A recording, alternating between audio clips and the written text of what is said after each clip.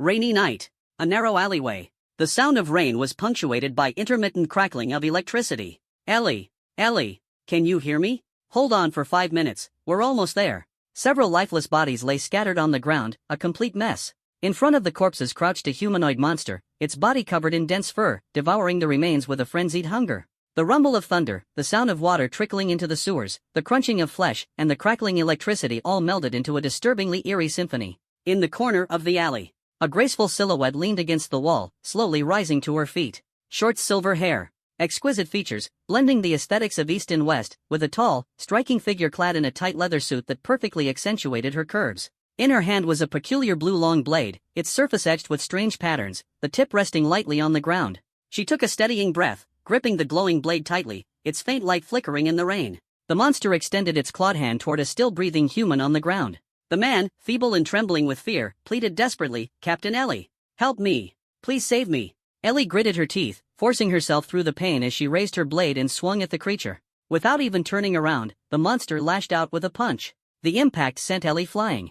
She landed heavily in the pooling rainwater, splashing it high into the air. The strange watch on her wrist began to beep urgently, showing 3 red dots that instantly turned into 4. Ellie's lips quivered as she struggled futilely to rise, eventually collapsing back into the water, her expression filled with despair. She pressed her earpiece, her voice trembling as she whispered, "Level 4. Level 4 monster." The voice on the other end of the earpiece was frantic. "What? Level 4? Ellie, we're already on the way. Just hold on a little longer, we'll be there any moment now." Ellie removed her earpiece and lay motionless, her empty gaze fixed on the pitch-black sky. Her icy blue eyes seemed to lose their light as she muttered, "It's too late."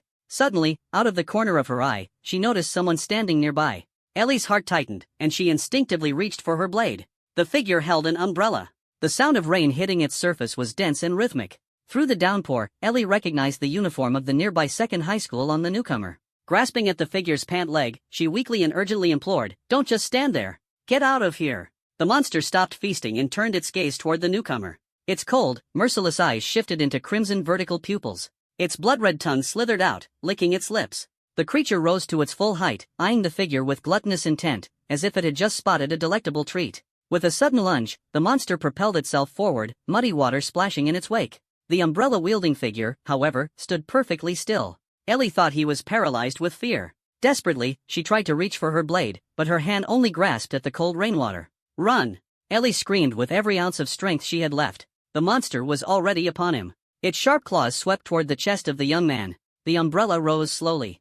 Under its edge, messy bangs obscured his eyes, but in an instant, those black pupils turned a chilling crimson. The young man raised a single hand. The skin on his knuckles split, revealing crimson runes etched like blood-soaked markings. With lightning speed, his hand shot forward, gripping the monster's neck in an ironclad grasp. Everything happened so fast that the monster had no time to react. For a brief moment, even the rain seemed to pause. The young man bent his knees slightly, gathering strength. Then, with an explosive burst of power, he hurled the creature backward. A thunderous crash echoed through the alley. The monster slammed into the wall with such force that chunks of plaster and brick crumbled away, leaving a massive crater. Blood and fragments of organs spewed from the monster's mouth as it slumped lifelessly to the ground, its head submerged in the muddy water. It did not move again. The sound of rain returned to normal. The young man raised his hand, making a subtle gesture.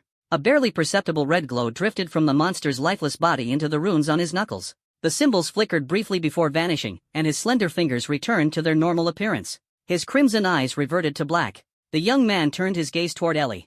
Lying in the rain, Ellie's face displayed a look of sheer astonishment. Her icy blue eyes reflected the masked face of the young man. He spared her a single, indifferent glance, as if looking at nothing more than a pile of bones wrapped in flesh. Without a word, he turned and began walking away into the distance. Ellie was still in shock, her voice faint and trembling as she called out, "I'm hurt badly. Could you help me move to shelter from the rain?" The young man paused, tilting his head slightly. "You're asking for my help, and you can't even muster a polite sir?" Ellie blinked, momentarily taken aback. "Could you, please help me, sir?" The young man approached her. Ellie raised her arms, expecting to be carried.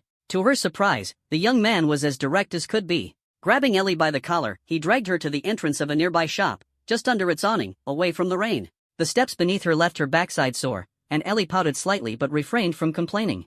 Instead, she sincerely said, "Thank you, sir." As the young man prepared to leave, Ellie hurriedly asked, "My name's Ellie. Can I ask for your name?" "Qin Juanhao," he replied. "Is that your real name?" she probed further. He nodded. "The name stays, the surname remains, Qin Juanhao. Ellie wanted to ask more, but by the time she gathered her thoughts, the young man had already vanished into the rain-soaked night. Not long after, several cars pulled up. A man wearing a fedora and a trench coat was the first to jump out. He glanced at the bodies scattered on the ground, and his expression immediately became tense. The man checked his watch, confirmed the distance and direction to Ellie, and quickly walked over. He carefully examined Ellie's injuries, took out a vial of medicine, and injected her. Finally, some color returned to her pale face. "Where's the level 4 mutant? Captain Xiao."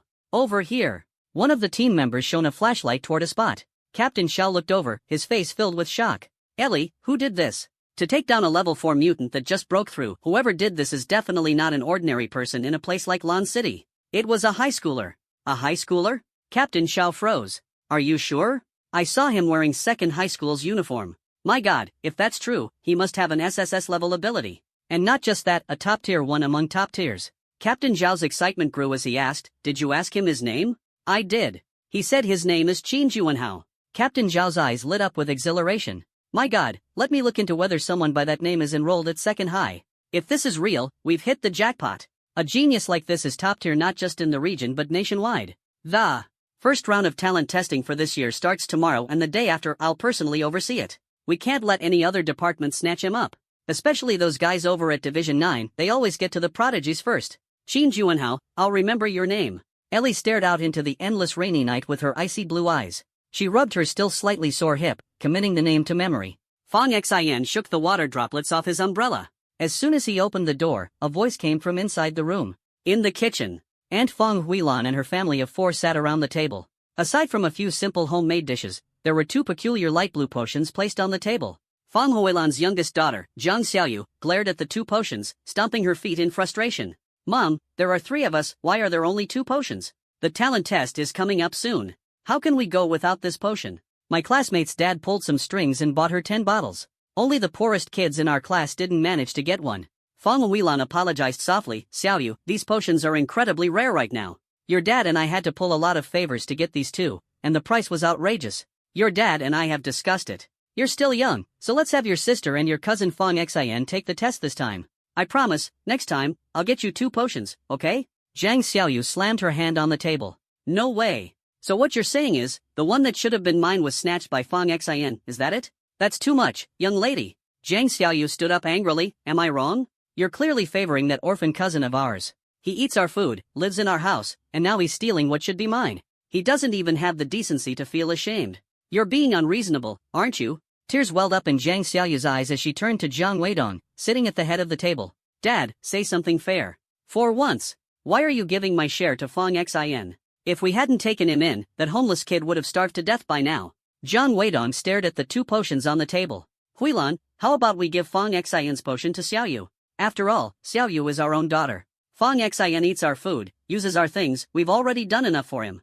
"No way." Fong Huilan objected immediately. "The talent test is too important, it's about whether they can secure a good future. Those with exceptional talent might even receive national-level training. My brother and sister-in-law sacrificed their lives for this country. If Fong Xin can follow in their footsteps, they'd be so proud of him." Zhang Weidong slammed the table. "And why not? Your nephew's a treasure, but my daughter isn't? Who's in charge here, me or you? If it weren't for us, Fong Xin would have been a homeless nobody by now." Seated at the table, the eldest daughter, Zhang Xiaocha, looked up from her quiet meal, adjusting her glasses. "To be honest, everything we eat, use, and even this house was left behind by Fong Xin's parents. Without them, Fong Xin might actually be better off. We're the ones who'd be homeless. And I'd wager that the money for these 2 potions also came from what my uncle and aunt left for Fong Xin, didn't it?" Zhang Weidong couldn't find words to respond. Zhang Xiaoyu, however, wasn't ready to back down. His parents' money ran out a long time ago. And considering how long Fong Xin's been living with us, the care you and Mom have provided already cancels that out.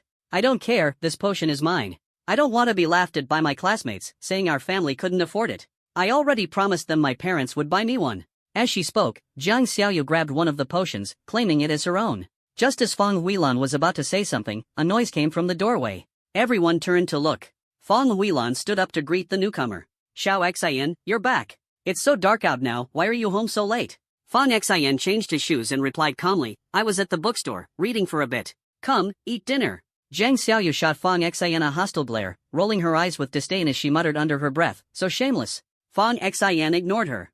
He had heard every word his aunt's family had said earlier. After his parents passed away, they left behind a considerable fortune, which had drawn the greedy eyes of their relatives. Everyone wanted a piece of it.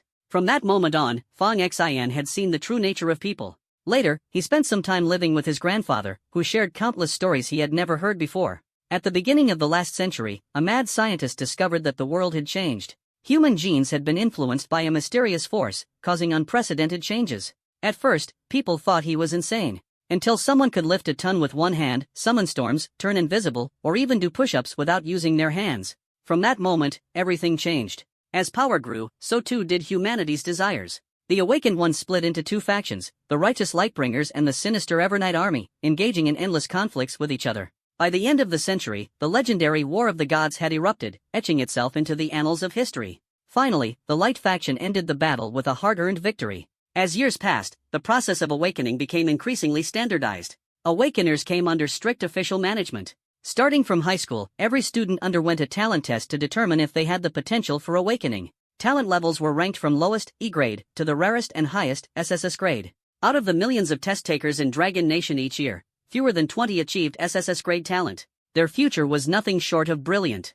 Fong Xian didn't know his specific talent grade. Based on the Awakener standards, his current combat power was at level 4, and unmatched among his peers of the same level. He had done his research throughout history. Only 2 people had reached level 4 at his young age, both of whom possessed SSS grade talents. Different talents determined the ultimate limit of one's growth. The higher the grade, the better the treatment, and both the government and powerful factions would vie to recruit them.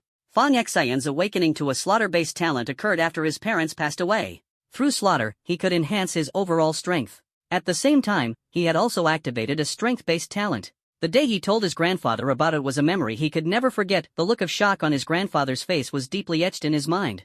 That night, his grandfather didn't sleep a wink, smoking in the courtyard and muttering words like destiny, apocalypse, and Godslayer. The next day, his grandfather announced he had to leave on a long journey. Before departing, he warned Fong Xian to keep this talent a secret and handed him a pendant to wear around his neck, saying it could evade detection. From that day on, his grandfather disappeared without a trace. During the time of his grandfather's disappearance, his uncle-in-law Jiang Weidong's business went under, leaving him burdened with massive debt. His family was on the brink of starvation and had no choice but to turn to Fong Xian for help.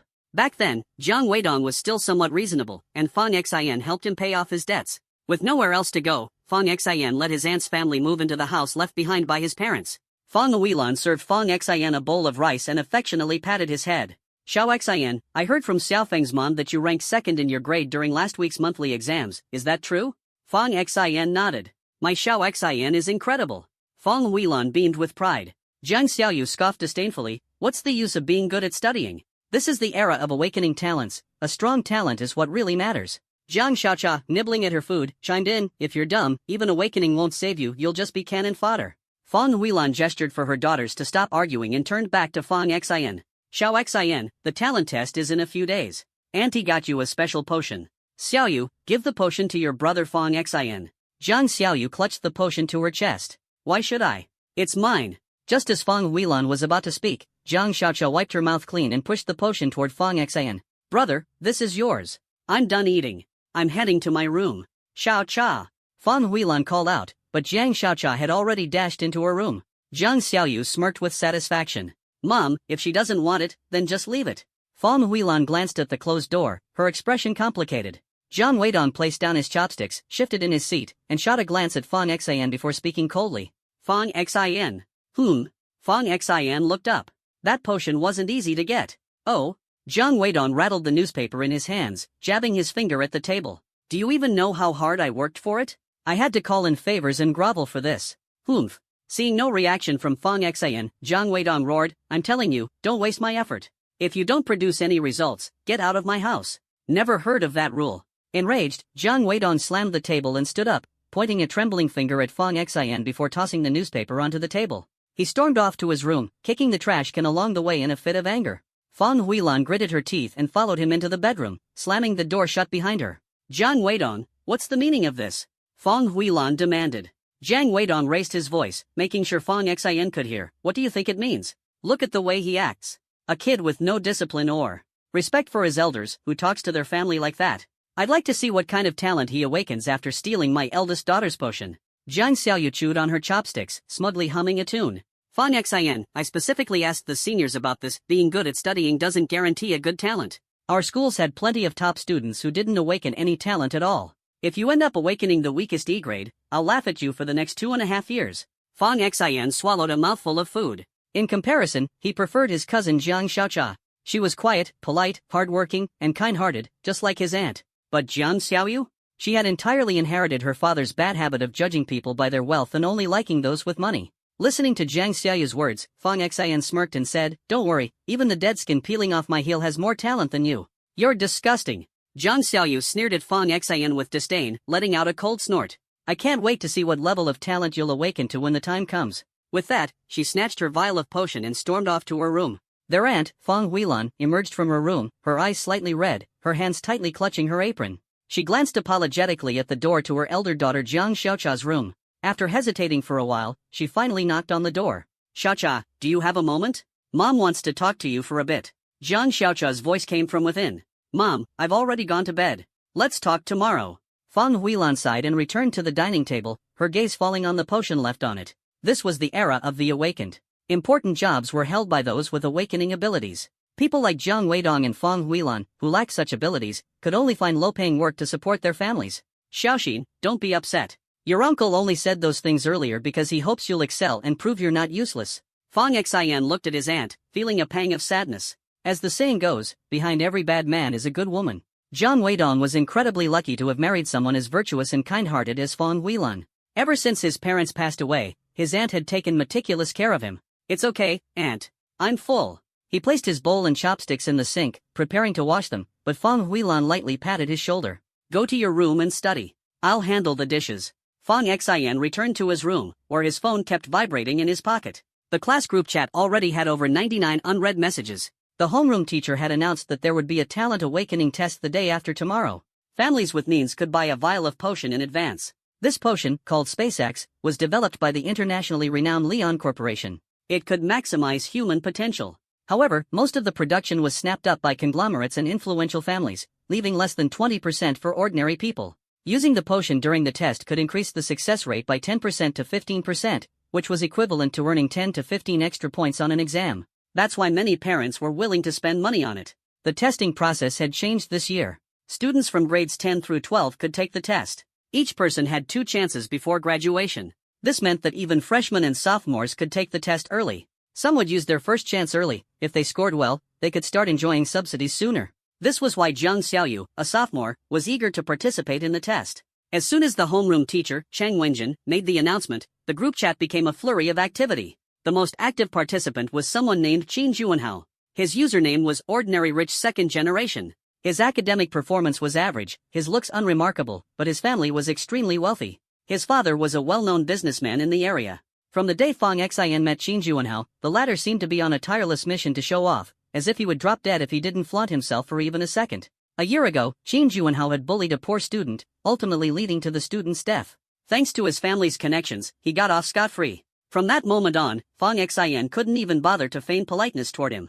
Qin Juanhao had just sent over a dozen photos to the group chat. Each image showcased a delicate box filled with potions. "Sigh, my dad is something else. I told him I didn't need any, but he insisted on buying them. Ended up getting me 20 vials all at once. Don't get me wrong, these pictures weren't taken in my room. They're from the security guard's quarters. My room isn't this plain." Qin Juanhao at Chu Xinyao, have you bought your potion yet? If not, I can have my bodyguard send a couple to your place. The class belle, Chu Xinyao, coldly replied, "No need." After being humiliated, Qin Juanhao quickly shifted his attention to Fong Xin. Fong Xin's family was well off, he was good-looking, and he excelled in academics. This had always irked Qin Juanhao, who felt overshadowed by him. Qin Juanhao at Fong Xin, I heard that when you went to buy potions, you ran into your aunt and uncle. They only bought 2 vials. This isn't just about money, it's about connections too. I also heard you have 2 younger sisters. 3 people and only 2 vials, clearly not enough to go around. If you want, you can beg me, and I might sell you one. Just as Fong Xin was about to fire back, his phone vibrated again. The class belle, Chu Xinyao, had sent him a private message. Chu Xinyao at Fong Xin, Xiao Fong, I happen to have extra potions at home. You can come over to pick them up.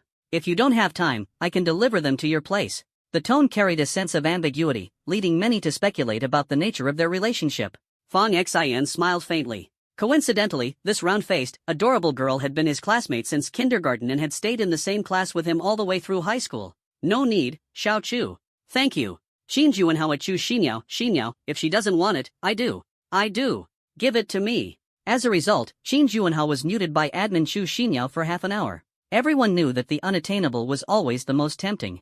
Qin Juanhao, despite being a rich second generation, was completely ignored by Chu Xinyao, which frustrated him greatly. Seeing how kind Chu Xinyao was to Fang Xin, he constantly sought to provoke him. With Qin Juanhao, the show-off, silenced, the group chat fell notably quiet. Someone redirected the conversation to the main topic. I heard that a student from Yizhong next door has an A-level psychic ability, and several special departments are fighting over them. So enviable. I don't even dare to dream that high. I'd be content with a B-level rating. Who in our class do you think will score the highest? I think it's definitely Fang Xin. He's so good at studying, his aptitude can't be bad. Not necessarily. There have been plenty of top students who scored terribly on aptitude tests. Some even ranked first in exams but had no aptitude levels at all. The one saying this was Qin Juanhao's staunch follower, Su Xiaoqiang. I think my bro Juanhao is the real deal. We'll see when the aptitude test results come out.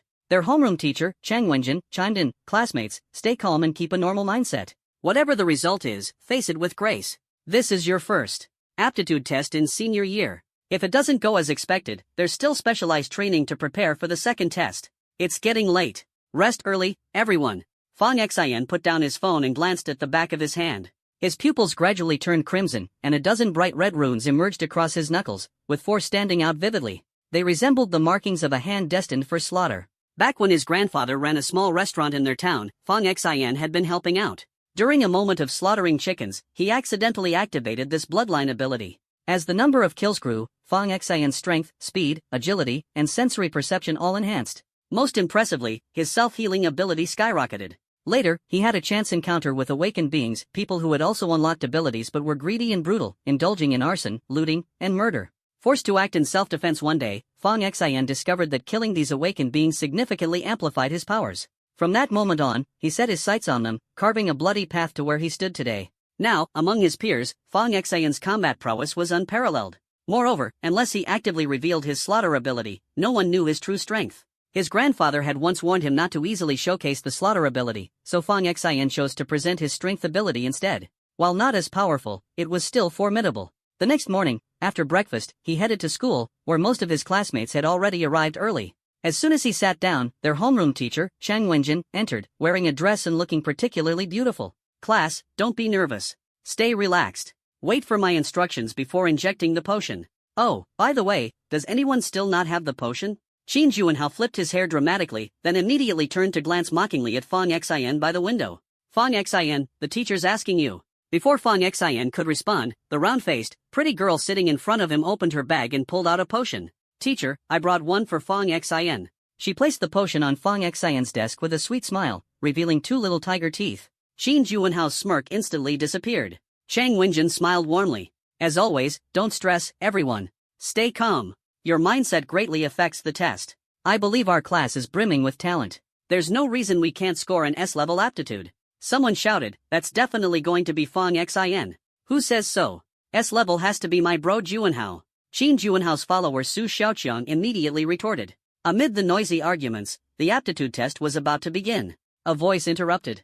Miss Chang, could you step outside for a moment? Everyone turned toward the door. The principal stood there, with 2 individuals behind him. One wore a trench coat and a fedora. The other had silver short hair and strikingly ice-blue eyes. What's going on, principal? The principal gestured to shut the door, then peered curiously into the classroom through the window. Mr. Chang, who is Qin Juanhao? Chang Wenjin paused momentarily, slightly taken aback. He instinctively turned around to glance at where Qin Juanhao was seated. The principal, hands clasped behind his back, leaned slightly forward, peering into the classroom through the window. Behind him stood 2 individuals, both from a special department. 4 people from such a department to take early interest in a student, Principal Ji had to confirm things personally. Chang Wenjin first glanced at the 2 individuals, then pointed in the direction of Qin Juanhao. That's Qin Juanhao. The man in the bowler hat, Captain Xiao, bent forward, following Chang Wenjin's gesture, and looked into the classroom. He turned to the stunning woman with icy blue eyes beside him and asked, Ellie, is that him? Ellie stared at Qin Juanhao through the window. He was wearing a mask before. I was nearly passing out at the time, so I didn't get a good look at his face, but the height and build match. Chang Wenjin asked curiously, Principal, who are these 2? Principal Ji smiled with his hands still behind his back. Mr. Chang, these two are from Division 7, Mr. Xiao Wutong and Ms. Ellie. Chang Wenjin blinked in surprise. Division 7? They're here for Qin Juanhao? Has he been pre-selected? Xiao Wutong quickly raised a hand, signaling for confidentiality. No further explanations could be given. However, his eyes sparkled with pride, clearly thrilled at securing a genius early. After a brief exchange, Xiao Wutong and Ellie turned to leave. As they were leaving, Ellie's gaze suddenly landed on a figure by the window. Fang Xian, noticing her glance, thought to himself, what a small world, and casually brushed up his bangs, putting on his deskmate's glasses. What's wrong, Ellie? Ellie snapped out of her thoughts. It's nothing. As they exited the classroom, Xiao Wutong exclaimed excitedly, Division 9 even requested upper management to delay the announcement of the test results by a day, hoping to secure geniuses before anyone else. Sure, they've earned their merits and have old Master Yi backing them up, but that's just over the top. Still, I got lucky and found our treasure first. As soon as the test ends, we'll get Qin Juanhao to sign the contract. Just thinking about the looks on Division 9's faces makes me want to laugh.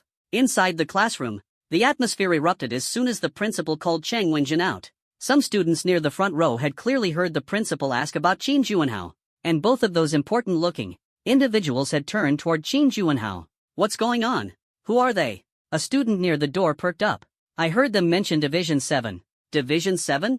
My cousin works there. It's the legendary Division 7 of the Sky Shield Bureau. My cousin was scouted early, signed the contract right after the test, and now he's living the dream. Many students were shocked. Some who didn't know much whispered, Sky Shield Bureau? The Sky Shield Bureau is an official, top-tier organization that manages superhumans. It has 9 special divisions. Division 7 might not be in the top 3, but it's still part of the Sky Shield Bureau. And their entry requirements are insanely high, a minimum of Class B. Class B as a baseline? That's nothing. The craziest one is Division 9. My cousin says they call it the Monster Division, where everyone's a genius. Their baseline is Class S. Class S? That's gotta be insane. We're just here to watch the show. The class clown, Su Xiaoqiang, immediately shouted, Juanhao, you're incredible. Who cares which division it is? Just being noticed at all makes you the best. I've always said my bro Juanhao is the top dog. Anyone who disagrees, step up. Qin Juanhao was a little dazed. Qin Juanhao, how did they discover you? Teach us so we can cram last minute, someone asked. Honestly, Qin Juanhao couldn't explain it himself. Su Xiaoqiang jumped in to defend him. Do we even need to ask? Juanhao's family is loaded. He obviously knows people in the Sky Shield Bureau. Qin Juanhao suddenly understood. Oh, right, my dad knows them. He even had dinner with them once. Did you hear that? That's what having connections looks like. Even if he taught you, you wouldn't stand a chance. Su Xiaoqiang said, puffing out his chest. Qin Juanhao's lips curled into a smile. Xiaoqiang, we're all classmates here. Don't say things that hurt everyone's pride. As he spoke, his gaze drifted toward Chu Xinyao. Su Xiaoqiang grinned slyly. Chu, our class beauty, did you see that? My bro Juanhao's got real skills. Chu Xinyao let out a cold laugh. They only glanced at him. Who knows what's really going on? For all we know, Qin Juanhao's dad broke the law, and they're here to arrest him. Su Xiaoqiang was immediately at a loss for words. When it came to family background, Chu Xinyao's wasn't lacking either. Everyone knew her mother was the director of the Electricity Bureau, though her father's role remained a mystery. All they'd heard was that he was an important official, so Qin Juanhao's bragging held no weight with her. Chu Xinyao waved a hand in front of Fang Xian. Hey, you're not nearsighted. Why are you wearing glasses? Fang Xian chuckled and handed the glasses back to his deskmate. Just wanted to see what it feels like to wear glasses. He glanced out the window. Xiao Wutong and Ellie had already walked far away. Who would have thought they'd run into each other again? Luckily, it had been pouring rain that day, and he was wearing a mask. Plus, Ellie was seriously injured. Otherwise, she might have recognized him. His ability was unique. Fang Xian had scoured the internet but found no relevant information. Who knows if one day he might end up being a subject of research. Because of it, the class was still buzzing with chatter. The classroom door opened. Homeroom teacher Chang Wenjin walked in, her eyes lingering on Qin Juanhao for a moment. Teacher, what did those people say just now? Nothing much, Chang Wenjin replied with a smile. Wait, is our Hao Ji being specially recruited by the 7th Division? Su Xiaoqiang blurted out excitedly. Chang Wenjin raised a finger to her lips, signaling for silence. Seeing the teacher smile, the students of class 2 to 3 erupted in excitement. Hao Ji, you're amazing. Even Qin Juanhao couldn't hide his excitement. After the testing is done, if I really get recruited by the 7th Division, whatever you guys want to eat, drink, or play, it's all on me. Awesome. Hao Ji is incredible.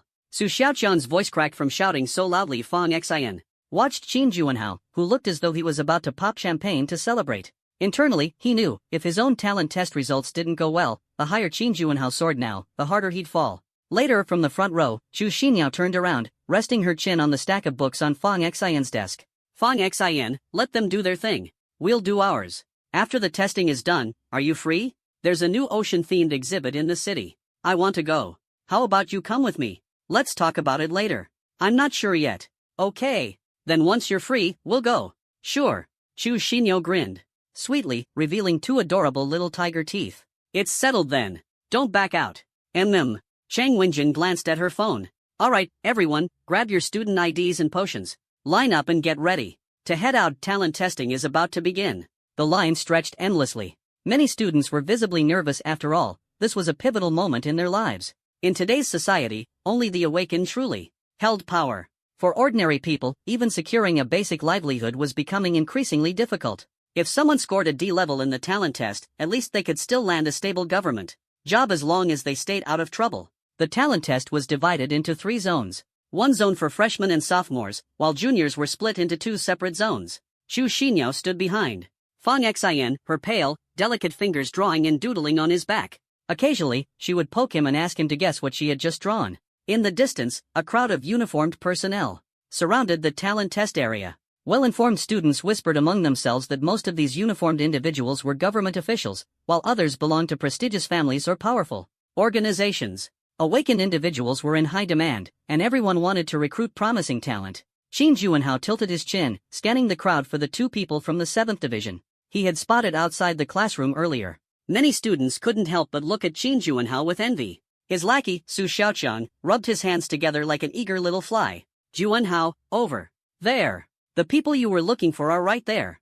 Following Su Xiaoqiang's finger, they saw Xiao Wutong and Ai Li standing side by side. Man, they look so impressive. Juanhao, you'll definitely reach that level someday, and when you do, don't forget about me, Su Xiaoqiang fawned. Qin Juanhao slung an arm around Su Xiaoqiang's shoulders and laughed. Don't worry, I won't forget you.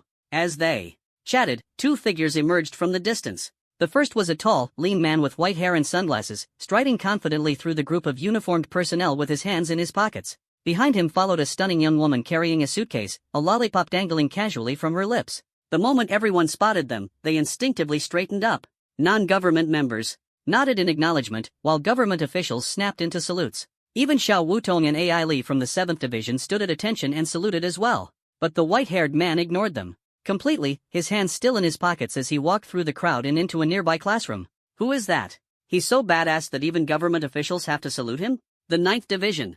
That's the legendary 9th division. Did you see the suitcase that pretty lady was carrying? The dragon emblem on it is their symbol. No wonder the 9th division is so respected, they have the best perks. Their members are ranked higher than any other division, and in critical moments, they can command the other 8 divisions. They don't answer to anyone. If I could join the 9th division, I'd give up marrying the school beauty in a heartbeat. Fang Xian's gaze followed the white-haired man and the beautiful woman. Though neither of them exuded any noticeable aura, Fang Xian, with his countless battle experiences, could keenly sense the latent danger radiating from both of them. Especially the white-haired man, Fang Xian felt as though this person could obliterate him with a mere thought. Based on his online research, Fang Xian's power was likely an S-level talent. If it truly was S-level, there was a strong chance the 9th division would take notice. And with people that powerful, if they discovered his hidden killing talent and harbored ulterior motives, he might end up as a lab experiment. That's why Fang Xian had already decided last night not to use the enhancement serum, avoiding unnecessary attention from the higher-ups. He planned to save the serum for Zhang Xiaochai's test later in the afternoon. Last night's decision to skip the serum had also been a way to spite Zhang Weidong. Now, calling the following students, please bring your student ID, inject your serum if applicable, and proceed to the testing zone in order for your talent assessment. Zhang Yuxuan, Wang Zihan, Li Sini. Each testing zone was equipped with several classrooms, and inside each classroom were large cabinets over 2 meters tall. Once students entered, the assessment would be completed within 3 to 5 minutes. However, just earlier, Chang Wenjin had announced that this year's results wouldn't be released immediately, they would be delayed by a day. This unsettled many students, as the waiting period for their results felt like pure torture. Qin Juanhao's gaze shifted toward Xiao Wutong from the 7th division. Xiao Wutong noticed and responded with a smile and a slight nod in Qin Juanhao's direction. Juanhao. He nodded at you. Su Xiaoqiang exclaimed excitedly. Did you all see that? The guy from the 7th division just nodded at my big bro, Juanhao. Su Xiaoqian bragged to the surrounding students. With smug enthusiasm. Qin Juanhao's lips twitched, and he whispered, "Keep it low-key. We don't know our actual talent rankings yet." Out of the corner of his eye, he caught sight of Fang Xian and Chu Xinyao. Chu Xinyao had her back turned to him, still scribbling on Fang Xian's back as they laughed and played, completely ignoring Qin Juanhao. Qin Juanhao cast a sidelong glance at Fang Xian. "I really wonder what kind of talent you'll end up with. You know, sometimes those straight-A students, the ones whose brains are overly developed, end up with the weirdest talent results. I remember there was this senior, top of his class, and his talent turned out to be an A-rank, excavator talent. Fang Xian, I wouldn't be surprised if you ended up with some bizarre talent like that too." Fang Xian nodded and smiled. Faintly. "That wouldn't be so bad. At least it's better than an A-rank bootlicking talent. Lies don't hurt people. It's the truth that cuts like a knife." This comment struck a nerve with Qin Juanhao, and the change in his expression was immediate. Su Xiaoqian quickly patted Qin Juanhao's chest to console him. "Come on, Hao Ji, don't take it to heart. We're all gonna be in Division 7 soon. Once you're in, messing with him will just be a matter of saying the word." Qin Juanhao sneered coldly. "Just wait and see how I deal with you then." Chu Xinyao prodded Fang Xian in the side. "Where's the potion I gave you? I forgot to bring it." "You." Chu Xinyao's brow furrowed, her lips pouting. "At such a critical moment, how could you be so careless?" With that, she shoved her own potion into Fang Xian's hand and turned to head back to the classroom to grab the one she'd initially prepared for him. Fang Xian gently grabbed her wrist, smiling warmly. "We're about to start. There's no time to go back now. If we're late, it'll be marked as skipping the test. Why are you so unreliable?" Chu Xinyao said, panic written all over her face. "It's fine. If I mess this one up, there's always next time." Just then, Chang Wenjin's voice called from the front. "Students whose names I call, please bring your ID cards and proceed in an orderly manner to the testing area. Qin Juanhao, Su Xiaoqian, Zhang Haoyu, Li Bowen, Fang Xian, Chu Xinyao." Fang Xian shot Chu Xinyao a reassuring look and walked toward the testing area. In the distance, Xiao Wutong watched Qin Juanhao head toward the testing zone, a smile spreading across his face. Turning to Ellie, he said, "Quick, get the contract ready. The moment he's out, we're signing him on the spot. Ha ha ha. The 9th Division has been dominating for too long. It's finally our 7th Division's turn to shine." Fang Xian stepped into the enormous white testing apparatus. He placed his student ID on the scanner. After his identity was verified, a red light began to scan his entire body. His hand instinctively reached up to touch the pendant his grandfather had given him, hanging around his neck. In the classroom. A white-haired boy rocked back and forth in his chair. A girl with a lollipop in her mouth opened a portable case containing a precision control keyboard and a display screen. Inside the case, a camera projected real-time footage from various testing zones. The seconds ticked by. Beep beep. Suddenly, an ear-piercing alarm rang out, and the white-haired boy froze mid-rock. His gaze snapped to the wall where the live feed was displayed. On the screen showing Fang Xian's testing zone, a flashing frame appeared. Within seconds, a series of lines lit up. A name, Fang Xian. Talent, strength-based. Talent, SS rank, unboosted. Talent, perception-based. Talent, S rank, unboosted. Talent, Beastmaster. Talent, S rank, unboosted. Talent, light-based. Talent, A rank, unboosted. Talent, mental. Talent, A rank, unboosted. Comprehensive combat assessment, level 3. The girl looked up, her eyes sparkling with astonishment. He measured SS rank talent without using any potion?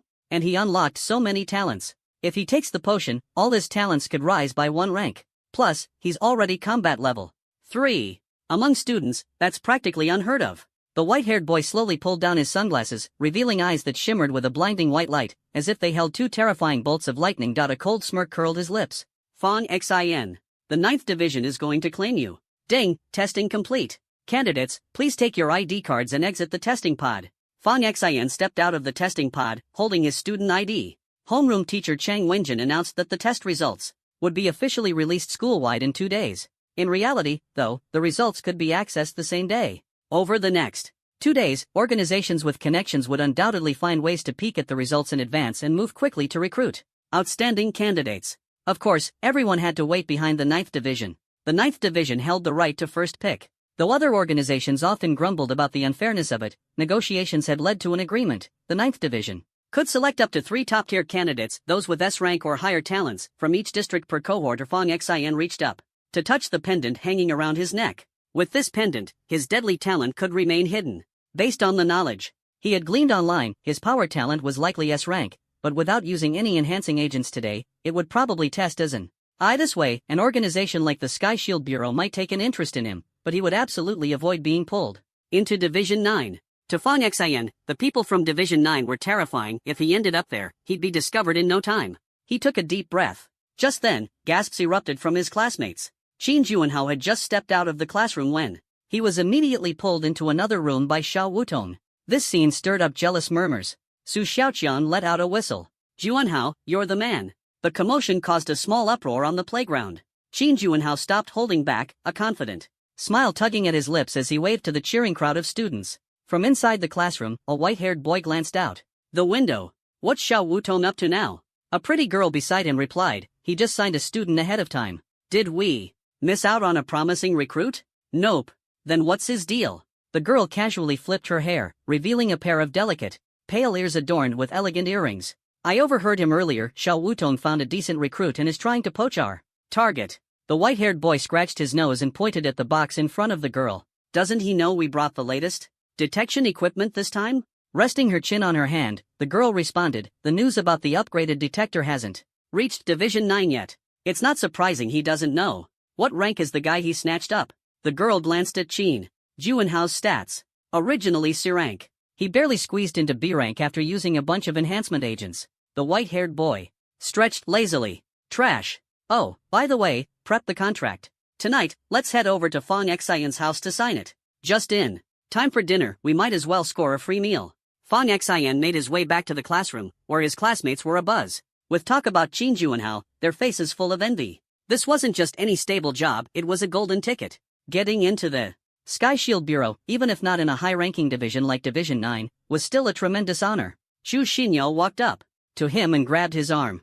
Xiao Fong, let's sit over there for a bit. It's too noisy here. Fong Xin paused. I need to go back to the classroom first, then swing by Class 8 to see my sister. What do you need her for? To give her some enhancement agents. Xu Xinyao pouted.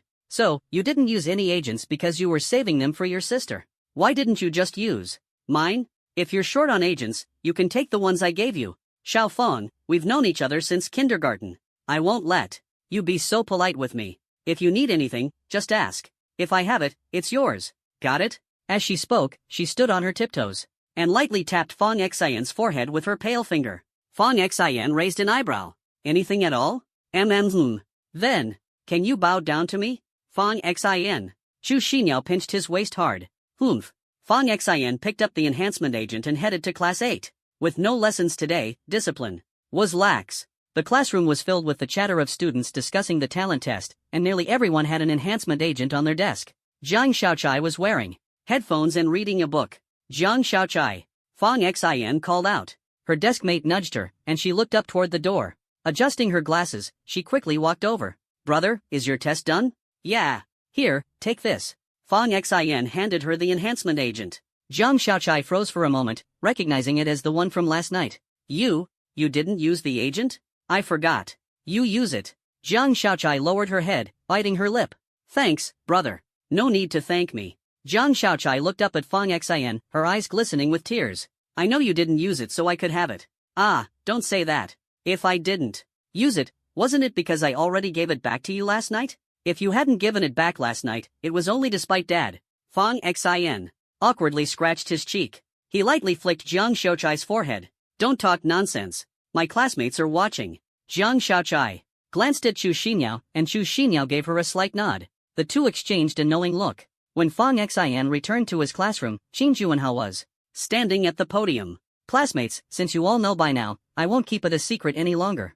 I've been accepted into Division 7. I've already told my dad, and he's decided to donate a building in the name of our school and our class as a thank you for all the support you've given me over the years.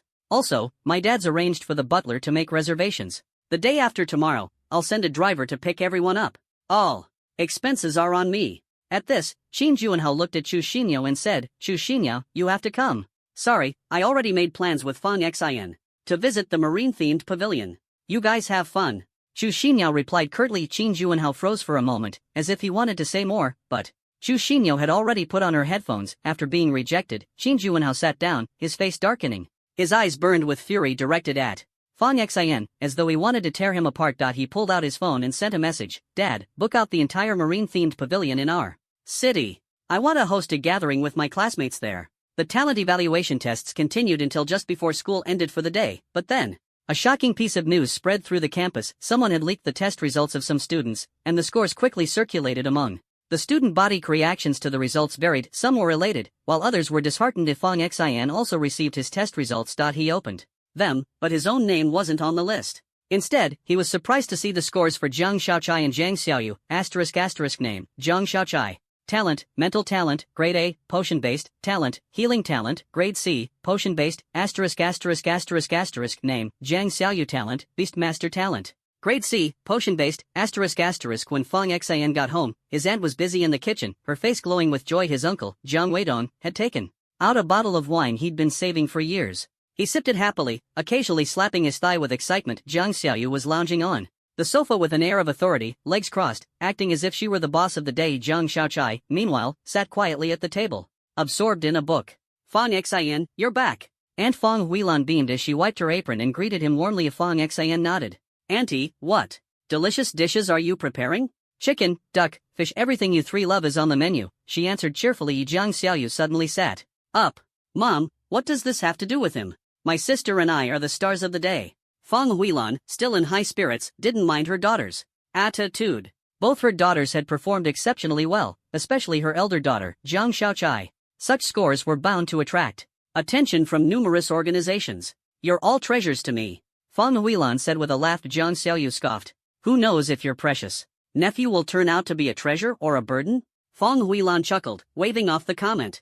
Don't talk nonsense, you cheeky girl. Pft, pft. Your cousin will do just fine. Today's a day of celebration, so no negative talk. Fong Xian, take a seat, dinner will be ready soon. Jiang Weidong cleared his throat and placed his phone on the table.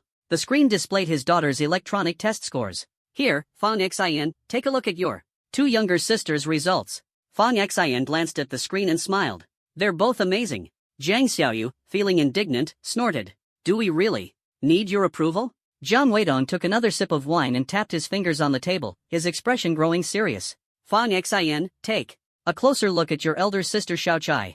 An A-grade talent. Do you know what that means? Organizations will be lining up to recruit her. Other kids wait to be chosen by organizations, but your sister Xiaochai will be the one choosing her organization. Do you understand the difference? Fong Xian nodded with a flattering smile. Uncle, you're absolutely right. Jiang Weidong slammed his wine glass on the table, pointing at Fong Xian as he spoke, with drunken conviction. If it weren't for you taking Xiaochai's potion, her score would have been even better. Fong Xian, you owe my daughter. You'll owe her for the rest of your life. Fong Huilan immediately stepped in to defend Fong Xian. Jiang Weidong, it's a joyous day, and you're being ridiculous with these accusations. Ridiculous, my foot. Jiang Weidong roared, slapping the table as he stood up. Fueled by alcohol and his good mood, he barked loudly. Let me tell you something, Fong Xian. Listen carefully. My daughter was generous enough to give you that potion. If she hadn't, her talent would already be top tier. Her future potential would have been limitless. You've ruined her bright prospects, and you'll never repay that debt in this lifetime. Smack! Zhang Xiaochai suddenly slammed the table with a force that startled everyone. Jiang Weidong flinched and turned to his daughter, his tone softening immediately. What is it, Xiaochai? Did I scare you? My bad, my bad. I was just worried that your cousin's mediocre results would waste that potion. Zhang Xiaochai picked up an empty syringe, gripping it tightly before throwing it onto the table with a loud clatter. Her eyes burned with anger as she glared at Jiang Weidong. My brother gave me the potion, I'm the one who owes him, our whole family owes him. The entire family's gaze fell on the syringe. Jiang Weidong was momentarily speechless. He recognized that syringe and he knew, without a doubt, that Zhang Xiaochai wouldn't lie, which meant Fong Xian hadn't used the potion for himself. Instead, he had given it to Zhang Xiaochai and Fong Huilan. Grabbed the syringe in one swift motion, hurriedly turned around, and tightly held Fong Xian's arm, her eyes reddening as she gently patted his arm. Why? Why are you doing this, child? Are you trying to drive me to my grave? This is your medicine. How can you give it to your sister? As she spoke, her lips trembled, and tears streamed down her cheeks. Auntie, it's fine. I'll manage without the medicine. Fong Huilan wiped her tears. Auntie has failed you, truly failed you. Zhang Xiaoyu, chewing gum, suddenly interjected, Mom, why are you crying? I was in a good mood, and now you've ruined it. Even if Fong Xian used that medicine, he wouldn't necessarily surpass my sister. Besides, he willingly gave it to Zhang Xiaochai. No one forced him. Zhang Xiaoyu, have some decency, will you? Zhang Xiaochai scolded angrily. Zhang Xiaoyu rolled her eyes. He said it himself, he can manage without the medicine. Why are you so worked up? Besides, the medicine he took was from our family. He should be grateful to us. Slap. Jiang Xiaochu's palm landed hard across Jiang Xiaoyu's face, the crisp sound reverberating through the room. It was a clean and decisive slap, leaving Jiang Xiaoyu stunned. A few seconds later, she suddenly burst into tears. Dad, do something. She hit me. Jiang Weidong held Jiang Xiaoyu in his arms, gently rubbing her cheek. Xiaocha, what's the matter with you? You're hitting your own sister over an outsider? Jiang Xiaocha stared coldly at Jiang Weidong.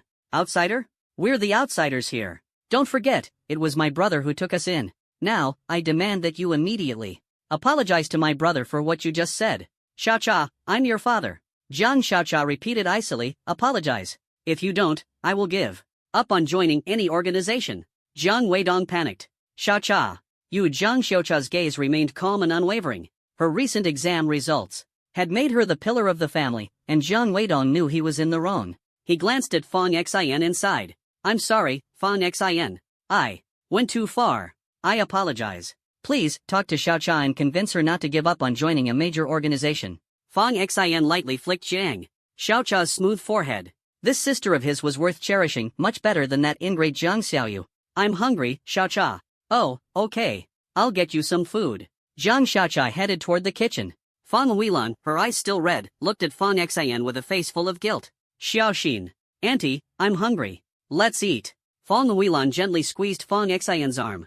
Alright. Auntie will whip up 2 more dishes, and then we'll start dinner. Meanwhile, Jiang Xiaoyu clung to Jiang Weidong, complaining tearfully. Dad. It hurts. Jiang Weidong patted her back, rubbing her cheek while shooting a glare at Fang Xin, silently blaming him as the root of all this trouble. With a huff, he led his daughter to find an ice pack for her face. In a low voice, he muttered to Jiang Xiaoyu, Xiaoyu, your sister is still family. This is mostly Fang Xin's fault. That slap?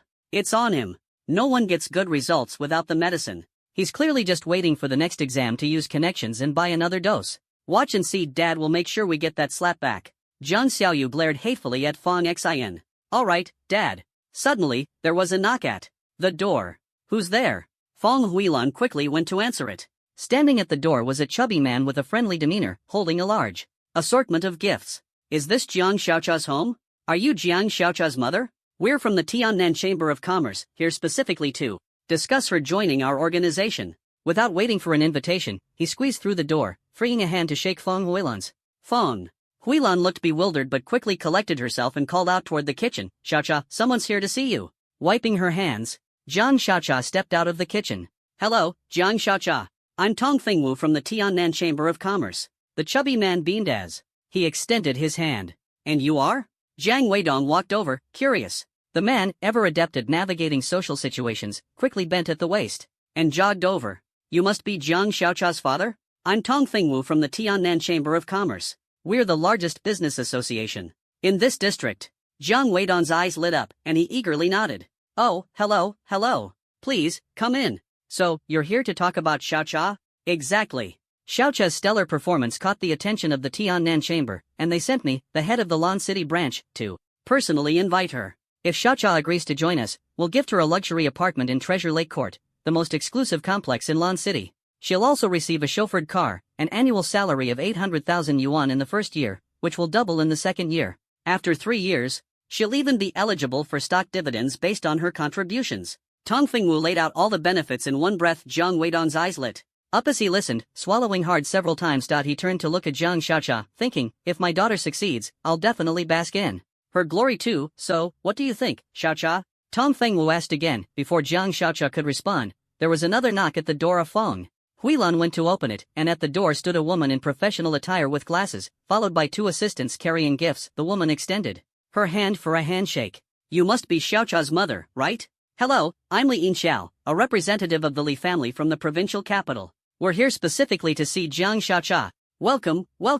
Fang Huilan's eyes sparkled as she looked at the woman. The visitor exuded confidence, like a powerful businesswoman, and Fang Huilan quickly invited her in. Li Yinxiao stepped into the house in her high heels, glancing at Tong Fengwu. Tong Fengwu responded with an innocent smile, only to be met with a dismissive snort. You must be Jiang Xiaocha's father? Li Yinxiao extended her hand to Jiang Weidong. Jiang Weidong licked his lips, feeling slightly giddy, as if someone was here to snatch his daughter from him. After enduring so many years, he finally had a chance to hold his head high. The neighbors had just been gossiping about their family earlier. Hello, Jiang Weidong quickly shook her hand. Li Inxiao turned to smile at Jiang Xiaocha. Hello, Jiang Xiaocha. I'm Li Inxiao from the Li family in the provincial capital. It's a pleasure to meet you. I believe the Tiannan Chamber of Commerce has already given you an offer? Well, our Li family will double. We're absolutely sincere. Tong Fengwu squinted, his eyes widening slightly. President Li, don't you think you're being a bit unreasonable here? Li Inxiao remained composed, smiling as she said, I believe Jiang Xiaocha is worth it. Watching the two sides go back and forth, Jiang Weidong could barely contain his excitement. This feeling, it was simply exhilarating. Why don't we all sit down and talk? Jiang Weidong quickly tried to mediate, but just then, there was another knock at the door. Fan Huilan went to answer it. This time, the visitors appeared even more formal. They were dressed in uniforms, and their gifts were simple, not as flashy as the last two groups. Leading them was a square-faced man who looked stern and serious. Hello, I'm Chu Gang, captain of the 2nd Special Operations Team of the 4th Division of the Tian Shield Bureau. We've come specifically to invite Jiang Xiaocha. Fang Huilan quickly welcomed them in. Please, come in. Chu Gang stepped into the house, his gaze sweeping over Tong Fengwu and Li Inxiao. Both of them smiled and greeted him. Captain Chu, you're here too? Jiang Xiaocha, have you made your decision yet? Not yet. Well, the 4th Division is also very interested in recruiting you. It's your choice now. Jiang Weidong was so excited his voice cracked. He felt like he was at the pinnacle of his life. Captain Chu, please sit. Have a seat. Chu Gang sat down. You all should sit too. Tong Fengwu and Li Inxiao followed suit, taking their seats. Li Inxiao spoke first. No matter how much competition there is, the final decision lies with Jiang Xiaocha. It's up to her to choose. Jiang Xiaocha felt a bit overwhelmed. She had heard people say she had talent and would be in high demand, but she never expected the competition to be this intense. After hesitating for a moment, she said, I'll listen to my brother. Fang Xian froze. Clearly, he hadn't expected Jiang Xiaocha to say that. All three parties turned to look at Fang Xian. Li Inxiao smiled. You're Jiang Xiaocha's brother? Where do you think she should go? Jiang Weidong immediately interrupted. Listen to him? I'm her father. I make the decisions in this house. Which one of you will take my daughter? As he spoke, he pulled Jiang Xiaoyu closer. Excuse me, but what's your daughter's talent? Someone asked. C-grade Beastmaster talent. Jiang Weidong replied proudly. Chu Gang's expression remained serious. The talent is too low. The 4th Division won't take her. Tong Fengwu's eyes darted. We'll take her. Li Inxiao, without hesitation, said, we'll take her too, at double the offer from the Tiannan Chamber of Commerce. President Li, why are you always going against me? Tong Fengwu said helplessly, ignoring him. Li Inxiao kept her eyes on Jiang Xiaocha. Jiang Xiaocha, the choice is yours. But Jiang Xiaocha repeated, I'll listen to my brother. You stubborn child. Jiang Weidong stood up in frustration. Tong Fengwu glanced at Fang Xian. Are you a student too? Yes. What's your name? Fang Xian. Jiang Weidong probed further. Did you all happen to get the exam results ahead of time? Could I take a look at his report card? Tong Fengwu chuckled awkwardly. Well, the results we've received are all C-grade and above. I didn't see Fang Xian's name on the list. So, his score is below AC? Jiang Weidong silently celebrated, something like that. Jiang Xiaoyu immediately beamed with joy, and Jiang Weidong shot a smug glance at Fang Xian, humming triumphantly. Fang Xian was a bit surprised. He hadn't expected his score to be below AC. Jiang Weidong crossed his legs, looking at Fang Xian out of the corner of his eye. Below C grade, huh? Finding a decent job might be tough. Jiang Xiaoyu looked at Fang Xian smugly, rubbing her still slightly swollen face, as if she had finally gotten her revenge unexpectedly. Jiang Xiaochai suddenly spoke, whoever is willing to accept my brother, I'll go with him.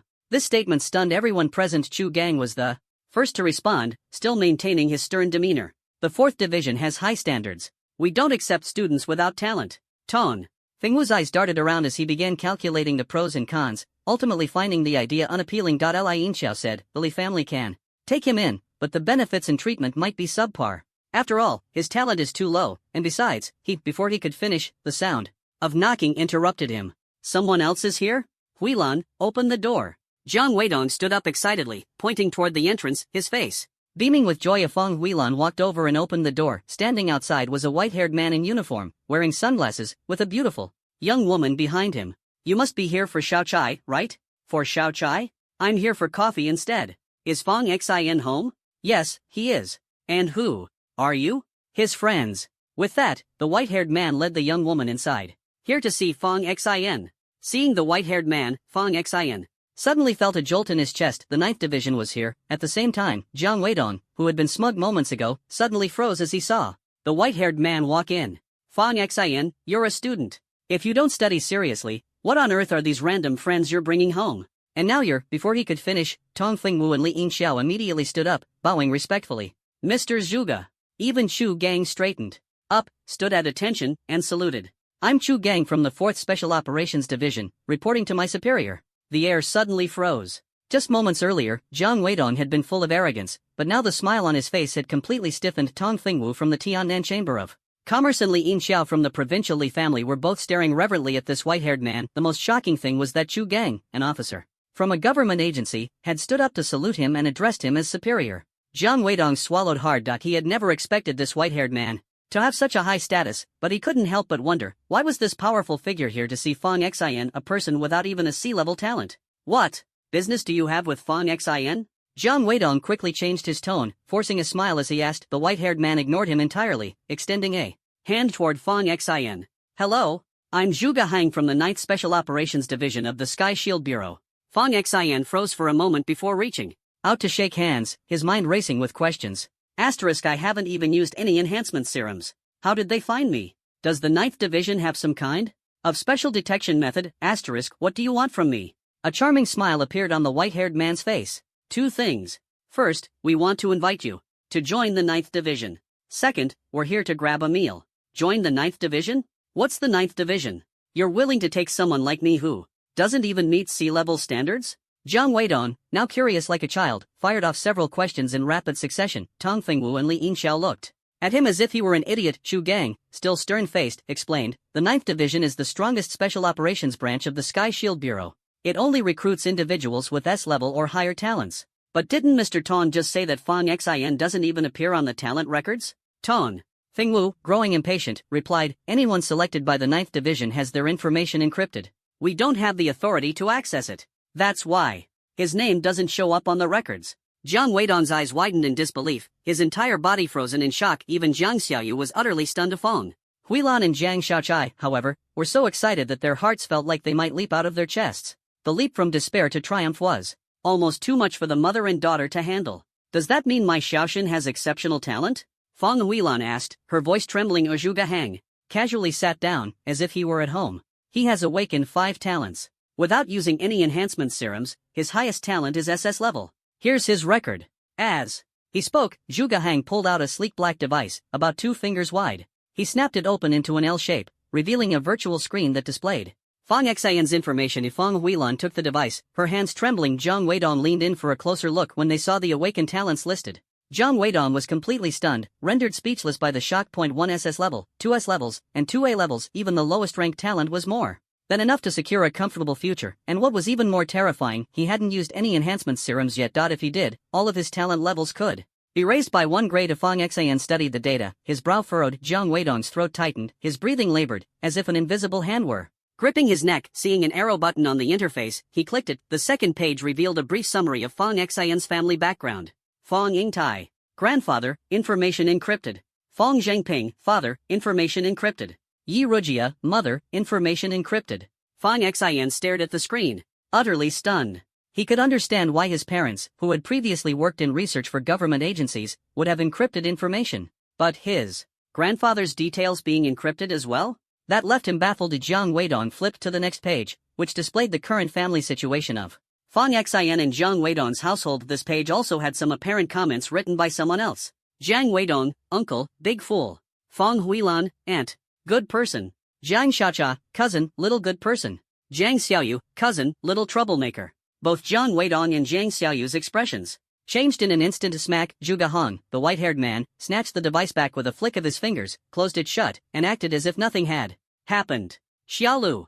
Zhuge Hang snapped his fingers. A beautiful young woman stepped forward, carrying an exquisite and hefty box, which she handed to Fong Xian. And Zhuge Hang rocked his chair casually. Open it, input your information, then we eat. Fong Xian remained silent for a moment. Do I have to join the 9th Division? The moment he said this, everyone froze. For those who knew little about the 9th Division, this reaction might be understandable. But Tong Fingwu and Li Yinxiao widened their eyes in disbelief. Fong Xian actually dared to say something like this. Zhuge Hang's rocking motion paused briefly, and a sly smile crept onto his face. Most people, upon hearing they can join the 9th Division, would be so thrilled they'd set off fireworks at their ancestors' graves, desperate to wake their forebears to celebrate together. You're the first person in history to refuse joining the 9th Division. Fong Xian thought about it for a moment. Maybe your 9th Division's history is just too short. Tong Fingwu and Li Yinxiao glanced sideways at Fong Xian, thinking to themselves, asterisk, this kid has guts, talking to Mr. Zhuge of the 9th Division like this. Young man, you clearly don't know how terrifying this man truly is, asterisk. Zhuge Hong chuckled at Fong Xian's remark. Now that you mention it, you might be right. The 9th Division was established at the end of the last century, during the chaotic age of the gods. Its predecessor was the notorious Divine Court Organization, which was later incorporated into the Sky Shield Bureau. If you do the math, it's been 92 years. Since its founding officially, anyone chosen by the 9th Division can choose not to join. If others don't want to join, that's their business. But you don't have that option. Fong Xian's heart tightened. He couldn't help but speculate, had his killing talent already been discovered? Why not? Zhuge Hong flashed a wide, toothy grin. Let's discuss this somewhere else. Snap! Zhuge Hong suddenly snapped his fingers. The next moment everyone was astonished to see that Fong Xian and Zhuge Hong had vanished into thin air. Where did they go? Jiang Weidong stared at the empty space in shock. The young woman called Xiaolu explained. Mr. Zhuge is a spatial ability user. There are some things that are inconvenient to discuss in front of others, so he opened a temporary space and brought Fong Xian in for a private conversation. The Jiang family was left dumbfounded. Tong Fingwu and Li Yinxiao's faces also shifted, while Chu Gang, for the first time, showed a complicated expression. Mr. Zhuge has gotten even stronger? Xiaolu smiled. Mr. Zhuge grows stronger every moment. Fong Xian looked around and realized he was now in an isolated space. Water ripples surrounded him, and staring at them for too long made him feel a little dizzy. Relax. It's just the two of us here. We can talk privately. Zhuge Hang's voice came from behind him. Fong Xian turned around. The white-haired man standing before him didn't exude any overt aura of danger, yet his mere presence was suffocating. Do you know who your grandfather really is? Zhuge Hong asked. My grandfather? Fong Xian responded, puzzled. Yes. Fong Xian replied earnestly, my grandfather is, well, my grandpa.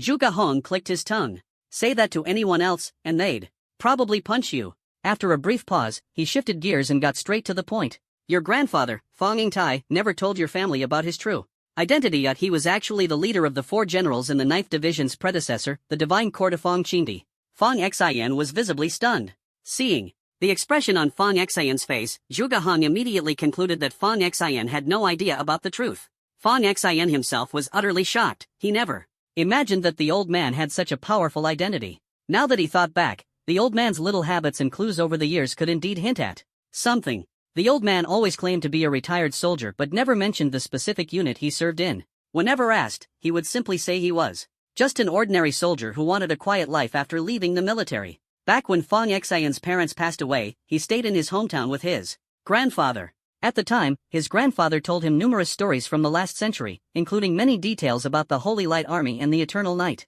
Army, details far beyond what was covered in school textbooks. The old man spoke with such vivid clarity. Now, thinking back to his grandfather's reaction. Upon discovering Fong Xian's talent, it was apparent he knew many secrets. Fong Xian tried his best to remain outwardly calm. The waves of emotion surged within him. Feigning composure, he stared at the handsome, white-haired Zhuge Hong in front of him. Fong Qingdi? Never heard of him. Of course, you haven't. His name is forbidden to speak. Your grandfather, Fong Qingdi, betrayed the organization back in the day, causing unprecedented damage to the Divine Court. To put it simply, the chaos of the gods barely scratched the Divine Court, but your grandfather alone dealt them a devastating blow. Fong Xian's mind was in turmoil once again. He couldn't believe the seemingly kind old man had once been so formidable. His expression turned serious. So what you're saying is, you're here to arrest me? Zhuge Hong chuckled. Not at all. After all, I'm one of your grandfather's biggest fans. Your grandfather defected back then because of internal factional struggles within the organization. Someone unjustly accused him of treason and collusion with the enemy, all to get rid of him, a founding hero. Eventually, that faction fell, and the Divine Court cleared your grandfather's name. So, is that why you insist on me joining the 9th Division?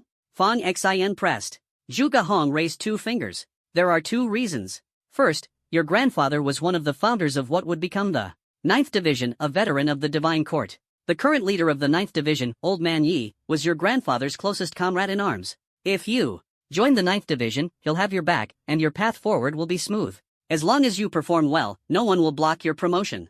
In other words, you're practically the 9th Division's crown prince. Second, and this is very important, your parents were top-tier scientific researchers. Their car accident was highly suspicious, more like an assassination. They had discovered something that could enhance genes at a low cost. Someone set their sights on this discovery and orchestrated the car accident. After your parents passed, this thing disappeared. Some suspect it's in your possession. Staying out of trouble doesn't mean you're safe. Holding onto a treasure will only invite danger. So, joining the 9th Division isn't just for your future, it's to protect you. Of course, you can refuse. I'll give you 3 days to think about it. Here, take this. When you've made up your mind, crush it, and I'll appear. If you're ever in danger, you can also crush it, and I'll come to help you. Zhuge Hong flicked his fingers, and a nearly transparent small orb flew into Fang Xian's hand. Fang Xian held it, feeling how light it was. He knew he needed to find a chance to contact his grandfather to verify whether Zhuge Hong was telling the truth. Putting the orb away, Fang Xian asked, "How strong are you?" Back during the chaos of the gods, combat power was divided into 14 levels. Later, it was simplified into level 1, level 2, and level 3. By today's standards, when I'm wearing glasses, I'm level 11. Fang Xian looked at Zhuge Hong, who always wore sunglasses. And without the glasses? Zhuge Hong didn't give a specific level. He stuffed his hands in his pockets, flashed his trademark grin, and confidently said, "Very strong." Though he didn't specify how strong, Fang Xian could tell he was showing off. Logically, if you're this strong, shouldn't you hold a high position and keep a low profile? Fang Xian asked, puzzled. Zhuge Hong grinned, showing his white teeth. "I have a nickname. The 9th Division's street punk. But this trip was worth it. I got to meet my idol, Fang Qingdi. Where did your grandfather go? Based on the clues you left behind, he went to your old home, but he didn't find anyone there. I don't know. Did he leave any message before he left?" "No, he didn't."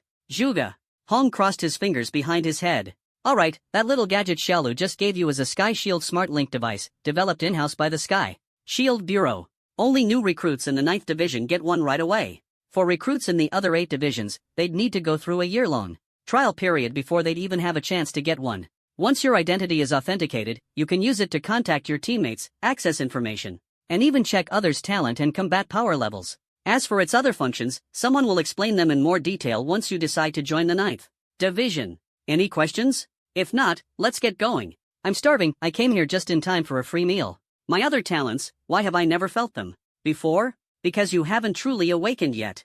It's like how a sharpshooter wouldn't know they had a talent for guns until they actually picked one up. And even after picking up a gun, they'd still need training. After your talent assessment, the 9th Division will help you train and refine your abilities. Any other questions? Not for now. Snap, Zhuge Hong snapped his fingers. The scene before them shattered like a broken mirror, and when everything reassembled, they found themselves back in the living room. Fang Xian was in awe of how incredible this talent was. No wonder this man, known as the 9th Division's infamous street rascal, was so formidable. As the two reappeared, everyone in the room immediately turned to look at them. Zhuge Hong plopped himself down casually. "And Fang Xian, bring on the food." Fang Huilan was momentarily stunned by his bluntness. Before she could react, Zhuge Hong had already marched into the kitchen and started bringing out dishes himself.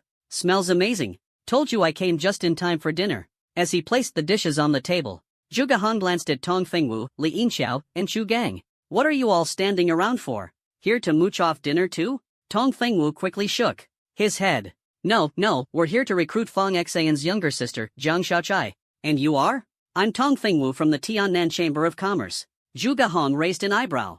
"Oh, the merchants from Tiannan. You lot have been screwing over plenty of ordinary families' students with your shady contracts, haven't you? Get lost." "Will do." Zhuge Hong turned to Li Yinxiao. "What about you?" "I'm from the Li family in the provincial capital, another merchant." "Ha! Scram!" Li Yinxiao didn't even dare show a hint of displeasure. Instead, he bowed politely. "Goodbye, Mr. Zhuge." The Jiang family looked on in disbelief. The Tiannan Chamber of Commerce and the Li family from the provincial capital were both huge players in the business world, well known even among ordinary people. But here they were, cowering before this white-haired man. Zhuge Hong's gaze then landed on Chu Gang, who stood up and introduced himself. "4th Division, Chu Gang." "I know you," Zhuge Hong said while serving himself some food. "Send her to the 1st Division first. They're short on people with psychic abilities. If she's not a good fit, then transfer her to your 4th Division." "Understood, Mr. Zhuge. You don't have any objections, do you?" Zhuge Hong asked, looking at Jiang Xiaochai. Jiang Xiaochai's head was buzzing. Instinctively, she glanced at Fang Xian. "Do what he says," Fang Xian replied. Jiang Xiaochai nodded. "No objections." Jiang Weidong quickly chimed in. "Can my daughters join the 9th Division too?" While Zhuge Hong and Fang Xin had disappeared earlier, Jiang Weidong had asked around about the 9th Division and grew increasingly terrified. He hadn't realized that the division Fang Xin was about to join was so powerful. Which daughters? Both of them. Zhuge Hong sat down. Your elder daughter is barely passable. Your younger daughter? Even worse. The gate guards at the 9th Division are all B-rank fire elementals. Any other questions? If not, can we eat now? I'm starving. Jiang Weidong's face turned grim, but he didn't dare argue with Zhuge Hong and instead eagerly invited him to eat. During the meal, Jiang Weidong kept piling food onto Fang Xin's plate, his face full of smiles, as if he'd kneel before him if he could. Here, Xiaoxin, this is your favorite braised fish. Mr. Zhuge, my Xiaoxin, has been smart since he was a kid. Please take good care of him from now on. Xiaoxin, what would you like to drink? You're our family's hero today. Your uncle will pour you some wine. After the meal, Zhuge Hong grabbed an apple, biting into it as he walked out. 3 days, give me your answer by then. After seeing Zhuge hang off, Jiang Weidong was still wearing that same fawning expression as they returned to the house. Xiaoxin, want another drink? This is your uncle's finest wine. No, thanks. Fang Huilan looked at Fang Xin with a mix of pride and relief, as if she had just remembered something important. Xiao Xin, almost forgot. There was a package for you this afternoon. It's at the door. I put it in your room. Got it. Fang Xin grabbed the Tiandun Smart device and headed to his room. On the desk sat a delivery box. He opened it. Inside was a phone. Fang Xin immediately recognized it. It was his grandfather's phone. He quickly took it out. The phone was out of battery, so he found the charging cable and started charging it. Once it powered back on, the photo album icon was front and center on the screen, glaringly obvious, as if it were deliberately placed to grab his attention. He tapped on it. Sure enough, there was a video inside. Fang Xin played the video. The screen was pitch black, the camera shaking. After a few seconds, his grandfather's urgent voice came through. From the chaotic movement of the camera, it seemed like his grandfather was running for his life. The video also contained piercing screams in the background. Xiao Xin, it's your grandfather. You must remember the 2 things I'm about to tell you. First, with your talent, joining the 9th Division won't be a problem. The current head of the 9th Division has been a close friend of mine for years. He'll help you, no doubt. Second, before midnight tonight, stand in front of a mirror and use your life energy to activate the slaughter rune. Maintain it for half an hour. Xiao Xin, there are many things I can't explain right now. Don't lose this phone, I'll get in touch with you.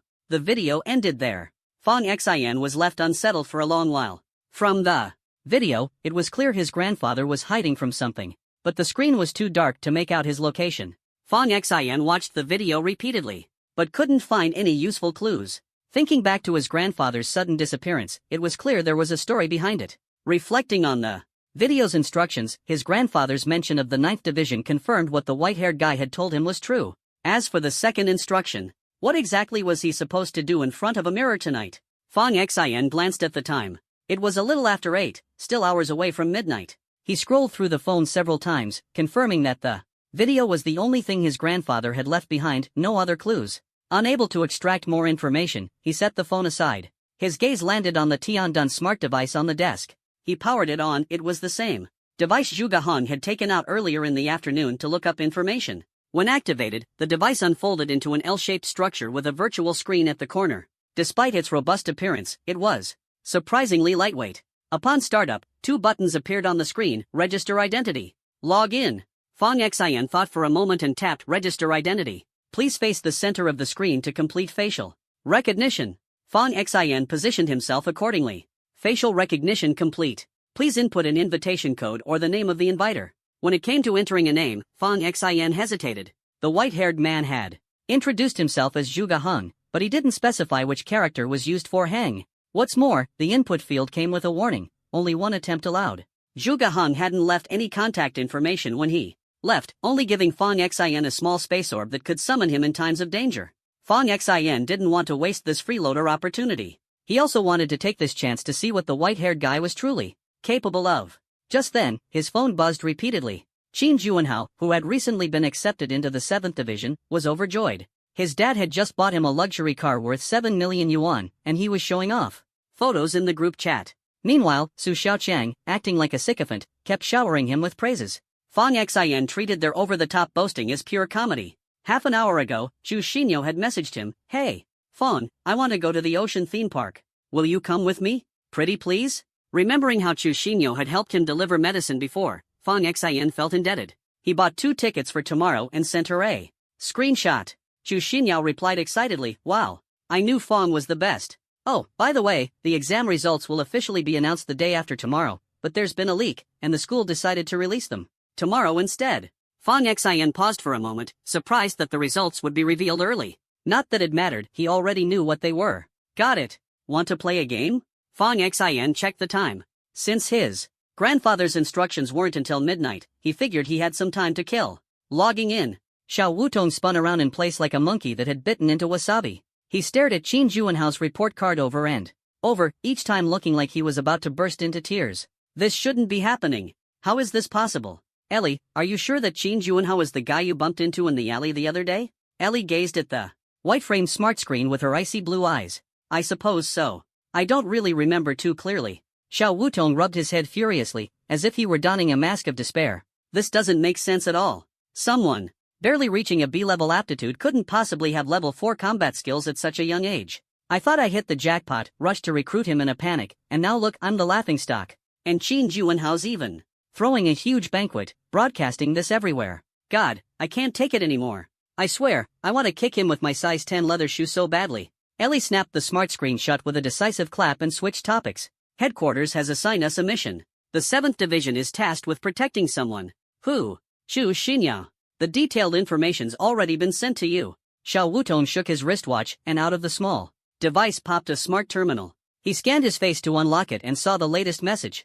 Dear God, this girl's the daughter of that big shot. And the remnants of the Eternal Night Army dare to go after his daughter for a kidnapping? Ellie continued, that big shot holds a critical secret, and the remnants of the Eternal Night Army want to use his daughter to pressure him into handing it over. Frankly, their infiltration runs too deep. The fact that the exam results leaked early this time was one of their operatives at work. They're trying to create chaos, pose as a major faction, and poach some exceptionally gifted individuals to strengthen their forces. Xiao Wutong shook his head in frustration before suddenly shouting in surprise, they've sent a level 8 combat master just to kidnap this girl? Ellie nodded. That's why the division leader is personally stepping in. We need to leave immediately to protect her in secret. Fang Xian set his phone down and glanced at the time. It was nearing midnight. That's enough for today. Alright, I'm tired too. Get some rest. Got it. Good night. See you tomorrow. After setting his phone aside, Fang Xian rose and walked to the bathroom. He stared at his reflection in the mirror and began to channel his qi and blood. The killing rune on the back of his hand glowed red, as if it were about to drip blood, but the face in the mirror showed no change at all. What exactly did Grandpa want him to see by staring at the mirror? Fang Xian continued to fixate on his reflection, letting the seconds tick away. By the time the clock struck midnight, strange and eerie legends began to flash through his mind, but the mirror showed no signs of anything unusual. According to Grandpa, he had been staring at the mirror for over half an hour, yet he still couldn't find anything. Fang Xian let out a long sigh. That's enough for today. I'll look again tomorrow. He turned to leave the bathroom, but just as he turned away, Fang Xian suddenly froze, a cold sweat breaking out across his back. Because out of the corner of his eye, he caught a glimpse of his reflection in the mirror. His reflection was standing there, arms crossed, smiling at him. In that instant, Fang Xian's hair stood on end. A chilling sensation surged from the soles of his feet straight to the top of his head. He stiffly turned his head back toward the mirror. The reflection of Fang Xian remained perfectly still, arms crossed, staring directly at him. Finally, Fang Xian saw the details of the figure in the mirror. It looked identical to him, except for one thing. Its eyes were blood red, just like his own eyes when he activated his killing aura. The two locked eyes through the mirror. The mirrored Fang Xian slowly leaned back, and behind him, a blood-red throne suddenly emerged. The mirrored Fang Xian sat atop the throne with ease, a single hand resting under his chin in a fist, his blood-red eyes fixed on the real Fang Xian, his lips curling into a faint, arrogant smirk, exuding an overwhelming aura of dominance. Surprised? A voice suddenly echoed in his mind. Fang Xian's entire body tensed, staring in disbelief at the scene before him. The reflection in the mirror himself was actually speaking? How could he not be shocked? His mind reeled, unable to calm the storm of thoughts. Finally, Fang Xian asked the first, profound question that came to him. Who are you? Fang Xian sat on the blood-red throne reflected in the mirror, his mind echoing with a voice full of lazy arrogance, laced with disdain. Who am I? Now that's a question worth exploring. But I go by many names. The Zero Arbiter, the first of the 7 kings, the king of slaughter, the God Slayer, or, you might prefer to call me the destroyer of gods. However, I do have one name that could be considered my original, Fang Xian. If you insist on asking who I am, then I am you. Fang Xian's mind was thrown into chaos, a storm raging within him as if his brain were about to overheat. Everything before his eyes was far beyond his comprehension. The Fang Xian in the mirror smirked. "You're me?" Fang Xian refused to believe it. He was just an ordinary student, academically excellent, good-looking, but otherwise completely average in every way. The overwhelming aura emanating from the figure in the mirror was nothing like him.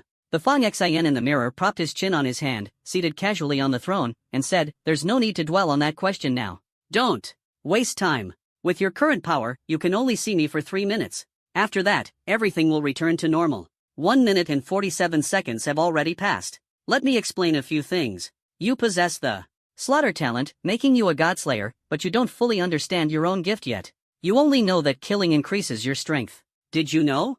You can also absorb others' talents through killing. If you kill an enemy with the same talent, you can even level up your own. The talents you currently possess, aside from the ones related to light, all came from killing others. That is the true, terrifying nature of the slaughter talent. Additionally, you have another ability. You can strengthen me through killing.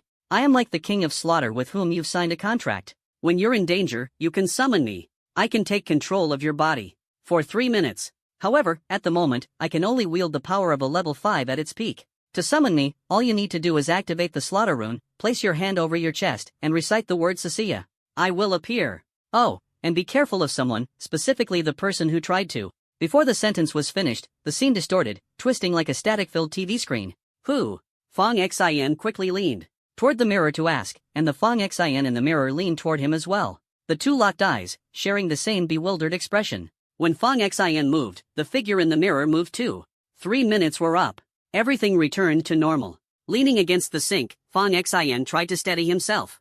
Everything that had happened today was beyond his imagination. He splashed water on his face, staring into the mirror, recalling the warning to beware of someone. Who was it? What was the warning about?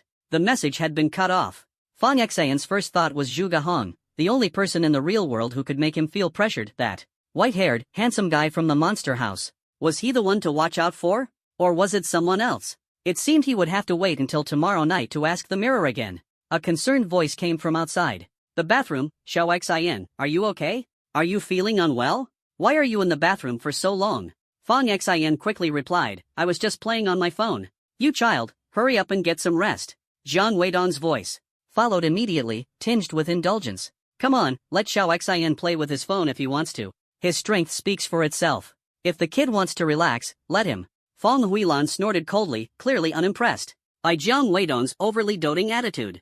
Back in his bedroom, Fang Xian's gaze fell on his grandfather's package. The box bore no indication of where it had been sent from, only his address and name as the recipient. He tucked his phone into the hidden compartment of his drawer. Looking out at the full moon, his mind replayed everything he had just seen and heard. He stared at his own hands, realizing for the first time that his talent could grow stronger. But he had never heard of such a thing before, a talent that could evolve. In the early morning, Zhang Xiaoyu's cries woke up Fang Xian. Zhang Weidong had gotten up bright and early to buy Fang Xian's favorite steamed buns. However, he forgot to buy the milk tea that Zhang Xiaoyu had been wanting. Feeling confident because she had done well in her exams yesterday, Zhang Xiaoyu pointed at Zhang Weidong and yelled, Why do you buy stuff for Fang Xian and not for me? You went all that way to get something for him. So what if Fang Xian has slightly better grades? What kind of person are you after the grades came out? I'm your biological daughter. He's just an orphan with no one to care for him. Why are you spoiling him so much? You're such a spineless man. I'm your father. You can't talk to me like that. Zhang Weidong retorted angrily. Even if you're my father, you may not really be my father. Zhang Xiaoyu screamed. Smack! Unable to hold back, Zhang Weidong slapped her across the face. Being an adult, Zhang Weidong didn't hold back, and the slap was heavy. Zhang Xiaoyu's beast-taming talent couldn't protect her face, and the slap left her cheek swollen and crooked. She immediately quieted down. After washing up, Fang Xian sat down to eat. Zhang Xiaoyu shot him a glare, her teeth grinding audibly. She wanted to lash out but didn't dare to, so she vented by repeatedly banging her spoon against her bowl, creating an irritating clatter. Xiaoyu, what happened to your face? Fang Xian asked, feigning casual curiosity. Zhang Weidong quickly laughed to smooth things over. This kid doesn't watch her mouth, so I gave her a little lesson. Fang Xian immediately grabbed Zhang Weidong's hand. Oh, uncle, is your hand okay? It's fine, it's fine. Zhang Weidong's smile grew wider at Fang Xian's concern. Fang Xian turned to Zhang Xiaoyu. Xiaoyu, aren't you a little too old to be so immature? Using your face to hit your dad's hand? Look at that, you've hurt my uncle's hand. Jiang Weidong's expression changed. Jiang Xiaoyu's eyes instantly filled with tears as she ran to her room, covering her mouth and crying. See? She's happy now. Jiang Xiaocha couldn't help but laugh. Fong Huilan gently tapped Fong Xian on the head. Why are you so wicked? Jiang Xiaocha chuckled and said, Mom, my brother's sharp tongue isn't something new. Jiang Weidong immediately corrected her, sharp tongue? Your brother is just being humorous. Fong Xian shook his head, his mind drifting back to an ancient book he'd read from 400 years ago. It contained a story called Fan Jin Passes the Exam. At this moment, Jiang Weidong's behavior reminded him of Fan Jin's father-in-law. Brother, there's no school today. Where are you going? Jiang Xiaocha asked. I've got plans with some classmates. We're heading out to have some fun. Just as he spoke, his phone buzzed. It was a voice message from Chu Xinyao. Calling student Fong. I'm already on my way out, and I feel great. Where should we meet? Xiao Wu pressed his earpiece, speaking seriously, everyone, stay alert.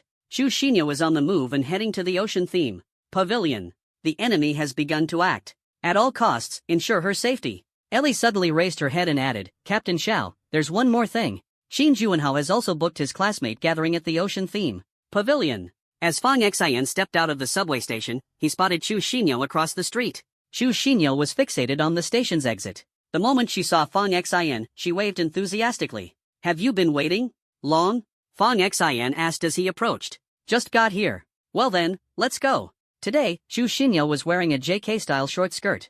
Her soft, pale legs swayed gently with every step, and the combination of her little leather shoes and white lace-trimmed socks gave off a vibe that was both innocent and subtly alluring. The ocean-themed aquarium had just opened at the end of last month, and thanks to some solid promotion, it was drawing quite the crowd. Decades ago, when humans awakened their innate talents, they discovered that many animals had also started to become smarter, especially marine creatures. What set this particular aquarium apart was its collection of sea animals that had awakened unique abilities. From the outside, the entire structure resembled a giant killer whale resting on the ground. When they entered and scanned their tickets, one of the staff cheerfully said, Today, your tickets grant you free access to all the services and performances inside. The aquarium was brimming with a rich variety of marine life. A dolphin leapt out of the water, waving its fins as it shouted in a thick accent, Yo, bro, you made it. There was even an octopus playing the flute and piano simultaneously. Fong Xian couldn't shake the feeling that the melody it played had an aggressive edge to it, as if it might smash the piano at any moment. Other spectacles included jellyfish that sang, starfish running around underwater in tiny shorts, and an emperor crab waving its massive claws to snatch tips from visitors. There were even people with water-based abilities, dressed as mermen, performing synchronized dances with schools of fish underwater. But the most popular attraction was the underwater gladiator arena. At the moment, a seahorse wielding a lance and clad in armor was squaring off against an electric eel that sparkled with lightning. The seahorse was shockingly formidable, and after several charges, it had left the eel battered and bruised. The audience erupted in cheers. Watching the duel between the seahorse and the eel, Fong Xian thought to himself that he had never seen anything this thrilling before. On either side of the arena, two seals pounded on drums, adding to the excitement. Had he not seen it with his own eyes, Fong Xian might have thought he was imagining it all. Just as he was engrossed in the spectacle, a voice cut through the air. What a coincidence. You're here too? Fong Xian turned to see Qin Juanhao walking over with a group of classmates. Feigning surprise at spotting Fong Xian and Chu Xinyao, Qin Juanhao put on an over-the-top expression of astonishment. Chu Xinyao regarded him as though she'd just spotted something unpleasant, her brows furrowing. Are you stalking me? She demanded. Qin Juanhao quickly shifted the blame onto his father. What? Of course not. Pure coincidence. My dad said this aquarium sounded interesting, so he booked the place and told me to bring some classmates. Fong Xian, what are you doing here? Fong Xian, with a deadpan expression, lied through his teeth. I saw a promotional video online. They said there were a lot of cool performances here. Apparently, there's even a turtle that throws its shell as part of its act. The audience nicknamed it Blame-Throwing Turtle. I was curious, so I came to check it out. Qin Juanhao's expression darkened, his face a mix of emotions. Chu Xinyao couldn't help but laugh. Fong Xian usually couldn't be bothered with Qin Juanhao, but whenever he did strike back, it always left Qin Juanhao stewing in discomfort. Qin Juanhao's loyal sidekick, Su Xiaoqiang, jumped in to scold him. Fong Xian, who are you calling a blame-throwing turtle? Fong Xian pointed to the side. Sure enough, beyond the thick glass, there was a turtle performing. The turtle swam rapidly, leaving its shell behind. Its front flippers flailed comically between its back legs before it finally wriggled back into its shell. The absurd act had the audience snapping photos and laughing. I'm talking about that turtle. Or do you see another blame-throwing turtle around here? Su Xiaoqian was momentarily at a loss for words. Qin Juanhao sneered, attempting to regain the upper hand. Fang Xian, the test results are coming out today, and yet you're here fooling around? Exactly. Our Juanhao here has already secured a position at the 7th division. His future's bright. It makes sense for him to take a little break, Su Xiaoqiang chimed in, eager to flatter. Fang Xian maintained his composed demeanor. Didn't I already say? I came for the blame-throwing turtle. Test results are boring, having fun is what matters most. Qin Juanhao clenched his fists, forcing a fake smile. The results will be out in 2 hours. I heard you didn't even use any potions yesterday. Let's see if you're still in the mood to play once the results are out. Su Xiaoqiang smugly added, yeah, by then, Fang Xian will just be a laughingstock for Juanhao. As they spoke, a sudden wave of screams erupted from the direction of the gladiator arena. The electric eel, still battling the seahorse, had suddenly unleashed a blinding surge of electricity. The arena made a full circle, and the spectators in the front row were instantly roasted, looking like charred remains. The entire aquarium descended into utter chaos. Immediately afterward, an earth-shattering boom followed. The shell-less turtle clutching its 2 legs glared, with a terrifyingly fierce light in its eyes. Gripping the shell tightly, it hurled it like a discus with ferocious force. With a deafening crash, the glass wall separating the visitors from the marine creatures shattered. Instantly, the entire pane collapsed, and water surged out of the exhibit hall. The shell swiftly returned to the turtle's claws, and with another throw, the relentless series of crashes continued. Every glass wall was smashed to pieces, unleashing torrents of water and marine creatures into the open. The visitors were thrown into a panic, frantically running for the exits. But the entrances and exits had been locked at this critical moment. The seahorse in the duel slowly turned, its long spear pointing directly at Chu Xinyao. Xiao Wutong, disguised as a staff member, stared at the scene before him, clutching his head in shock. My God! These remnants of the Eternal Night Army have gone insane. Not only did they deploy a top-tier level 8 combatant, but they also activated this seemingly ordinary aquarium's sacred-level artifact, all just to capture a defenseless little girl. Xiao Wutong, stop standing there like an idiot. Go protect that girl, a stern voice commanded from behind him. Xiao Wutong quickly turned around to see a man standing there in a suit and gold-rimmed glasses. The man was burly, with cold, sharp eyes and a steady, composed demeanor. Team leader! Xiao Wutong called out in urgency. The man adjusted his tie. You all go protect Chu Xinyao.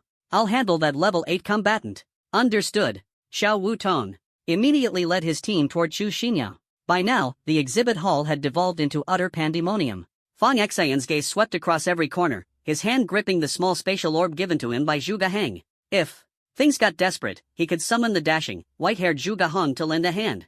As the chaos erupted, several men in black rushed forward, encircling Qin Juanhao protectively. Qin Juanhao glanced back at Chu Xinyao. Xinyao, don't be scared. Come over here. My bodyguards are top-notch experts hired by my dad at great expense. This bodyguard captain is a level 3 combatant. Hiding behind his bodyguards, Qin Juanhao waved and signaled to Chu Xinyao. Chu Xinyao clutched Fang Xian's arm tightly, a trace of panic evident on her face. She was clearly frightened. Xinyao, come here quickly. Do you think hiding behind Fang Xian will help? Can he protect you? Qin Juanhao urged desperately. Chu Xinyao's face was pale. Seeing that Fang Xian remained motionless, she bit her lip and stood resolutely behind him. Qin Juanhao was furious. He yelled at his bodyguards, don't act recklessly until the critical moment. I want them to know that I'm the one they can rely on. And Chu Xinyao must be prioritized for protection. Leave Fang Xian out of it. Fang Xian's eyes locked onto the seahorse holding the spear. The seahorse's weapon was aimed directly at Chu Xinyao. Suddenly, the seahorse lunged toward her, slicing through the water and leaving a trail of frothy white spray. Within seconds, it was upon them. It raised its spear, thrusting it toward Chu Xinyao. This strike wasn't meant to be lethal, but it was enough to severely hinder her movements. Fang Xian quickly pulled Chu Xinyao aside, dodging the attack. At that moment, several figures rushed in from the side. Leading the charge, Xiao Wutong struck a pose he thought was elegant and deflected the seahorse's spear with his sword. He positioned himself at the forefront. Behind him, Ellie and her team stood in front of Chu Xinyao. Miss Chu, we're here to protect you. Fang Xian was momentarily stunned, glancing at Chu Xinyao. She actually had people from the 7th Division guarding her. Just how powerful was her background? It was true that her mother had some influence, but it wasn't enough to warrant the 7th Division's direct intervention in her protection. This could only mean Chu Xinyao's father was no ordinary person. The rumors about his extraordinary identity must be true. Fang Xian looked up and found Ellie staring at him. Their eyes met, and Ellie smiled and nodded. Fang Xian returned the gesture politely. In addition to Xiao Wutong and his team, another group joined the fray, with their leader fiercely battling an electric eel. Seeing Xiao Wutong and Ellie, Qin Juanhao's face lit up as he excitedly waved and ran toward them. Captain Xiao. Sister Ellie. Are you here to protect me? Qin Juanhao asked eagerly. Ellie responded coldly, no. Qin Juanhao awkwardly forced a smile, failing to look cool. Hastily changing the subject, he asked, so this is a 7th Division operation? Yes. Qin Juanhao tried to ingratiate himself. Can I join? I brought bodyguards. My bodyguard captain is a level 3 combatant. I want to fight alongside you. Xiao Wutong glanced at Qin Juanhao, his face filled with helplessness. Every time he saw Qin Juanhao, he felt utterly annoyed. He'd start off in high spirits, only to end up with such a headache to deal with, and they had just signed a contract yesterday. If they cancelled it today, the 7th Division's credibility score would take a massive hit. Looking at Qin Juanhao, Xiao Wutong felt like he'd become a public disgrace. He turned away decisively. Ellie, take them to find an exit. Ensure Miss Chu's safety at all costs. Understood. Escort Miss Chu? Qin Juanhao looked utterly confused, staring at Chu Xinyo in shock. He hadn't expected her identity to be so powerful, to the point where the 7th Division had been deployed specifically for her protection. The classmates nearby also wore expressions of astonishment. Follow me. Ellie commanded, leading the 7th Division team. They formed a protective circle around Chu Xinyo as they dashed toward the safe passage. Clang. Clang. Clang. Clang. In the distance, the octopus playing the flute and piano suddenly began hammering the piano keys wildly, producing a cacophony of nerve-wracking sounds. The flute emitted a piercing, grating screech. Hearing the music, the attacking sea creature's eyes turned blood red. They became crazed beyond belief, as if empowered by some force, fighting without regard for pain, relentlessly charging forward until their very last drop of blood was spent. At the same time, the jellyfish that had been singing floated serenely in the water, emitting an enchanting melody that made anyone who heard it feel drowsy. This is bad. Both the octopus and the jellyfish have psychic abilities. Xiao Wutong's face darkened as he fought off a seahorse. Ellie, form the barrier. Protect Miss Chu. Ellie swiftly shook her wrist, activating a device on her bracelet. An intelligent gadget flew out, unfolded, and attached itself to the ground. The other 3 team members followed suit. The devices emitted crimson beams of light that connected to form an octagonal barrier, instantly blocking out the encroaching water and sound waves. The astonishing sight left the classmates dumbfounded, their faces filled with curiosity. Qin Juanhao stared excitedly at the device on the ground. Brimming with pride, he began explaining to his classmates, this is called the Sky Shield linked device. It's a masterpiece developed by the Sky Shield Bureau itself. Only official members can use it, and you have to serve in the Bureau for a whole year to even qualify for one. Wow, Juanhao, I'm so jealous of you. In just a year, you'll have access to this incredible gadget. Su Xiaoqiang wasted no time flattering him. The other classmates looked on with envy in their eyes. Qin Juanhao's lips curled into a smug smile. His gaze drifted toward Feng Xin and Chu Xinyo, his expression practically shouting, see how amazing I am? Feng Xin shot him a disdainful look. He glanced briefly at the linked device. The white-haired man from yesterday had given him one as well. He'd thought it was just a tool for communication and looking up information. Who would have guessed it had such impressive capabilities? He assumed the barrier could hold for a while longer, but unexpectedly, in almost the next instant, the sea turtle launched a new attack, hurling its shell. The spinning shell flew toward them with tremendous force, slamming into the barrier. With a thunderous crash, cracks appeared on the nearly transparent shield. Everyone's faces turned pale. They hadn't expected the sea turtle to be this powerful, and then a chilling air surged forth. The water outside the barrier froze instantly, and countless fractures formed across the barrier's surface before it shattered completely. The turtle shell spun back into the sea turtle's hands. The sea turtle hurled the shell again, this time aiming to completely obliterate everyone inside the barrier, but before the shell could make contact, it was kicked back with a single blow. The shell smashed into the sea turtle with tremendous force, sending it skidding across the water's surface. It crashed heavily into the wall, struggled a few times, and then went still. A man in a suit stood before the shattered barrier. He stomped hard on the ground. The icy surface cracked, waves of water receded rapidly, and a dry, clean area was revealed. The man adjusted his glasses coldly. Take them out. Through the southeast corner, he ordered. Ellie nodded. Understood, team leader. Team leader? Qin Juanhao's excitement was palpable, as though he'd just won the lottery. It's the team leader. What's so special about the team leader, Juanhao? Su Xiaoqiang asked, trailing after him like an eager sidekick. Qin Juanhao gazed at the man in the suit with an expression of awe and admiration. In the 7th Division, the highest rank is Division Chief. Below that are team leaders, then captains, and finally squad leaders. Ellie is a squad leader, which requires a level 3 combat rating. Xiao is a captain, which requires at least level 5. But a team leader, they need to be at least level 8. Su Xiaoqiang gasped in amazement. Wow! Even in a small place like Lanchang, there aren't any level 8 powerhouses stationed here. And now we've actually seen one in person. Feng Xin's gaze flickered toward Chu Xinyo. For someone to dispatch a team leader, a level 8 combatant, at minimum, for protection, just how powerful was Chu Xinyao's father? The man in the suit adjusted his tie. Behind his gold-rimmed glasses, his eyes locked coldly. Onto a diver dressed in a fish costume, hidden among the school of fishy buddy, work is already stressful enough. And now you're hiding in the dark, pulling underhanded tricks. You're really giving me a headache. The school of fish scattered, and the diver laughed, saying, so it's Leader Shang from the 7th Division. Didn't expect you to show up in person. The man in the suit loosened his tie and wrapped it around his arm. Giving such a powerful artifact to someone like you is such a waste, you're not even using it to its full potential. Then let's see you try. The diver's expression darkened. With a wave of his hand, the surrounding waters froze again, as if he intended to turn the area into a frozen wasteland. The fish transformed into spinning ice spikes, hurtling toward the man in the suit. The tie wrapped around the suited man's arm radiated a blinding golden light. He charged toward the diver like an icebreaker. The icy surface was instantly torn apart, leaving a massive fissure in its wake. Stop staring. Move it. Ellie urged. The group of students snapped out of their shock. Was this what a real battle between the strong looked like? Ellie led them forward, but unexpectedly, they were blocked by a dolphin. The dolphin fixed its gaze on Qin Juanhao and, in a heavily accented voice, said, "What are you looking at?" Qin Juanhao shrank behind his bodyguards. "What if I am looking at you? You little punk, who do you think you're picking a fight with?" The dolphin flared up in anger. Fong Xin, watching the talking dolphin, thought to himself how intelligent some animals could be, especially those whose innate talents had been awakened, enabling them to speak. The dolphin circled around and then charged at them. Ellie stepped forward to block it. A flicker of blue light from her blade marked the beginning of an intense clash. The dolphin had water-based abilities, while Ellie specialized in assassination talents. Both were at level 3 in combat strength, leaving them evenly matched. Qin Juanhao and the other students watched anxiously, but Fong Xin, having been through countless battles, remained utterly unbothered. A slash opened a bloody wound on the dolphin's side. "Ow, you bastard. That's ruthless. You're ruthless. I swear.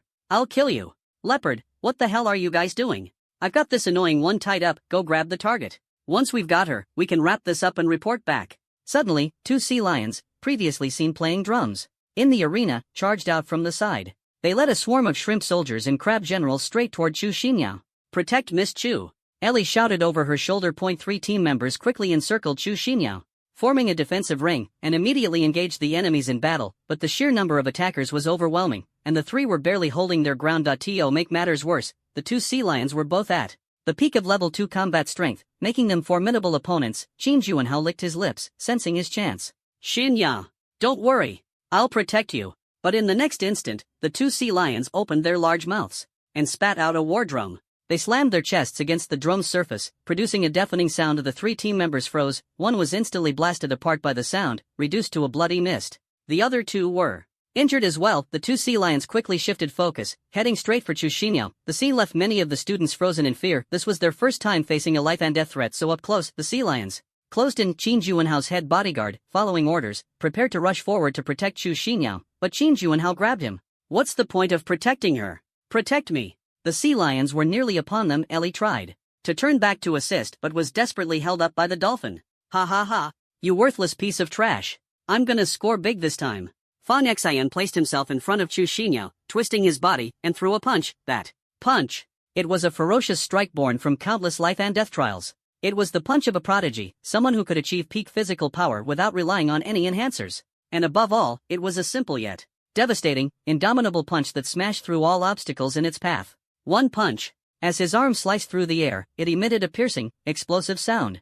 The fist landed heavily on the chest of the seal. The punch went straight through the chest of the leading seal. Blood gushed out from its chest. The seal twitched twice before collapsing to the ground.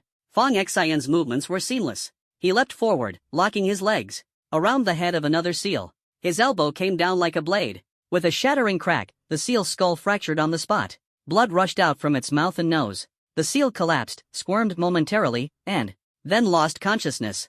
Though it seemed complicated, everything happened in an instant. Fong Xian, expressionless, scooped up some knee-deep water and washed the blood off his fists. Ellie's ice-blue eyes sparkled with amazement. The dolphin let out a startled screech. "What the hell? A hidden master? That little punk is a student?" Fong Xian finished washing his hands and turned toward Qin Juanhao and the other classmates, who were all staring at him in shock. "I've liked boxing since I was a kid and learned a bit of martial arts. Taking down 2 seals is no big deal, right?" Qin Juanhao swallowed hard. "No big deal my ass. Those weren't ordinary seals. Those were seals with combat strength at the peak of level 2. Even the most basic of seals couldn't be taken down with a single punch. Goosebumps covered Qin Juanhao's body as his shock turned into fear. Why was Fang Xin this strong? If Fang Xin wanted to kill him, even his bodyguards wouldn't stand a chance. The group of students stared at Fang Xin, too stunned to speak. The usually kind, top-performing Fang Xin, who got along so well with everyone, turned out to be this formidable? Chu Xinyao patted her chest, letting out a breath of relief, still shaken. She flashed a sweet smile at Fang Xin. Thank you, Fang Xin. Fang Xin had wanted to ask why someone had attacked Chu Xinyao, but with so many classmates around, he decided against it. Ellie's attacks grew fiercer, and the dolphin was clearly struggling. Damn it! What the hell is this? Kill it! The dolphin spun its body and disappeared into the water, vanishing without a trace. Under the knee-deep water, a dark shadow darted swiftly. Suddenly, a hand shot out of the water, reaching for Chu Xinyao's ankle. Chu Xinyao let out a scream as half her body sank into the water. From the distant passage, a gust of wind roared through. The water's surface churned violently. A dazzling golden light rushed toward them.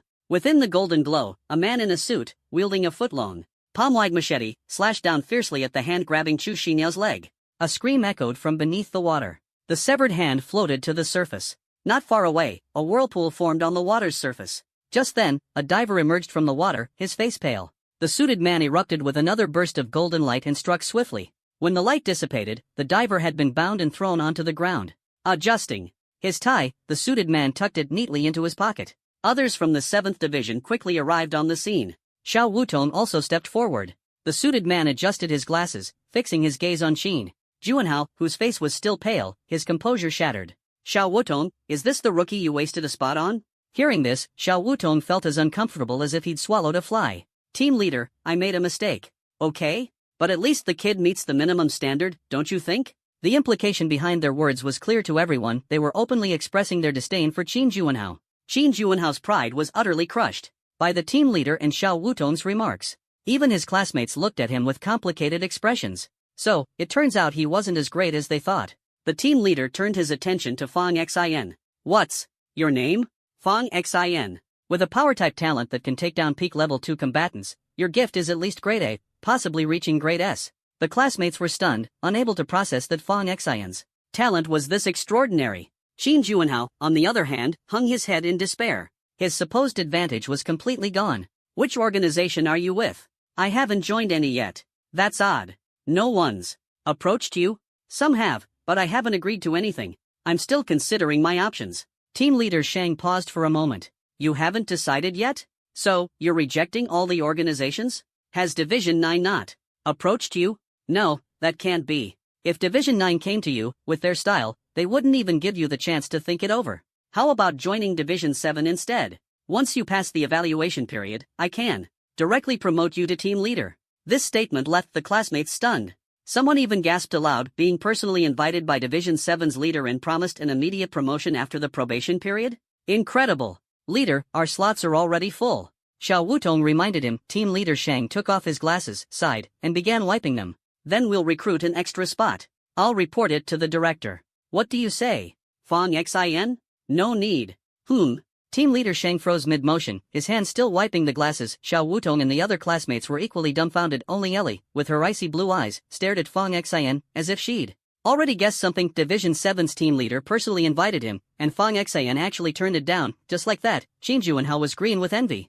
After being accepted into Division 7, he had been so thrilled that he bragged about it everywhere, wanting the entire world to know. But Fang Xin, in front of everyone, rejected Division 7's team leader's offer, and Shang even guaranteed a direct promotion to team leader after the evaluation period. That was a remarkable deal. How could someone turn down such goodwill? Was there no sense of propriety left? Team leader Shang put his glasses back on. So, do you have other plans? Little one, you can come to me instead. A raspy, aged voice suddenly echoed. Everyone froze in shock. In an instant, team leader Shang erupted in golden light, shifting into combat mode as he turned back. Alert, the water rippled and churned, and atop a 2-meter-high wave, an old man sat on the back of a giant sea turtle, smiling as he looked over at them. Team leader Shang gripped his machete tightly, a flicker of astonishment flashing behind his glasses. In a small place like Lan City, you're dispatching a 10th level combatant? You remnants of the Eternal Night Army are really sparing no expense. Shang said coldly, glaring at the old man on the turtle. The old man chuckled lightly. You've got an 8th level peak team leader from the Sky Shield Bureau here, so of course, we had to show enough sincerity. Shang scanned the surroundings, his brows furrowed tightly. The scenery outside the themed pavilion's windows began to blur and retreat rapidly, as if the entire ocean-themed pavilion was flying through the air. All communication devices instantly failed. The old man smiled and said, "Now that we've used this sacred great artifact, the mission must be completed. Don't even think about escaping, you have nowhere to run. No one can save you now, you'll all just become sacrifices to this artifact." As he spoke, his gaze shifted to Fang Xin. "Except for you, little one. So, have you thought it through? I've seen your moves, swift, decisive, and sharp. For someone your age, with your talent, you're quite a rare find. And now, I'm giving you two choices: either join us, the Nine Nether, or, I'll have to deal with you the hard way. After all, if you grow stronger in the future, you'll definitely be a formidable enemy." Qin Juanhao's face was filled with jealousy, as if he wanted to rush up and shout, "Are you kidding me? Division 7 already wants you, and now even the villains are fighting over you? Is there no fairness left?" Fang Xin stared at the old man, his hand tightly gripping a small spatial orb. "Can I choose a third option?" The old man burst into laughter. "Little one, not many dare to joke with me." Qin Juanhao whispered to Fang Xin, "Just agree to join them, even if it's fake. Try to curry favor with them, say something nice. That way, they might let us go. Are you really going to watch all of us die?" The old man glanced at Qin Juanhao and pointed. "This little one has the right idea, and it's a good one." He then turned back to Fang Xin. "Little one, I haven't asked for your name yet?" Fang Xin replied with a straight face, "My name is Qin Juanhao." Qin Juanhao froze for a moment. "Fang Xin, you're calling yourself Qin Juanhao? Then what am I supposed to be called? Don't drag me into this. Grandfather, his name is Fang Xin. Ha ha ha. Fang Xin, little one, you're interesting. I'm starting to like you more and more. If you join us, I'll let your classmates go. But if you dare to refuse, I'll kill them all right here and now. Fang Xin, what are you waiting for? Save us already." Qin Juanhao urged in a hushed voice. "There are many ways to save people. Begging on my knees isn't the only one." "Then what exactly are you planning to do?" Team leader Shang glanced back, visibly annoyed with Qin Juanhao. Qin Juanhao forced an awkward, helpless smile. Fang Xin looked at the old man. "Old man, are you really a 10th level strong man?" "Indeed. Mid-10th level. Impressive, huh? No one here can defeat me, not even the leader of the 7th division. And can you beat him?" Snap, the spatial orb was crushed. The space began to distort. An elderly man with white hair, hands casually tucked into his pockets, stood behind Fang Xin. He wore his signature grin, revealing a neat row of small, white teeth. The old man's expression suddenly shifted. He abruptly stood up, shouting in alarm, "Zhuge Hang! Hey! Old turtle, no need to get so worked up seeing me, alright?" Zhuge Hang's hands remained stuffed in his pockets. It was then that everyone noticed Zhuge Hang's feet weren't even touching the ground. With each step he took, transparent steps materialized beneath him. As he descended from those steps, the water flooding the ground parted on its own, retreating to either side. Zhuge Han stood steadily on the now dry surface. Seeing the old man's panic-stricken face, Qin Juanhao and the other students were stunned. They remembered the white-haired man had appeared at the school before, arrogant and unyielding, with immense power. But they never imagined this old man could be so terrified, frightened to this degree by someone else. However, it didn't take long for Qin Juanhao and the others to realize something even more shocking. How could Fang Xin summon someone from the 9th division? Could it be? Their eyes widened in disbelief as they turned to Fang Xin. Fang Xin was actually connected to the 9th division? The 9th division was the most elite group in the entire Sky Shield Bureau, famously known as the Monster's Den. At that moment, all the pride Qin Juanhao and his companions had crumbled completely. Even Su Xiaoqiang, the fanatical supporter of their group, was utterly shaken. He never would have thought Fang Xin could have any ties to the 9th division. Smack, Zhuge Hong slapped the back of Fang Xin's head, causing his head to dip slightly forward. "Damn it! Taking my stuff without asking. You're the first one, kid." Though it looked like a scolding, there was no anger in his tone. It felt more like playful banter between friends. "Mr. Zhuge." Team leader Shang turned around and, upon seeing Zhuge Han, let out a sigh of relief. It was as if Zhuge Hang's presence alone meant the crisis was resolved and everything was back under control. With his hands still tucked in his pockets, Zhuge Han casually strolled over to team leader Shang. "You all underestimated this situation. Your intelligence gathering has glaring gaps. You almost sent 2 squads to their doom. Effective immediately, you're suspended for a month to reflect on your actions." Team leader Shang nodded, not daring to argue. "Understood." Zhuge Han tilted his chin slightly, looking toward the white-haired man still sitting atop the sea turtle. "So, are you going to come over here to let me beat you to tears, or should I walk over there and beat you half to death?" The old man's face twisted with rage. Zhuge Hong, we might as well fight to the death. Alright, then I'll come over and beat you half to death. The old man spread his arms wide, and the surrounding air instantly turned icy cold. Everyone felt a chill creeping from within, as if their blood was about to freeze. With water making up 70% of the human body, the old man's water-based ability allowed him to control the moisture inside living beings. Raising one hand, the old man pointed toward the walls of the passage. The walls began to secrete a highly corrosive, pungent slime, as if intent on dissolving everyone present. Die, all of you, the old man roared. But in the very next second, the old man froze in place. Zhuge Hang suddenly appeared beside him, one hand still in his pocket while the other gripped the old man's neck. With a forceful motion, he slammed him down. The two figures flickered in midair before vanishing altogether. In the next moment, they reappeared near the wall. With a resounding boom, the old man was slammed into the wall by Zhuge Hang, embedded inside as if fused with it. The old man coughed up a mouthful of blood, his face filled with terror. Level 11, peak tier. No wonder you're considered the most promising contender to become a deity in the past decade. Zhuge Hang slowly loosened his grip on the old man's neck. Thanks for the compliment. But you got one thing wrong. Zhuge Hang adjusted the sunglasses perched on his nose, revealing eyes that crackled like lightning. It's the past 30 years. With that, he threw a punch. The punch tore through the air, landing squarely in the old man's abdomen. The old man doubled over like a shrimp, spewing blood mixed with fragments of his internal organs. He collapsed to his knees, utterly powerless. As the old man hit the ground, the impact caused a 2-meter-wide hole to burst through the wall behind him. The walls beyond were also punctured, forming concentric circles of varying sizes. Strangely, the walls began to writhe, as if they were alive. Zhuge Hang stood with his hands in his pockets, leaning down to observe the writhing wall with an expression of amazement.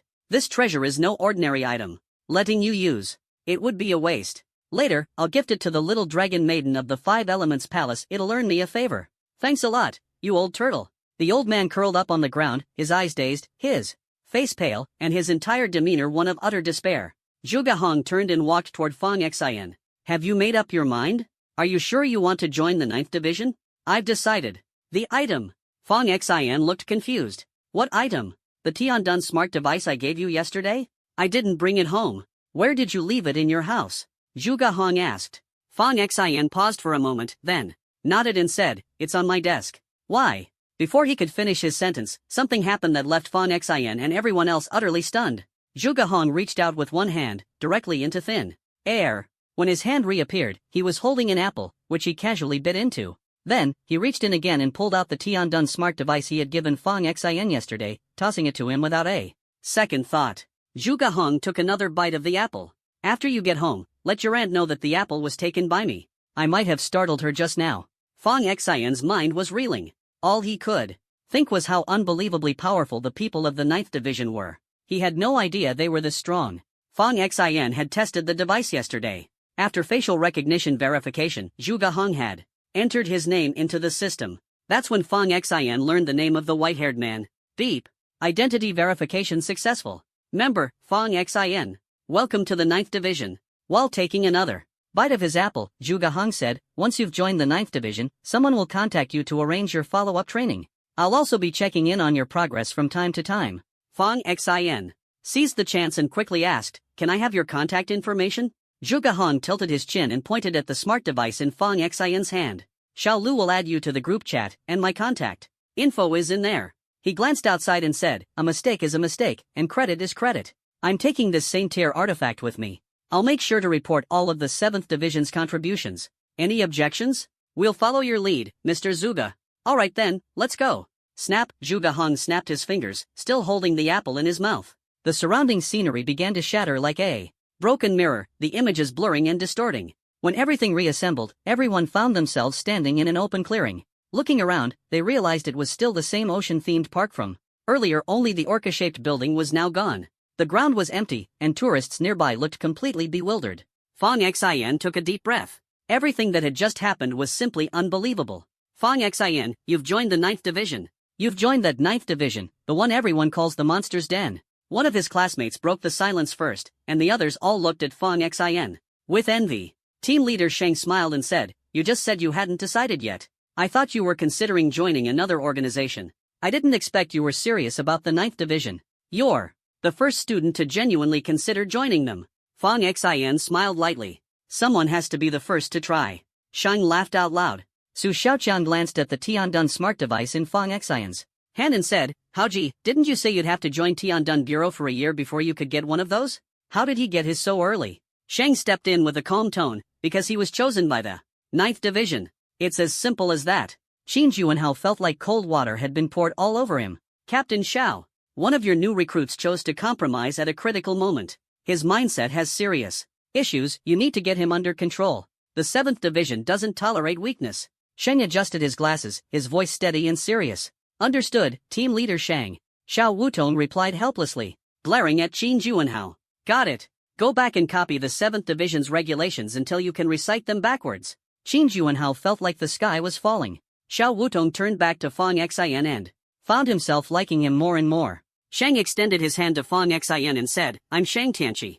From now on, we're colleagues. Fang Xin confidently shook his hand. I'm Fang Xin. Please take care of me. Shang glanced at his watch. Danger resolved. Prepare to wrap up. As the 7th Division began to prepare to leave, Ellie suddenly stepped forward. She extended her pale hand toward Fang Xin, her icy blue eyes locked on his. My name is Ellie. Fang Xin, nice to meet you. Ellie spoke the word sir with a tone of clear respect. Fang Xin paused slightly during the handshake, his gaze locking onto Ellie's stunning, ice blue eyes. Ellie's words were straightforward, she had already recognized Fang Xin. However, judging from Xiao Wutong's behavior, it seemed Ellie hadn't shared this revelation with him. Hello, Captain. Ellie. Just call me Ellie. Their eyes met briefly. Ellie broke the silence first, can I have your contact information? No problem. After exchanging contact details, Ellie followed her team and left. Phone. Xin tucked his phone into his pocket. After a long day of chaos, even though his arm had been washed earlier, the water wasn't exactly clean. He decided to head home for a proper shower. Chu Xinyo approached him with a sweet smile. Fang Xin, thank you so much for today. Then shouldn't you give me a big hug of gratitude? Chu Xinyo puffed up her cheeks and poked Fang Xin's stomach with her finger. You're the worst. The results are out. Someone announced as they received their notification, and soon everyone pulled out their phones to check. On the school's leaderboard, Fang Xin ranked first. The sight of Fang Xin's dazzling scores set the entire class ablaze with excitement. Wow! Some people haven't even awakened their talents, and yet Xin bro has already unlocked 5 of them? And he managed this without any potions? If he used potions, wouldn't all his scores rise another level? SSS-Level Strength Talent, maybe? I told you Xin bro is the best. Wait a second, Chu Xinyo ranked second? SSS-Level Light Talent? SS-Level Healing Talent? That's insane. Fang Xin looked at Chu Xinyo in mild surprise. Chu Xinyo tilted her chin up. Impressive, huh? I'm the queen around here. Impressive. I've really underestimated you. Fang Xin. Chu Xinyo glared at Fang Xin, her cheeks puffing up again as she jabbed at his stomach with her finger. Su Xiaoqian was flipping through the scores. How bro, here you are. B-level Earth Attribute. Talent. Everyone turned in unison to stare at Qin Juanhao. Qin Juanhao's talent scores were among the top in the school. But compared to Fang Xin and Chu Xinyo, he was like a firefly competing against the moon. At this moment, Qin Juanhao looked utterly defeated. His previous arrogance was nowhere to be found, replaced by eyes filled with envy and bitterness. Fang Xin didn't pay him any attention. Checking the time, he said, Xiao Chu, I'm heading home now. Sure, I'll walk with you. The two bid farewell to their classmates. On the subway, Chu Xinyo and Fang Xin sat side by side. With your talents being so exceptional, how did the 9th Division not find you? Fang Xin asked curiously. Chu Xinyo hesitated for a moment. They didn't because of my father's unique circumstances. I have to go elsewhere. Your father is. Before Fang Xin could finish, Chu Xinyo reached out and covered his mouth. Fang Xin, let's not talk about this, okay? Looking into Fang Xin's eyes, Chu Xinyo explained, my father's identity is special, and I can't tell you for now. But if the day ever comes when I can, you'll be the first to know, okay? Chu Xinyo looked up, her beautiful eyes locking onto Fang Xin's, carrying a pleading expression. All right. I knew. You were the best, Fang Xin. Back home, the moment he stepped inside, Fang Xin was greeted by the sight of his aunt Fang Huilan and Uncle Jiang Weidong acting suspiciously.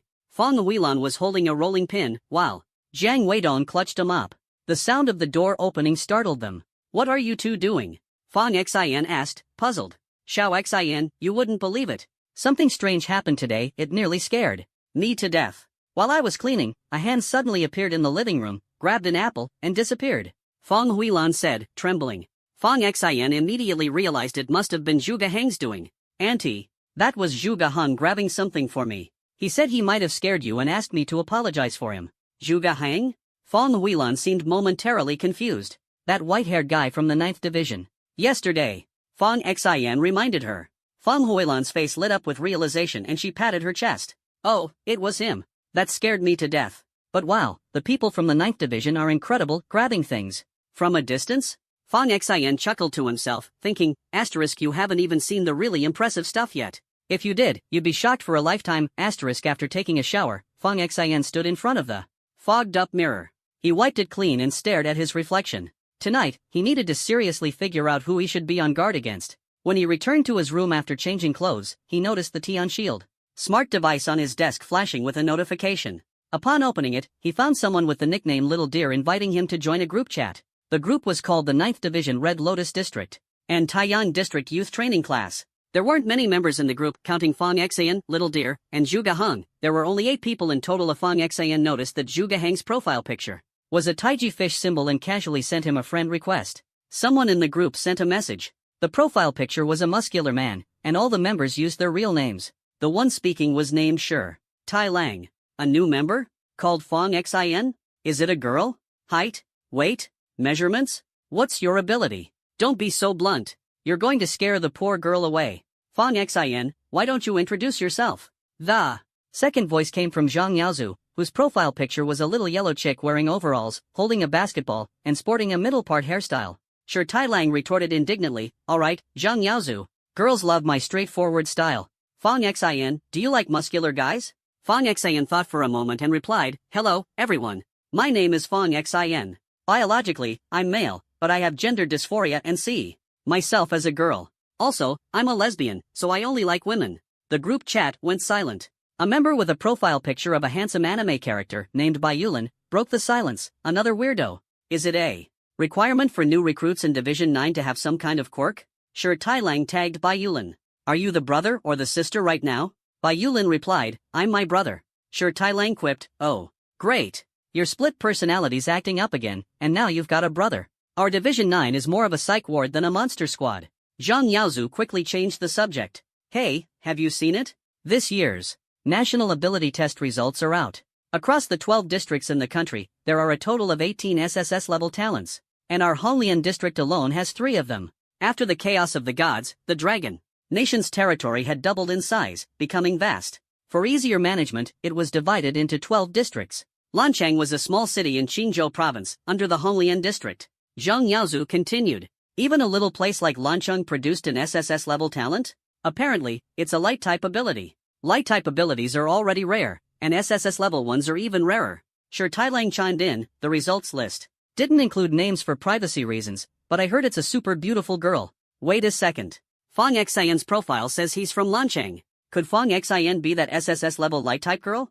Fong Xin froze for a moment. He didn't expect Xu Xinyao to have gained some fame already. That's not me. Bai Yulin sighed, in a small place like Lanchang, having an SSS-level talent is no small feat. Unexpectedly, Xiaolu suddenly spoke up. To be precise, Lanchang actually produced 2 SSS-level talents. 2? But the SSS-level stats table only lists 1, Instructor Xiaolu. Xiaolu explained, that's because the other student didn't use the enhancement serum. Their test result came out as SS level. That student is our very own Fong Xin. What the heck? Anyone who doesn't use the serum is a beast. Sure Tai Lang was stunned. Zhang Yaozu was equally shocked. Oh my god. I barely managed to get SS level with the serum, and you got SS level without it? Why didn't you use the serum? Fong Xin modestly replied, I heard Division 9 is intense, so I thought I'd go low-key and aim for another division by not using the serum. Guess I couldn't keep a low profile. The group went silent for a long time. Sure Tai Lang eventually exploded, I can't take it anymore. I'm offering $500,000. Who's going to Lanchang to beat him up for me? I'll add another 100,000. I'll throw in 200,000. I'll chip in another 100,000. Even some of the quieter members started pitching in. Xiaolu quickly intervened, alright, everyone, calm down. Now that the results are out, we have a week off. After that, someone will come to escort everyone to the training camp. See you all in a week. Fong Xin's smart device vibrated again. It was a friend request from Xiaolu.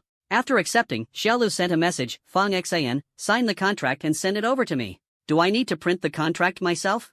Just aim your smart device's virtual screen at a table. Fong Xin followed the instructions, and a beam of light flashed. A contract materialized on the table. Once you've signed it, tap the plus sign in the bottom right corner. There's a transfer button. Use that to send me the contract. Fong Xin was dumbfounded. This was incredible. This thing seemed like a spatial artifact of some sort. He wasn't sure of its exact grade yet. After completing the process, Xiaolu sent over a user manual for the smart device, along with the rules and regulations of Division 9. She also forwarded a plane ticket and an unencrypted bank card. Please make sure to carefully read the rules of Division 9. The bank card contains 1 million as your joining bonus. Welcome to Division 9. See you in a week. Fong Xin replied with a quick, see you in a week. He skimmed through the rules, memorizing the main points. He carefully read over the instructions for the smart link device, becoming more and more astonished as he went on. It turned out this gadget had another name, the Omni Tool. For solo combat, it could emit a laser to function as a lightsaber. In group settings with 2 or more people, it could form barriers and even enable short-range teleportation. This was a powerful artifact developed at great expense by the Sky Shield Bureau. Artifacts were ranked from Tier 1 to Tier 9, with levels above Tier 9 reaching a mythical forbidden tier. The themed hall they encountered earlier was actually a terrifying same-tier artifact. The smart link device in Fong Xin's hand was a Tier 4 artifact. By standard protocol, new recruits joining Division 9 were typically issued only Tier 1 devices. However, Zhu Gahong had pulled some strings for him, granting him a Tier 4 device right away. As his abilities advanced, he would receive progressively stronger smart link devices. Following the manual's instructions, Fong Xin folded up the smart link device and pressed it against the table. A crimson laser shot out from one end, forming a blade resembling a Tang Dao, a traditional saber exuding an imposing aura. Though this laser sword was immensely powerful and could easily slice through steel, its use consumed the wielder's vitality. As a result, most people avoided using it unless they had a strength-based talent with an exceptionally high vitality pool. It felt as though this tool had been custom-made just for him. Fong Xin swung the laser sword a few times.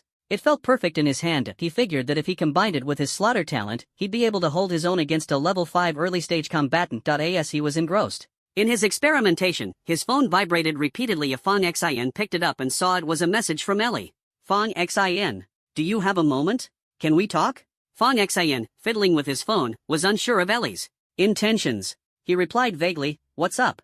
Ellie responded swiftly, I wanted to thank you for saving me the other day. Oh, and I should address you formally, thank you.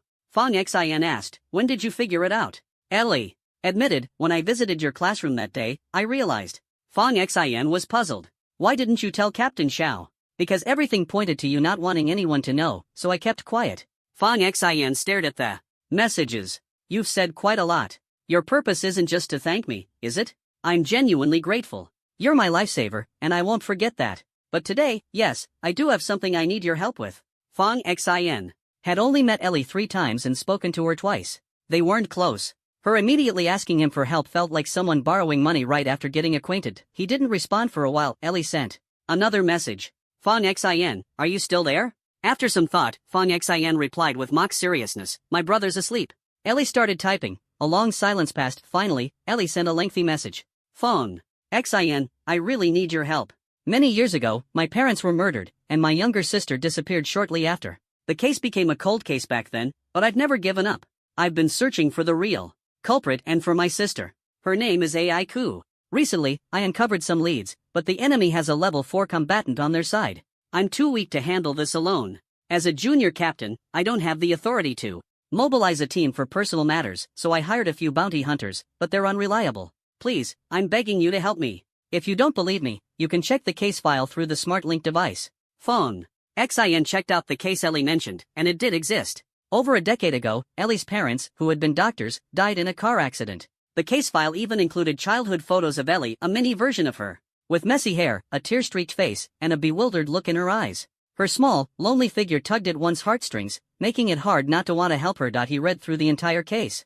6 months after Ellie's parents died, her twin sister disappeared. During that period, hundreds of children went missing. The case eventually hit a dead end and was classified as a cold case. Fong Xin's eyes narrowed as if he had discovered something. He then pulled up the file on his own parents' car accident. The file contained only a brief summary and a few photos. The rest of the documents were encrypted. He zeroed in on a photo of the car that had killed his parents, suddenly sitting up straight. He retrieved the photo of the car from Ellie's case. Zooming in, he compared the 2 images side by side. Both vehicles bore a hanging charm of a sunny doll. And both dolls had eerie, sinister smiles on their faces. Was this a mere coincidence, or had someone orchestrated it? A flood of questions swirled in Fong Xin's mind. Who was behind his parents' deaths? It seemed this time he would have to investigate in person. After some deep thought, Fong Xin replied to Ellie, all right, no problem. Tell me the time and place. Ellie seemed a little surprised, not expecting Fong Xin to agree so quickly. Tomorrow morning. At 9, South Heaven Road, Cafe 122. You can keep all the spoils of battle, and I'll even give you a perception fruit to help you awaken a perception-based talent before heading to the training camp. See you tomorrow. Morning. Fong Xin sat up, his mind drifting back to the car accident that took his parents. The case files were encrypted. If he wanted to access them, he'd need to either ask Zhuge Hong or earn a promotion himself. He reached into the hidden compartment of his drawer and pulled out his grandfather's phone. No new messages. Where was his grandfather now? The clock was nearing noon if Fong Xin walked into the bathroom, staring into the mirror. He began to circulate his chi and blood. 4 crimson runes of slaughter slowly emerged. He stared at his reflection. Midnight. 12:30 a.m. Fong Xin stood in front of the mirror, staring at himself for a full 45 minutes, but tonight, he couldn't see the familiar version of himself. Frowning, he scrutinized the face in the mirror. Earlier, he'd pretended to turn away, just like the night before, but this time, not even a flicker of something unusual caught the corner of his eye. Everything had been normal last night. What was different tonight? Could it be that some triggering condition was missing? He retraced the events of the previous day in his mind. If he repeated the exact steps as before, Fong Xin couldn't help but wonder, was it because he hadn't watched that video his grandfather had sent? The day had already passed, so it seemed he'd have to wait until tomorrow night to try again. Fong Xin returned to his bedroom, lying in bed. His thoughts drifted to his plans with Ellie for the next day. The next morning, after breakfast, Fong Xin received a message from Ellie. They were meeting at a cafe. When Fong Xin arrived, Ellie was already waiting for him by the entrance. Her silver white hair was tied into a short ponytail. She wore a baseball cap, a varsity jacket, and tight-fitting jeans that perfectly showcased her figure. Over here. Ellie waved him over. Fong Xin had also donned a baseball cap for the occasion. As he approached, Ellie reminded him, this mission carries some risks. Are you sure you're ready? You're sure the target is only at level 4? I've been scouting for half a month. Then it's fine. Did you hire anyone else to help? Ellie grabbed Fong Xin's arm. Those people are unreliable, so we'll have to use fake names and identities. For now, my name is Zhao Yaomei, and I'm an out-of-towner. You should pick a different name, too. Then call me Qin Juanhao. Pick another name. Qin Xiaoqiang. He's your cousin. Ellie smirked as she spoke, handing Fong Xin a mask and pulling out a small, sleek box. Put on this mask, it'll change your face. And here's the sensory-enhancing fruit I promised you. Fong Xin blinked in surprise. You're giving this to me before we've even started? I'm just happy you agreed to come. What about your captain and teammates? Aren't they helping you? Ellie placed the mask over her face, and as soon as it adhered, her appearance transformed completely. Even her facial structure and hair color changed. Hearing Fong Xin's question, she sighed. They helped before, but this time, Captain Xiao messed up some intel, recruited Qin Juanhao, and wasted a spot. Now he's confined to write a report as punishment. You know how it is with the others, they all got injured during yesterday's mission. Fong Xin scratched his face awkwardly, feeling a bit guilty. He thought to himself that this was all his fault for recklessly using someone else's name. If not for that, Xiao Wutong wouldn't have prematurely chosen Qin Juanhao, and he wouldn't be stuck in confinement now. If Fong Xin put on the mask, his face transformed. He used his phone to check his reflection, flawless. There wasn't a single flaw detectable. Opening the ornate little box, he found a bright red fruit inside. You can eat it now, Ellie urged. Fong Xin took a bite. The fruit was juicy and crisp. He finished it in 2 bites. A refreshing coolness spread rapidly through his body, like a burst of mint, leaving him feeling clear-headed and sharp. Fong Xin already had strong sensory perception, but now it was heightened to an extreme. After swallowing the fruit, he found himself able to sense the movements of everyone within a 30-meter radius. Even the ants and mosquitoes on the ground were vividly clear, like a 3-dimensional, transparent map in his mind. Within this 30-meter range, every word spoken and every action taken by anyone was as clear as day. Inside the cafe, Fong Xin could even hear a server chatting with a friend in the restroom. He took a deep breath. So this was what it felt like to awaken a sensory affinity. The ability was undeniably powerful. Being able to clearly perceive everything around him would allow him to detect danger well in advance, but using the ability consumed a lot of energy. Prolonged use made his head feel a bit dizzy. Thank you for coming to help me. Ellie looked up at Fong Xin, her face hidden behind the mask. Her ice blue eyes had turned black. She spoke with sincerity. Helping you is helping myself.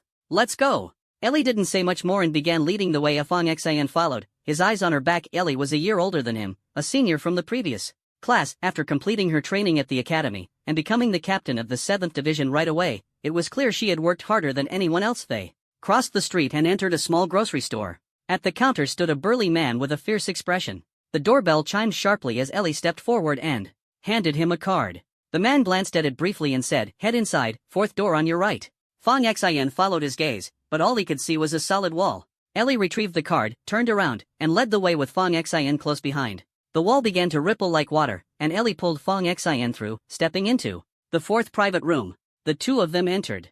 Fong Xian was still bewildered, unable to believe this grocery store concealed a secret passage. After they sat down, Ellie began to explain, every city has its black market, and this is Lang City's black market trading hub. Here you can take on missions, trade goods, buy and sell. Intelligence, anything a black market can offer, you'll find it here. I've hired a few bounty hunters who'll be here shortly. Once they arrive, we'll head out to that place. Ellie pulled out a small sphere, tapped it, and it lit up, projecting a hologram of a standalone villa. The structure of the villa was clearly displayed. Yesterday you mentioned connecting your parents' car accident with your sister's disappearance. Ellie nodded. Exactly. I discovered by chance that both the driver who killed my parents and the person who abducted my sister had six-pointed star tattoos on their arms. Fong Xian was taken aback. You found the driver who hit your parents? He was found a year after the accident, but by then, he was already dead. That cut off a lot of leads. As Fong Xian sat in silence, the door suddenly opened. 3 people entered one after another. The first was a towering man, nearly 2 meters tall, built like a titan. The second was a middle-aged man with long blonde hair, a narrow face, and a bushy beard. The third was a dark-skinned, curvaceous woman dressed in a low-cut top, ultra-short shorts, and fishnet stockings oozing sensuality. Why is there someone else here? The burly man sat down, muttering to Fong Xian in a low voice. Ellie explained, he's my cousin. He won't take a cut of your commission. The burly man cast a sidelong glance at Fong Xian, scrutinizing him from head to toe before scoffing. Your cousin?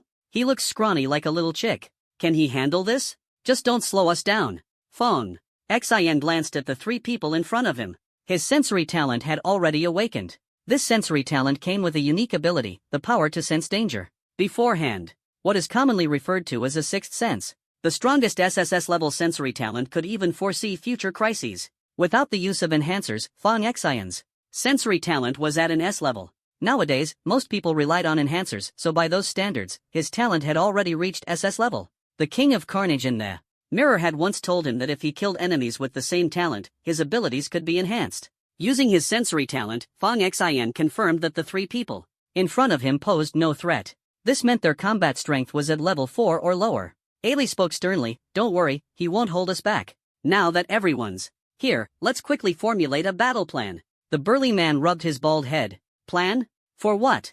Let's just charge in and kill them all. No. Ailey immediately interrupted. There are 7 people in the villa.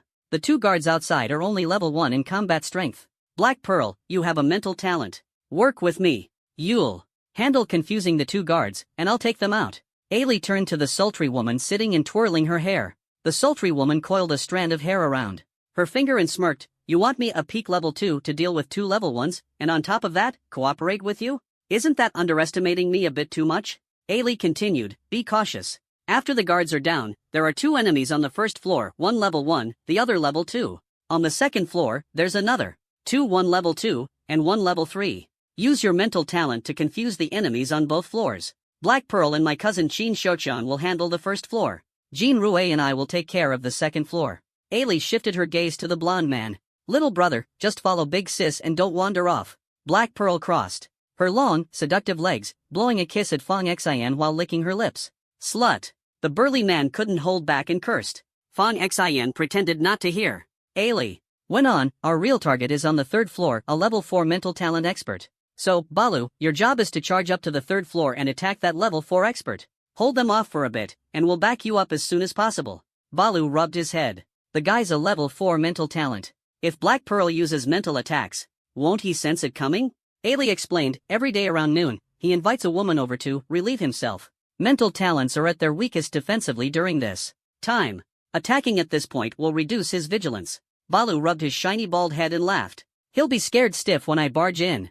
This is exactly the kind of thing I love doing, ha ha ha. Prepare to move out. Ailey put away the holographic projection sphere. The group left the general store, splitting into 2 teams. Ailey led Fong Xian into a car. Half an hour later, the car stopped in the countryside, about 500 meters from their target, hidden in a dense forest. Not long after, another car arrived, and Balu and the other 2 got out. The 5 of them stared in the direction of the villa. They waited for a while.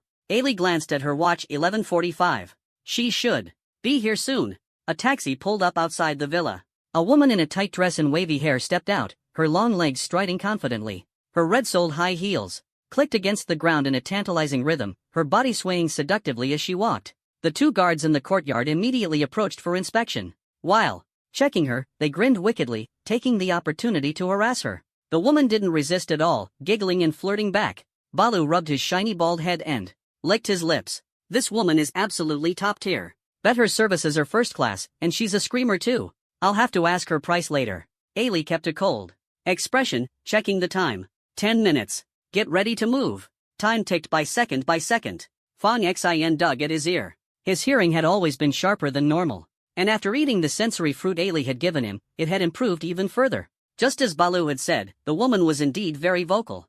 Fong Xin quickly shifted his focus elsewhere. Move. At Ailey's command, Black Pearl darted out first. Ailey bent low and followed closely behind, melting into the shadows on the ground like a miracle. Fong Xin hesitated for a moment, marveling she truly had an assassination talent. Kid, don't slow us down. Why'd you bring some snot-nosed brat along? Balu gave Fong Xin a heavy slap on the shoulder, grinned widely, and took off in long strides toward the villa. As he sprinted, his body seemed to merge with the earth. An earth element.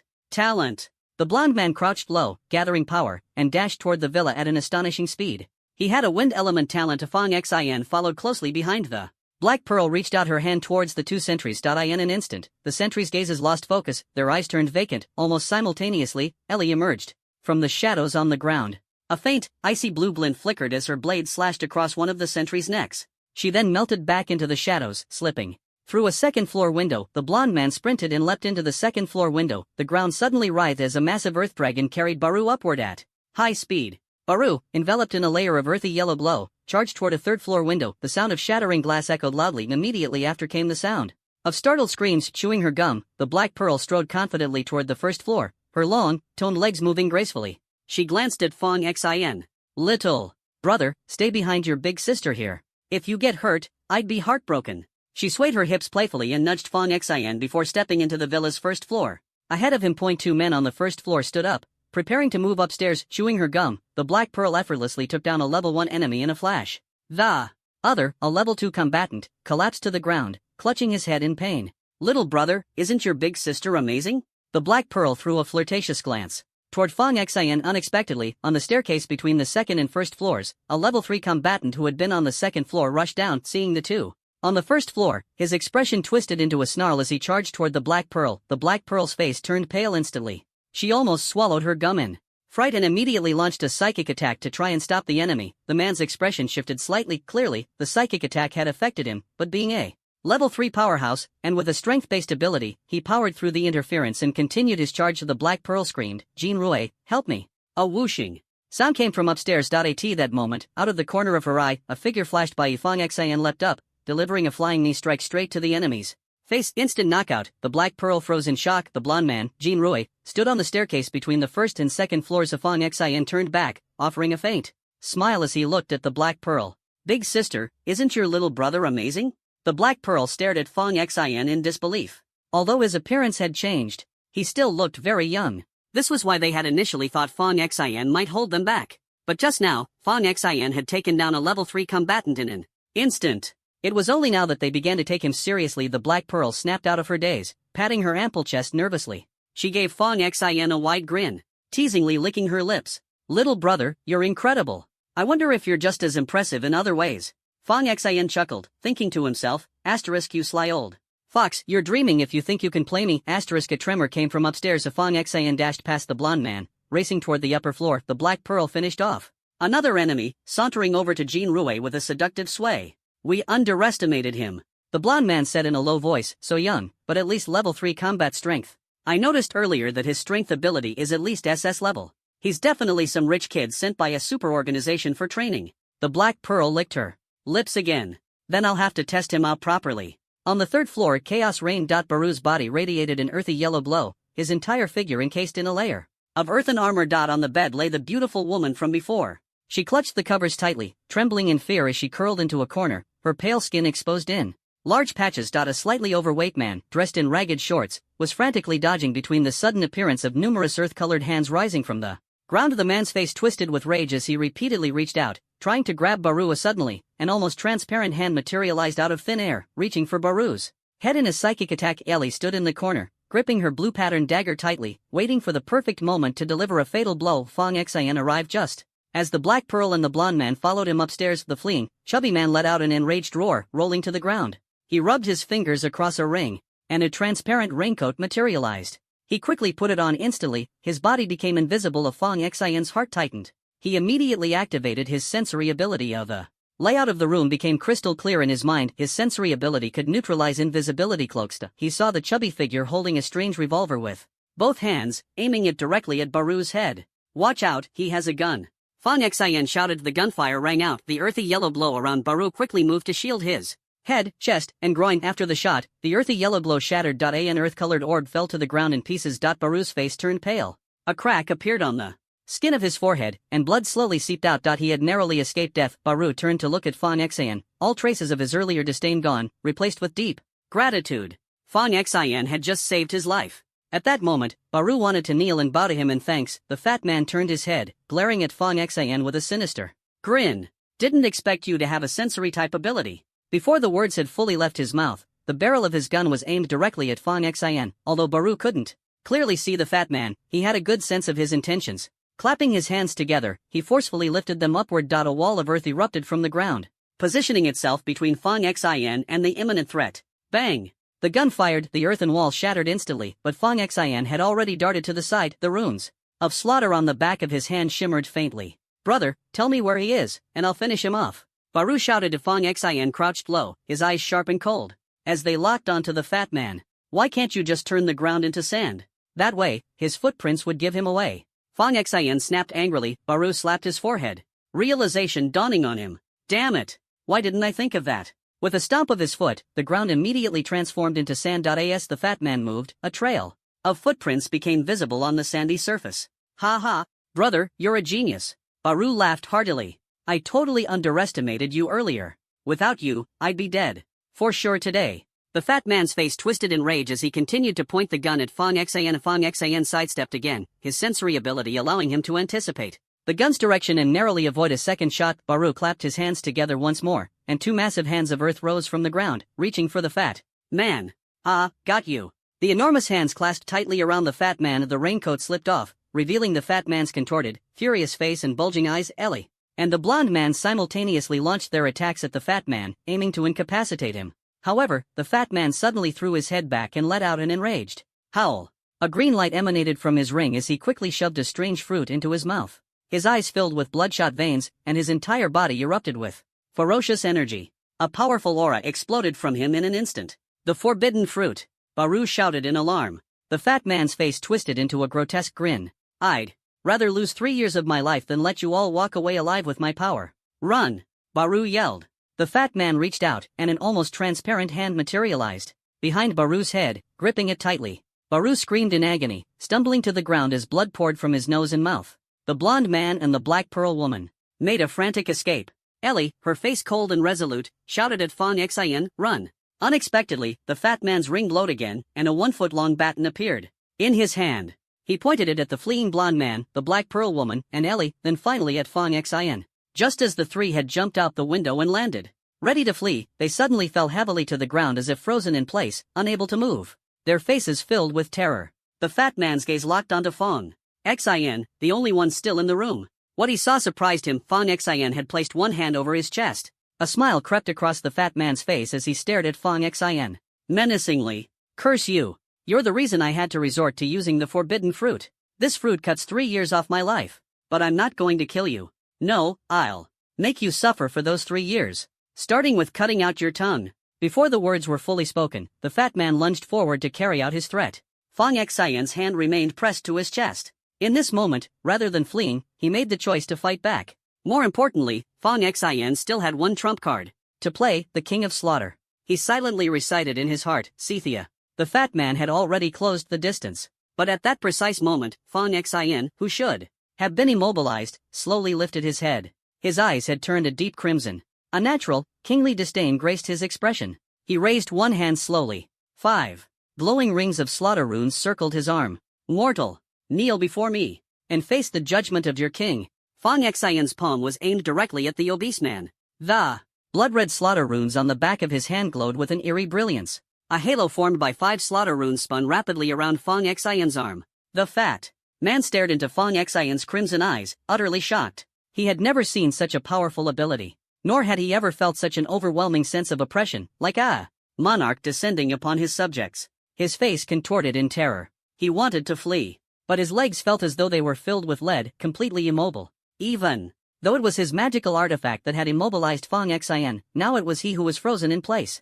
Fong Xian's palm targeted the fat man. Bang, the slaughter halo coiled around Fong Xian's arm struck the man viciously. The fat man stumbled backward 5 steps. On his chest, 5 bright red concentric circles appeared, like a target, and the bullseye was directly over his heart. Fong Xian raised his hand again. The 5 slaughter halos spun wildly on his arm, the smallest one at his fingertips, growing larger as they spiraled upward, forming the shape of a deadly spear of slaughter. Fong Xian thrust it through the air, aiming straight for the man's chest. The spear of slaughter pierced through his heart. The man lowered his head, his mouth agape, blood pouring out uncontrollably. His eyes widened as he saw a fist-sized bloody hole in his chest, completely penetrating through. With great difficulty, the man lifted his head, disbelief written all over his face as he stared at Fong Xian. What kind of ability is this? With a deafening crash, the man fell to his knees and collapsed heavily to the ground. Fong Xian reached out and made a clawing motion in the air. A strand of blood-red light flew into his palm. Visibly, the 4th slaughter rune on the back of Fong Xian's hand became even brighter. Mental-type abilities, huh? Could use a bit of an upgrade. His gaze shifted, and his blood-red eyes locked onto the woman hiding by the bed. The woman was petrified, having never witnessed such a horrifying scene. In her panic, she knocked over the bedside table and saw a gun inside. She grabbed the gun and aimed it at Fong Xian. As Fong Xian's gaze fell on her, the woman thought to herself, there's no escaping this. Might as well go down fighting, without hesitation, she pulled the trigger. The bullet grazed Fong Xian's cheek, leaving a shallow bloody mark. Fong Xian's blood-red eyes fixed on her. He wiped the blood from his face. Almost instantly, the wound healed, as if by magic. The woman froze, horrified by his monstrous regenerative ability. A glimmer of murderous intent flashed in Fong Xian's eyes. The arm wrapped in slaughter halos rose once more, pointing at the woman. Boom! A deafening explosion. A bloody hole appeared in the woman's chest as she collapsed limply to the ground. Fong Xian's gaze swept across the room. From the bodies scattered on the 1st floor, 2nd floor, and the courtyard, faint traces of blood-red light emerged, silently merging into Fong Xian's arm. The 4th slaughter rune grew even brighter, and the 5th seemed on the verge of igniting. The slaughter halos coiled around his arm turned an even deeper crimson. Fong Xian gently waved his arm, and the slaughter halos retracted into his skin. The blood-red color in his eyes gradually faded to black. Clutching his chest, he panted heavily, crouching on the ground. One hand supported him as his rapid heartbeat felt like it might burst from his chest. His face was pale, his forehead slick with sweat. When his body had been controlled earlier, it felt as though he had been watching the actions of the King of Slaughter from a god's perspective. Looking at the 2 corpses on the ground, he hadn't anticipated that his slaughter-related ability would evolve into something as terrifying as the King of Slaughter. Glancing at the man's corpse, a thought flashed through Fong Xian's mind. He needed a way to cover this up from Ellie and the others. His senses confirmed there were no cameras in the area, allowing him to breathe a sigh of relief. With the fat man dead, the constraints on Ellie and her group outside were lifted one by one. The blonde man and the dark-skinned woman looked back toward the 3rd floor, their faces filled with shock and trepidation. Neither dared to approach the villa. Instead, they immediately ran toward the safe zone, dragging the gravely injured and unconscious Baru with them as they fled. Ellie, however, looked back at the villa. Fong Xian was still inside. She had brought Fong Xian here, and now his life was uncertain. She couldn't just leave. With the restraints gone, it was clear the fat man had to be dead for that to happen. There was almost no chance he had released the restraints voluntarily. Could it be that Fong Xian had killed him? Ellie thought the possibility was slim, but recalling the first time she met Fong Xian, where he effortlessly defeated a level 4 combatant, killing that fat man wasn't entirely impossible. Regardless, she couldn't just give up on Fong Xian. Clenching her teeth, Ellie activated her assassination talent, silently slipping into the shadows and sneaking upstairs. When she saw the fat man's corpse, Ellie froze. So, he was dead after all. Her gaze shifted to Fong Xian, who was lying on the ground, his face pale. Ellie hurried over. Fong Xian, are you hurt anywhere? Fong Xian clutched his chest and shook his head weakly. What happened earlier? Did you kill him? Ellie asked again. Fong Xian spoke with a straight face, spinning nonsense. I don't know. I was immobilized just now, then suddenly my heart hurt, and I passed out. I have no idea what happened after that. Ellie touched his chest, feeling his rapid heartbeat. It seemed like he wasn't lying. Ellie was baffled who had killed that man. Noticing Fong Xian's racing heart, Ellie quickly picked him up. I'll take you to the hospital. You better hurry. If you wait any longer, I might just heal on my own. Ellie paused, unsure how to respond. Ever since she met Fong Xian, his words always made her want to punch him. Fong Xian waved her off. I just need a bit of rest. Ellie glanced at the fat man's now lifeless corpse. He's already dead. The trail's gone cold. We won't be able to get any information from him. Ellie was silent. For a moment. It's fine. As long as you're okay, we can always find clues later. I remember you also have a psychic talent. Once it awakens and you're strong enough, you'll be able to use your mental power to force enemies to tell the truth. Fong Xian was slightly taken aback. A psychic talent could do that? So what you're saying is, I'll have to team up with you again next time?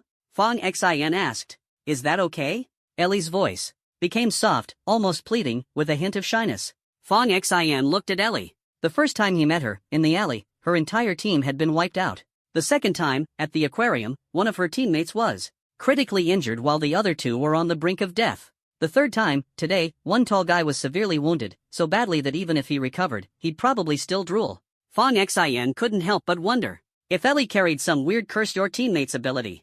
If so, it'd be a pretty handy skill for an undercover agent. Seeing Ellie's expression, Fong Xian rubbed his still-thumping chest. When's the next mission?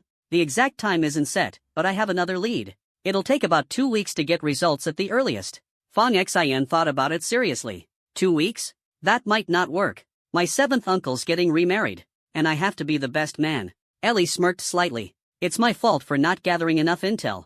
I nearly got everyone killed this time. I'm sorry. Don't apologize. Just cover my medical bills, and we're even. Ellie pursed her lips, then picked up the immobilizing baton from the ground, along with the gun that nearly killed Baloo. She took off her cloaking suit and slid a ring off the fat man's finger, handing it to Fong Xian. This is for you. As promised, the spoils are yours. Fong Xian glanced at the ring. Honestly, these items were tempting, but he'd been burned before. When he first started targeting other superhumans, he'd looted their gear, but those items were often bound to their original owners. If the enemy had connections, they could track him through the equipment's aura. After learning his lesson, he never looted again. This thing has his aura. If I take it, what happens if someone tracks me down? Other places require spoils to be turned in, but the 9th Division has a system to remove auras for members. You just need to scan the items with your smart device.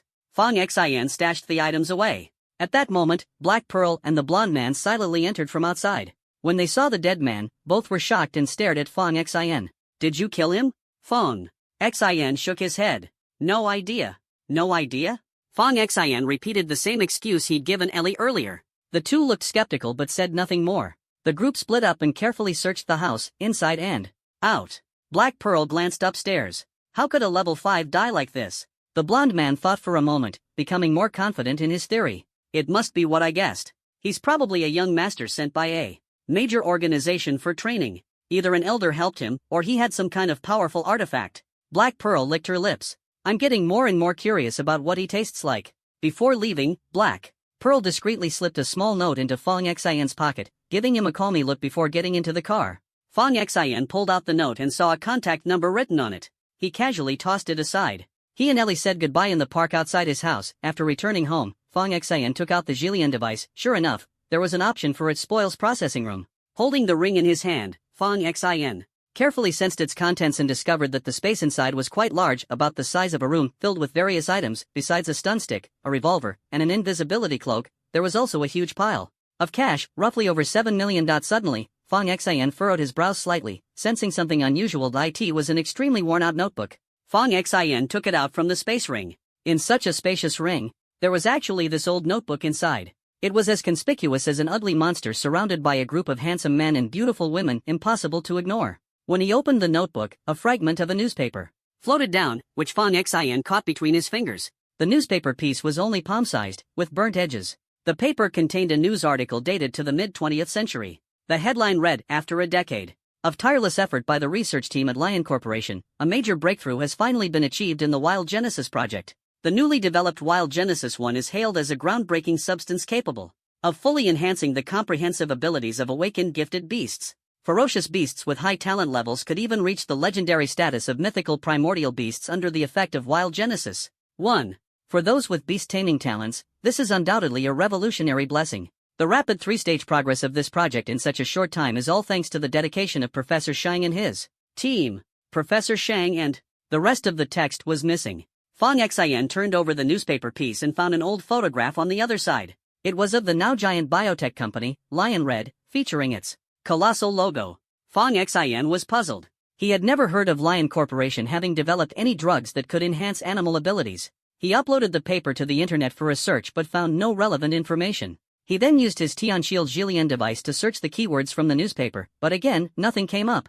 There was no record of either the Wild Genesis project or Wild Genesis 1 anywhere. Fong Xin grew increasingly curious, convinced there was some unspeakable secret behind this. Judging from the timeline, the appearance of Wild Genesis 1, as mentioned in the article, was decades before the chaos of the gods. Fong Xian's attention shifted back to the notebook. Opening it, he found the pages densely packed with sketches of various biological structures and complex formulas, spanning dozens of pages. Through the notes, Fong Xin was astonished to discover that the notebook contained the core secrets of Wild Genesis 1. As he flipped further, he found several diary entries, though many pages had been torn out. August 2nd, 2158, overcast, these selfish people actually threatened my teacher's family to seize the core formula of Wild Genesis 1. The professor burned the most important laboratory. I heard their leader was furious and vowed to torture my teacher. I'm scared, but I've resolved to follow my teacher's will. I will never bow to these villains. September 4th, 2158, cloudy, they've gone mad, all of them. It's been half a month since the professor was taken. These maniacs killed the professor's wife for the sake of Wild Genesis 1. They call themselves a righteous force, but what they've done is less than human. December 1st, 2158, heavy rain, my mood is as gloomy as today's weather. The professor has been imprisoned for over 3 months, and I've exhausted every connection I have to rescue him, to no avail. I heard a young man named Fong Qingdi spoke up for the professor, or else he might already be dead by now. April 12, 2159, overcast, I visited the prison today. The professor used a secret code, one only I could understand, to tell me something. Before revealing Wild Genesis 1 to the public, the professor had injected it into a ferocious beast, and the results were highly successful. That beast was called a Qilin. The young creature hasn't fully matured yet, and the professor instructed me to escape with it. September 19, 2162, sunny turning to cloudy, it's been over 2 years since I escaped that place. The past events are as vivid as yesterday. I wake up from nightmares countless times, always reliving the day of my escape. If it weren't for that young man, Fong Qingdi, sparing me, I might already be dead. The professor has been gone for over a year now, and the Qilin has slowly grown, awakening the powers of wind, fire, thunder, and lightning. No wonder those people were so cruel to my teacher. If Wild Genesis 1 fell into their hands, the consequences would be unimaginable. I can't hold on much longer. I don't have a beast taming talent and can't form a contract with the Qilin, nor can I find a suitable candidate. That young man named Fong was a good person, but unfortunately, he isn't beast taming talent either. December 18, 2162. Heavy snow. I can't hold on much longer. I sent the Qilin into the divine demonic ruins, instructing it to find a righteous and kind-hearted person to form a contract with. Using the last of my voodoo-based abilities, I cast both blessings and curses upon this notebook. Whoever gets this notebook, if they are righteous and kind, they can form a contract with the Qilin. But if they're wicked and sinister, well, they'll just have to await their doom. The diary ends here. Snap, Fong Xian suddenly felt a sharp pain in his finger, like being pricked by a needle. Without giving it much thought, he tossed the notebook aside. He inspected his finger and, sure enough, a tiny red dot had surfaced on his fingertip. Looking at the notebook lying on the table, he muttered to himself, what a weirdo. Writing such an odd diary, full of curses and blessings. Seriously, who even writes stuff like this? Fong Xian rubbed at the red dot on his finger, feeling as if something had changed within him, yet, no matter how much he thought about it, he couldn't pinpoint anything unusual. Even so, the contents of the diary kept swirling in his mind. The diary mentioned his grandfather's name, that meant the person who wrote it knew his grandfather. And apparently, the writer had lived a few extra years because his grandfather had shown him mercy. Beyond that, the note about this primordial number 1 project didn't reveal much, but it did result in the creation of a beast called the Qilin. The diary's author had placed the Qilin in the divine demonic ruins, claiming that only someone righteous and kind-hearted could form a contract with it. Fong Xian rubbed his finger again, considering his own beast-taming abilities. If he could actually capture this Qilin, it would be a total game-changer. He researched the divine demonic ruins mentioned in the diary. The area was marked as forbidden territory. Fong Xian started talking to himself. Aside from my sharp tongue, I think I'm pretty decent, right? Alright. Starting tomorrow, I'll help old ladies cross the street every day. That should count as doing good deeds. He made a mental note, but still, why did everything seem tied back to his grandfather? Fong Xian felt like he was Tangled in a web of mysteries: the slaughter talent, his parents' car accident, Ellie's parents' car accident, Ellie's missing sister, and now this diary, all seemed interconnected somehow. Yet, for now, the exact links remained out of reach. Pulling his thoughts back to the present. He located the options for the loot processing room. To be safe, Fong Xian first scanned the invisibility cloak. The cloak vanished instantly, and a few minutes later, the indicator light on the smart machine blinked, spitting the cloak back out. When Fong Xian picked it up, he realized it had now become an unknown item. Next, he systematically placed the stasis rod, revolver, and other items into the machine. After carefully inspecting every item, Fong Xian finally felt reassured and converted them all into his personal equipment. Of all the items, he was most intrigued by the stasis rod. The smart machine had evaluated the equipment earlier. The invisibility cloak was a 4th-tier artifact, the revolver was also a 4th-tier artifact, but it came with only 3 bullets, each capable of instantly killing any 4th-tier combatant without artifact defenses. As for the stasis rod, it was a 9th-tier artifact. It could only be used by individuals with 5th-tier combat capabilities or higher. No wonder the previous owner hadn't rushed to use it and had waited until after obtaining the forbidden fruit. The 5th tier, it could immobilize enemies of the same level or below, but only 3 times. The higher the user's strength, the more uses it would have. Fong Xian swung the stasis rod around with glee, thinking to himself, this thing is amazing. I can't believe I managed to pick up such a powerful piece of equipment. Time flew by, and soon it was past 11 p.m. Fong Xian sat up from his bed and took out a phone hidden in his grandfather's drawer compartment. He turned it on and began scrolling through the videos in his grandfather's photo album. After watching them, he turned and walked into the bathroom. Facing the mirror, he began to activate the slaughter rune. 12:30 a.m. Fong Xian stared at his reflection in the mirror, surprised to see himself looking exactly the same as the night before. No matter how exaggerated his poses were, his reflection remained utterly unresponsive. Fong Xian kept pondering, trying to figure out where he had gone wrong.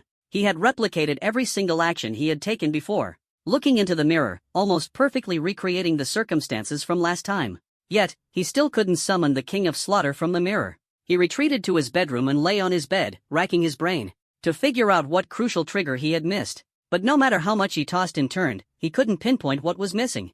Unable to sleep, his thoughts drifted to the mention in his journal of a divine demonic ruin that housed a Qilin.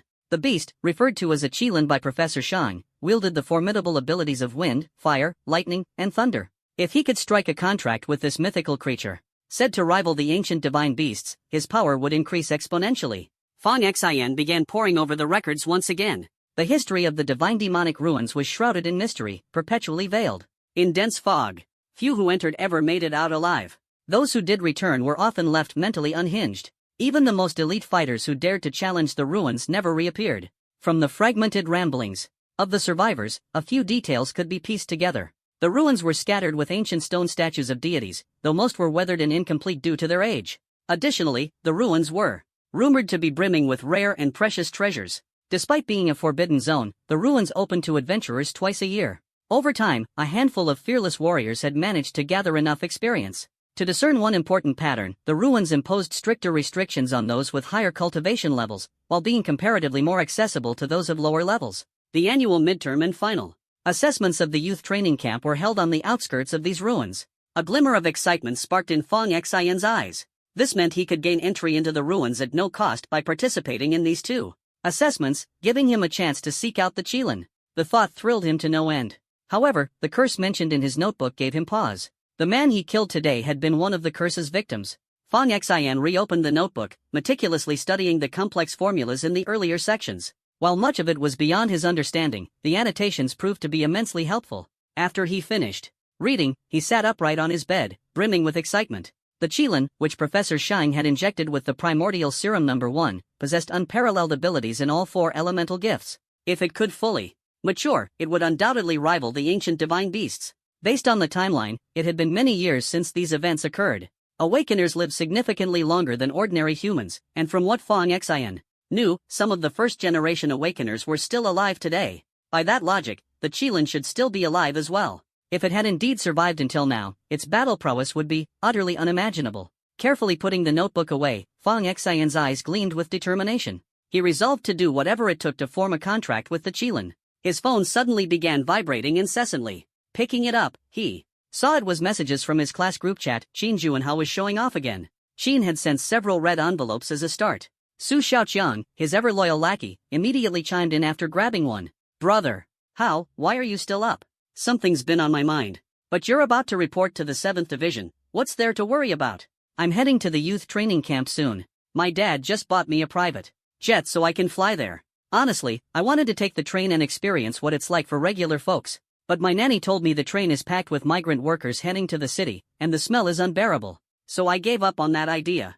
I even thought about going low-key and driving instead, but now I'm stuck deciding whether to take my 7 million yuan sports car or my 12 million yuan supercar. The 7 million one is cheaper, but I like its design better. The 12 million one is superior in every other way. I just can't decide. Qin Juanhao lamented dramatically. Then he sent another message, at Chu Xinyao, can you help me choose? He attached several photos of his luxury cars. Fang Xian, seeing the red envelopes, quickly grabbed a few. Free money was free money, after all. Chu Xinyao noticed the notifications from Fang Xian grabbing the envelopes, and messaged, Xiao Fang, you're still awake? Yeah, can't sleep. What's bothering you? Too many awakening talents. None of them are high level, and I can't figure out which to focus on first. It's stressing me out. After that, Qin Juanhao went silent, and the group chat grew noticeably quieter. Fang Xian's phone buzzed again.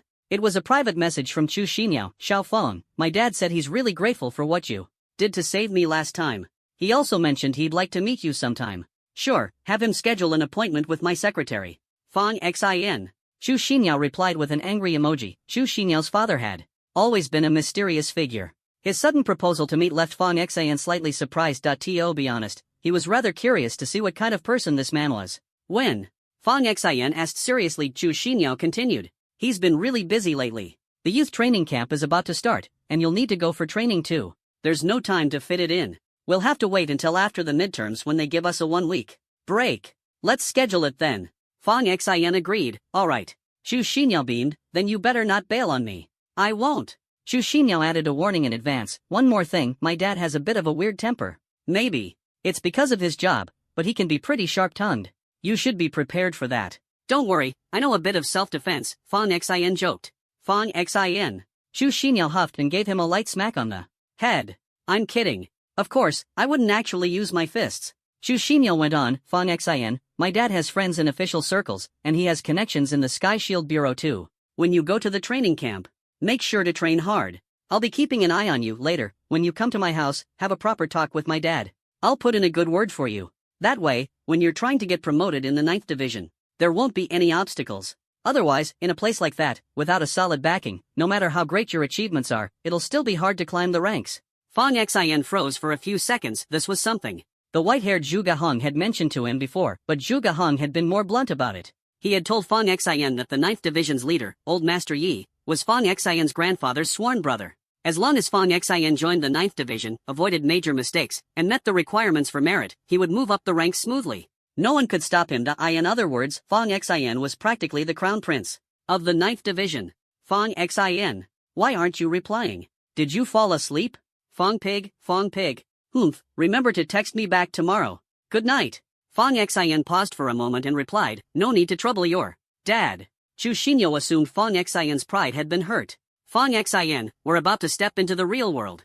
This kind of thing is normal. If you want to establish yourself in society, having connections is crucial. I understand how you feel. You're capable, and you have your own pride. You want to make your own way. But, if someone can help you while you're working hard, it'll save you a lot of detours. Fang Xian chuckled. He had long understood what Chu Xinyao was saying. No matter the era, if you wanted to grow strong and stay on top, hard skills weren't enough, you needed someone backing you too. Chu Xinyao continued, take Zhu Gahong from the 9th division, for example. My dad told me that as amazing as Zhu Gahong is, he still relies on the powerful Zhuge family backing him. Fang Xian was taken aback. He hadn't realized the white-haired guy had such strong connections. It was honestly infuriating how some people just seem to have it all. Chu Xinyao suddenly remembered something. Oh, there's one more thing. Just listen, it's up to you if you act on it. My dad said Zhu Gahong has a good chance of becoming the director of the 9th division. He might even take over as the #1 leader of the Sky Shield Bureau, or at the very least, the #3 leader. His Zhuge family is one of the most renowned clans in the entire Dragon Nation. If you could build a good relationship with Zhu Gahong, it would really help your future. Fang Xian stared at the long string of messages Chu Xinyao had sent. To be honest, Fang Xian didn't like bootlicking. People like Su Xiaoqian, who thrived on flattery, were just not his type.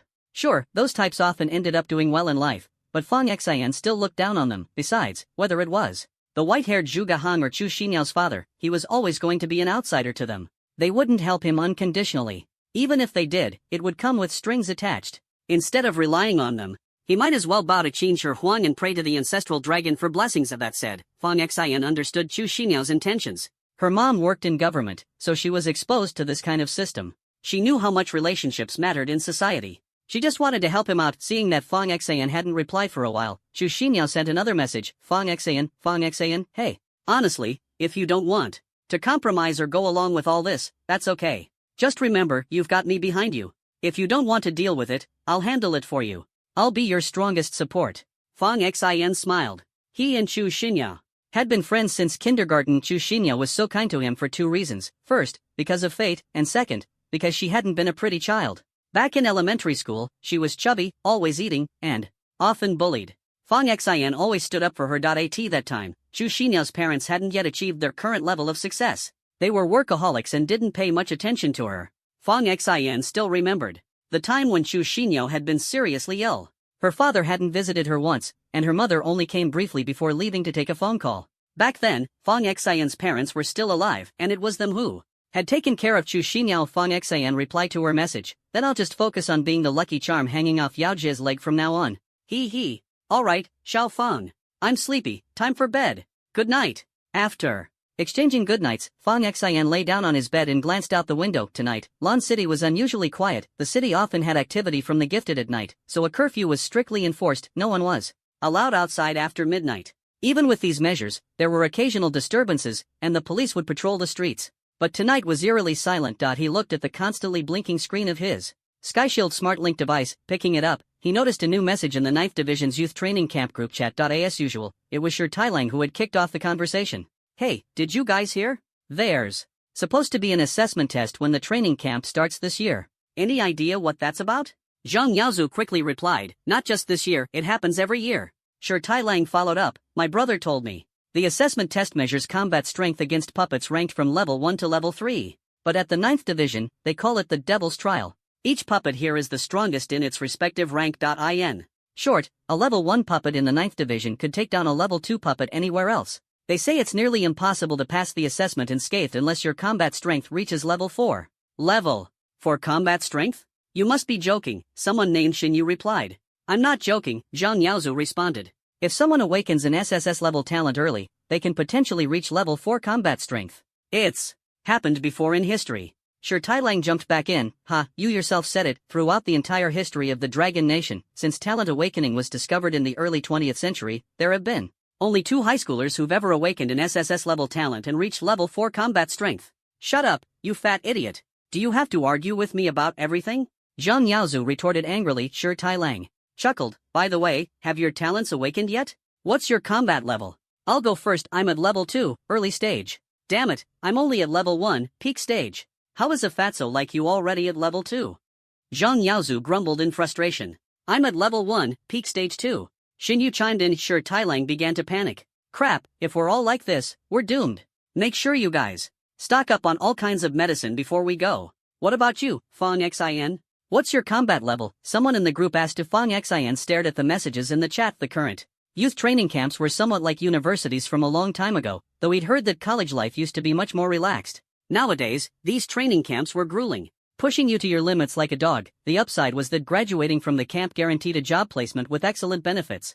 Back then, college graduates often ended up unemployed, thrust into a fiercely competitive society, exploited like beasts of burden. The earlier talent tests were just basic assessments. The higher the talent grade, the earlier the awakening. As of now, Fang Xian's strength talent allowed him to exert level 3, peak stage combat power. His slaughter talent could push him to level 4, peak stage combat power. If he managed to summon the King of Slaughter, he might even reach level 5, peak stage power. By those standards, he would barely rank among the top 3 in the entire history of the Dragon Nation. Just then, Bai Yulin sent a message, interrupting the conversation. "Did you guys hear about the full-scale beheading operation against the gifted in the Red Lotus District tonight?" Bai Yulin tagged Fang Xian at XANGE. "Lan City is within the operations range. What's the situation over there?" Fang Xian froze for a moment, then stood up and looked out the window.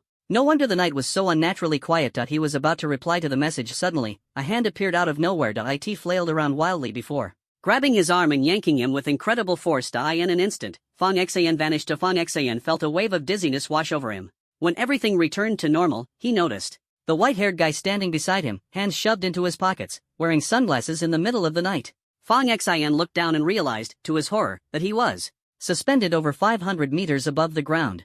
Startled, he instinctively grabbed onto the white-haired guy's arm. The white-haired guy flashed his signature grin, revealing a set of pearly white teeth. "Good evening." Fang Xian steadied himself and couldn't help but complain, "Dude, if you wanted to talk in the middle of the night, couldn't you just come to my house? Why drag me out like this? What if I was in the middle of using the bathroom or taking a shower? Wouldn't that be embarrassing?" Zhuge Hong tilted his chin, gesturing downward. "I brought you up here to give you a side gig, earn some points.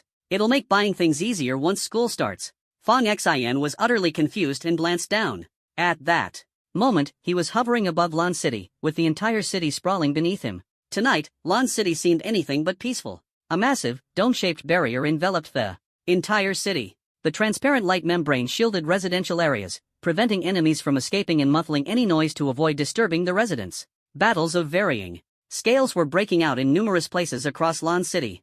Fang Xian immediately realized this was the decapitation operation Bai Yulin had mentioned in their group chat earlier. "Are you the person in charge of this operation against the awakened in the Crimson Lotus district?" Standing in the night sky with his hands in his pockets, Zhuge Hong shook his head. "I'm not Lan City's overall commander. I'm the general supervisor for this operation across Qinzhou province." Fang Xian clicked his tongue, once again startled by this white-haired guy. Zhuge Hong cast his gaze downward, continuing to explain, "Most of these awakened are remnants of the Eternal Night Army. You've read about the Eternal Night Army in your history books, so I won't go into detail. These people are attempting to restore the Eternal Night's rule. Awakened individuals come in various types, organized groups and scattered ones. Anyone harmful to ordinary people falls under the watch of the Heavenly Shield Bureau." Fang Xian recalled the mention of points earlier. "You said something about points? After you enroll in the training camp, the government will provide some resources for students, but it's not enough for you to grow. The government isn't a charity. They'll issue missions for you to earn points. Accumulate enough points, and you can exchange them for resources. Killing a level 1 enemy earns you 100 points, level 2 enemies 200 points, and enemies below level 5 are calculated proportionally. Officially wanted enemies are worth even more points. Of course, you can also exchange real money for points, but 1 million in cash only gets you 100 points. Even if your family left you tens of millions, that would only convert into a few thousand points. And many rare resources and treasures require thousands, or even tens of thousands of points to exchange for. Your cash wouldn't be enough, and it wouldn't be worth it. More importantly, many resources are controlled by the government and major powers.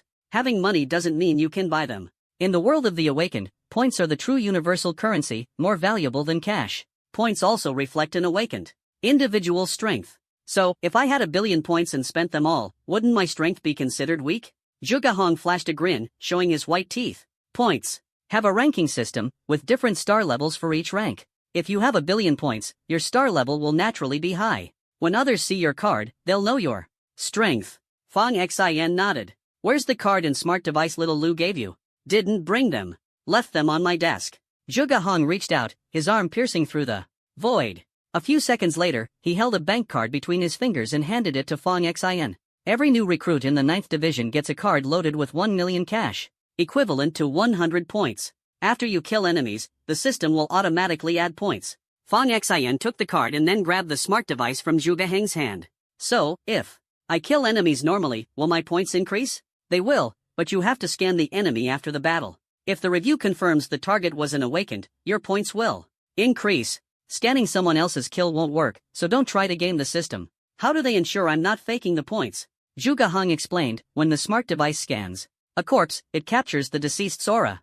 Back-end auditors, who usually have sensory talents, use these abilities to read some of the deceased's memories before death. They compare these memories with the database's identity records. Once the review passes, your points increase." Fang Xian looked at the smart device in his hand, thinking to himself, "No wonder. This thing is called the all-purpose machine, it's incredible." "Any other questions?"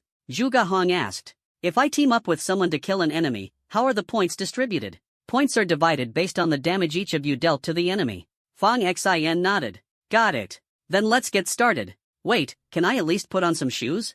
Fang Xian asked. Hurriedly. He had been captured while still in his pajamas, barefoot. Zhuge Hong flashed a toothy grin. "If an enemy ambushes you while you're on the toilet, do you think they'll wait for you to finish wiping before they attack?" With that, he gave Fang Xian a light pat on the back. "Good luck." Fang Xian's vision went dark when he opened his eyes. He found himself Inside a barrier, within the barrier stood 3 level 2 awakened and 1 level 3 awakened. A 5-person squad from the Sky Shield Bureau had been dispatched. Both teams froze at the sudden appearance of Fong Xian, dressed in pajamas and barefoot. He stood awkwardly between the two groups. Neither side was sure whose side Fong Xian was on. Dirty, stagnant water pooled on the ground, forcing Fong Xian to balance on 1 foot. One of the awakened, with a menacing face, fixed his gaze on Fong Xian, from the heavens to the abyss. Fong Xian hesitated for a moment. Neither realm reveals itself? The awakened sneered coldly. Wrong code. Before his words had fully hit, a massive hand reached for Fong Xian from a distance. Fong Xian felt a chilling sensation beneath his feet. To his horror, a nearly transparent hand emerged from the filthy water below. It was a spectral ability. Swish, a streak of light cut through the air. The leader of the Sky Shield Bureau's squad transformed his smart link device into a laser sword, slicing through the translucent hand in one swift motion. Protect him, the squad leader commanded. One of the team members positioned himself in front of Fong Xian. Don't move recklessly. How did you even get here? Fong Xian pointed to the night sky overhead. Beneath the crescent moon, a figure hovered in midair between heaven and earth. That white-haired guy brought me here. The teammate shielding Fong Xian froze for a moment, instinctively glancing upward. When he saw the figure, he was even more stunned. Did Instructor Zhuge bring you here? Are you a new recruit from Division 9? Yes. Fong Xian answered the moment he spoke. The squad and the 3 awakened opponents erupted into another round of fierce combat. The squad leader wielded an electric-based ability, making him a level 3 combatant. On the opposing side, the burly man with the spectral ability was also level 3. The two sides were evenly matched, locked in a brutal stalemate. As the battle reached a fever pitch, the burly man suddenly retreated a few steps, pressing a hand to the ground. A strange sigil appeared on the ground. With a swift pull and lift of his hand, the ground split open. A corpse, resembling a zombie, crawled out of the fissure, its body oozing with sickly, foul-smelling slime. The corpse was also at level 3 combat strength. The burly man's face twisted into a menacing grin. You're all dead meat. Fall back, the squad member guarding Fong Xian shouted, immediately moving to protect him. Fong Xian had claimed he was brought here by the white-haired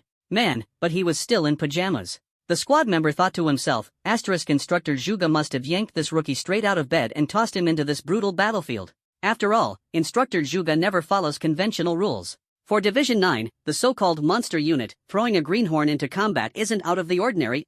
Stay behind me, the squad member urged. Every recruit from Division 9 was a promising talent, and the squad couldn't afford to lose one.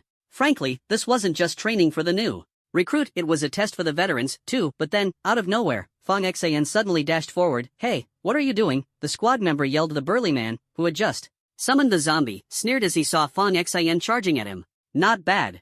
You'll make a fine zombie. The squad leader, catching Fong Xian's movement out of the corner of his eye, shouted mid-fight, Hey, what are you? Before he could finish, Fong Xian had already leapt into the air. His elbow was like a blade, his knee like a spear. Fong Xian's knee slammed into the burly man's face with devastating force. Blood and flesh splattered as the man's face instantly became a mangled mess. Fong Xian wrapped his arms around the burly man's head, locking it between his knees. With a swift twist of his waist, a sickening crack echoed. The man's neck snapped, and he dropped to the ground, lifeless. The movement was clean, precise, and utterly ruthless. The burly man died. The zombie he had summoned slumped over, lifeless, as if its power source had been cut before the burly man's body even hit the ground. Fong Xian pushed off it, his smart link device emitting a crimson laser blade. With one fluid motion, he drove the blade straight through the forehead of another awakened, pulling the blade free. Fong Xian executed a reverse slash. The laser blade extended from under his armpit, piercing the heart of the last remaining awakened. Fong Xian retracted the blade. Though it sounded complicated, everything happened in the blink of an eye. High above, Zhuge Han watched Fong Xian intently, a slow smile spreading across his face. Not bad. Fong Xian tucked his smart link device back into the pocket of his pajamas, crouching down to pull off a pair of shoes from one of the fallen awakened that seemed close to his size. He gave them a sniff, gagged, and immediately tossed them aside. When he turned around, he saw the entire squad staring at him. Their faces were filled with utter disbelief. Is this the true strength of a new recruit from the 9th Division? No wonder they're about to enter the monster room. A rookie this powerful? What rules? What restrictions? To have 3rd level combat power before even officially enrolling, this is top tier, even in the 9th Division. Sure, the quirk of sniffing shoes off of corpses is a bit odd, but that's irrelevant. What genius doesn't have their eccentricities? The squad leader stepped forward and saluted Fong Xian. Hello, I'm Tian Junhui from the 6th Division. Fong Xian quickly stood up, noticing a badge on his chest. The badge bore the characters for Yunting and Lu. Good day, sir. My name is Fong Xian. Fong Xian returned the salute. The other squad members also saluted Fong Xian one by one. Tian Junhui hurriedly covered Fong Xian's mouth. No, brother, don't call me sir. You're a new recruit from the 9th Division, right? The other squad members nodded and smiled. Fong Xin looked a little puzzled but still nodded, yes. Tian Junhui laughed and said, a new recruit from the 9th division is about on par with a squad leader from the other divisions. Don't call me sir. I can't handle that kind of title. Fong Xin froze for a moment. It seemed the treatment of the 9th division was indeed extraordinary. Tian Junhui continued, so, are you planning to join us for the next operation? Fong Xin maintained his one-legged stance. I'm fine with anything, but first, I need to find an esper who doesn't have stinky feet to deal with these shoes. Only then did everyone notice Fong Xin was barefoot. No wonder he sniffed the shoes before pulling them off the espers earlier. It was because of this. The corpses on the ground were scanned by the intelligence device and disappeared into thin air. Suddenly, a light flashed from Fong Xin's pajama pocket. He pulled it out to take a look. His bank card displayed a number. At first, 100 flashed briefly, then the number changed to 520. Earlier, those 3 espers, 2 were at level 2, and 1 was at level 3. Combined, they could be exchanged for 700 points. Tian Junhui's team had sustained 40% of the damage, while Fong Xin had handled 60%. Therefore, the points were distributed proportionally, with Fong Xin earning 60% of the total. Of Fong Xin felt a little embarrassed. I kind of stole your points. How about this? You guys team up with me to deal damage, and we'll work together to clear through quickly. As long as the numbers are high enough, the points will naturally increase, right? Tian Junhui glanced at his teammates. Everyone nodded in agreement. They'd already witnessed Fong Xin's strength. As long as the quantity was there, farming damage for points was no problem. No problem. He raised his wrist, and the watch face projected a 3D map of Lan City. On the map, numerous red dots represented espers moving about. Fong Xin stared curiously at the watch, remembering the first time he met Ellie. She had something similar. What is this? He asked. Tian Junhui explained, this is a Sky Shield watch. It looks like a wristwatch but also has storage functionality. It's issued after graduating from the training camp and is a symbol of identity. However, your 9th Division training camp graduates get Sky Shield rings, which are more advanced than ours. Fong Xin suddenly understood. So that's how it is. Tian Junhui pointed at a few red dots and asked Fong Xin, there are a few runaway espers here. Should we head over? Sure. Tian Junhui noticed Fong Xin was still barefoot. He turned his wrist and took out a pair of shoes from his storage device. New shoes, if you don't mind, they're yours. Fong Xin accepted the shoes gratefully. Thank you so much. Why would I mind? He put on the shoes. Alright, let's head out. The team charged toward the red dots. Half an hour later, Tian Junhui and his teammates beamed with excitement. In just half an hour, Fong Xin had led the team to swiftly eliminate 4 esper squads. They focused on dealing damage while Fong Xin finished them off, splitting the points nearly evenly. Fong Xin watched as the points on his card increased from 520 to 1570. Tian Junhui told him that to check point balances in the future, all he needed to do was place the card on the intelligence device, but the espers weren't fully cleared yet. Tian Junhui selected another esper squad but sought Fong Xin's opinion first. Clearly, everyone already viewed Fong Xin as the core leader. Fong Xin glanced at the enemies. The squad consisted of 5 members, 2 at level 3, 2 at level 2, and 1 at level 1. Let's do it. Fong Xin had long grown accustomed to dealing with espers. These people had committed too many atrocities. Eliminating them carried no emotional burden. A few minutes later, Fong Xin led the team into battle against the enemies. At the start, Fong Xin severely injured a level 3 esper, then let his teammates deal damage while he stood by, waiting for the perfect moment to strike. Everything seemed to be going smoothly, until the lowest level esper, a young boy with an ugly face and sinister triangular eyes, suddenly shouted, Grandpa! Grandma! Save me! Fong Xin's heart tightened. Relying on his sensory talent, a strong sense of danger surged within him. He immediately dodged, the ground cracked open, and a massive centipede burst forth from beneath the earth. Its gaping maw, full of sharp fangs, snapped ferociously toward where Fong Xin had just been standing. Missing its target, the centipede coiled its body and lunged toward the nearest teammate. That teammate was just about to run when a voice rang out, try to run, and I'll trip you. As the words fell, the teammate inexplicably tripped over himself. The centipede seized the opportunity to bite off his leg. The centipede fully emerged from the earth, with an elderly couple seated on its back. Their faces were grim, and blood stained the corner of the old man's mouth. His yellowed eyes locked onto Fong Xin. Young man, your strength talent is impressive. Old lady, drain his blood. For our precious grandson to drink, it'll nourish him nicely. The old woman, who resembled a witch, let out a chilling laugh. Not bad, not bad. He'll definitely have plenty of blood to drain. Old man, you take a bowl, I'll take a bowl, and the rest goes to our dear grandson. Beep, beep, beep. Tian Junhui glanced at the alert on his wrist, his expression turning serious. The screen first flashed 3 red dots, then changed to 4 red dots. A level 4 beast tamer and a level 3 hexmaster. Fong Xin looked up but noticed that Zhuge Hang had vanished into the night sky, leaving no trace of where he had gone. He couldn't help but touch his ring. Ijuga Hung possessed immense magical power, and no one knew where he was hiding, so for now, the plan was to hold off on using the killing talent. Fortunately, the ring carried both an invisibility cloak and a revolver. One shot was enough to take down an old man with level 4 combat strength. Tian Junhui and a few team members dragged back the teammate who had a broken leg. Without hesitation, they prepared to call their superior captain for support. Requesting backup. Please, the old woman perched on the centipede's back let out a cold laugh. Dare to call for backup? Your tongues will rot. Just as Tian Junhui and his men opened their mouths, they groaned in pain, spitting out a stream of dark, viscous blood. Fang Xian's eyebrows shot up, his eyes widening in shock. What the hell was the curse from the witchcraft talent really this terrifying? The old woman's brown eyes locked onto Fang Xian, glinting with greed. Ran into this old couple and still think you can live? Don't even dream about it, old man. Kill him and let our precious grandson drink his blood. The massive centipede reared its upper body high into the air. The old man on its back licked the blood-stained corners of his lips, clearly having just drunk human blood. His gray-blue eyes glimmered with a ghostly light as he stared unrelentingly at Fang Xian. He slapped the centipede's back. Kill him for me. The nearly 10-meter-long centipede opened its massive, blood-soaked maw, emitting a piercing screech as it lunged ferociously at Fang Xian. Tian Junhui and several others didn't hesitate, throwing out their intelligence-linked devices and quickly forming a hemispherical barrier to shield everyone. Hold the barrier no matter what. Call for reinforcements immediately. Tian Junhui's words were slurred, black blood dripping from the corner of his mouth.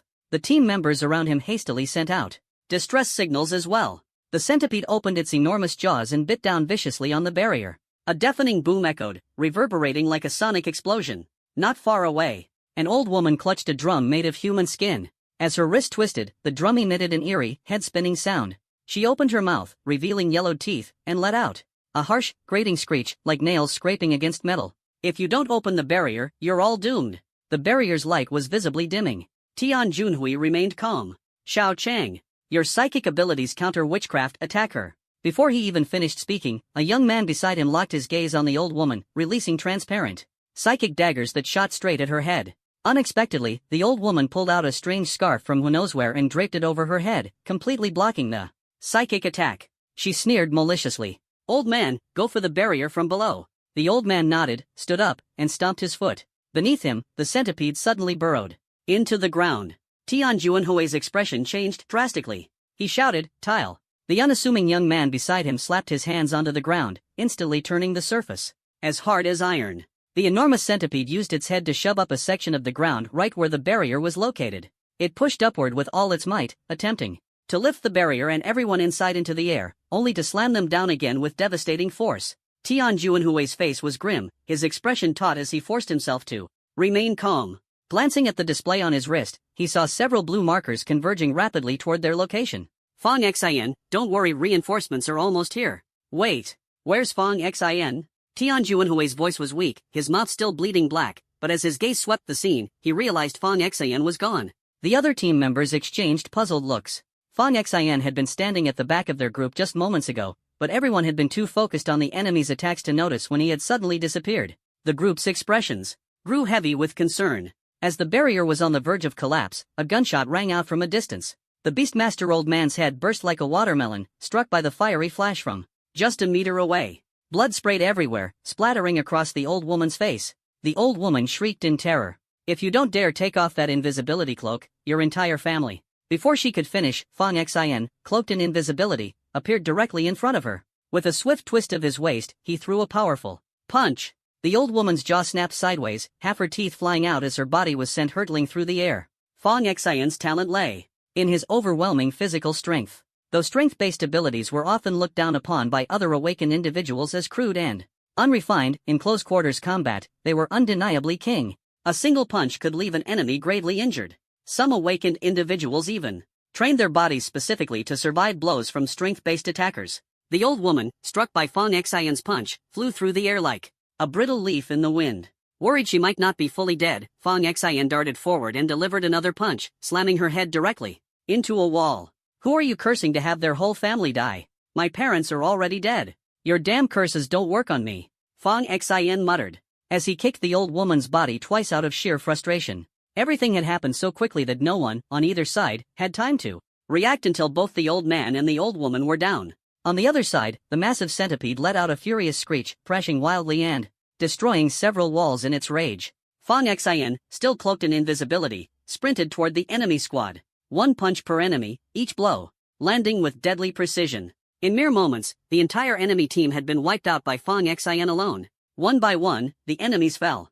Faint, blood-red glimmers emanated from their bodies, swiftly merging into Fang Xian's own. The entire scene unfolded so rapidly that no one noticed anything unusual. When the blood-red light from the Beastmaster old man finally fused into Fang Xian, he immediately felt a strange transformation, as if his own Beastmaster abilities had been somehow enhanced. Fang Xian casually picked up the treasured artifacts and spatial rings of the two elderly individuals, inspecting them briefly. The rings were filled with assorted items. In the pocket of his pajamas, a bank card shimmered brightly, as if pulsating with light. Taking it out for a closer look, Fang Xian discovered that the elderly couple were both on a wanted list, with bounties worth 450 and 350 points respectively.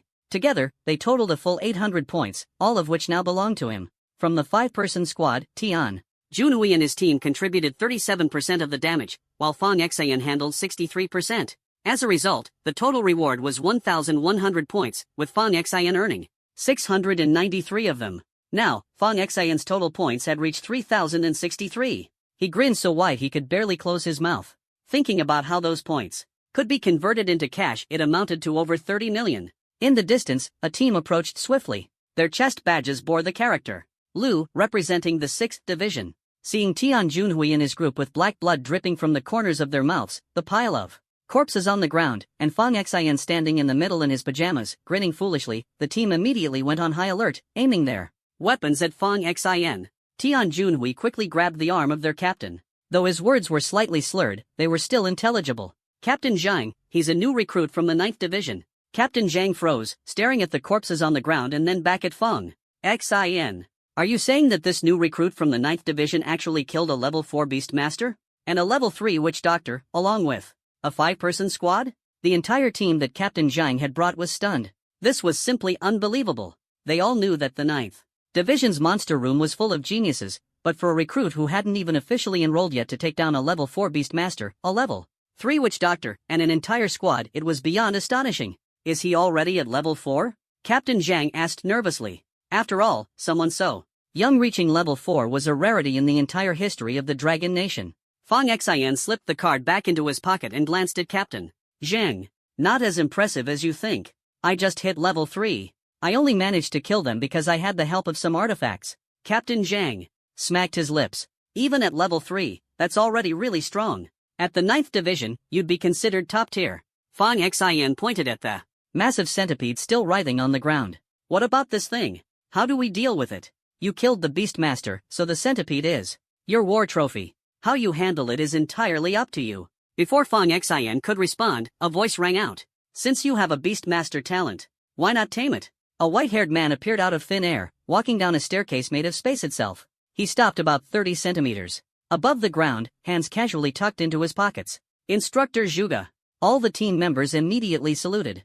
Zhuge Hong merely nodded lightly. Earlier, when Fang Xian was in danger, the white-haired man had been watching from above Lan City. When he saw Fang Xian eliminate the elderly couple in the squad, a satisfied smile had appeared on his face. Fang Xian knew that Instructor Zhuge was always everywhere, which was why he hadn't used his slaughter talent earlier, choosing instead to proceed cautiously. Hearing Zhuge's words, Fang Xian glanced at the massive centipede and shook his head. Too ugly. I don't want it. In his mind, he compared it to the majestic Qilin from his journal. This centipede didn't even come close. This is a level 4 mud dragon centipede. Its growth potential is very high, it could accompany you up to level 10.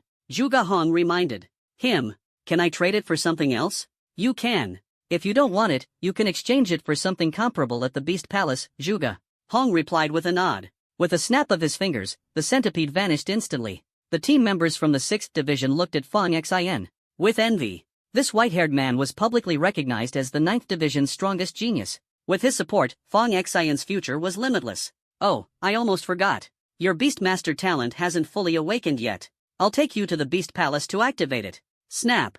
A crisp snap of Zhuge Hang's fingers echoed, and the scenery around them shifted rapidly. They first appeared atop a mountain peak, but the landscape continued to twist and transform. After 3 transitions, they finally arrived in a luxurious bedroom. On the massive bed lay a man with a face full of stubble, long hair cascading over his shoulders, and a chest covered in dense hair. Flanking him were two stunning beauties of completely different styles. The three of them looked like they just experienced an intense battle. At the moment, they were all sound asleep. Zhuge Hong sat down in a chair, pouring himself a cup of tea. He sipped leisurely, his expression relaxed. Suddenly, a mass of black mist surged up from under the large bed. A massive shadow emerged from beneath the bed. It looked like a giant serpent. Upon closer inspection, it was a black venomous snake, with a large lump on its forehead. It was only one step away from transforming into a flood dragon. The snake opened its blood-red jaws and lunged fiercely at Zhuge Hong. Zhuge Hong ducked his head, narrowly avoiding the attack. The momentum caused his sunglasses to slide slightly, revealing a pair of eyes flashing with blinding lightning. "Get out!" he roared coldly. A trace of fear flashed in the snake's ferocious eyes. It quickly recoiled to the edge of the bed, nudging the burly bearded man sleeping on it. The man was startled awake. When he saw Zhuge Hong casually sipping tea, he immediately became fully alert. With a mix of irritation and helplessness, he asked, "Mr. Zhuge, what are you doing here in the middle of the night instead of sleeping?" Zhuge Hong swirled the lid of his teacup, stirring the tea leaves, and took a light sip.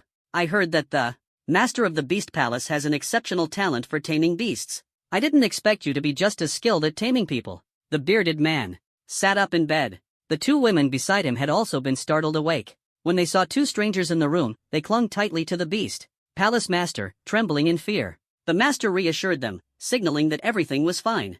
"Mr. Zhuge, what brings you to the Beast Palace?" In the dead of night, the Beast Palace master asked. Zhuge Hong adjusted his sunglasses, covering his eyes. "Put the gun down first. I don't like being aimed at with a weapon." The master quickly grabbed a pair of shorts from nearby, pulled them on, and threw on a golden robe before getting out of bed. "Now, can you tell me why you've come here at this hour?" "I've recruited a new student with a beast-taming affinity. I brought him to the Beast Palace for a complete awakening and to help him choose two suitable ferocious beasts to form contracts with."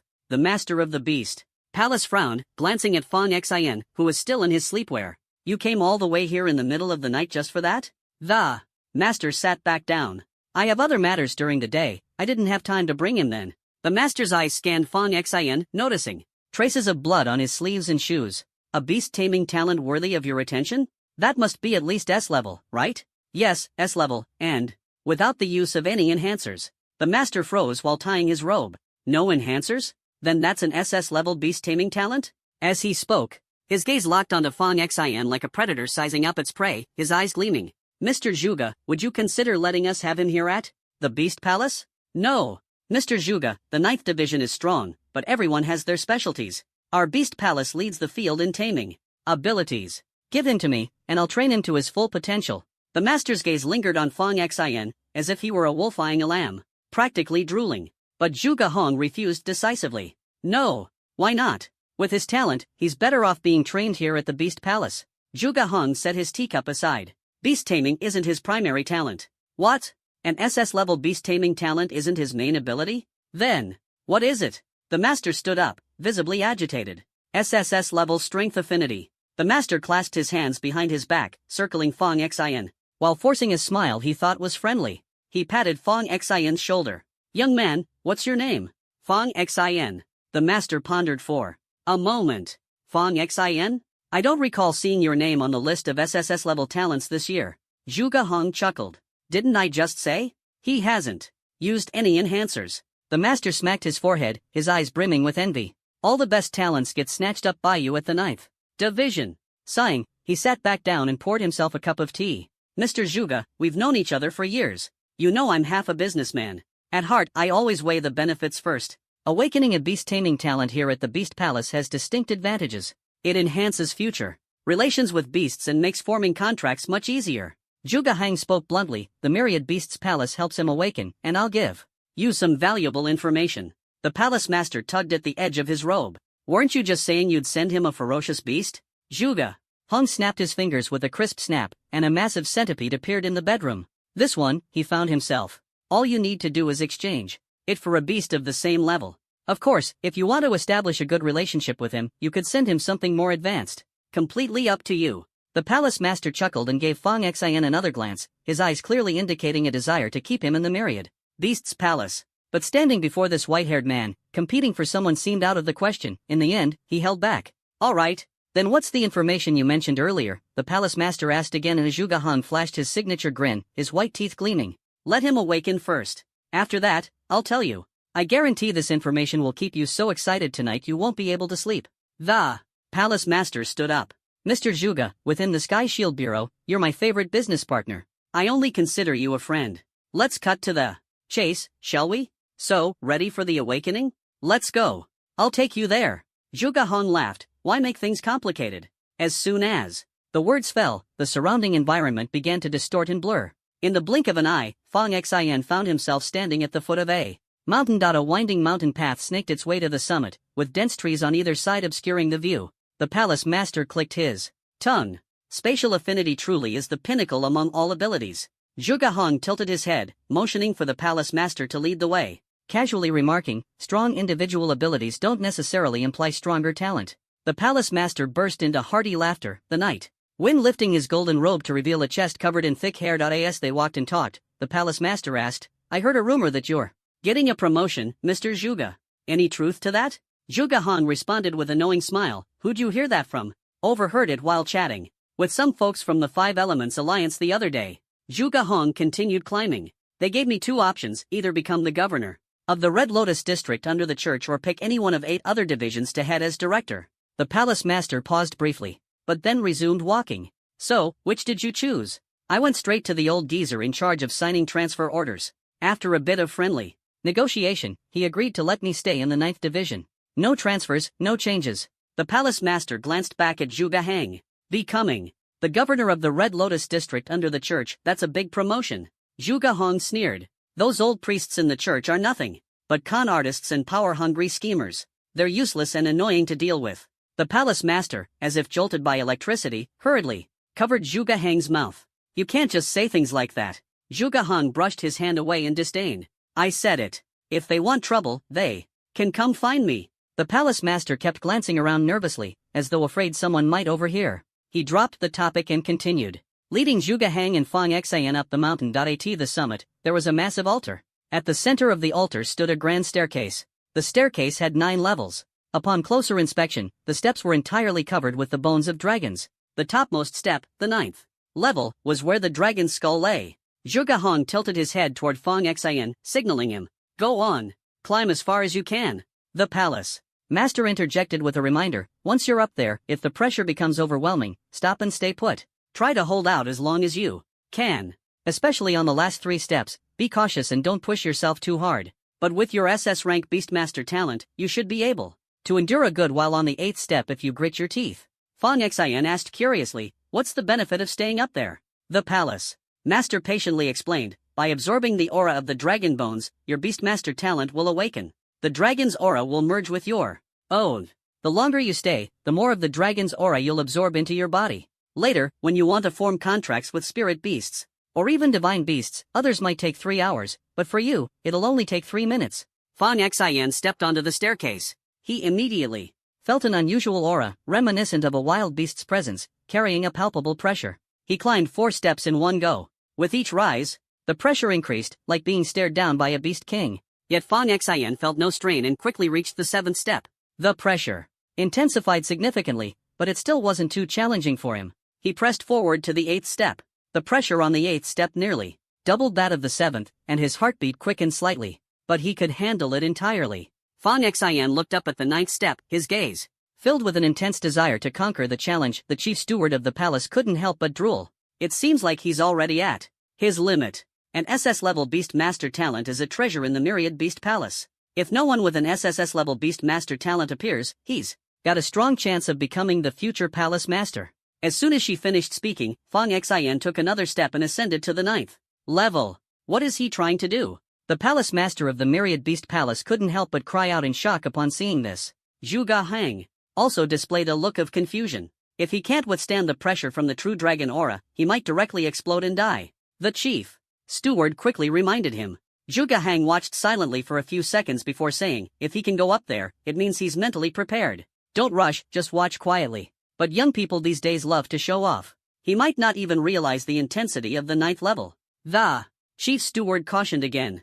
Zhuge Hong gave him a sideways glance. Old Shang, are you afraid something might go wrong on the 9th level, and I'll have to take the blame? Relax, if anything happens, I'll take responsibility. The chief steward gave an awkward smile. I'm just concerned Such a rare gem, how can we just watch him die in front of us? As they spoke, the chief steward kept his eyes fixed on Fong Xin. Fong Xin had been standing on the ninth step for over 10 seconds, his face slightly flushed as if he'd been exercising, but otherwise, he showed no abnormalities. That doesn't make sense. Only someone with an SSS-level talent should be able to stand there, the chief steward muttered in confusion.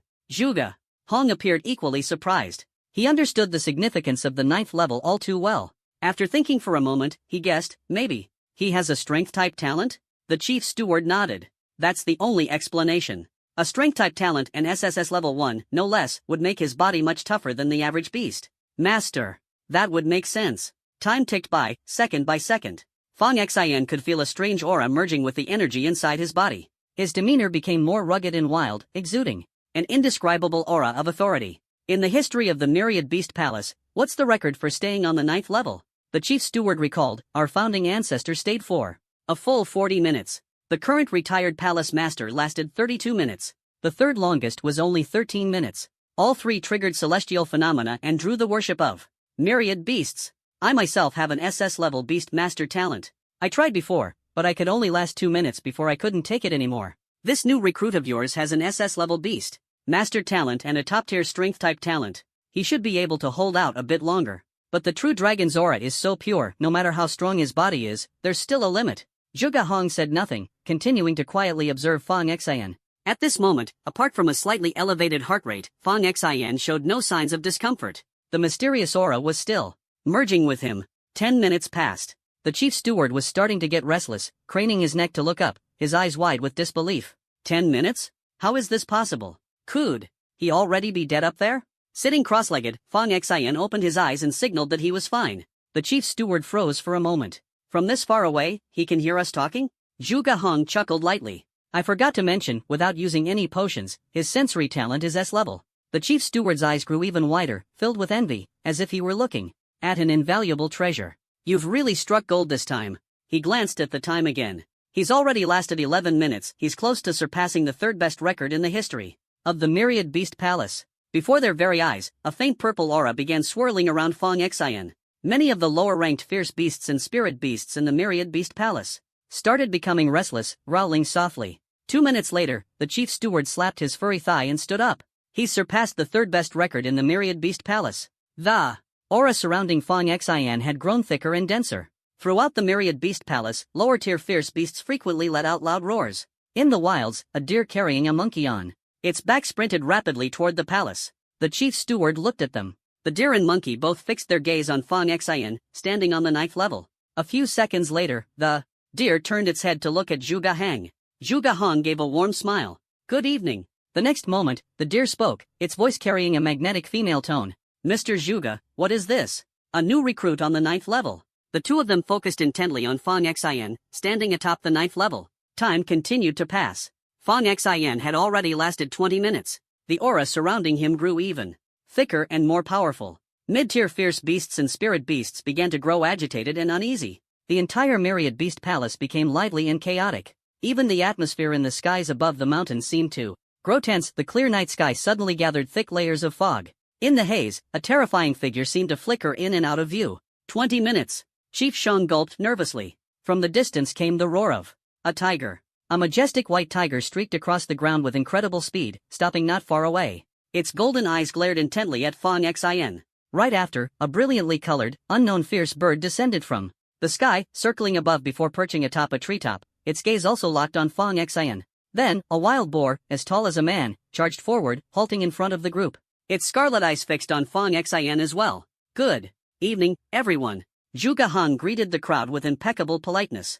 The ninth batch of new trainees, the boar asked in a gruff, gravelly voice, its two tusks, one snapped in half, the other gleaming coldly shifting. As it spoke. Yes. An SSS-grade beast taming talent, the boar pressed further. Among the three people who had accompanied them, Chief Shang's demeanor became noticeably more respectful. He patiently explained, no, it's an SS-grade beast taming talent, but paired with an SSS-grade strength talent. Seconds ticked by. Time passed minute by minute. Half an hour had elapsed. The faint purple aura around Fong Xin split into two streams, swirling joyfully around him. Up in the sky, the dense clouds churned. A colossal dragon's head slowly emerged from within the clouds. An overwhelming and oppressive aura swept across the surroundings. The dragon's roar thundered across the sky. In an instant, every fierce beast and spirit beast within the beast palace went into a frenzy. Everyone was roused from their stupor. Chief Shang's eyes widened to the size of saucers. Half an hour. 31 minutes. 32 minutes. 33 minutes. At 32 minutes, Chief Shang clutched his head in excitement. He surpassed the second strongest in the history of the Beast Palace. The others were too stunned to speak. The commotion within the Beast Palace grew louder and louder, as if the entire world were ignited by the roars of these feral creatures. All eyes were fixed on Fong Xin. 34 minutes. 35 minutes. The Beast Palace's elites kept their gaze firmly on Fong Xin as he steadily climbed closer to the heights of the Beast Palace's founding master. If he truly surpassed the founder, they would stop at nothing to keep this young man here. 37 minutes. 38 minutes. Fong Xion's face turned bright red. He glanced down at the back of his hand. He could clearly feel it as this aura fused into his body. He could hold on a little longer, but his slaughter talent was on the verge of losing control. 39 minutes. Just 1 minute shy of being on par with the founder. Fong Xian suddenly stood up, forcefully, cutting off all the processes. The clouds in the sky churned. The dragon's roar shook the heavens. Its might pressed in all directions. Every beast in the Beast Palace bowed in unison. So close. Just a little more and he would have surpassed the founder. Chief Shang licked his lips nervously, his forehead drenched in sweat. What started as a simple favor had stirred up a storm of unprecedented proportions. It even triggered a celestial phenomenon, beasts bowing in reverence. The onlooking deer, monkeys, white tiger, colorful bird, and wild boar were all stunned, their expressions varying. Especially the wild boar closest to Fong Xian, it looked as though it was about to make a move to seize him. At that moment, a sparrow fluttered over, its wings beating as it landed in front of Chief Shang. Chief Shang quickly reached out his hand to catch the sparrow. Old Palace Master. The sparrow's gaze fixed on Fong Xian, then tilted its head to glance at a white-haired, handsome young man with his hands in his pockets and a smile on his lips, Zhuge Heng. The next moment, the sparrow spoke in an aged voice. What a remarkable talent. Young man of the Zhuge family, give this child to our beast palace, and I'll gift you a 12th tier divine beast with battle power. What do you say? Zhuge Heng's lips curled into a smile. A 12th tier divine beast? The old palace master sure is generous. So, you agree? I don't agree. Zhuge Heng refused outright. The sparrow let out its aged voice again. 13th tier. I'll give you a 13th tier divine beast. It's a steal, this kid placed in your 9th division? Your beast tamers there can't possibly train him. Such a promising talent can't just go to waste. Zhuge Heng still shook his head. I don't agree. Nearby, a wild boar, with blood-red eyes and gleaming tusks, radiated a ferocious aura.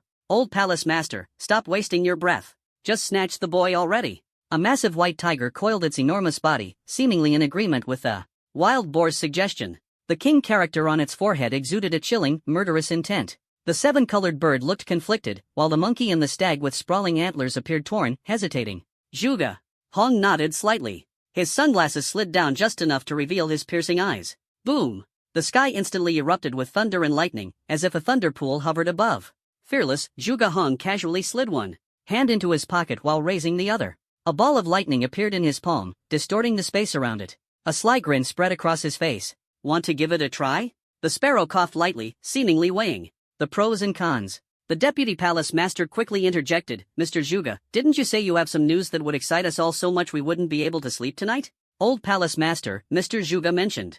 This news is worth trading for awakening the new recruit's talent. The sparrow tilted its head to look at Zhuge Heng. What news? To everyone's surprise, Zhuge Heng chuckled. I've changed my mind.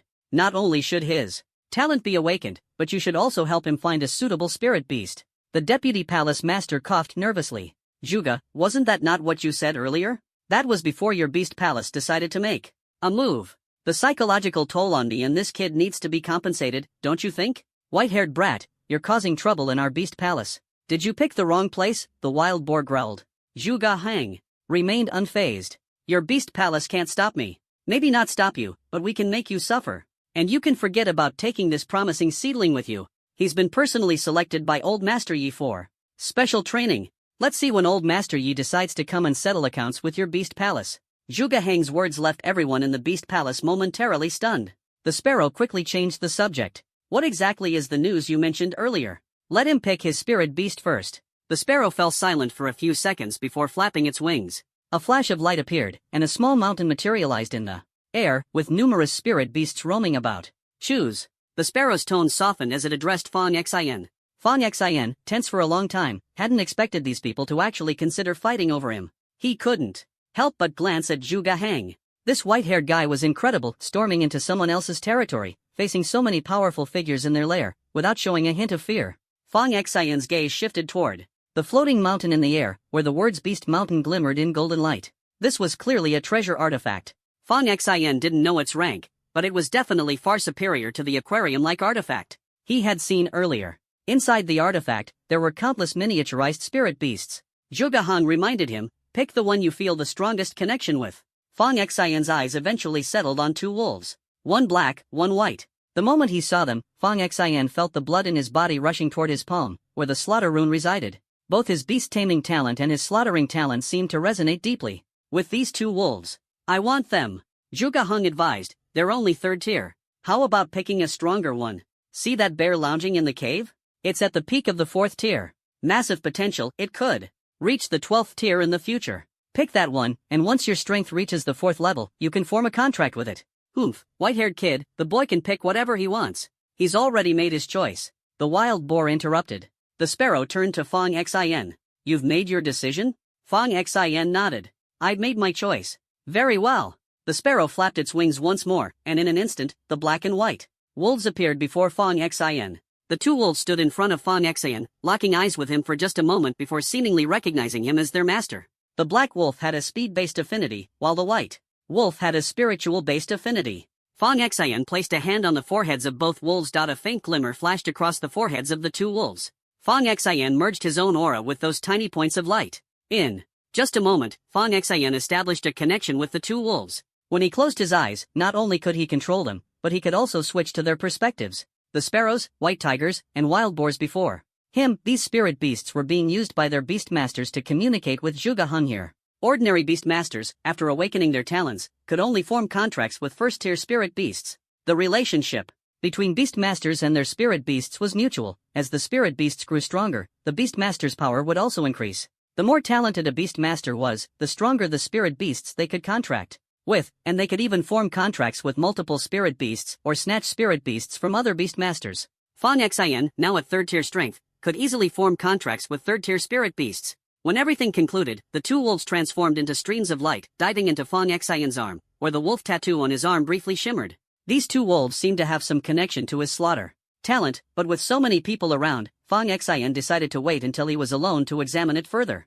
Zhuge Hang, seeing Fang Xian choose those two wolves, couldn't help but mutter softly. The wild boar let out a faint chuckle. The sparrow flapped its wings, and suddenly, the mountain of 10,000 beasts vanished. An elderly voice echoed once again, young man of the Zhuge family, I've granted all your requests. Now, it's time for you to share the information you mentioned. Zhuge Hang waved his hand and adjusted his sunglasses, concealing the eyes that harbored the power of thunder pools. The thunder pools in the sky also gradually dissipated. Do you all still remember primordial number 1? At the mention of that name, everyone in the palace of 10,000 beasts froze. Fang Xian also paused, stunned. He knew about it, it was the secret mentioned in those torn newspaper fragments and notebooks. The core secrets of primordial number 1 have long been lost. What's the point of bringing it up? Zhuge Hang smiled faintly and said, the professor who developed primordial number 1 had 3 students. When the professor was captured, one student committed suicide, another fled abroad, and the third disappeared. Recently, the student who fled overseas was extradited back. She revealed that during the professor's research on the primordial number 1 serum, he had nurtured a divine beast. This divine beast's strength rivaled that of primordial mythical beasts. Its codename is Qilin. Qilin? The sparrow's voice carried a slight tremor, revealing that the name stirred some intense emotions within it. The other powerful beings in the palace of 10,000 beasts also grew visibly tense. Go on, the sparrow urged impatiently. Zhuge Hang maintained his calm demeanor. The student extradited from abroad is now under the control of the church. The powerful figures of the palace of 10,000 beasts fell silent for a few seconds. The church? That complicates things. Unexpectedly, Zhuge Hang chuckled. Those church fools are useless. All they care about is fighting for power and prestige, not much else. The remnants of the Eternal Night Army took advantage of their flaws and intercepted the transport, seizing the professor's student during the transfer.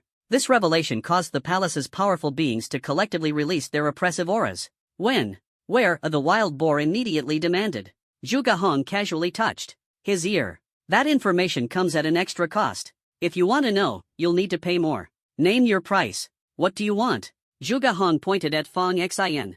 After he enrolls, I want Palace Master Shan to personally Teach him 1 day every week. Palace Master Shine hesitated briefly but then agreed without a moment's doubt. Deal. May I continue now?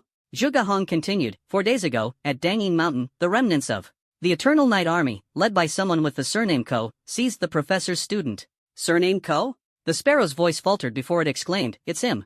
Zhuge Hong snapped his fingers. I've reviewed the interrogation records of that professor's student. She discovered the Qilin divine beast by accident, but she is certain that her teacher entrusted the Qilin to his most talented, now missing disciple. As for the whereabouts of this disciple, she doesn't know. However, she was deeply involved in the development of Primordial Number 1. You all know the power of Primordial Number 1, don't you? The powerful beings in the Palace of 10,000 Beasts fell silent, though their intentions were evident. Especially the wild boar, whose eyes gleamed with a single thought. Seize it, the white tiger and the rainbow bird exchanged a glance before turning to the sparrow, their eyes full of inquiry. Zhuge Hong refrained from speaking further, quietly observing the reactions of these powerful figures. Fang Xian, meanwhile, stared at this assembly of towering powerhouses, feeling like a weak and helpless novice caught in the midst of giants. The most unsettling part was, he knew exactly what they were looking for. All the formulas of Primordial One were hidden in that diary he had found earlier. It truly felt like carrying a treasure in being afraid of attracting attention. Afraid, insert awkward laughter. Although the silence lasted only a few seconds, every second felt extraordinarily long. Sparrow was the first to break the silence. The little brat from the Zhuge family, this is indeed good news. So, shall we leave now? Wait a moment. Sparrow interrupted again. Zhuge Hong stopped in his tracks and turned his head slowly. Old Palace Master, is there something else? With a wave of its wing, Sparrow conjured a treasured artifact of the Myriad Beasts Mountain, and a massive white bear appeared in front of Fang Xian. Fang Xian, isn't it? Yes. Sparrow smiled kindly. Consider this blazing flame bear as my welcome gift to you. Fang Xian looked at the bear. It was the very same one Zhuge Hong had asked him to pick earlier. He glanced over at Zhuge Hong, seeking permission to accept it. Zhuge Hong smiled and said, "State your terms." "No terms, really. Just consider it a gesture of goodwill. If you ever encounter a disciple of the Myriad Beasts Palace in need while you're out there, lend a hand if you can. That way, we'll have a friendly bond." Zhuge Hong tilted his head and glanced at Fang Xian with a smile. "Say thank you." "Thank you, Old Palace Master." The Old Palace Master's smile was warm. "Come visit the Myriad Beasts Palace whenever you have time. If you have any questions about beast mastery, you're welcome to seek me out." "Got it, Old Palace Master." "All right, let's go." Zhuge Hong snapped his fingers. In an instant, their surroundings blurred, and the two of them vanished. The wild boar watched the spot where they disappeared and grumbled in its deep voice, "And we're just gonna let him take such a promising kid away?" The rainbow-colored bird spoke in a woman's voice. "If we tried to forcibly keep that kid, that white-haired one definitely wouldn't let it slide. If it came to a fight, all of us here combined could indeed heavily wound him, but the Myriad Beasts Palace would then face the dual wrath of the Zhuge family and the Ninth Division, something we cannot afford." The wild boar snorted, a puff of white mist escaping its nostrils. As for the matter of the Qilin, Sparrow's tone turned cold. "Investigate immediately. Head to the Shadowdine Mountain for clues. Do whatever it takes to reclaim that professor's student from the Evernight Army. Primordial One is far too important to the Myriad Beasts Palace." The scenery shifted rapidly. Fang Xian was back in his bedroom. Zhuge Hong picked up a bag of chips from the table and took a bite. "I've taken care of that centipede for you, and your points will be issued shortly. As for that bear, I've created a new dimensional checkpoint and locked it in there. Here, take this dimensional sphere. Once your level is high enough and you're able to control it, crush the sphere, then the bear will appear right in front of you." With a flick of his finger, Zhuge Hong caused a small dimensional sphere to materialize in front of Fang Xian.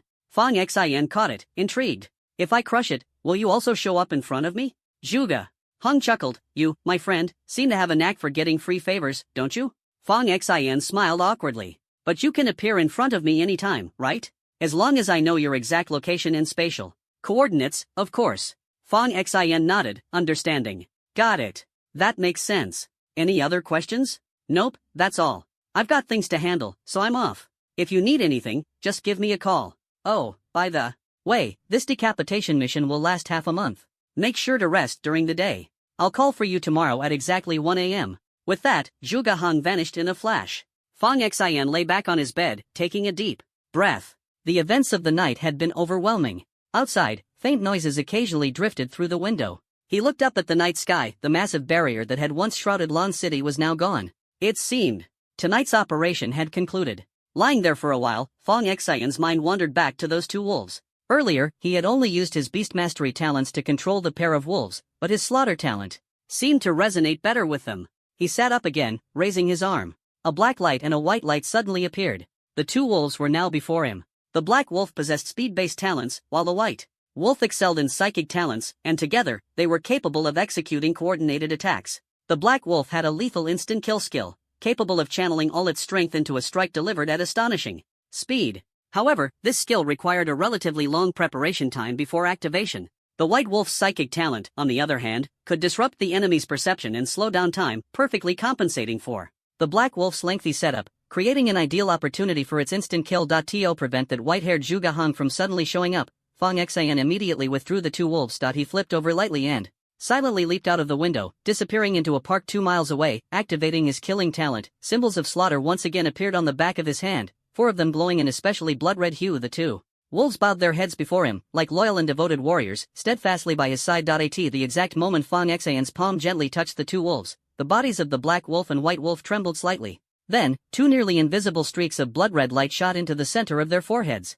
At that moment, Fang Xian distinctly felt a strange resonance emanating from the two wolves. Their eyes flashed a vivid crimson, and within their pupils, a fleeting symbol of slaughter appeared. It was as if Fang Xian had injected them with the power of slaughter. Moreover, Fang Xian had a clear premonition: as long as the wolves began to kill and devour power, their strength would increase significantly. With the added bonus of the slaughter talent, the strength Fang Xian had already enhanced through his beast-taming abilities would grow even greater. The slaughter talent completely upgraded the wolves' physical capabilities, and their regeneration abilities became terrifying. In other words, at this moment, Fang Xian was like the king of slaughter, bestowing a simplified version of the slaughter talent upon the two wolves.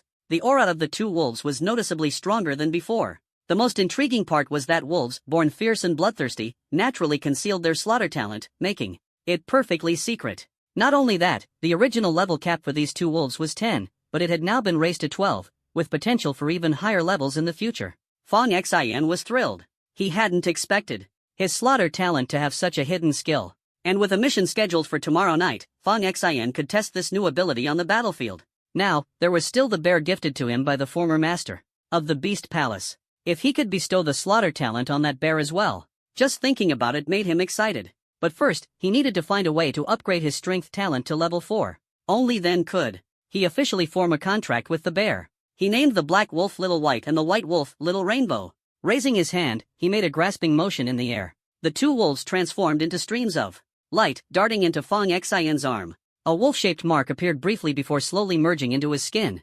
Fang Xian returned to his room.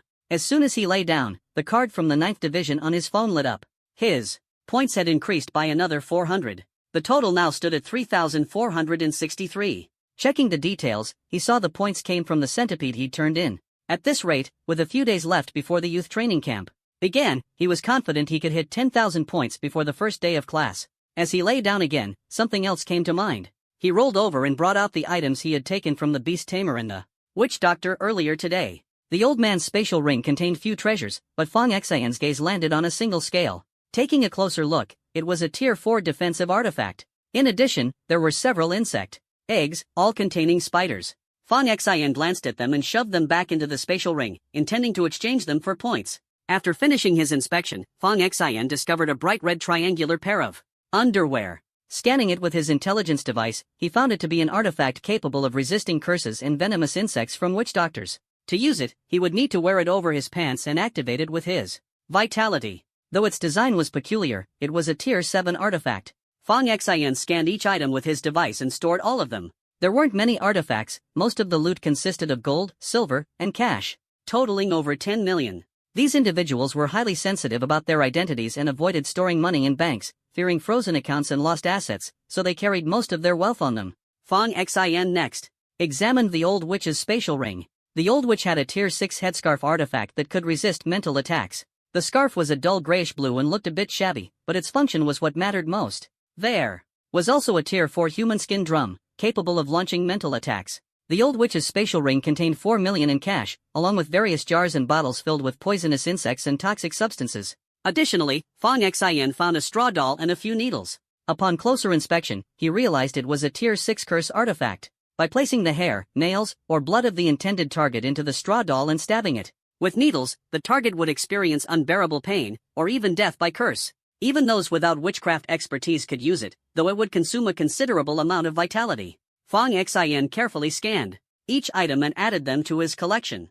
Tonight's haul was abundant. He quietly awaited tomorrow's battlefield. After a busy night, Fong Xin was drained. Knowing there was action later that evening, he slept soundly until 10 in the morning. When he opened his eyes, Fong Xin grabbed his phone and read a few messages. Zhu Xinyao had sent several. Xiao Fong, I'm leaving Lancheng tomorrow. Spend the day with me, okay? Fong Xin replied, where are you going? Zhu Xinyao responded, to my dad's place.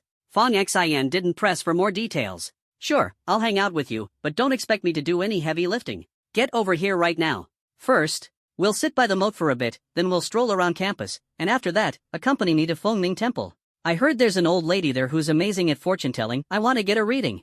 Fong Xin glanced at the message and didn't ruin the mood. Alright, then get ready and come over to my place. My mom's not home. By the time I finish doing my makeup, we can head out. No problem. See you in 2 hours. Fong Xin. You're begging for a beating, I swear. Fong Xin took a quick shower and changed into fresh clothes to lie in the living room. Zhang Xiaoyu was pestering Jiang Weidong, whining, Dad, can I have that spatial ring? All my rich classmates have one at home. If I wear it out, they'll definitely envy me to no end.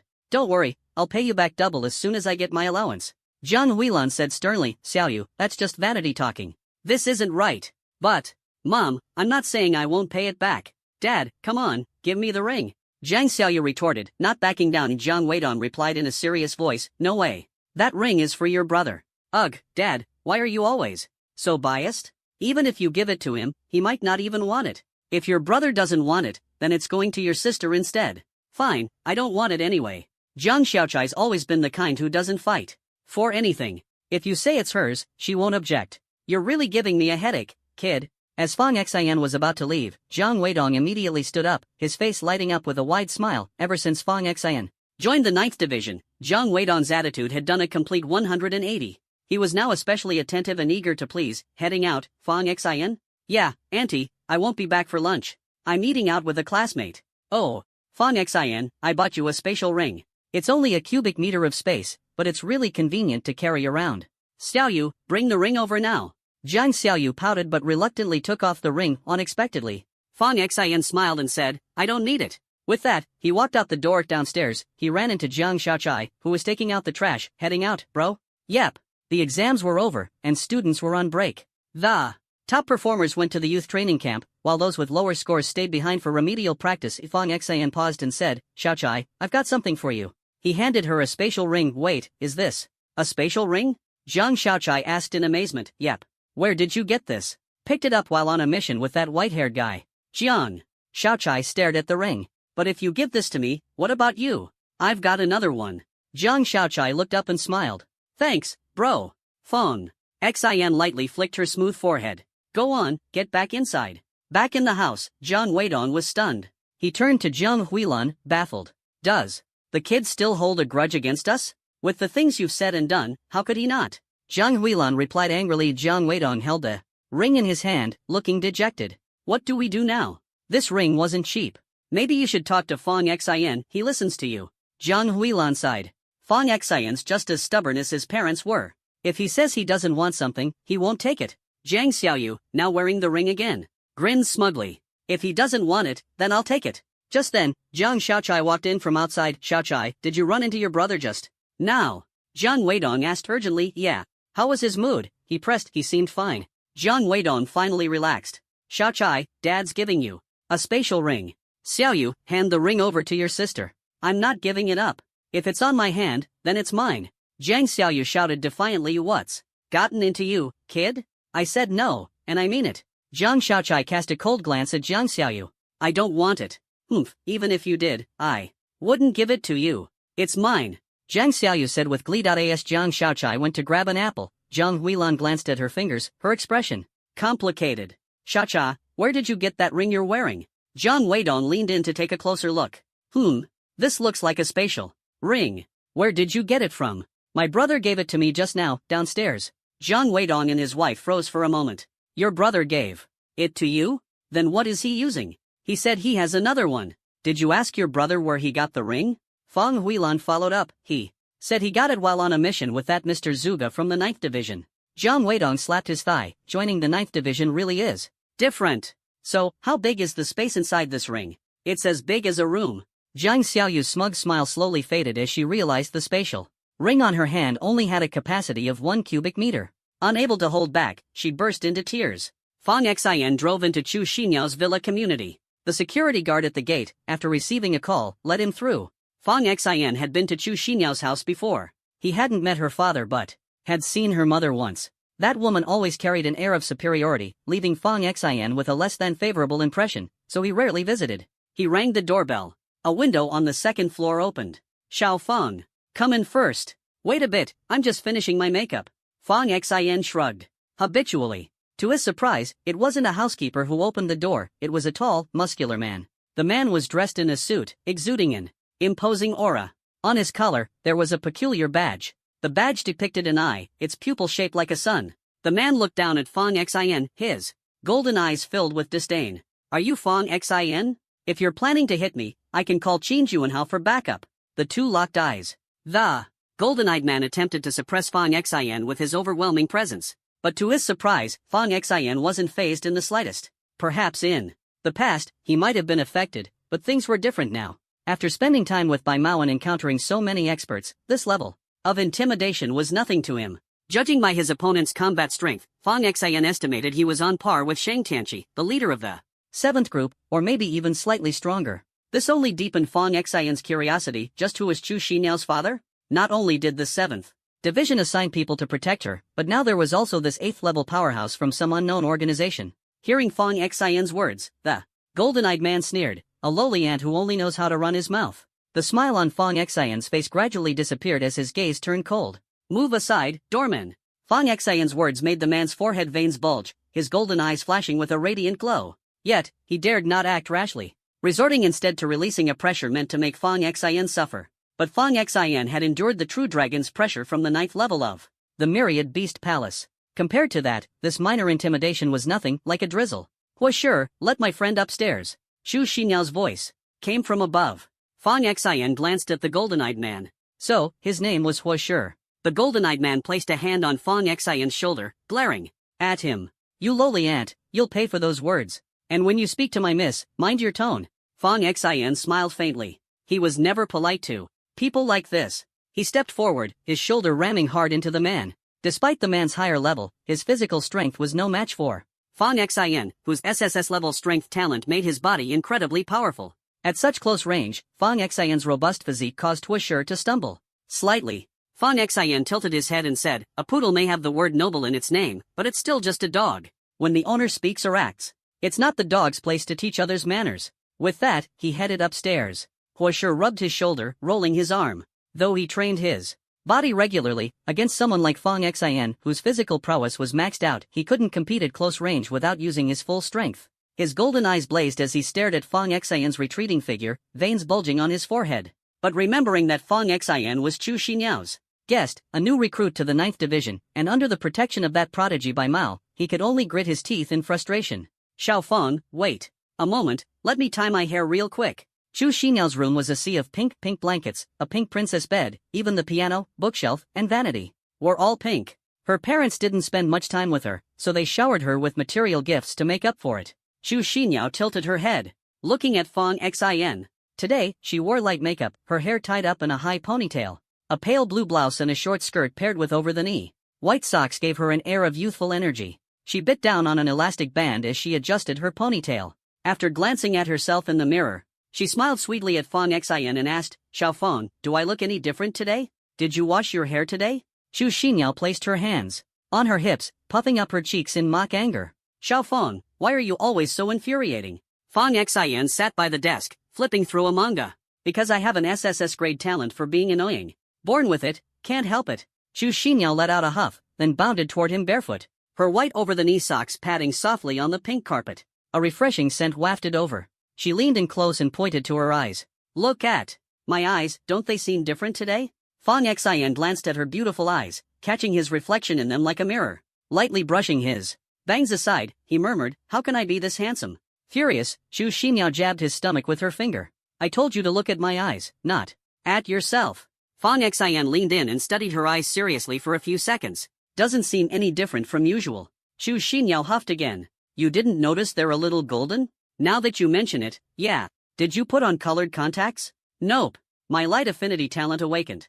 Fang Xian froze for a moment, recalling the golden-eyed Huasher he had seen downstairs earlier. So, this is what it looks like when a light affinity awakens? Then that lion dog downstairs, is he also light affinity? Chu Xinyao laughed and pinched Fang Xian's cheek. Your mouth silent, it's tolerable. Speaking, it's infuriating. That lion dog Huasher is indeed light affinity. Xiao Fang, you are, too. An A-grade light affinity. Chu Xinyao shook her head.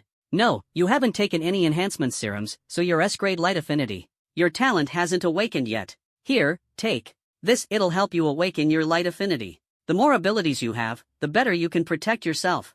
As she spoke, Chu Xinyao handed Fang Xian a small 3-inch sculpture. It felt heavy in his hand, its material unknown, yet radiating a distinctive energy. Day or night, hold it. Under the sunlight or moonlight. Let the light shine on it, and then stare at it. You'll enter a wondrous state, and your light affinity will awaken. Naturally. Fang Xian asked, You're giving this to me, what will you use? Chu Xinyao poked his forehead with her soft, fair finger. Are you dumb?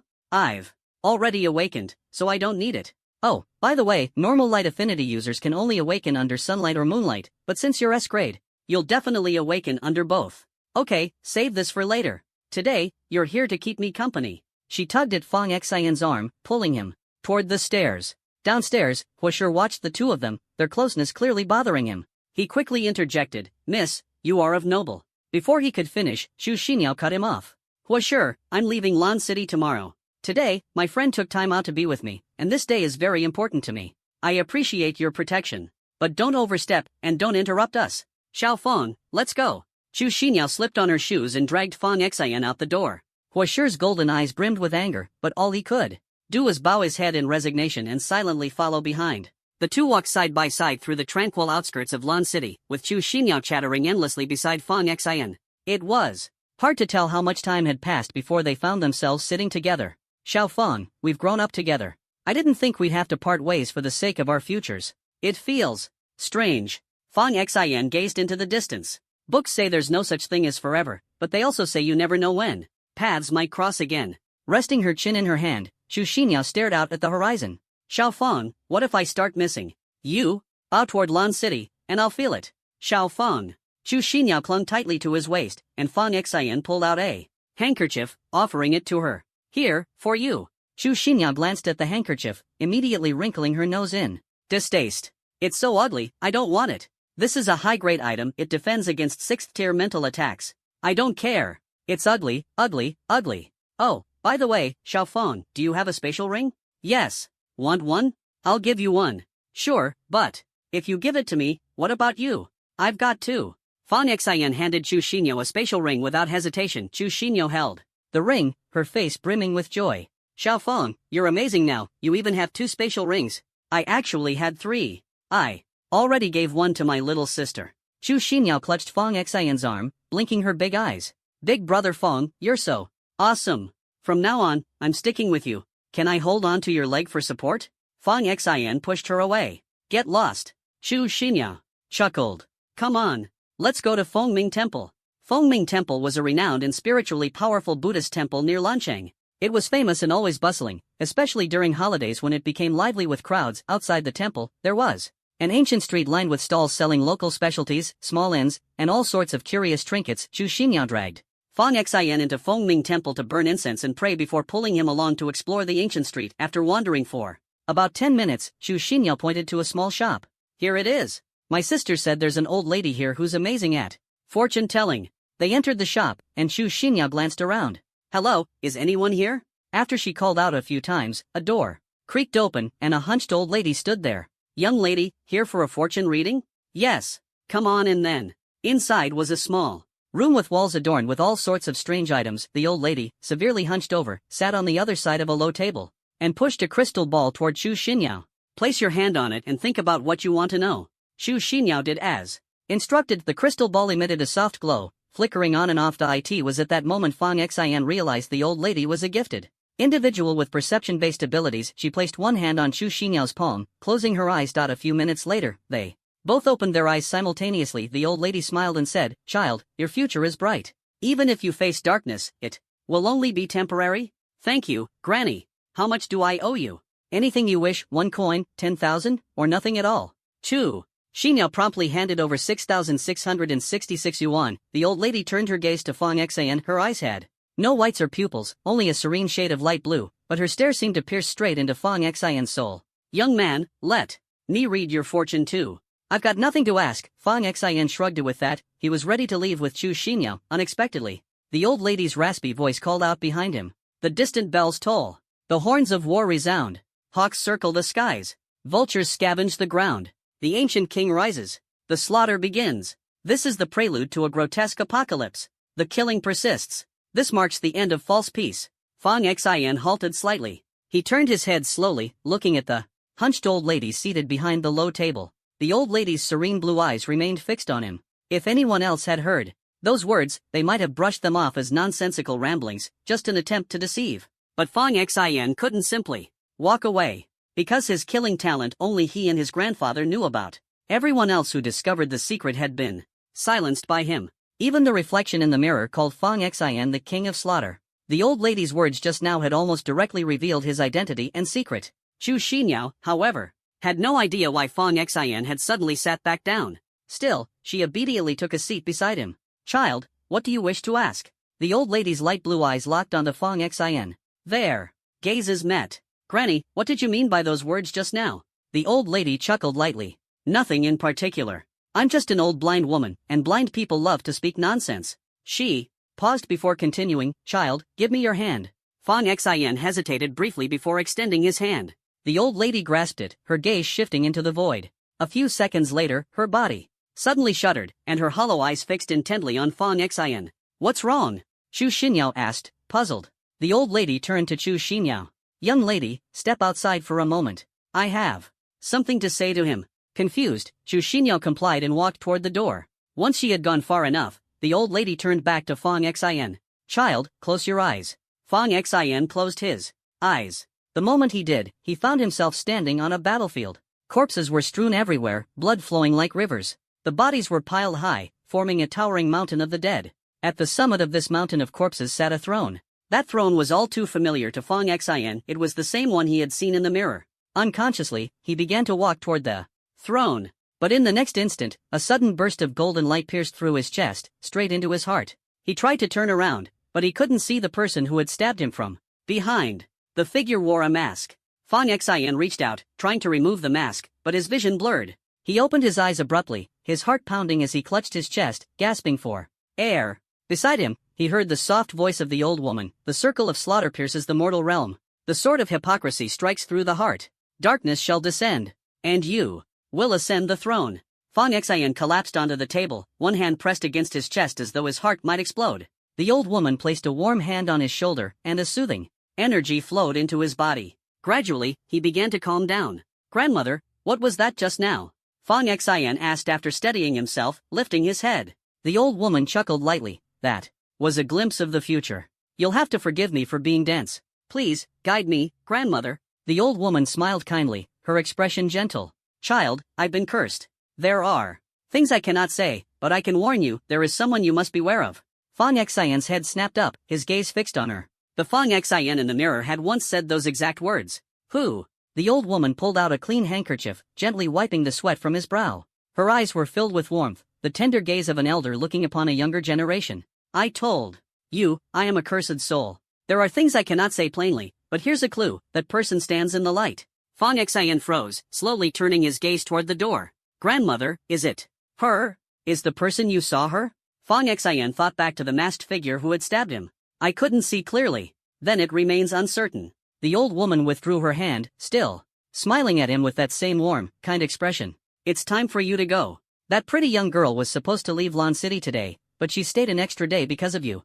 Fang Xian stood up, pulled out his phone, and transferred 6,666 yuan to the old woman. Grandmother, about today. The old woman laughed. I'm just a blind old woman, spouting nonsense. No one takes me seriously, and no one listens blindly. Grandmother, is it true that only those with perception-based talents can see these things? In the entire Dragon Nation, only 3 people can see it. One is me, another is the nation's master of fate, and the third you'll meet them one day. Fang Xian stared at the old woman before him, surprised that such a remarkable person could be hidden in a small place like Lon City. "Grandmother, you," the elderly woman raised her hand to stop Fong Xian, who was about to ask a question. "The past is merely the beginning of a story, and what you see now is the future. Child, we shall meet again if fate allows. Goodbye, ma'am." The old woman nodded gently. As Fong Xian left the small shop, he felt a sudden lightness in his body. He couldn't help but glance back at the elderly woman's humble little store.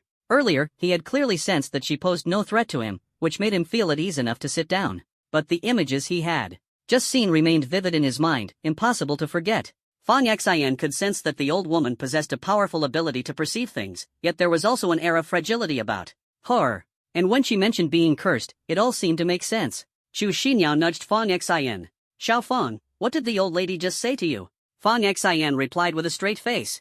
Fabricating a tale, she asked me if I preferred sweet or salty toppings on my tofu pudding. Chu Xinyao poked him again. "Humph, still daring to lie to me. The old lady also mentioned that today you were originally planning to leave." Chu Xinyao froze for a moment. "Wow, she even knew that?" Fong Xian, curious, asked. "She seems pretty accurate at fortune-telling. Why don't more people come to see her?" Chu Xinyao clasped her hands behind her back, walking beside Fong Xian as she explained. "Because she only tells fortunes when fate aligns and only when she's in the mood. If no one comes to find her, she'll just stay for a short while and leave. Naturally, her customers are few. Besides, there's the Fengming Temple nearby, which has some highly skilled fortune-tellers. Most people go there instead." Huasher followed behind them. "Miss, if you're looking for a fortune-teller, the most skilled one in Long Country is a friend of Mr. Chu. You can definitely go to him." Chu Xinyao stomped her foot and turned back to Huasher. "Don't interrupt our conversation. Keep your distance. Miss Chu, I'm here to ensure your safety." Chu Xinyao retorted angrily. "Isn't Lon City pretty safe right now?" Hua Sure responded respectfully. "Miss Chu, after the last time you were attacked, Mr. Chu was furious and initiated a decapitation operation. Although Lon City has already been cleaned up once, we can't let our guard down. I'm here to..." "Enough!" Chu Xinyao interrupted him immediately. Fong Xian's eyes widened in shock. Holy crap! So the decapitation operation was initiated by Chu Xinyao's father? Chu Xinyao grabbed Fong Xian's arm. "Xiao Fong, let's go quickly and ignore him." Noticing Fong Xian's expression, she asked, "Xiao Fong, why are you staring at me like that?" "Chu Jia, I don't want to work hard anymore. Take care of me." Chu Xinyao gave a sweet smile. "Sure. From now on, just stay behind me. I'll be your rock, your strongest supporter." After spending the entire day with Chu Xinyao, they had dinner and even watched a late-night movie. Before getting into her car, Chu Xinyao waved enthusiastically to bid farewell to Fong Xian. Fong Xian waved back. "Bye." The time he got home, it was already past 10 o'clock. Fong Xian quickly washed his face and returned to his room. He pulled out the phone his grandfather had sent him, hidden in a secret compartment of the drawer. He planned to watch that video later and then head to the bathroom to look in the mirror. But when he turned on the phone, Fong Xian was surprised to find a new message. He quickly opened it to check. "Xiao Xian, during the midterm test at the youth training camp, you must go to the number 9 Divine Demon Ruins. Remember, don't forget. Delete this message after reading it, and don't contact Grandpa on your own. Wait for my instructions." Fong Xian stared at the message, his mind filled with questions. Why did his grandfather insist that he go to the number 9 Divine Demon Ruins? The mention of Divine Demon Ruins immediately brought to mind the Qilin. While flipping through the diary in the notebook earlier, a student of the professor had explicitly written that Fong Xian's grandfather had once helped them. Fong Xian tossed and turned on his bed, his thoughts in turmoil. He checked the phone number that sent the message, only to find that it belonged to an unknown region. Taking a deep breath, he decided to set aside his doubts for now. He figured that everything would make sense once he got there.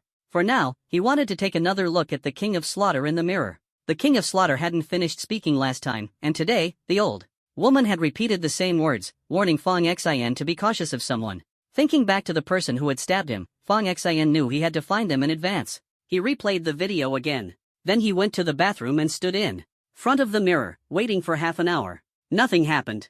Fong Xian returned to his bed, trying to recall the conditions that triggered the incident last time. But no matter how much he thought about it, he couldn't figure out what step he was missing. Glancing at the time, it was already past 12:40 a.m. Zhuge Hong had mentioned that the operation would start at 1 a.m. Fong Xian got dressed, put on a mask, and sat on his bed, silently waiting for Zhuge Hong's call. Footsteps echoed outside his room. Fong Xian casually sensed that it was his aunt heading to the bathroom. The heightened sensitivity of perception-based abilities could sometimes be more trouble than it was worth. Fong Xian had already lost count of the times he'd Witnessed intimate moments between couples in this building. As a result, once home, he made it a point to only tune in to his own room. A gentle knock sounded on the door. Xiao Xin? Still awake? Yeah, auntie, he replied. Can I come in? She asked. Again, Fang Huilan had always been kind and respectful of the children's privacy. Sure, auntie. She pushed the door open and was surprised to find Fang Xian sitting on his bed, fully dressed and still wearing his shoes. Why are you still dressed? Are you planning to go out? I've got a mission coming up, Fang Xian replied plainly. Fang Huilan looked baffled. A mission? What kind of mission? Before Fang Xian could respond, a hand suddenly materialized in midair, fumbling around before grabbing hold of Fang Xian's face. Fang Xian swatted the furry white hand away and then grabbed it firmly, signaling that everything was fine. The white furred hand gave a tug, and in an instant, Fang Xian vanished from the room. Fang Huilan stood frozen in place, utterly speechless. It wasn't until several moments later that she finally exclaimed, "My goodness, these awakeners are unbelievable." 500 meters above the ground, the white furred figure, having grabbed Fang Xian's face earlier, now nonchalantly wiped the saliva it had picked up onto Fang Xian's clothes. As if by magic, a crystal orb appeared in its paw. Zhuge Hong tossed the orb into the air. The crystal orb spun rapidly mid-flight, emitting a cold, radiant light that illuminated the entire city below. Within seconds, a translucent dome encased the city, and layers of light shields began enveloping various residential buildings. Zhuge Hong, hands tucked into his pockets, yawned lazily and tapped the arm of his sunglasses with his finger. His voice rang out, "Move out." It was then that Fang Xian noticed the white-furred figure's sunglasses were actually a treasured artifact. All at once, teams of operatives sprang into action across the city, sweeping through its streets and alleys to purge the remnants of the Evernight army. This isn't Lanchang, Fang Xian observed as Zhuge Hong casually cleaned out his ear. Correct. A small place like Lanchang wouldn't be a priority target for the Evernight army. That makes it easier to clean up. Any other questions? Fang Xian's curiosity had already shifted elsewhere. He was eager to test the combat prowess of his two wolves. Can I act alone? Go ahead. No sooner had the words left Zhuge Hang's mouth than Fang Xian found himself on the ground. The moment his feet hit the earth, Fang Xian began preparing for action. He donned a headscarf to protect against mental attacks, pulled on his red anti-curse shorts over his pants, threw on his cloak of invisibility, holstered his revolver at his waist, and gripped a defensive artifact, a scale, in his hand ready for battle. He melted into the shadows of the night above him. Zhuge Han watched his preparations and rolled his eyes dramatically. Fang Xian activated his tactical device, which displayed the locations of the Evernight army remnants. For his first operation, he decided to keep it low-key. He targeted a squad with a mere tier 3 combat rating, releasing his two wolves. He watched as a streak of black and a streak of white flashed through the night. The white wolf struck first, launching a mental assault. The black wolf followed, gathering energy briefly before transforming into a streak of black light that pierced straight through an enemy's chest. A clean kill. The entire process was as swift as lightning. The two wolves absorbed the blood essence of their prey, significantly enhancing their power. Simultaneously, Fang Xian felt his own strength rise as well. From the fallen enemies, he seized a few valuable artifacts and solidified his control over the two wolves. He continued to stalk the shadowed streets of the city, silent and unseen. Using this method, Fang Xian racked up an astounding 4,620 points overnight. His total score reached an impressive 8083. Operating alone, Fang Xian was effectively a one-man army, and his points naturally climbed faster than anyone else's. By the time he was sent back home that night, Fang Xian had meticulously sorted through his spoils. He set aside a few useful items and converted the rest into points. His score surged to 9228. Suppressing his excitement, Fang Xian gazed out at the moonlit night. He retrieved a small figurine gifted to him by Chu Xinyao. The figurine depicted a slender, winged humanoid, resembling a female angel. Holding it up to the moonlight, Fang Xian studied it closely. Gradually, a soft, cool glow began to emanate from the figurine, encircling Fang Xian and entering his body with each breath. In his mind, a colossal figure began to take shape. The figure was clad in silver-white armor, wielding a cruciform sword. Its pristine wings beat gently, keeping it aloft under a radiant, full moon. Moonlight cascaded over the figure, bathing it in a divine glow. With each beat of its wings, countless specks of light scattered like stars across the earth. It seemed to embody both the guardian of the night and its ultimate ruler, but the vision grew increasingly strange. The pure white moon in the sky began to shift, turning a deep blood-red hue. Within the crimson moon, a faintly discernible throne emerged. Seated upon the throne was a shadowy figure, exuding an overwhelming presence that seemed to dominate the heavens and earth. Gazing down upon all creation, the 12-winged deity suspended in the night sky slowly turned to face the blood moon. Bowing its head in reverence, Fang Xian slowly regained his composure from the hallucination. Thinking back to the figure he had just seen, the silhouette within the blood moon seemed all too familiar. A thought stirred within him, and he could almost guess it must be the influence of the slaughter talent. He lifted his head to gaze at the night sky. The cool moonlight seeped into his nose and mouth, penetrating deep into his lungs. It actually felt quite soothing. The light talent was divided into two types, sunlight and moonlight. He decided to test the effects of sunlight tomorrow. The next day, with the sun hanging high in the sky, Fong Xian once again took out the small statue, holding it up toward the sun. As he began to meditate gradually, an image of a blazing sun appeared in his mind. Beneath the brilliant sunlight, a colossal figure hovered between heaven and earth, clad in golden armor and soaring with mighty wings. Even from a distance, the scorching energy radiating from this figure was palpable, as if it could dry up the land in an instant. The massive figure seemed to be the very source of all light in the world, but as Fong Xian continued to meditate, that blazing sun began to change. The sun in the sky, shockingly, began to darken over time, as though it were undergoing an eclipse. And the golden warrior who once stood proudly beneath the sun, that ancient deity symbolizing daylight and radiance, his golden armor began to dull, and tendrils of black energy started to emerge from his body. Slowly, he turned around, facing the darkened sun. With both hands cradling his sword, he bowed his proud head, as if choosing to submit. Following his gaze, one could see that, at the center of the blackened sun, a throne was suspended. A figure sat sideways on the throne, an elbow resting on the armrest, one hand propping up their chin, coldly surveying the entire world. Whoosh! Fong Xian opened his eyes, recollecting the images that had just surfaced in his mind. The figure on the throne was all too familiar, wasn't it himself? Fong Xian raised his hand, and the slaughter rune appeared on the back of it.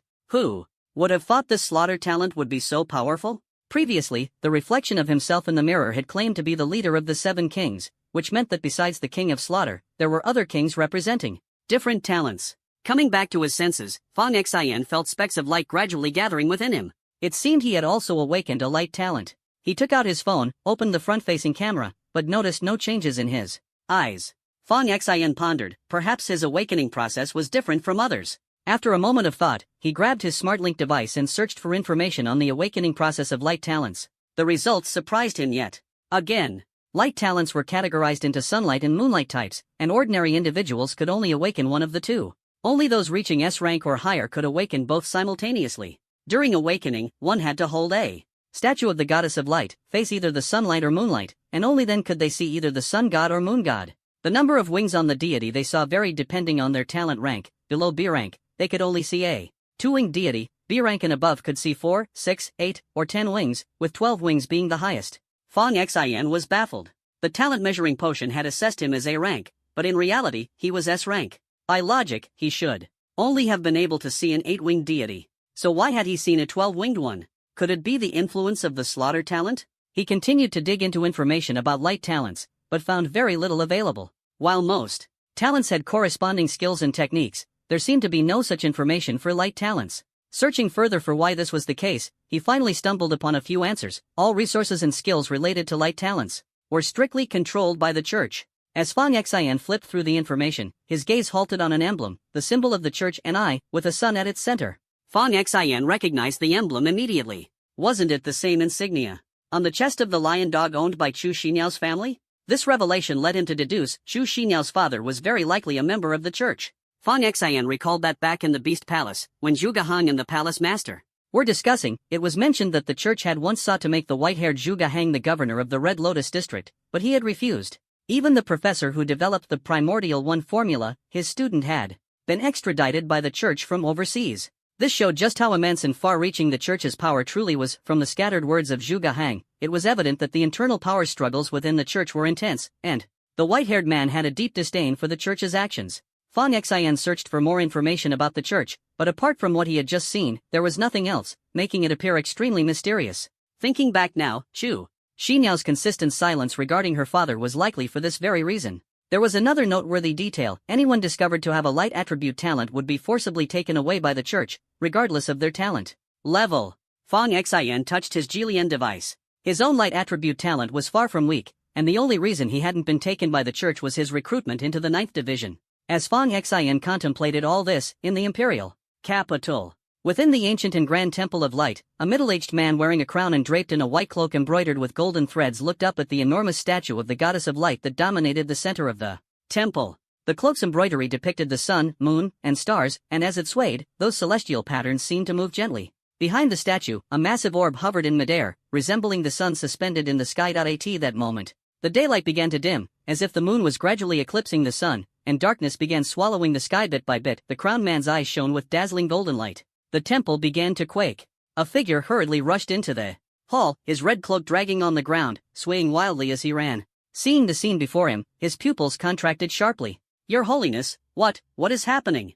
The crowned man kept his golden gaze fixed on the sky as it was, slowly engulfed by darkness, murmuring softly, "The day of calamity, when black and white are reversed, the 7 kings will gather once more, and judgment will descend." The man behind him trembled upon hearing this, his voice shaking. "But the war of the gods ended less than a century ago. Is there any way to stop the 7 kings from returning?" The crowned man slowly turned his head, his golden eyes burning even brighter. "There is a way. Either we control them and make them serve us, or, by any means necessary, we kill them at birth." The man behind him trembled harder. What had once been a warm, sacred temple was now filled with a bone-chilling cold. "Keep a constant watch on the remnants of the eternal night. Send agents to infiltrate them. If the 7 kings appear, they will surely sense it first. We must act before they do. Those who prosper through us shall thrive, those who oppose us shall perish." "Understood." Fang Xian, wanting to recharge his energy, spent the evening hunting for more points and even allowed himself to sleep in a bit longer. Night fell in a blink. Fang Xian persistently practiced in front of a mirror.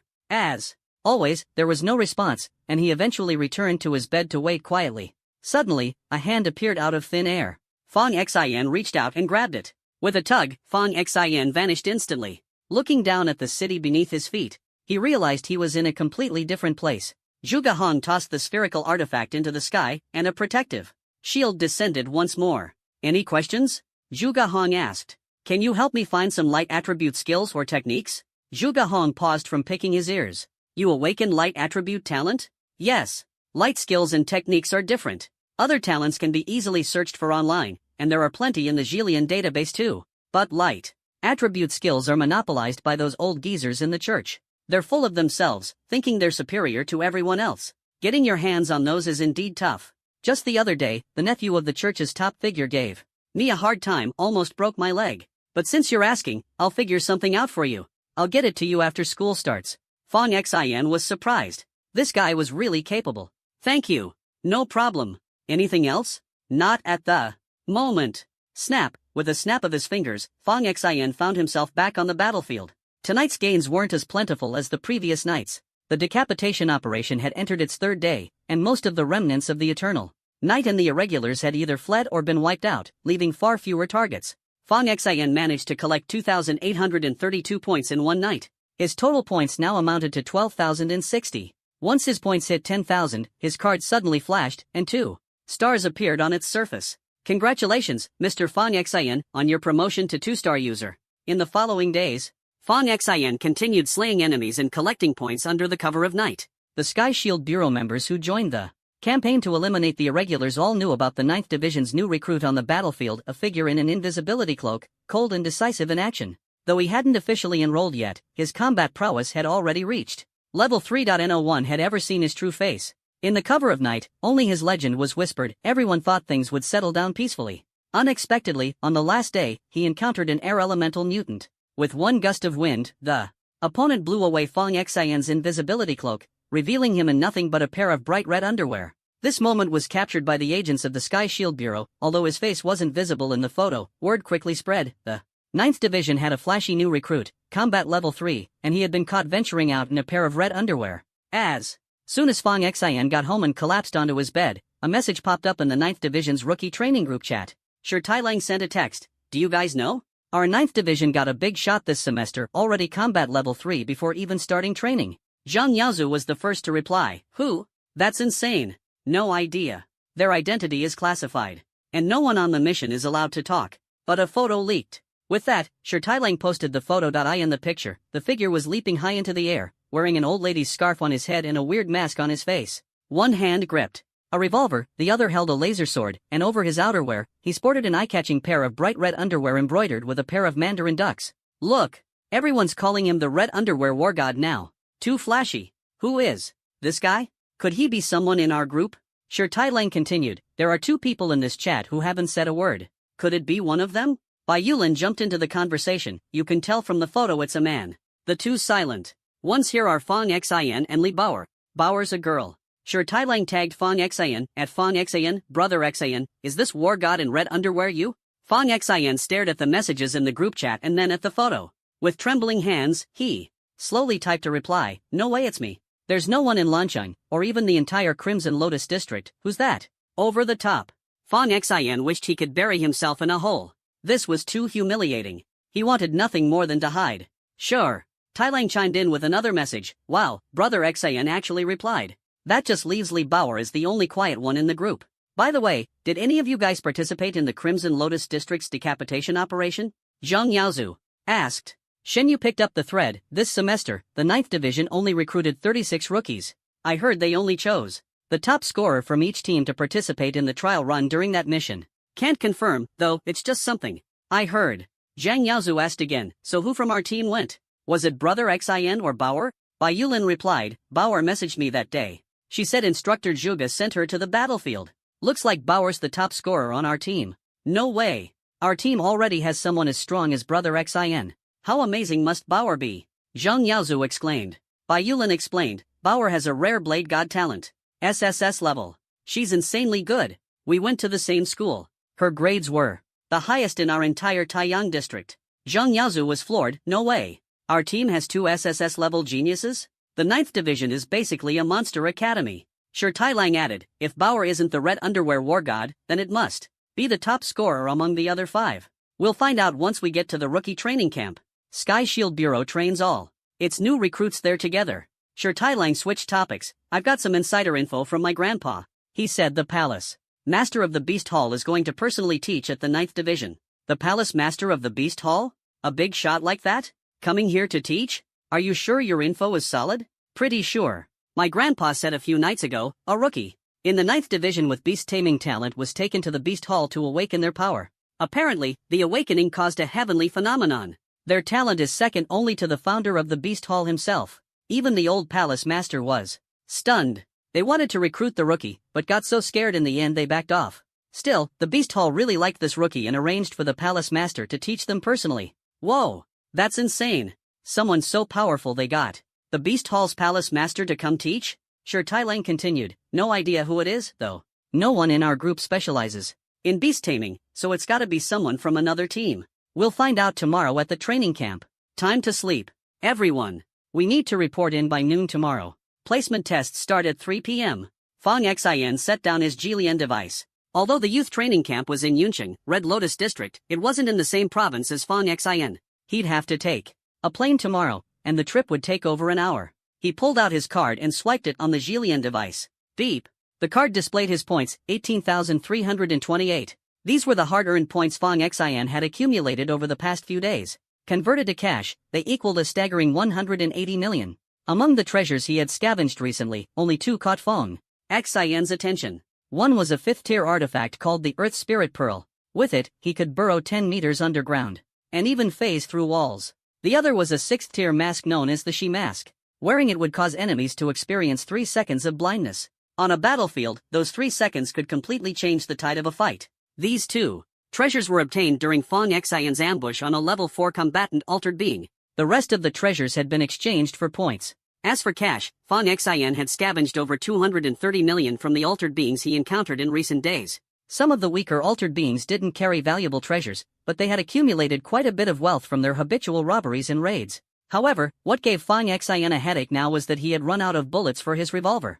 On the Jilian device, there was a marketplace specifically for buying and selling treasures, and Fong Xin did find bullets that fit his revolver. One bullet, though, cost a whopping 400 points. Fong Xin asked the seller if they could throw in a few extra rounds since he was a student. The seller was blunt, telling him to get lost. In the end, Fong Xin reluctantly spent 2,000 points to buy 5 bullets. After all, a single bullet could take down a level 4 altered being, making the return far greater than 400 points. The next morning, Fong Xin heard his aunt bustling about, packing things. He got up, checked the time, packed lightly, and took a quick shower. His aunt, Fong Huilan, was busy helping her daughter, Jiang Xiaocha, pack her luggage, all the while giving her a flurry of reminders about various do's and don'ts. Seeing Fong Xin emerge, she said, Xiaoxin, once you and your sister get there, stay in touch and take care of each other. Got it, auntie. Fong Huilan stuffed even more things into the luggage, extra clothes, and even several homemade dishes she had woken up at 4 a.m. to prepare, all of which were Fong Xin and Jiang Xiaocha's favorites.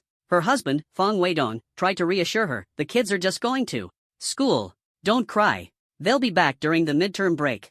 Fong Huilan patted Fong Xin's head and gently tapped Jiang Xiaocha's shoulder, her eyes brimming with reluctance. Their youngest daughter, Jiang Xiaoyu, wasn't heading off this time. Due to some recent changes in the system, she had to stay at school for one more semester to focus on theoretical studies. Still, Jiang Xiaoyu had already signed a contract with an organization and was receiving a decent stipend while in school. Fang Xin and Jiang Xiaocha were on the same flight. Yunqing. The plane landed at 10:30 a.m. From there, a direct shuttle to Tiandun Academy awaited them. Fang Xin led Jiang Xiaocha onto the bus. The vehicle was filled with unfamiliar faces, new recruits from all over the country joining the Tiandun Bureau.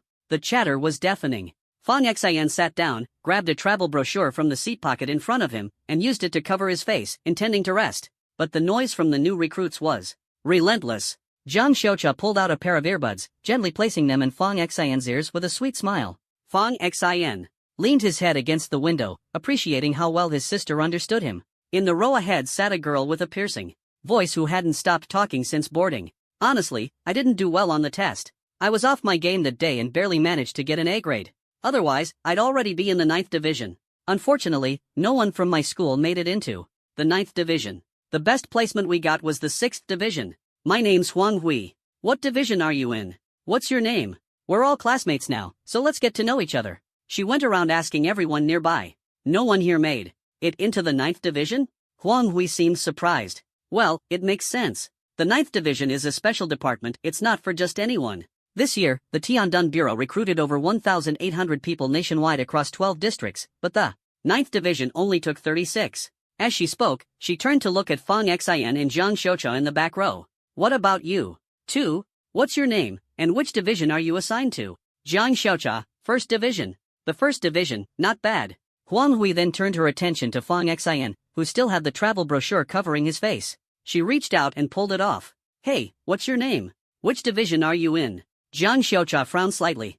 Fang Xin opened his eyes, clearly annoyed. Xin Juanhao, 7th division. Huang Hui gave a nonchalant "Oh, the 7th division, huh? Not as good as the 6th division, but still decent." Fang Xin responded with a fake smile, then promptly covered his face with the brochure. Again, pretending to sleep.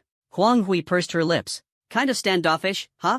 Who knows, after graduation, I might end up being your superior. The bus jolted along the road. Huang Hui's chatter was incessant. When they finally arrived, the school gate was lined with parked vehicles. One after another, new faces filled with curiosity and anticipation made their way towards Skydome Academy. At the entrance, several signs stood tall, marking the 9 special operations divisions. Each registration desk had its respective members stationed there. Hui Huang stepped out of the car, still murmuring with excitement. Wow, the senior students are so handsome. So cool. Xin Fang's gaze shifted toward the 9th division's desk. There, the person registering was none other than the little deer he had seen before. Xiaochai Jian waved at Xin Fang. Bro, I'm off to register. Xin Fang replied, let me know if you need anything. Hui Huang gave Xin Fang a sideways glance. Your cousin's 1st division is way better than your 7th division, Xin Juanhao, classmate. Xin Fang chuckled softly. Hui Huang pointed to the side. Your 7th division is over there, right next to our 6th division. Guess we're neighbors. Junhui Tian approached them from a distance. Hui Huang called out excitedly, her voice full of energy. Hi, senior. I'm a new recruit for the 6th division. Hui Huang. Junhui Tian nodded and gestured toward the 6th division's registration desk. Head over there to register. Got it, senior. Just as Hui Huang turned around, Junhui Tian suddenly straightened up and snapped into a salute toward Xin Fang. Xin Fang returned the gesture. Junhui Tian smiled and said, your 9th division is over there. Xin Fang nodded. He patted Junhui Tian lightly on the shoulder. I'll head over there now. Alright. Hui Huang stood frozen in place, staring at Xin Fang's retreating figure and then back at Junhui Tian. Senior, is he from the 9th division? Junhui Tian's expression turned stoic again, and he gave a simple Hui Huang watched Xin Fang disappear into the crowd, completely dumbfounded. She felt tricked but had no way to do anything about it. Xin Fang weaved through the crowd and approached the registration window for the 9th division. The little deer had her chin resting on the desk, dozing off. Xin Fang waved and called out, Sister dear. She raised her head and flashed a sweet smile. Xin Fang. You're here. Face the camera and register. Xin Fang turned toward the nearby camera. With a soft beep, the little deer gestured to him. Welcome aboard. Xin Fang? A voice called out. Xin Fang turned to see a round-faced, fair-skinned chubby guy standing behind him. The chubby guy stepped forward, hand extended, smiling. I'm Tai Lang Shi. Xin Fang gave a simple handshake. Nice to meet you. Standing behind Tai Lang Shi was a slightly tanned girl, wearing a tracksuit with the word strive printed on the front and youth on the back. Bro Xin, guess who this is? Tai Lang Shi slung his arm around the girl, grinning mischievously. Xin Fang thought for a moment. Li Bauer? The girl blushed, lightly punching Tai Langshire in the stomach before shyly smiling at Xian Fong. Bro Xian, I'm Zhang Yaozu. You're Zhang. Wait, what? You're a girl? Xian Fong was stunned. That's quite a name.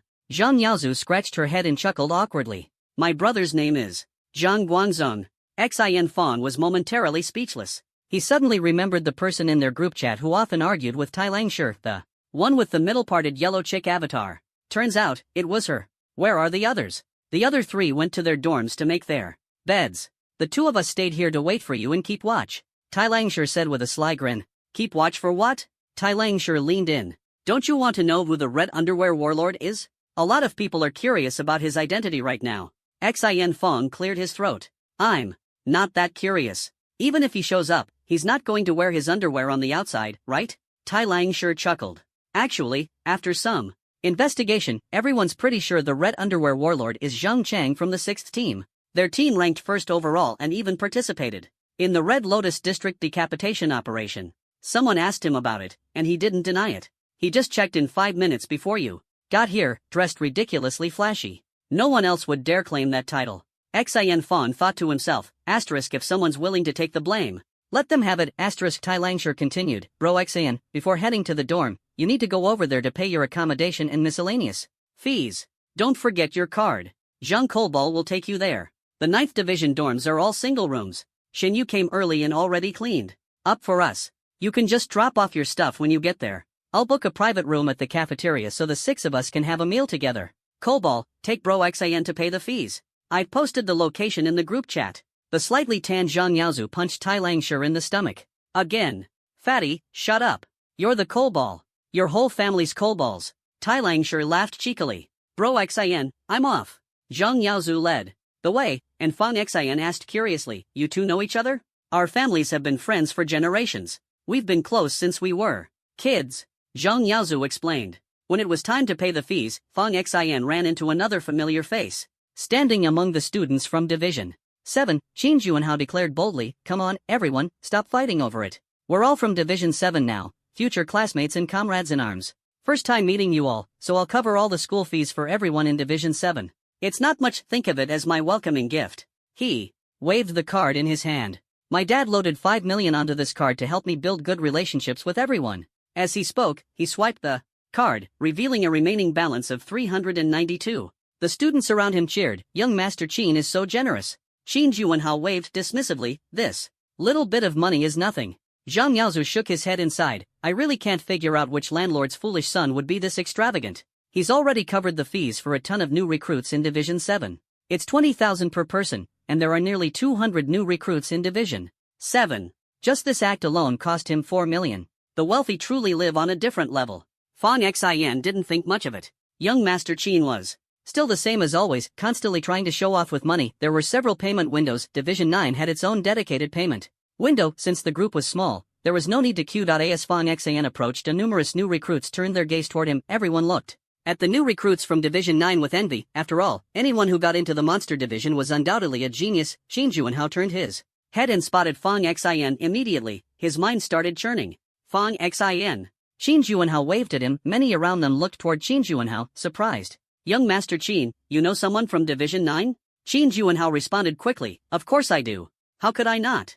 We're both from Lan City. Classmates, and even good buddies. The new recruits from Division 7 gasped in amazement. Qin Juanhao walked over to Fong Xian, still holding his card. He saw that Fong Xian was about to pay his fees. Fong Xian, let me cover your school fees. Qin Juanhao grabbed Fong Xian's arm, pretending to be very familiar with him. After all, knowing someone from Division 9 was a great way to boost his own image. Are we close? Fong Xian elbowed Qin Juanhao. Already fully aware of his little schemes, Qin Juanhao clicked his tongue, still holding onto Fong Xian and feigning a friendly smile. We're from the same hometown, and we were classmates. It's only natural for me to help you with your fees. Besides, your parents are gone now, and the inheritance they left. You can't be much. This 20,000 or so in school fees must be a lot for you. Your aunt and uncle's salaries aren't exactly high either. They'd have to save 4 ages to cover this. He took the opportunity to step on Fong Xian's dignity again. Paying someone's fees immediately elevated his own image. Several students looked at Fong Xian, their eyes now filled with sympathy. Who would have thought that this new recruit from Division 9 came from such a tough background? Zhang Yaozu furrowed his brow. Feeling an inexplicable dislike for Qin Juanhao, unfazed, turned to the payment staff and said, "Teacher, I'll pay his fees. My dad loaded 5 million onto my card, and there's still over 3 million left. That's just a little over 300 points, don't feel embarrassed. We're old classmates, and helping someone from a struggling family is no big deal for me." Zhang Yaozu grew increasingly annoyed as he watched Qin Juanhao. He pulled out his own card, ready to pay for Fang Xian himself, just as Zhang Yaozu was about to speak. Fang Xian, expressionless, pulled out his own card and placed it on the card reader. Beep, 2 points were successfully deducted. The account balance displayed 16,326 points. Remaining, a long string of numbers suddenly appeared on the screen. Qin Juanhao held his card in hand, frozen in place. His eyes widened in shock as he stared at the 5-digit point balance on Fang Xian's card. That balance was equivalent to 160 million in cash. Even Zhang Yaozu, who stood ready to swipe Fang Xian's card, was stunned, his eyes as round as saucers. No one had expected Fang Xian to have so many points. Nearby, the new students who were close enough to see also caught sight of it. A wave of gasps rippled through the crowd. Those who didn't see clearly quickly asked what had happened. The news spread like wildfire. The payment area became a bustling scene. All eyes were now on this new student from the 9th division. It was the first time anyone had seen a new student's card carry so many points. More than 16,000 points. Who was this wealthy kid who had come here to play? No wonder he was assigned to the 9th division, the so-called Monster Hall. Even his entrance was extraordinary. Even the teacher handling the payments looked shocked, stealing a second glance at Fang Xian as they handed him his betting. This academy wasn't short on wealthy heirs, but the most points anyone else had on their cards were a few thousand. This was the first time seeing a 5-digit balance. Qin Juanhao stood there with his mouth agape, holding his card of just over 300 points high in the air. That amount was completely dwarfed by Fang Xian's balance. Where did you get so many points? Qin Juanhao stammered in disbelief. I picked up a few odd jobs before school started and made some spare cash, Fang Xian replied casually, giving Qin Juanhao a light push aside with the back of his hand. After taking a couple of steps forward, Fang Xian stopped, turned his head, and coldly eyed Qin Juanhao. It's fine if you want to show off, but don't step on others to make yourself look good. That's just classless. Also, we're not friends. With that, Fang Xian turned and walked away. Qin Juanhao stood there in a daze as whispers broke out among the new students around him. Many of them had heard Qin Juanhao's earlier remarks and thought it was incredibly rude of him to publicly expose Fang Xian's family background. It was utterly unbecoming. Even the teacher at the payment counter rolled their eyes at Qin Juanhao. Trying to save face, Qin Juanhao forced an awkward smile and slunk back to the 7th division, where he had originally intended to help the students behind him pay their fees. But the students behind him quickly rejected him, saying, "Qin Juanhao, I'll pay my own tuition. I don't want your money, it's dirty." The students in front also began returning his money one after another. "Qin Juanhao, here's your money back." Meanwhile, Fang Xian was taking in the sights of Tiandun Academy. The academy covered over 1,000 acres and was massive in scale. Its various training facilities were spacious and well-equipped. At the center of the academy stood a gigantic sculpture. The sculpture featured several humanoid steel figures, 4 stood on the periphery, while 2 were in the center. One figure knelt, cradling something in its chest, while the other raised a shield high as if fending off the darkness of the world. Zhang Yaozu trailed excitedly behind Fang Xian. "Big bro Xian, how do you have so many points on your card?" "Grinded them from missions," Fang Xian replied dismissively. For now, he didn't want anyone knowing about his involvement in the decapitation operation. If people figured out he was the so-called red underwear war god, it would be a disaster. Getting labeled with that nickname right after starting school would not only ruin his chances of dating, but it might also earn him the moniker underwear guy for life. The very thought made Fang Xian's toes curl in embarrassment. The 9th division dormitories were the most luxurious of all, with fully equipped facilities. With Zhang Yaozu leading the way, Fang Xian found his dorm room, located on the far east side of the floor. He set down his bedding. "Big bro Xian, I live next door to you. The room next to mine belongs to the fat, dead guy. Across from you, from left to right, are Li Bauer, Bai Yulin, and Xin Yu." As Zhang Yaozu spoke, a soft, almost feminine-looking student, with flowing long hair and a slightly androgynous appearance walked out from the room across the hall. "Fang Xian, hello. I'm Bai Yu. Bai Yulin." Extended a hand with perfectly manicured nails. Fang Xian froze for a moment, remembering clearly that this person's name was Bai Yulin. Zhang Yaozu leaned in and whispered an explanation. "Big bro Xian, this guy has multiple personalities. Right now, he's Bai Yu. He also has a younger brother, personality named Bai Lin, and an older brother, personality named He Yulin. Each personality comes with its own unique talent." Fang Xian's head buzzed. In disbelief. This was too bizarre. Suppressing his astonishment, he extended his hand. Hello. Big Bro Xin is here? Another voice came from the doorway. Fong Xin looked up to see a towering figure enter the room. When he got a good look, Fong Xin's eyes widened even further. The newcomer was a full 2.6 meters tall. This person's massive frame was built like a fortress, standing there like an iron tower, their head nearly touching the ceiling. Big Bro Xin, I'm Shinyu, the newcomer said, extending a hand as large as a palm fan. Fong Xin extended his hand and shook the other man's. Firmly, the scene was so shocking that no one could find the words to speak. Where's Bauer? Zhang Yaozu asked. I'm here, came a soft voice from the doorway. Fong Xin turned his head toward the door and saw a fair-skinned, pretty girl standing there. Her first impression was a little dazed, a bit adorably clumsy. However, the two machetes tucked under her arms somewhat ruined the innocent vibe. She was also holding a bag of potato chips, munching away noisily. Her long hair draped over her shoulders, and she wore a white shirt paired with loose sweatpants, one pant leg rolled up to her knee. Brother Xin, this is Li Bauer. Zhang Yaozu introduced her. Hello. Fong Xin greeted her. Li Bauer mechanically continued chewing her chips, looking as though she was in a trance. Bauer, Brother Xin just said hello to you. Bai Yulin reminded her. Li Bauer's vacant expression snapped back to focus.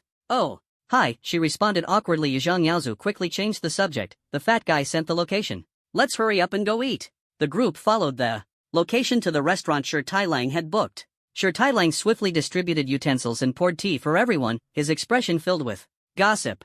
I just saw Trunk's brother, Zhang Chang. He's over there. The door to their private room was slightly ajar, and Shi Tailang jerked his chin toward a direction as a hint. Everyone looked over and spotted a new trainee sitting in the distance, dressed in a floral shirt, pink pants, and golden shoes. Fong Xin couldn't help but glance a few more times. Many of the new trainees were whispering and even taking sneaky photos, but Zhang Chang seemed to enjoy the attention. Fong Xin shook his head and thought, if he likes being Trunk's brother, that's his business. I heard Trunk's brother is a late-stage level 3 combatant. For this afternoon's assessment test, he might be the only one to pass without taking a hit. Shi Tailang continued. Zhang Yaozu checked the time. It's already past noon.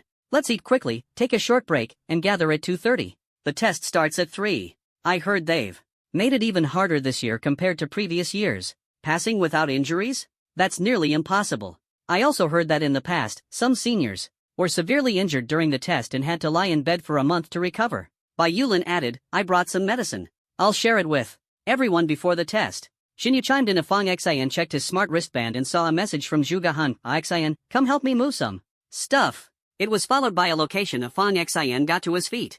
Zhuge asked me to head over. You guys eat first, I'll be back soon. Alright, brother Xin. If you can't make it back, just message us, and we'll bring you some food. Thanks. After saying his goodbyes, Fong Xin walked out the door of the group, watched him leave, then resumed their earlier conversation. I heard there's a points reward for the top 3 fastest completions in the assessment test, someone said. Shi Tailang took a sip of tea. Fastest completion? Just making it through is good enough. We shouldn't even think about things like that. Zhang Yaozu snorted. Bauer is a level 3 combatant. She should have the easiest time among us.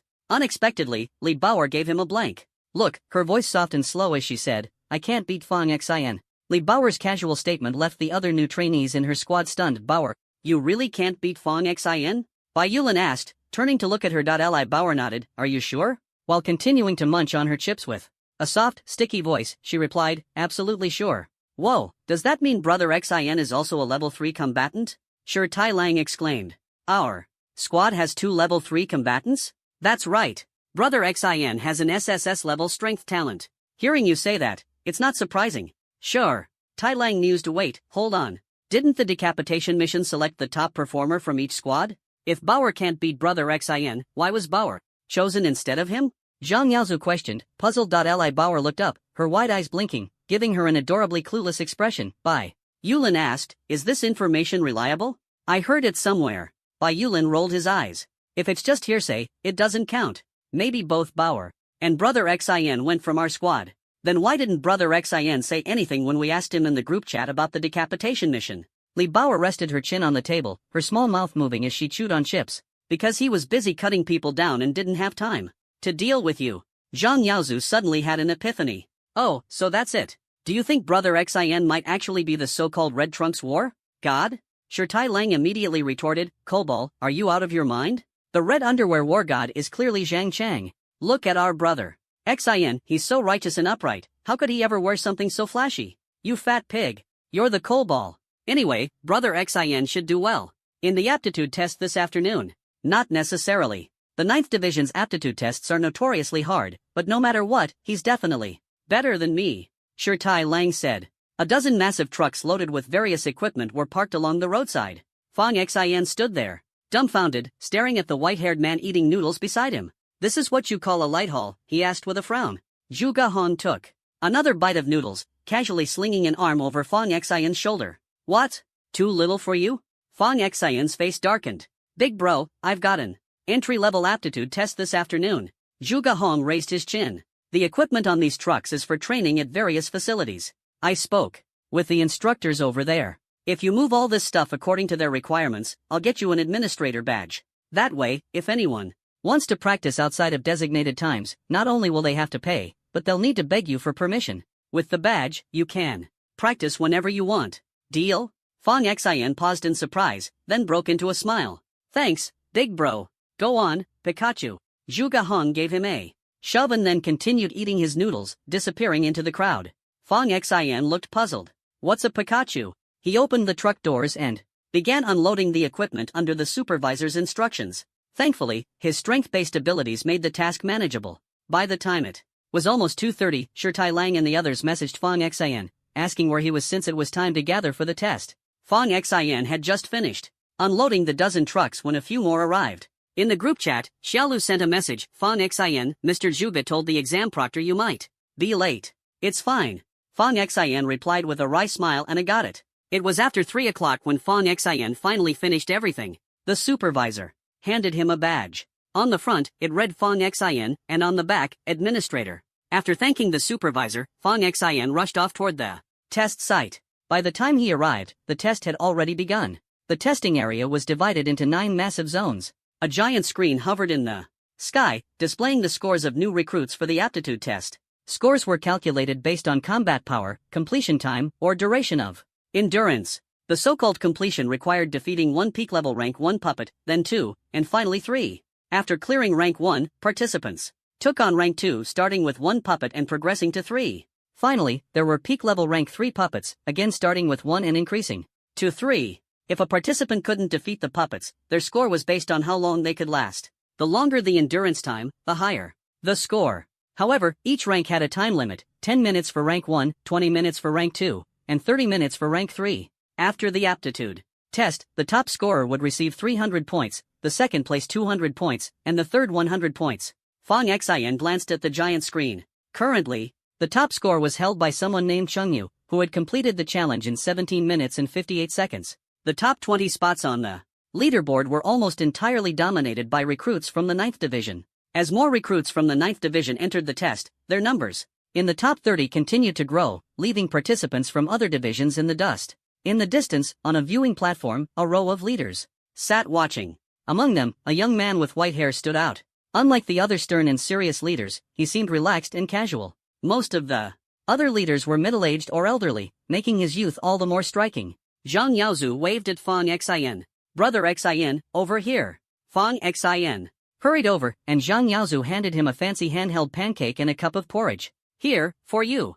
Fang Xin barely had a sip of porridge when a sudden gasp erupted from the crowd. Someone had broken the top score. Wow! It's underwear, bro! Zhang Yaozu exclaimed, staring at the screen. The new recruits buzzed with chatter. No one expected underwear bro to not only dress flamboyantly but also to be exceptionally strong in combat, taking the top spot with a time of 17 minutes and 42 seconds. Moments later, underwear bro emerged from the testing area, sporting a bruised and battered face. Fang Xin glanced around and noticed that nearly everyone who had finished the test bore injuries. Nearby, several ambulances and healers with recovery abilities stood ready. Zhang Yaozu's face was pale and bruised, but his eyes remained fixed on the giant screen. Fang Xin looked at it, too, and saw Zhang Yaozu ranked 29th. Just as he took another bite of the pancake, a notification came from the front. The next group of participants, please enter the testing area. On another screen, a list of names appeared, and Fang Xin's name was among them. He quickly gulped down the porridge and stuffed 2 more bites of pancake into his mouth. Zhang Yaozu took the unfinished pancake from him, cheering him on. Brother Xin, good luck. I'll reheat it for you later. Fang Xin walked toward the examination hall. At that moment, the large screen above flickered once again. The rankings were Updated, everyone gasped in astonishment. Even Fong Xin couldn't resist looking over. The first place now displayed a new name, Ji Xuansa, 12 minutes and 6 seconds. A full 5 minutes ahead of the previous leader, but before the crowd's surprise could settle, an even greater shock rippled through the first place changed once more. Li Bauer, 7 minutes and 1 second. Gasps of disbelief surged like waves across the audience. Oh my god. That's absolutely monstrous. 7 minutes and 1 second? I was about to collapse just holding out for 7 minutes, and she completed it in that time? Can we separate the results of the 9th sector from the others? The gap is just too overwhelming. It's like they're from two different worlds. 7 minutes and 1 second. This result is one of the best in the history of Tiandun Academy. She's definitely secured first place. 300 points. In the bag. In the stands. An elderly man sitting in the center clasped his hands together, slowly leaning back in his seat. This Li Bauer is truly remarkable. 7 minutes and 1 second. She ranks in the top 5 in Tiandun Academy's history. Headmaster, this year's students are exceptionally outstanding, a middle-aged man beside him said excitedly. The elder's gaze shifted toward the examination hall, where a seemingly naive yet strikingly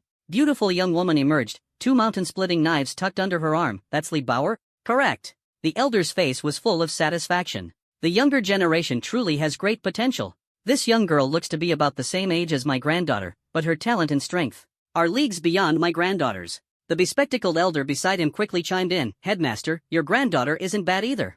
The elder waved him off. Don't flatter me, just speak the truth. This girl is undeniably the first by a wide margin. She's absolutely the top candidate in this year's Tiandun Academy entrance exam. No doubt about it. 7 minutes and 1 second. It's almost impossible for anyone to surpass her. Several others nodded in agreement. Zhuge Hong crossed his hands behind his head, casually leaning back and rocking his chair, watching as Fong Xian approached the examination hall. The corners of his mouth curled into a faint smile. Fong Xian stepped into the examination hall. High above, an owl was soaring through the air. Its eyes were fixed intently on Fong Xian.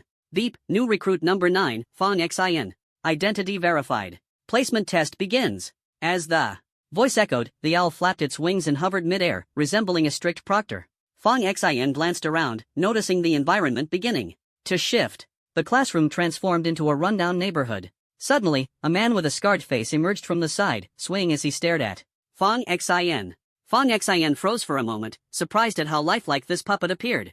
The testing grounds environment was beyond expectation, simulated to feel like a real battle. The scar-faced man abruptly turned his head and charged at Fong Xian with a knife. Though his strength was at the peak of level 1, he was no match for Fong Xian. As soon as he got close, Fong Xian didn't bother with any fancy moves. He landed a heavy blow directly. The scar-faced man's head tilted, and he collapsed, motionless. The owl in midair cocked its head slightly. Suddenly, the scar-faced man stood up again, and alongside him appeared a long-haired young man.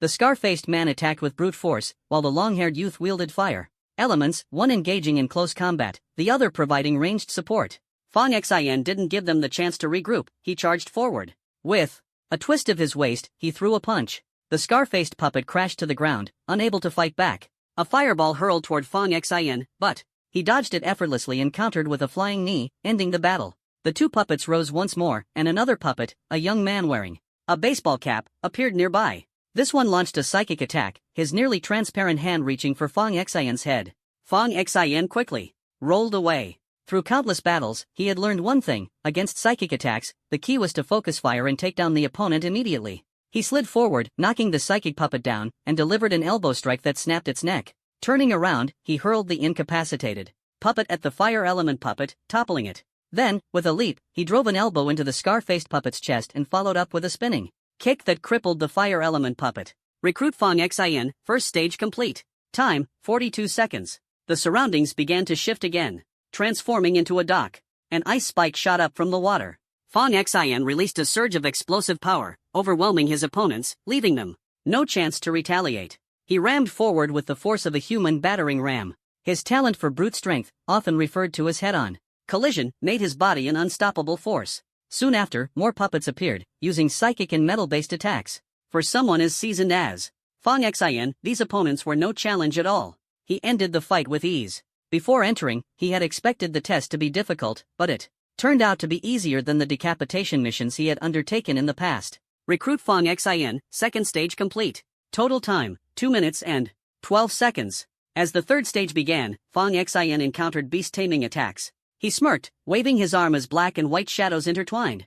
summoning 2 wolves. Since it was this simple, he decided to bring along his wolves for the rest of the test, aiming for a speedrun to secure a top score and gain more points. Outside the examination hall, Lee Bauer's score was displayed prominently above all others. 7 minutes and 1 second. This result ranked among the top 5 in the history of Tian Shield Academy. Many new recruits and instructors couldn't take their eyes off Lee Bauer. Blushing, she hid behind Zhang Yaozu, scratching her head, clearly uncomfortable with the attention. However, the 2 mountain-splitting blades tucked under her arms gave her an entirely different aura. Shi Tailang, sporting a black eye and swollen face, walked over. Both his eyes were so puffed up that he could only see through narrow slits, and his lips were swollen to the point of bulging. With a lopsided mouth, he sipped some water from the other side of his lips. Bauer, you're amazing. 7 minutes and 1 second. The injured Bai Yulin and the dislocated arm Shun. You also came over. Bauer is incredible. She beat the second place time by a full 5 minutes. Where's Xin? Shi Tailang asked. He just went in. Shi Tailang tightened the cap on his water bottle. If Bauer finished in 7 minutes and 1 second, how fast do you think Xin will be? 6 minutes? What do you think, Bauer? Lee Bauer looked up, her face adorably naive. I don't know. I've never fought him before. No way he'll clear it in under 5 minutes, right?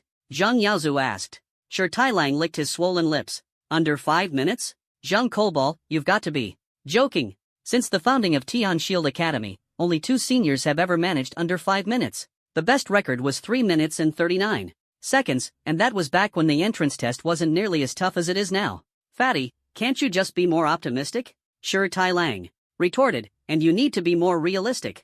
You can't just rely on those grand dreams of yours and spout nonsense. All you do is argue with me. Stupid fatty. How long did Instructor Zhuge take to clear the test back then? Instructor Zhuge skipped the entire training camp and went straight into the 9th division. With his talent, getting into the top 3 was a breeze. Shi Tailang brought the topic back. Seriously though, Bauer is amazing. Some people couldn't even last 7 minutes in the first round, and she cleared it in 7 minutes flat. Bai Yulin tilted his chin up. Elsewhere, forget about lasting 7 minutes. Over 1,200 people couldn't even hold out for 3. Well, everyone here was a student before this, with little to no combat experience. Those test puppets in the evaluation were peak level 1 combat strength. It's normal not to last 3 minutes against them.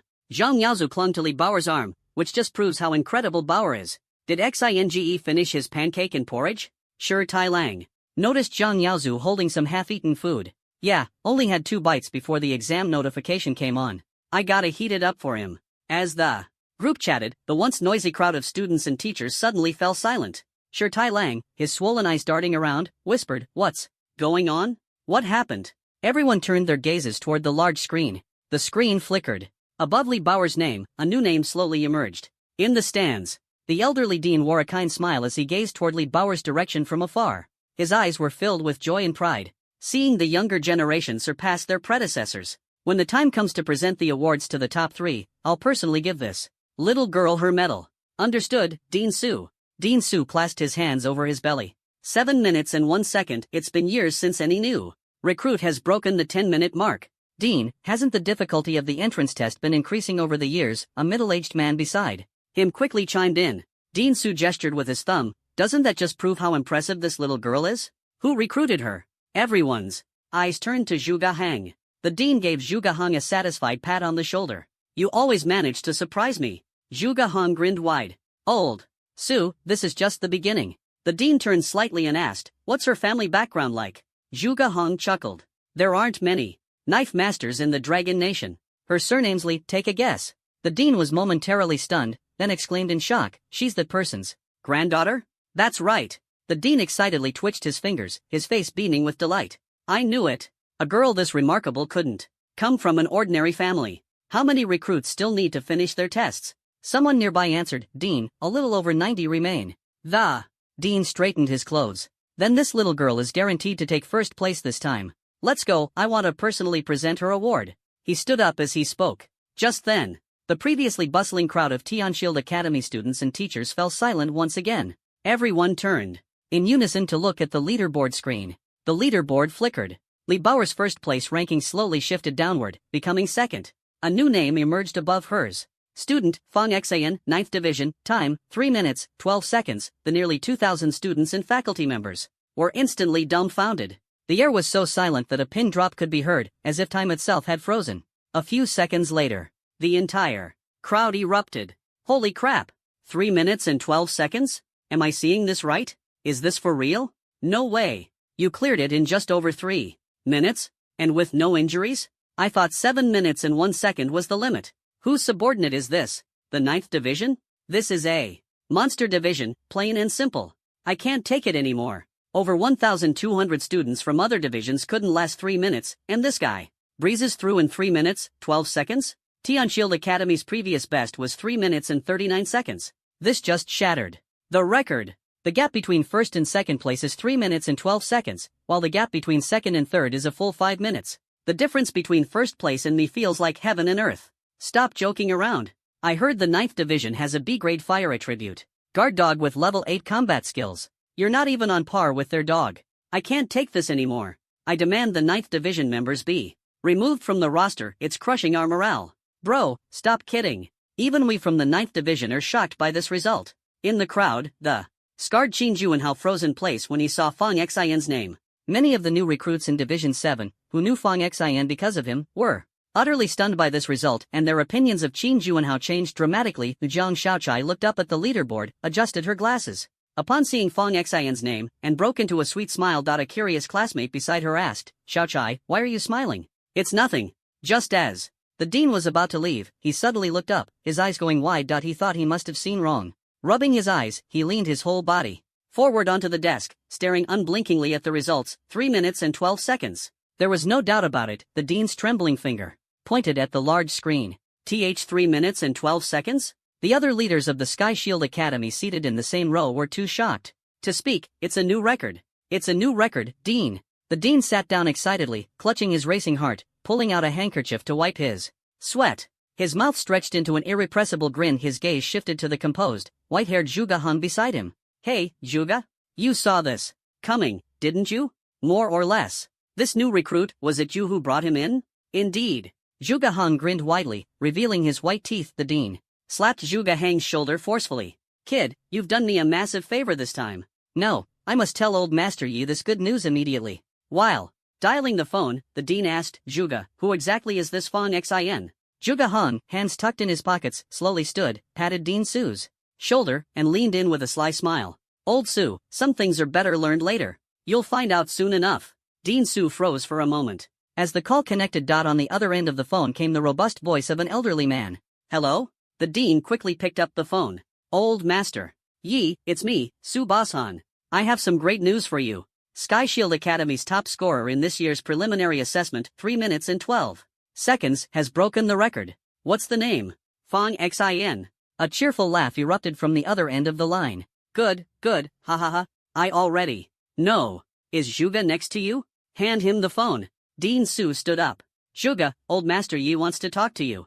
Zhuge Hong, who had been about to leave, turned back. The usually arrogant and domineering white-haired youth picked up the phone, his tone suddenly becoming polite and respectful. Old Master Yi, what are your instructions? After a brief exchange, Zhuge Han hung up the phone and handed it back to Dean Su. Dean Su wanted to ask more questions, but Zhuge Han waved him off, turning and disappearing into the distance. Dean, how should we handle the awards now? Dean Su asked. We'll present them to the top 3, the dean replied over his shoulder. Su Bosan couldn't shake his curiosity. From old Master Yi's tone earlier, it seemed like he already knew about Fang Xian's identity. Coupled with Zhuge Hang's cryptic words, Dean Su grew even more intrigued. Turning to look at Fang Xian, he resolved to figure out just who this young man really was. If Fang Xian walked out of the testing hall, rubbing his shoulder, Xiang, Shi Tailong's voice was hoarse from shouting as he ran over and lifted Fang Xian into a celebratory spin. Xiang, you're incredible. Shi Tailang was so excited he was practically yelling. Fang Xian took some unfinished food from Zhang Yaozu's hands. Still in a daze, Zhang Yaozu handed Fang Xian a bun and porridge.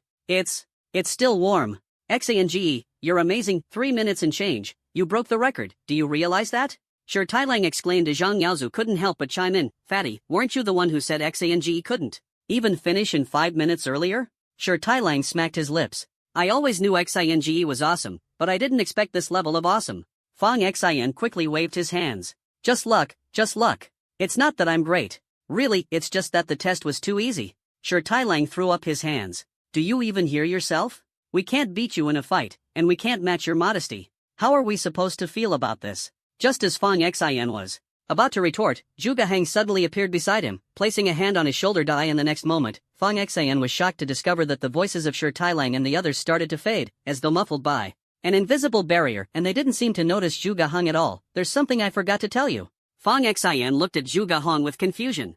Zhu Gahong placed one hand on Fang Xian's shoulder. Don't go around telling people you're the grandson of Fang Qingdi, and don't admit it easily even if someone asks. Even though your grandfather's wrongful conviction was overturned long ago, when he left the divine court back then, he left quite a few people there beaten badly. Many of those people are now thriving in the Sky Shield Bureau. If they find out you're Fang Qingdi's grandson, you'll definitely have a hard time. When I was investigating your background, I secretly altered your family's records. It's impossible to notice unless someone digs deep. Currently, in the entire 9th Division, only Old Man Yi, Xiaolu, and I know your real identity. But your identity will be exposed sooner or later. Before that happens, focus on improving your strength. Old Man Yi and I can shield you from some trouble, but we can't solve all your problems for you all the time. You stood out too much this time, and now you'll definitely be under scrutiny. Keep a low profile from now on. For the midterm exams, just aim for a spot in the top 10. Fang Xian quickly asked, wait, don't leave yet. I still have something to ask. Go ahead. What is it? Can I see the detailed case files of my parents' car accident? Zhu Gahong paused for a moment before saying, to be honest, the authorities didn't find any useful leads. The case is a mess with no clear direction. Your parents' information was encrypted for 2 reasons. First, because the case is bizarre and ties into incidents from many years ago, and second, because their past research involved highly classified projects. You're not strong enough or high-ranking enough right now to access it. Also, this case is being investigated by multiple departments, and the 9th Division doesn't have the final say. Even I can't fully intervene. Fang Xian froze for a moment. Even you can't fully get involved? Zhu Gahong shrugged. That should give you an idea of how complicated this case is. Your most important task right now is to get stronger. Once you're powerful enough, everyone will answer to you, and you'll be free to investigate whatever you want. By the way, I need to warn you, some people might come asking about your parents' case soon. Say only what you know, and if you don't know something, don't guess. Especially when it comes to those people from the church, don't let them manipulate you. Fang Xian was stunned.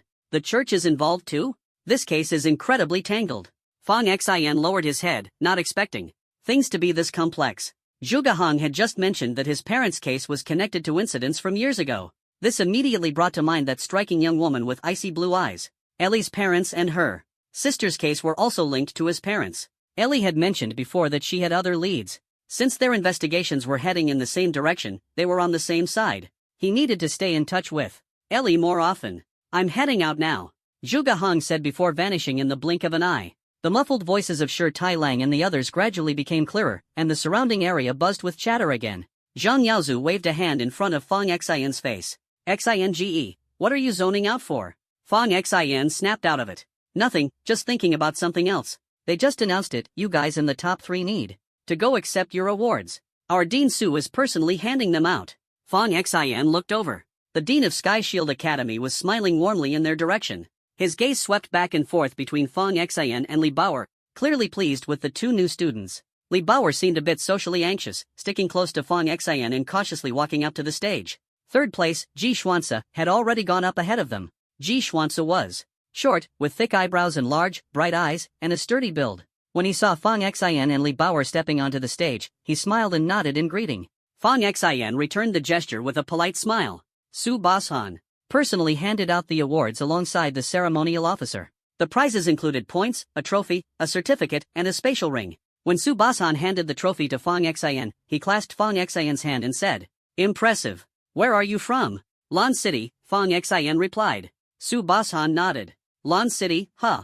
The tone of his voice carried a hint of contemplation, as though he were pondering if any powerful families from Lan City could have produced such a talented young man. Then he patted Li Bauer on the head. "Li Bauer? I know your grandfather. How's his health these days?" Li Bauer looked up and took the trophy, her response straightforward yet silly. "He's doing great. As long as he's in good health. I'll visit him when I get the chance." Li Bauer looked up again and said bluntly, "Oh, my grandpa told me that if I made it into Sky Shield Academy and someone told me they'd visit him when they had the chance, I should tell them to stop pretending, stop being polite for show. You know very well whether you'll actually visit or not." The corners of Su Bashan's mouth twitched slightly as he forced a smile. Old Master Li is still as straightforward as ever. This month, I'll definitely pay him a visit." Li Bauer accepted the other prizes and smiled sweetly. "Oh, my grandpa also said that if someone gives a specific time they'll visit him, I should tell that person that he only sees me right now. Everyone else? They're just hypocrites, he won't meet with them. Su Bashan's smile froze on his face. Fortunately, his skin was thick enough to maintain a facade as he forced another smile. What else did the old master say? Li Bao's voice was soft and sugary, with a hint of timidity and a touch of silliness. Grandpa also said that if the person asking these questions happens to be Su Bashan, I should let him know that if he dares to mess with his granddaughter, this blade of his can stretch across half the kingdom and land squarely between his eyebrows. Asterisk cough, cough. Asterisk Su Bashan's face turned alternately pale and green before he managed to squeeze out another smile. The old master is still as playful as ever, I see.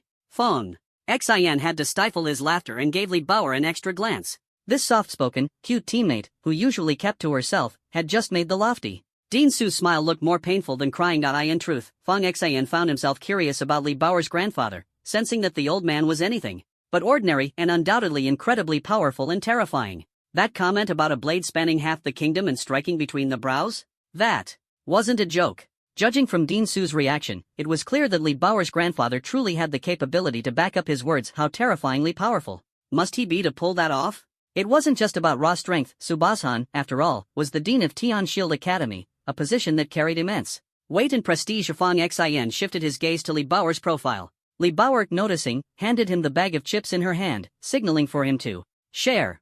Fong Xian smiled. Who would have thought that this talented yet slightly silly and adorable teammate turned out to be a true third-generation martial arts prodigy? Su Bashan moved towards Ji Xuanzi. Ji Xuanzi bowed slightly and said, "Good day, Dean. My name is Ji Xuanzi." Su Bashan paused for a moment, studying him carefully. "Are you from the Ji family?" Ji Xuanzi had thick brows and big eyes, with a slight upward tilt at the corners of his eyebrows, giving him a somewhat stern appearance. Su Bashan patted Ji Xuanzi on the shoulder. "Not bad, young and capable. Seeing outstanding individuals like you in the new generation puts my mind at ease." Ji Xuanzi bowed slightly in response. "Thank you, Dean. How's your grandpa's health these days?" Su Bashan asked, casually, glancing briefly at Li Bao, who was focused on eating potato chips nearby. Li Bao's earlier blunt remarks had carried quite a punch. For someone of Su Bashan's status, it had been a long time since anyone dared to speak to him like that. Ji Xuanzi replied with measured politeness, "Dean, my grandpa is doing well. Before the semester started, he asked me to send you his regards." Satisfied, Su Bashan patted Ji Xuanzi on the shoulder again. "That's good to hear." The group then took a photo together. Afterward, all the new trainees lined up according to their respective units. Su Bashan delivered the opening speech for the semester. During the address, Xiaolu quietly approached and reminded the new recruits of Division 9 to never disclose their exam scores or anything that happens within the Tian Shield Academy. This included campus facilities, instructor details, and information about their teammates. Violations, if discovered, could lead to expulsion at the least and imprisonment at the worst. It was then that the group realized Xiaolu was the advisor for the Division 9 freshmen. According to Shi Tailang, Xiaolu might appear gentle, pure, and sweet like the girl next door, but her background was far from simple. Her grandfather had been one of the founders of the Tian Shield Bureau. By the time the event concluded, it was already past 5 in the afternoon. Fong Xian and a few others walked side by side toward their dormitories. Suddenly, Bai Yulin stopped in his tracks, lowered his head, and began trembling slightly while mumbling something. A voice, youthful and slightly immature, emerged. "Brother, can I go out and play for a bit?" But it was immediately countered by a calm and composed voice. "No. Can't you see our sister wants to talk to Fong Xian?" "Bai Yulin, what nonsense are you talking about? I want to talk to all of our teammates, not just Fong Xian." A clearly feminine voice rebutted, leaving Bai Yulin blushing as he shot a playful glance at Fong Xian. Fong Xian felt a jolt in his heart, internally muttering, "Your face is as red as a steaming teapot." Then, a rough, booming voice suddenly interrupted. "Talk about what? You bunch of losers. After scoring so poorly, you still have the nerve to play around? Let me out, I want to spar with Fong Xian and settle this once and for all." Shi Tailang leaned close to Fong Xian's ear and whispered, "Don't worry, Xian. This guy has a peculiar, almost miraculous talent. When his sister's personality takes over his body, he even turns into a girl physically." Fong Xian's eyes widened in shock. No wonder when he first met Bai Yulin at lunch, the feminine voice had sounded so natural, nothing like a feigned tone. This ability to switch between male and female forms was something Fong Xian had never encountered before. After Bai Yulin's body convulsed violently, he managed to shake his head and gradually regained clarity in his eyes. Extending his hand toward Fong Xian, he said, "Nice to meet you, Xian. I'm Bai Yulin." Fong Xian reached out to shake his hand, noticing a subtle change in Bai Yulin's appearance. Moments ago, he had looked delicate and strikingly beautiful, with a mature, queenly demeanor, but now his features had become more neutral and androgynous. Sure, Tai Lang suggested that after returning to the dorm, everyone should take a shower and then have a hot pot gathering that evening. Lunch had been rushed, Fang Xian wasn't present, and not everyone had been there, so they hadn't fully enjoyed the meal. The group, likely to form a team after graduation, felt it was important to build camaraderie and establish rapport early on, as they would need to work together long-term. The selection process for the recruits had already taken each member's talents into account for team composition. Each team consisted of specific roles: command, offense, defense, support, and healing. In Fang Xian's team, he was responsible for strategy and initiating attacks. The blade-wielding prodigy Li Baoer handled melee combat. Bai Yulan, with his primary mental abilities and multiple personalities, specialized in ranged attacks. The earth element powerhouse Shin Yu took on the defense role, while the healer Zhang Yaozu served as the team's medic. The chubby teammate filled the support role. It was clear that Zhu Gahong had carefully planned the team roster. Back at the dorm, just as Fang Xian was about to take a shower, he received a message from Chu Xinyao. "Little Fang, you're amazing. I'm officially your fangirl now." Fang Xian was puzzled. "What are you talking about?" "Humph, you aced the placement exam and came out first in the entire school." "I knew it, Xiao Fang, you're the best." "How do you know that?" Fang Xian asked, a bit puzzled. Earlier, Sister Xiaolu had specifically reminded him not to let today's events at the school leak out. Chu Xinyao wasn't even at Tiandun Academy. How on earth did she know? Chu Xinyao sent a voice message, her tone sweet and playful. "Xiao Fang, call me sister, and I'll tell you." Fang Xian thought for a moment. He was now quite certain Chu Xinyao must have been to the church. From what he knew, the church had substantial power, even capable of rivaling the 9th division. But Chu Xinyao was just an ordinary freshman. There was no way she could have gotten access to Fang Xian's test results. That left only one possibility. "You heard it from your dad, didn't you?" Chu Xinyao stayed silent for a while before replying. "Xiao Fang, how did you guess that?" "I guessed by instinct." "Humph. Now I'm mad." With that, Chu Xinyao sent over a long string of symbols and numbers, as if angrily typing random nonsense. Fang Xian stared at the lengthy string of numerical characters. In the past, Chu Xinyao often played encryption games with him. Instead of writing words on notes during class, she passed along numbers and symbols. The numbers and symbols represented a code they created themselves, based on the strokes of Chinese characters. Fang Xian had long since gotten used to deciphering these recombined strokes. With just a glance, he understood the message hidden in Chu Xinyao's numbers. "The church is looking for you.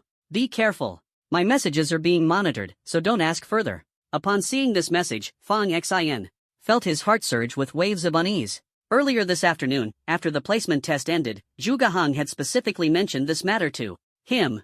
He had said that the case involving Fang Xian's parents implicated multiple factions and that the church was also involved. They would eventually seek Fang Xian out for questioning. Now, Chu Xinyao was sending a message to warn him as well. Such a heads-up was definitely not common knowledge within the church. Without a doubt, Chu Xinyao had heard it from her father. Although Fang Xian wasn't sure of her father's exact position within the church, it was likely quite high-ranking. This confirmed the message's reliability. If they were looking for Fang Xian, there had to be a reason behind it. Zhu Gahong had also explained this to Fang Xian a long time ago. Zhu Gahong had once said that Fang Xian's parents had discovered a mysterious substance capable of altering genes with minimal cost. There had to be a conspiracy behind the car accident that claimed their lives. Now, with the clues Fang Xian had pieced together, it was evident that a shadowy mastermind was lurking behind the scenes. Fang Xian's thoughts returned to Chu Xinyao's message. It was very likely that her father had passed the information to her. The extra reminder to stay cautious suggested that the people coming for him had ill intentions.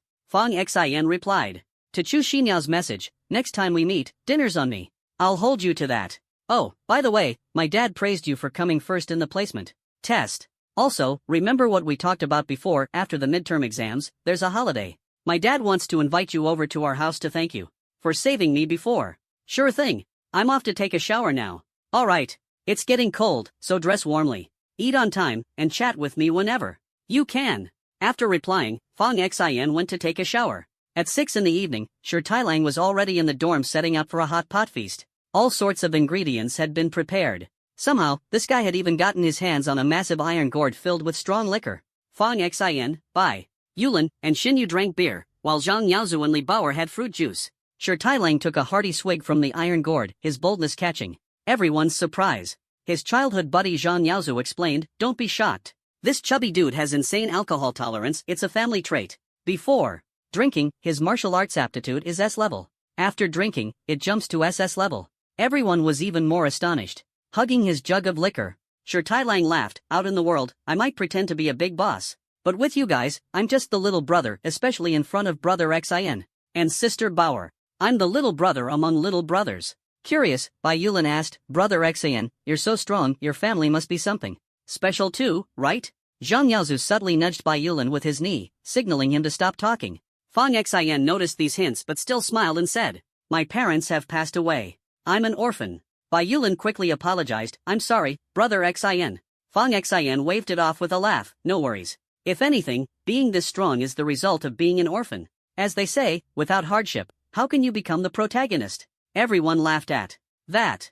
Alright, dig in. Sure, Tai Lang urged. The meal was lively and cheerful, with everyone getting to know each other better. After dinner, Xiaolu sent a message in the group chat, announcing that the course schedule was finalized and urging everyone to carefully check their assigned classes. Given that everyone's awakened talents differed, their mentors varied as well, and naturally, the course content was customized accordingly. Each person's strongest talent was referred to as their primary talent, and training would primarily focus on it. In addition to talent-specific courses, there were also classes on combat tactics, geography, humanities, and even coded language for dealing with various factions. Fang Xin glanced at the schedule. His mentor for his strength-based talent was someone named Hua Chang. Each mentor's profile could be accessed by clicking on their photo, revealing their homepage and reviews from past students. Hua Chang was a level 10 powerhouse specializing in strength-based abilities, with a body as resilient as a Buddhist Vajra statue. Because of this, his colleagues nicknamed him Hua Vajra. He was the sixth child in his family, and people from both the underworld and the legitimate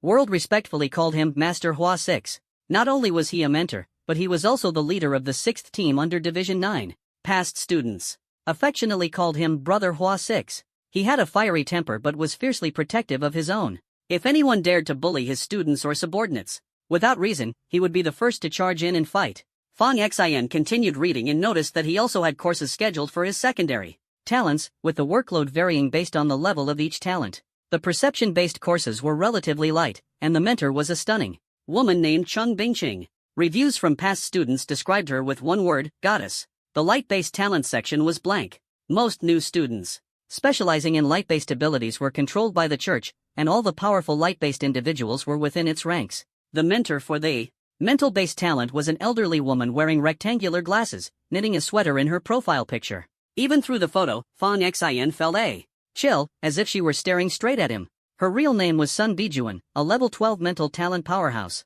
However, she was not officially part of Division 9. Her late husband had been a member of Division 9, and she had been specially invited to teach because of that connection. The comments below were all anonymous and scathing, calling her nicknames like Extinction Nun, Cruel and Ruthless, and a demon straight out of hell, with phrases like barely survived appearing repeatedly. As Fang Xin scrolled through the reviews, he found dozens of detailed complaints, collectively amounting to tens of thousands of words. Positive reviews for the elderly woman totaled fewer than 100, and any praise was immediately attacked by other anonymous users. Just moments ago, Fang Xin had assumed that the reviews left by his senior students would all be positive, but that clearly wasn't the case. Bai Yulin held up his phone and exclaimed, "Oh my god, guys, did anyone sign up for Extinction Nun's class?" Sure, Tai Lang, sipping his drink, spat it out upon hearing this and laughed gleefully. "Old Bai, you're screwed. Ha ha ha, I signed up too." Fang Xin chimed in. "You're both doomed. Ha ha ha." Sure, Tai Lang chuckled smugly. "Brother Xin, that old lady doesn't care how strong your mental talent is or where you rank in the placement tests. She treats every student with the same brutal strictness. Old Bai, Brother Xin, I'll remember you both fondly and burn incense for you." Bai Yulin clung to Fang Xin, lamenting, "Brother Xin, we're brothers in misfortune now." Fang Xin patted Bai Yulin on the back and said, "Xiao Bai, you might be misunderstanding. Mental-based talent is just my secondary specialty. My primary focus is elsewhere. Honestly, skipping this class wouldn't even be a big deal as long as I attend all my primary classes." Bai Yulin's grin widened earnestly. "Brother Xin, for other classes, sure, your primary focus might let you slide, and the mentor might turn a blind eye. But for Extinction Nun's class, don't even think about skipping. Forget being late. If you're not there 5 minutes early, you're done for. Show up late, and you'll regret it." "Seriously?" Bai Yulin sighed helplessly. "My uncle was her student too, back in the day. He had the same thoughts as you. Now he's in his 40s, graduated over 20 years ago, and he still gets nervous just seeing her." Fang Xin stared at the photo of the elderly woman, still somewhat skeptical. He decided he'd have to see for himself just how tough her class really was. He continued scrolling through the course schedule. The mentor for beast taming talent was unnamed, represented only by a large question mark. Clicking on the profile revealed a flood of freshly posted comments. Does anyone know? I heard the mysterious mentor is the palace master of the Beast Palace. Is that true? If anyone has solid proof, spill it. Don't believe the rumors. Someone with the status of the Beast Palace master would never come here to teach. Stop acting all-knowing. I have reliable info. This mysterious mentor is the Beast Palace master. Division 9 has a beast taming talent student so exceptional that even the old palace master of the Beast Palace was impressed. The palace master came here to teach to build connections. Another Division 9 story. Who's this amazing student? No idea, but anyone who gets into the palace master's class is riding on that student's coattails. The school's taking advantage of the opportunity to let us learn from the palace master for free. Cheers to the Division 9 legend, who's ranked high in the 9th Division's preliminary test and specializes in the Beastmaster branch? Seems like it's Underpants bro. Now that you mention it, yeah, I think so. Someone asked Underpants bro, and he just smiled, without confirming or denying it. That expression pretty much says it's him. Whoa, Underpants bro has this kind of identity too? Thinking about it, makes sense. He's the Red Underpants war god, after all, not your average guy. But if he's so fierce on the battlefield, how come he didn't make the top 3 in the test? See, you don't get it. The nail that sticks out gets hammered down. Underpants bro knows how to stay low-key. He's probably waiting for the right moment to blow everyone's minds. Beastmaster abilities tend to shine later on. The first place guy, Fong Xin, has a strength-type talent. That kind of brute force talent is almost unbeatable early on, that's why he took the top spot. No way. I just asked Underpants bro, and apparently, his family has ties to the Beast Palace. He said the fierce beast he's raising right now was actually gifted by the Beast Palace. Props to Underpants bro for letting us learn directly from the Beast Palace master for free. Underpants bro is the real deal.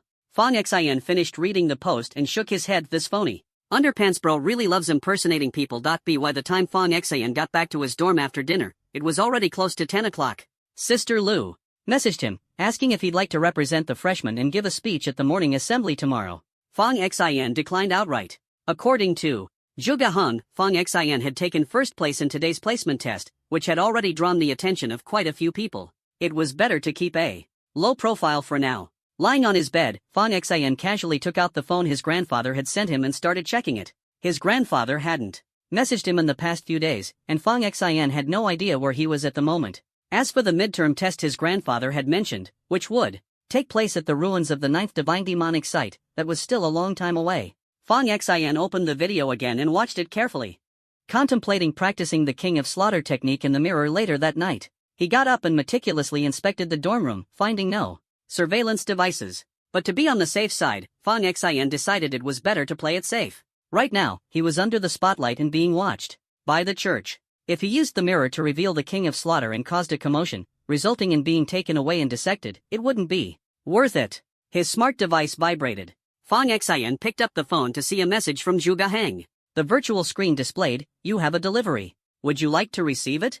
Fong Xin tapped yes. A small sculpture, less than 10 centimeters tall, materialized in the palm of his hand. Its design resembled the one Chu Xinyo had given him earlier. Inside are 2 light elemental techniques, both at the 9th rank. They'll suffice for you for now. Just make do with these. The core techniques of the light element are tightly controlled by those old church folks. It's not easy to get them. I'll try to get you a couple more when I have the chance. Thanks. No need. Fong Xin held the small sculpture up to the moonlight, staring intently. As he began to visualize, within seconds, a blurry figure appeared in his mind, completing an instantaneous movement under the moonlight. Divine skill. Flash of light. This light elemental ability allowed the user to teleport within a certain range. At the beginner level, it could only teleport 10 meters, but at its peak, the range extended to 5 kilometers. Compared to Zhuge Heng's ability, which could traverse multiple districts in just a few blinks, it was far inferior. But having it was better than nothing. As Fong Xin continued to visualize, he noticed that the figure, which originally resembled moonlight, suddenly transformed into a shadow as dark as the night itself. In a flash, the teleportation distance extended even further than before. Fong Xin abruptly realized that his slaughter-based ability could enhance this skill. What was originally a 10-meter teleportation now extended to 30 meters. The upper limit also increased from 5 kilometers to 15 kilometers, a threefold boost. Fong Xin realized he knew far too little about his slaughter-based abilities. Aside from Flash of Light, there was another skill tied to the technique. Divine Skill, Slash of Light. A figure, both hands raised high, gathered moonlight into a cross-shaped sword. Behind the figure, a phantom of the moon god appeared, also raising a divine sword. As the figure unleashed the slash, the sword's light struck the enemy at the speed of light, guaranteeing a hit. With the power of the moon god, the user could unleash their current peak strength. As Fang Xin visualized, the moon god's figure began to darken. The silver armor turned into pitch-black armor, gleaming with streaks of blood-red light. Under the slaughter-based augmentation, the slash of light, originally limited to a 10-meter range, instantly extended to 30 meters. Fang Xin exhaled slowly. He hadn't expected his slaughter ability to triple his combat power. Excitement flickered in his eyes. However, if a light elemental user were to witness such skills, they'd undoubtedly notice something unusual. Therefore, he had to exercise extreme caution when using them. If used, all witnesses had to be eliminated.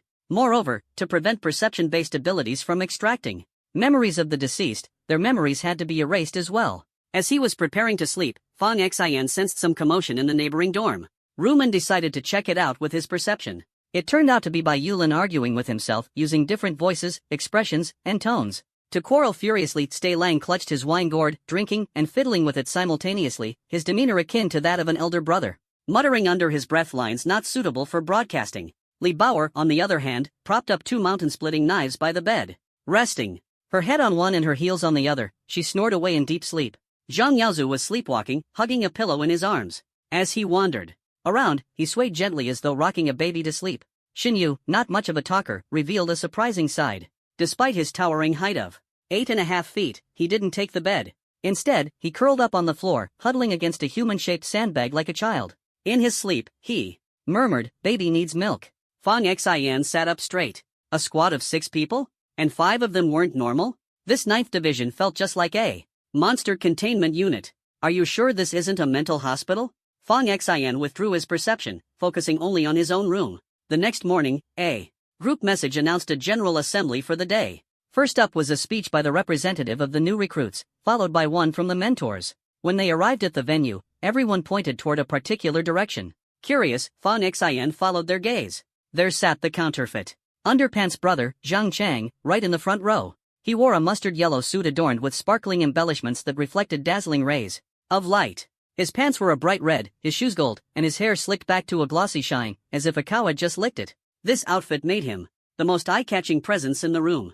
Once the host kicked off the event, they announced, "Now, let's welcome the mentor representative of this cohort to the stage for a speech." A burly figure briskly ascended the stage, saluting the leaders and students below. He began, "Greetings, students. I'm Chen Yuanjue, the team leader of the 2nd Squad of the 1st Special Operations Division under the Tian Shield Bureau and one of the mental arts mentors for this cohort. It's an honor to stand here and welcome our new recruits." The Tian Shield Bureau was established in the early years of this century, dedicated to safeguarding national peace and combating the Evernight Army and other extraordinary individuals or groups that threaten societal stability. "We bear the responsibility of protecting the lives and property of ordinary citizens," he spoke at length, continuing, "I've noticed that many of you new students place great emphasis on your initial entrance assessment scores. But in truth, these are merely reference points. Many of you haven't had real combat experience, so your scores might not reflect your true potential. With the specialized training ahead, your abilities will improve dramatically. Your current scores don't determine your ultimate level. And, of course, if your scores are high, don't let it get to your head. Those who work hard can surpass you at any time." Fang Xin clearly felt several gazes landing on him. When Chen Yuanjue concluded, the host returned to the stage. "Thank you, Professor Chen. Now, let's invite this year's outstanding new student representative, Zhang Chang, to the stage for a speech." Zhang Chang stood up, stomping his golden leather shoes heavily, flicked his shiny hair, and strode confidently to the stage. Many in the audience began to cheer. "Underpants brother is amazing. No one can top Underpants brother. Told you Underpants brother has skills." Being the outstanding new student representative says it all. Remember what happened with the beast taming mentor yesterday? Some people doubted that the palace master of the 10,000 beasts came for Underpants brother. Well, they've been proven wrong now. This is the ultimate validation. Zhang Chang cleared his throat and began, "Greetings to all the leaders and fellow students. I'm Zhang Chang, and it's an honor to deliver this speech as the representative of outstanding new students." Professor Chen was absolutely right. Entrance assessment scores don't determine your future. Just because someone excels now doesn't mean they'll always stay ahead. Even if you've broken school records, there's always the possibility that someone will surpass you in the future. The words of the fake underwear bro immediately stirred up a commotion. Many people instinctively turned their gaze toward Fong Xin. It was obvious that Zhang Chang's remarks were directed squarely at Fong Xin. Fong Xin clearly hadn't expected Underwear Bro to call him out in front of so many new students. Zhang Chang paused deliberately. At this point, locking eyes with Fong Xin. Even the school leaders and instructors sitting in the front row couldn't help but shift their attention to Fong Xin. The new students broke out into heated discussions. Before long, they had split into two camps. One side believed that surpassing Fong Xin was a sheer pipe dream. Their tones sounded as if they had just woken up from a nap. After all, Fong Xin had shattered the academy's historical record. For the entrance aptitude test, becoming the very first to achieve such a feat, this wasn't luck, it was a testament to his genuine talent and ability. To them, Zhang Chang's words sounded utterly delusional. But the other side thought Zhang Chang had a point. Besides, even instructor Chen Yuanjue had made a similar comment earlier. If you're not convinced, go argue with instructor Chen Yuanjue. Some people are just ridiculous. Exactly. The entrance test is just the beginning. Many talents burn out quickly. Anyone familiar with strength-based abilities knows this. Tian Shield Academy has seen plenty of cases where someone aced the entrance test but was later surpassed. Stop acting like it's impossible. I'm with Underwear Bro. Underwear Bro was directly taught by someone as big as the palace master of the Beast Palace. What are you all shouting about? Don't forget, many people have risen on his coattails. Stop barking and show some backbone. Doing well in the entrance test doesn't mean anything. There's plenty of room to surpass him in the future. The two groups of new students argued fiercely. Sitting next to Fong Xin, Shi Tailang turned around and glanced at the crowd. Are these people seriously clueless, or are they just pretending? Do they think they can surpass Xinge? Are they still dreaming? Even Xinge's weakest talent is enough to get him into the 9th division. Do they even deserve to make noise? Fong Xin wasn't the least bit bothered by the doubts. On the contrary, he found it to be the perfect excuse to secretly build up his strength. He planned to let them have their moment of arrogance on the surface while quietly growing stronger in the shadows, ultimately using his power to shock them all. Zhang Chang, with a satisfied smile, watched the heated argument among the new students below. It seemed this was exactly the effect he had been aiming for. He glanced at Fong Xin with a provocative smirk, as if silently declaring that he should have been the star among the new students, but Fong Xin had stolen all the spotlight. Fong Xin calmly returned his gaze with a composed smile. Shi Tailang muttered indignantly, why does Zhang Chang even qualify to be the outstanding new student representative? Why didn't the school let Xinge take the spot? Fong Xin chuckled and replied, because I turned it down. The group of friends nearby froze for a moment before bursting into laughter. They'd thought Zhang Chang was some big deal, only to find out he was just picking up what Fong Xin didn't want. What a joke. It wasn't until the host called for silence that Zhang Chang resumed his speech. As he stepped off the stage, he adjusted his hair, puffed out his chest, and walked like a rooster that had just chased off a flock of hens. The assembly finally concluded. However, the debate sparked by Zhang Chang's remarks raged on. Some new students with lackluster entrance scores strongly supported Zhang Chang, fiercely backing him up, while others looked at him with nothing but disdain. The arguments grew increasingly heated, even escalating into physical altercations among the new students. It took the intervention of the instructors to restore order. The disputes even spilled over onto Tian Shield Academy's forums. Eventually, some bold statements were thrown around. Let's wait for the midterm tests and see if the top scorers can hold their ground. Let's see how long you can stay cocky. After the midterms, your illusions will shatter. Honestly, being first in the entrance test doesn't guarantee anything for the midterms. Reaching Tier 3 combat power is key. Once past that threshold, psychic and voodoo abilities can easily challenge strength-based talents. Just wait and see. Fong Xin couldn't care less about the fiery posts. That morning, the textbooks were distributed. The next morning featured classes on strength-based abilities, while the afternoon was reserved for courses on beast mastery. Fong Xin's phone buzzed with a notification. Someone had sent him a friend request. He opened it to see a request from someone named Baron Tianlong. Casually, he opened the other person's profile. The bio read, old-fashioned lover boy. Just yesterday, the account shared a few casual photos, and only then did he realize this guy was none other than the palace lord of the Beast Hall, Shang Tianke. Fong Xin rolled his eyes dramatically, muttering to himself, what kind of pure love nonsense are you talking about? If I hadn't seen you cuddling with two gorgeous women, I might have actually believed your act, Fong Xin, I'm coming to teach you tomorrow. Alright, thanks for taking the time to tutor me, Lord Shang. Shang Tianke replied with a fist bump emoji and said, let me ask you something. Does your cohort have a mentor named Cheng Bingqing? Yes. Fong Xin, can you do me a favor? If you help me out, I'll reward you with a 4th-tier battle spirit beast. Fong Xian's guard went up. What kind of favor? Shang Tianke laughed. Can you give me Chang Bingqing's contact info? Fong Xian burst out laughing internally. So that's it. This old guy with his dual personas of noble dragon baron and innocent lover? Turns out he's not after me, he's targeting our mentor Chang. Aren't all the mentor profiles listed with contact details? That's your internal system. I can't access it. Look, didn't I help you sort out your talent awakening? And, hey, Zhuge Hang is my buddy, and you're his prized student, right? By extension, we're practically friends. Come on, help a friend out. Fong Xian thought for a moment. Fine. Then, he said Lord Shang the contact info for Qin Juanhao instead. Qin Juanhao's profile picture was a cute cartoon avatar, one that would surely throw Shang Tianke off track. Shang Tianke sent a cheerful voice message. Thanks, little bro. I'll bring the spirit beast with me to class tomorrow afternoon. Can't you deliver it to me earlier? Fong Xian asked, knowing he wouldn't have the patience to wait until tomorrow. No can do. Your area's transport gate can only be accessed internally. But don't worry, you've done me such a big favor, I'll make sure you're well compensated. Alright, gotta go, you're big. Bro's off to chase love. Just don't tell her I gave you the contact info. Fong Xian reminded him. Relax, I'd never sell you out after a favor this big. Night fell. Qin Juanhao was racking his brain, trying to figure out how to mend his relationship with the students from the 7th Division. His eyes eventually settled on Zhang Chang. Earlier today, Zhang Chang's comments at the freshman assembly were clearly targeted at Fong Xian, full of animosity. And with Zhang Chang's considerable following, if Qin Juanhao could align himself with him, his own reputation might recover.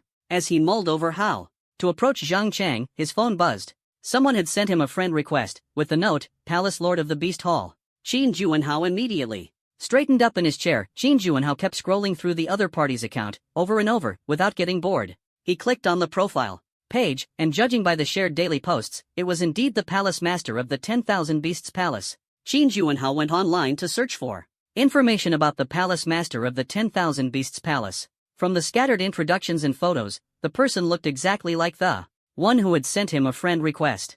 However, Qin Juanhao felt skeptical. Sure, his family had some money, but there were plenty of talented people outside. In the eyes of the Palace Master of the 10,000 Beasts Palace, his family was practically nothing. Why would the Palace Master take the initiative to add him as a friend? Suddenly, Qin Juanhao had a lightbulb moment. Everyone at the academy said that brother boxers knew the Palace Master of the 10,000 Beasts Palace. If the Palace Master was here to teach, it was definitely because of brother boxers. Since he had the chance, he could ask brother boxers about it and also use it as an opportunity to get closer to him. Qin Juanhao immediately found out how to contact brother boxers and added him as a friend. Once brother boxers accepted, Qin Juanhao started with some small talk. Brother Chang, I'm Qin Juanhao, one of your fans. Brother boxers replied as indifferently as ever, Brother boxers, I've got something to ask you. Just now, someone added me as a friend. I don't know such a big figure, so I wanted to ask you to help me confirm whether it's real or someone impersonating. Saying that, he sent over a screenshot. A few seconds later, brother boxer's tone softened a bit. That's Uncle Sean's contact. Who are you? I'm Qin Juanhao, a new student in Division 7. And your fan. Who's your dad? Qin Juanhao was taken aback but answered anyway, my dad is Qin Zongxing.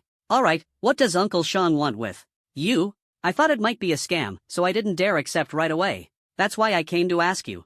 Holding his phone, Qin Juanhao's hands trembled with excitement. The mighty Palace Master Shang had actually added him as a friend. His heart racing, Qin Juanhao hit accept. Hello? As soon as he sent the message, the other party immediately replied, no need to be so formal. Just call me Brother Shang, it feels more approachable. Qin Juanhao was stunned for a moment. I wouldn't dare. You're the Palace Master of the 10,000 Beasts Palace. Calling you Brother Shang feels far too casual. I'd better stick to calling you Palace Master Shang. No worries. Outsiders call me Palace Master Shang, but you're an exception. Call me Brother Shang. Or if you want it to feel even more personal, you can call me Tian K. Qin Juanhao's eyes nearly popped out of his head. This didn't feel right. The dignified Palace Master Shang, letting someone as insignificant as him call him Brother Shang was already pushing it, let alone Tian K. I wouldn't dare. You're praising me too much. Your profile picture is adorable, just like you, lively and spirited. Palace Master Shang continued. Qin Juanhao grew even more suspicious. Are you sure you've got the right person? No mistake. It's you. To be honest, ever since I saw you last time, I haven't been able to get you out of my mind. I've even dreamed about you several times. The scent on you is unforgettable. Qin Juanhao suddenly froze with tension. This didn't sound right. What scent? I don't even have a scent. Qin Juanhao pondered. Could it be that Palace Master Shang really had the wrong person? Palace Master Shang, do you know who I am? Of course I know. Teacher Orange, you're as pure and untainted as your name suggests. Qin Juanhao froze stiff. Palace Master Shang, I'm not the person you're looking for. You cheeky little thing, trying to trick me. Palace Master Shang, I'm really not the person you're looking for. Did you add the wrong person? Are you looking for Teacher Chun Bingqing instead? The other side went silent for quite some time. Who are you? What's your name? I'm Qin Juanhao, a new student in Division 7. Qin Juanhao answered honestly. The moment he finished, he regretted it. He had just stumbled upon a secret. He wasn't supposed to know, and now, sweat was dripping from his forehead in nervousness. Don't mention today's events to anyone, understand? Shang Tianke said sternly. Of course not. I didn't see anything. Qin Juanhao quickly deleted the chat history and even took a screenshot to show Shang Tianke for proof. He swallowed hard, feeling like he was now burdened with a massive secret. At that moment, Brother Boxers messaged him, "Why did Uncle Shang add you? Did you find out?" He added the wrong person. Qin Juanhao typed a few words but then deleted them. Out in the world, you've got to manage your image. It's better to keep things vague. He wanted to use this chance to strengthen his bond with Zhang Chang. After some thought, Qin Juanhao replied. He mentioned a couple of things. What things? Brother Chang, what exactly did we discuss? Well, it's really not convenient for me to say. Qin Juanhao deliberately left it at that, teasingly responding. With a vague reply. He set his phone aside. Now, he could count himself among those who knew a little secret about the Palace Master of the 10,000 Beasts. Palace. Who would have thought that such a powerful figure, capable of stirring up storms, would have this kind of side to him? The 10,000 Beasts Palace Shang. Tianke reclined in the pool, a fair-skinned, stunningly beautiful Western woman seated beside him, massaging his temples. Resting his head on her snow-white thighs, he was flanked by two other gorgeous women, one holding a drink, the other feeding him fruit. Setting down his phone, Shang Tianke couldn't help but laugh. What's so funny, Palace Master? I got completely played by that kid Fang Xan, ha. If he tricked you, how can you still laugh about it? Shang Tianke chuckled. That kid's different. If it were someone else, they'd have given me Chang Bingqing's contact just to curry favor and get a 4th-tier battle beast. But he didn't take the bait. He's got principles. I like making friends with people who play by the rules. That said, there's something that needs handling. Later, go fetch me a memory white pearl. Tomorrow, I'll head to Tian Shield Academy to use it. Just to prevent any trouble, I'll need to erase the Qin Juanhao guy's memory. Can't have him embarrassing me later, and tomorrow afternoon during class, I need to teach Fang Xian a lesson.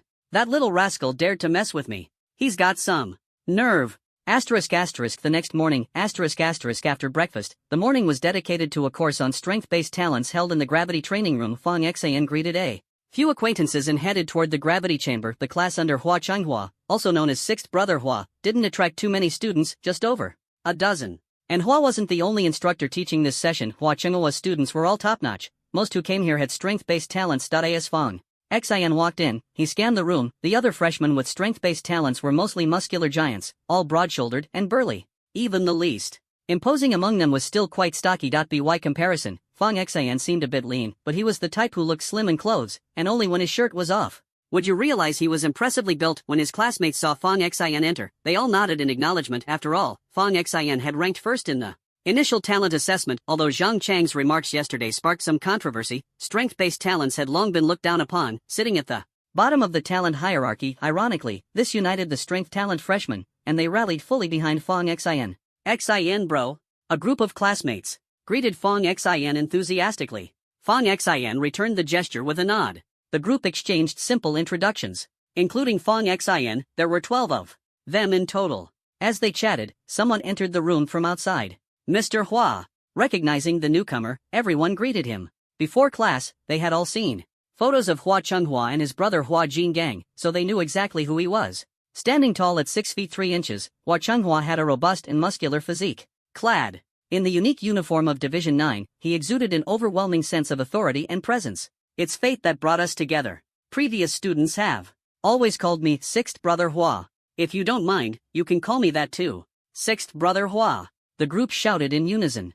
Fang Xian joined in as well. Sensing that this 6th Brother Hua's forthrightness wasn't an act, many alumni spoke highly of Hua Changhua, which was enough to vouch for his character. Hua Changhua removed his jacket and draped it over nearby equipment. Let's get straight to it. Everyone here has strength-based talents. People often mock us, calling us brutes or labor talents, looking down on us. But truly strong individuals don't care what others think. The right way for the strong is to shatter biases and break free from labels using sheer power. As the saying goes, raw strength can crush all those flashy tricks. This proves that, in the face of absolute power, most gimmicks are useless. Of course, if you pair overwhelming strength with top-tier technique and lightning speed, our combat prowess will be unmatched. Fang Xin. Hua Chenghua suddenly called out. Fang Xin, who had been listening intently, was momentarily startled but immediately raised his hand. Here, give it everything you've got and attack me. Fang Xin froze for a second, quickly understanding that Hua Chenghua wanted to use him as a demonstration. Without overthinking, he charged forward with an Iron Mountain Clash, aiming directly at Hua Chenghua. Hua Cheng stood firm like a mountain, only raising a hand to press down on Fang Xin's shoulder. Fang Xin immediately switched his attack style, his fists struck like cannonballs, his elbows slashed like blades, and his knees thrust like spears, charging at Hua Cheng from all angles. These techniques had been honed through countless battles, all rooted in the Bajiquan martial arts passed down by his grandfather. However, during the assault, Fang Xin was shocked to realize that no matter how fast he struck, Hua Cheng's defense was impenetrable. The strength Fang Xin prided himself on felt as if it had sunk into the ocean, having no effect whatsoever. Yet, Hua Cheng's lips curved into a faint smile. The other students couldn't help but exclaim in awe. Fang Xin's ferocious attacks provided them with a visual spectacle, while Hua Cheng's calm composure gave them an unprecedented sense of pressure. When it was all over, Hua Cheng was the first to clap his hands. The other students quickly followed suit, applauding as well. Hua Cheng patted Fang Xin on the shoulder and said, "No wonder Zhuge values you so highly, you're indeed exceptional." Everyone, did you see that? While Fang Xin's attacks had some flaws, one thing was crucial: every punch was aimed at a vital point. This is critical in combat. In life or death situations, it's either you or them. Never miss an opportunity to end the fight. Other talents might have flashy tricks, but we can settle things with a single punch. Yesterday during the freshman assembly, I heard the student representative claim that level 3 combat power is a dividing line, and that after level 3, other talents could overpower strength talents. That's absolute nonsense. I don't care what other strength talents believe, but if you're in my class, you need to understand one thing: if you can't beat someone of the same level and talent, the problem lies with you, not with the strength talent itself. Right now, in the Dragon Nation, there's a strength talent powerhouse who doesn't care what kind of talent you have. In his eyes, strength is invincible. A tall student with spiky hair excitedly asked, "Brother Hua, are you talking about the master guarding the world's #1 temple?" Hua Cheng nodded. "That's right, it's him. So, don't let idle gossip make you feel inferior. Use your strength to silence those pointless voices." Everyone burst into laughter. Hua Cheng raised a hand. "One more thing, this is my rule. Now that you're my students, remember this: no matter what others say, if one of you gets bullied, the other 10 must step up to back them. If you all can't handle it, go find your seniors. If your seniors can't handle it, come find me. And if I can't handle it, I've got 5 older brothers who've got my back. If my brothers still can't handle it, my father and his 12 brothers will step in to help me out. Also, there's something you must never forget: never bully the poor, never bully the weak, never bully good people, and never harm women. That goes for men too. Understood?" "Understood, Brother Hua." Fang Xin looked at Hua Cheng and had to admit this. Hua Jin Gang possessed a kind of strength that inspired trust. He felt like someone you could truly rely on. Hua Cheng clapped his hands. "All right, let's officially begin the first lesson. Many people misunderstand strength-based talents, including some of you. The greatest power of the strength talent isn't just that we're stronger than others, it's that our development and utilization of our body far exceed that of ordinary people. A long time ago, our levels weren't divided into the current 1, 2, 3 system. Instead, we had stages like awakening, source flow, pulse motion, standing ground, well-viewing, unity, and mirror break. This classification system is more suitable for understanding strength talent progression.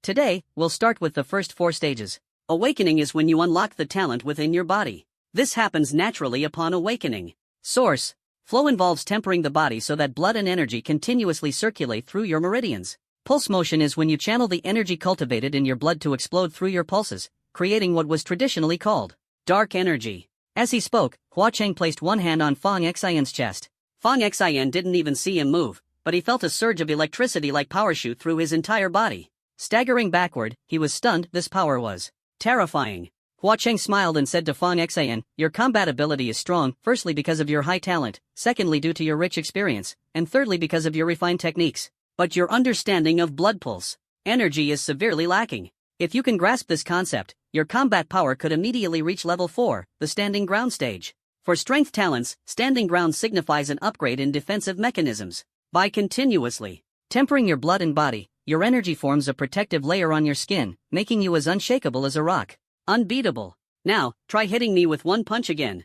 Hua Chang looked at Fong Xin.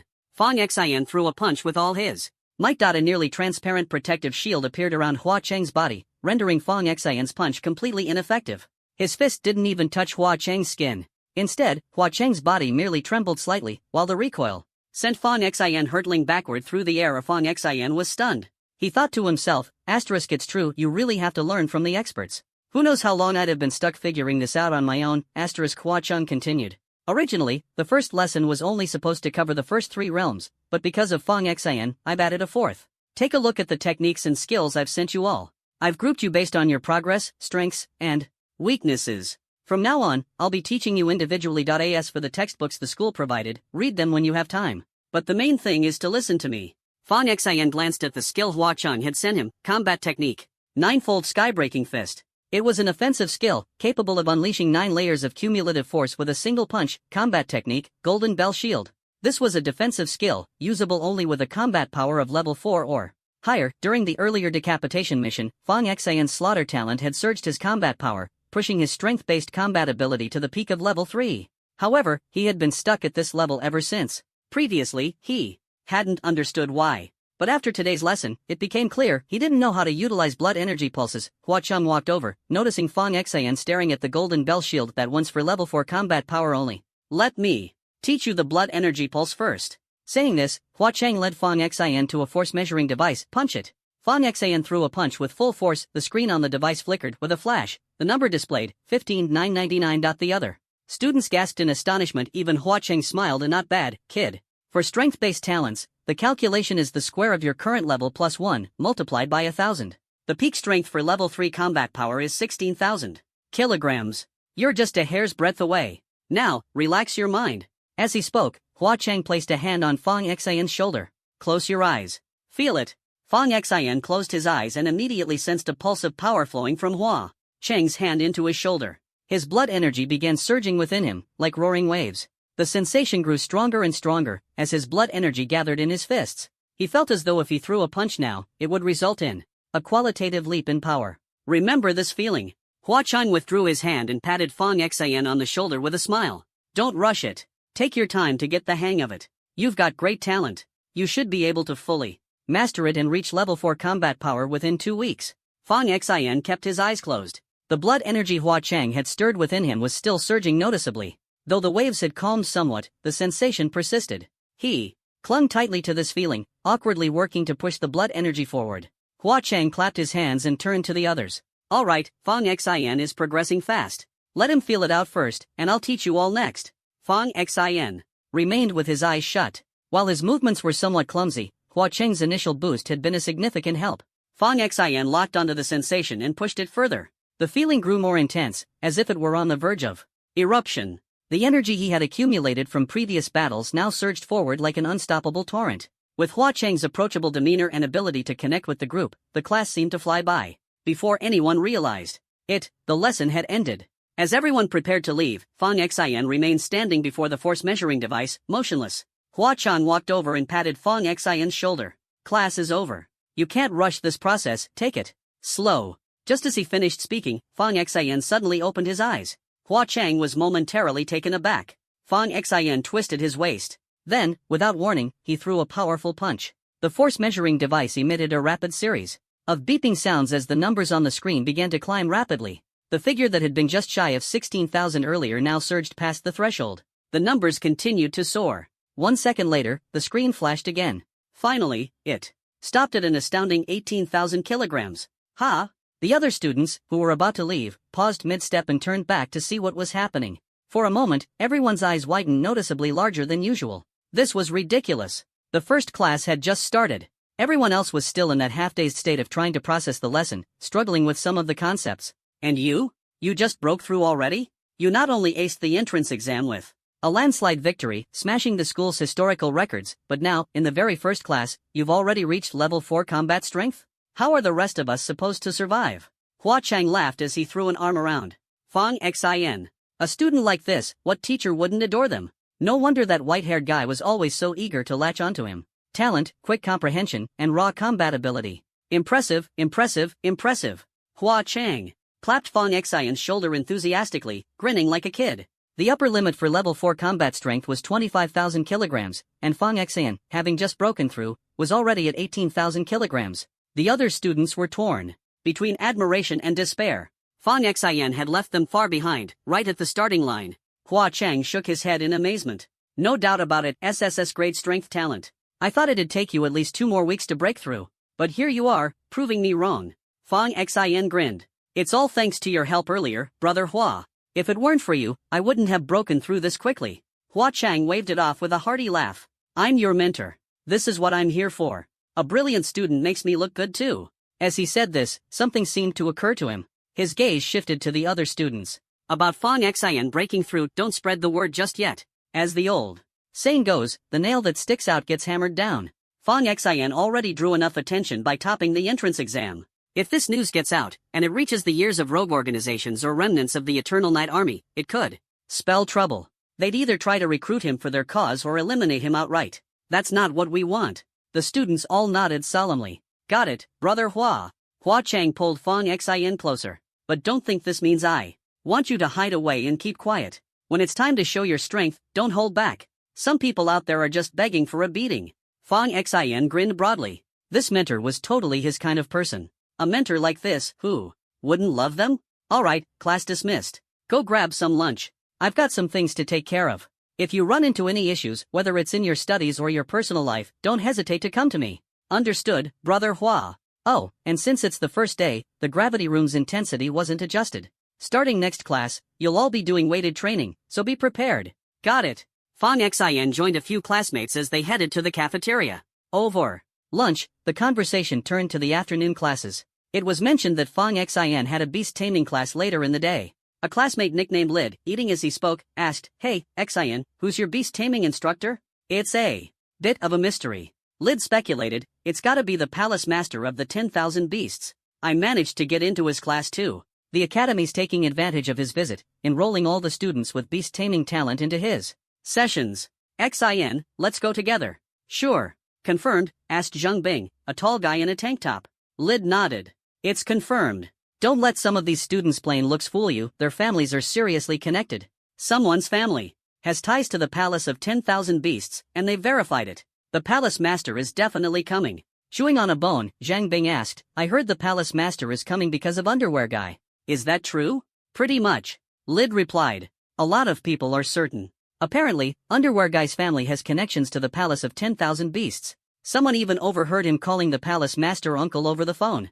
Zhang Bing took a sip of his drink. But underwear guy's never publicly admitted to any connection with the palace master, has he? Lid picked at a fishbone. He hasn't said it outright, but it's as good as confirmed. True enough. Still, I gotta say, every time I see that spoiled underwear guy, it pisses me off. Same here, ha. Fong Xian sipped his drink. He felt a bit nervous after all, he had duped Shang Tianke just the day before. But this was the Sky Shield Academy. That old pervert wouldn't dare cause trouble here. Before he knew it, afternoon had arrived and Fong Xian walked into the classroom with Gui Gai by his side. The moment they entered, they saw Brother Boxer Shorts was already there. He was seated in the front row, dressed in an outrageously flashy outfit that made him impossible to ignore. Around him was a cluster of people, all addressing him as Brother Chang and showering him with exaggerated flattery. Clearly, Zhang Chang, the so-called Brother Boxer Shorts, was basking in this attention. The group gathered around Zhang Chang mostly consisted of those who supported his statement at yesterday's freshman assembly that the placement test was just the beginning, and that even if one didn't score, well now, those with talent would eventually surpass the rest. When Fong Xian walked in, he naturally drew attention as one of the new stars among the freshmen. Why is he here? Someone seated next to Zhang Chang asked curiously. Others joined in with puzzled looks. Yeah, what's he doing here? The pudgy guy sitting next to Zhang Chang, his face riddled with acne and his hair styled in an over-the-top perm, sneered. What else could he be doing? Look at how many people are here today. Obviously he's just here to ride on our Brother Chang's coattails. The master of the Beast Palace came specifically to see Brother Chang, and even the senior leaders of the Sky Shield Bureau are tagging along for free. A bunch of students from other classes were squeezed in just because of him. Damn right, another added viciously. These people are all piggybacking on Brother Chang's reputation, and some even dare to talk back to us. We ought to make them pay extra tuition for this privilege. Zhang Chang, the self-styled brother boxer shorts, cleared his throat with a smug expression. Ignore them. Master Shang is giving this lecture for the benefit of everyone in our Sky Shield Bureau. It's a form of exchange, after all. Since we're all here, I'm sure Master Shang will teach something worthwhile. The acne-ridden guy clapped enthusiastically. That's why Brother Chang is the best, he's got such a big heart. Unlike some people here. Exactly. Look at Fong Xin. The moment he walked in, people just flocked to him. How amusing, these fools don't even know who they should be aligning themselves with today. Humph, just wait until Brother Chang's true strength explodes. He'll put them in their place and show them that excelling in a placement test means nothing in the long run. Some students didn't bother hiding their disdain, even raising their voices intentionally so Fong Xin could hear them. Guy glanced at Fong Xin and tried to comfort him. Don't mind them, Xinge. Those guys are just jealous of you. The Master of Beast Palace isn't here for them, he's here for Brother Chang. What are they barking about anyway? A bunch of nobodies worrying about things that don't concern them. Fong Xin didn't look bothered, only offering a faint smile in response. Just as the classroom buzzed with chatter, a figure appeared at the door. Everyone's eyes instinctively turned in unison. The man had a thick beard, and he looked exactly like the photos circulating online. Master Shang. It's really Master Shang. The classroom erupted in excitement. Brother Boxer Shorts is amazing. Seriously, only Brother Boxer Shorts could pull off inviting such a big shot to teach us. Let's be honest, we're all benefiting from Brother Boxer Shorts here. We really need to show some gratitude. Exactly. Some people are so ungrateful, even daring to badmouth Brother Chang. From now on, I'm a diehard fan of Brother Boxer Shorts. The chatter reached a fever pitch. Suddenly, Zhang Chang, the so-called Brother Boxer Shorts, stood up from his seat in the front row. Stand up, he commanded.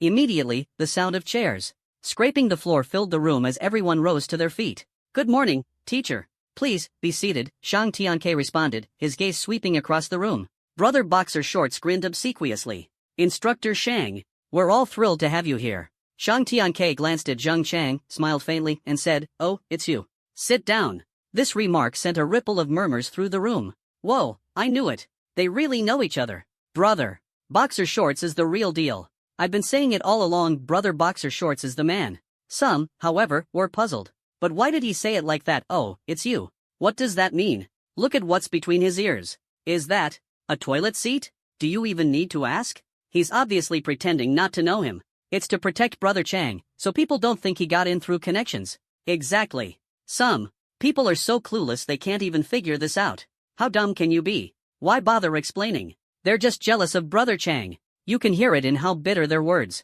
are. While the room buzzed with speculation, Shang Tiang's gaze locked onto Fong Xin, who was seated in the back row. Fong Xin. The classroom fell silent at once. All eyes turned toward Fong Xin. Why's he calling Fong Xin? Probably because he heard Fong Xin top the placement test and wants to see what he looks like. Makes sense. Fong Xin stood up, his smile warm and unassuming. Good morning, Instructor Shang. Shang Tianke smiled back. Come sit in the front. Fong Xin's grin widened. There aren't any seats left in the front. I'm comfortable back here. Then, Shang Tianke pointed directly at Zhang Chang, seated in the very front row. You, move back and let him take your seat. Zhang Chang froze, his face turning ghostly pale. The entire room fell into stunned silence. No one could believe their ears, each wondering if they had misheard when Fong Xin realized that Shang Tianke was clearly in a foul mood. He responded with an even more earnest smile. Professor Shang, everyone has already found their seats, and the lecture has already started. There's no need to switch seats now. Besides, I can hear you just fine from here. Shang Tianke, catching sight of Fong Xin's cheerful expression, immediately recalled the humiliating scene from yesterday, when he'd been outwitted by this very student. For a brief moment, he almost couldn't resist the urge to give him a solid kick. Instead, with a sly smile, he crooked his finger, beckoning him forward. I'm here specifically for you. Everyone else? They're just here for the show. Hiding in the back like that, what kind of behavior is that? Move up to the front. Now. The classroom was eerily silent. You could even hear the sound of a pin dropping. All the students' gazes were fixed on Fong Xin. The words from the Palace Master Shang just now shocked everyone. Who would have thought that the esteemed Palace Master Shang actually came specifically for Fong Xin? Moreover, anyone paying attention could see that Fong Xin and Palace Master Shang clearly knew each other. But soon, everyone reacted. You're clearly gifted in strength-type abilities, so why would the Palace Master of the Beast Taming Palace personally teach you beast taming? Could it be that you possess dual primary talents? Everyone couldn't help but gasp, utterly stunned. Those students who had mocked Fang Xin earlier now felt their faces burning with shame, as if Fang Xin had slapped them hard. Just moments ago, they had been desperately trying to cozy up to Zhang Chang, the so-called underpants brother, mocking Fang Xin for shamelessly attending this class without gratitude. Now it seemed, the truly shameless ones were them, they were the ones basking in Fang Xin's glory. At this moment, the person with the ugliest expression was still Zhang Chang, the underpants brother. Before the semester started, he had snatched the title of Red Underpants War God, though he never openly admitted it.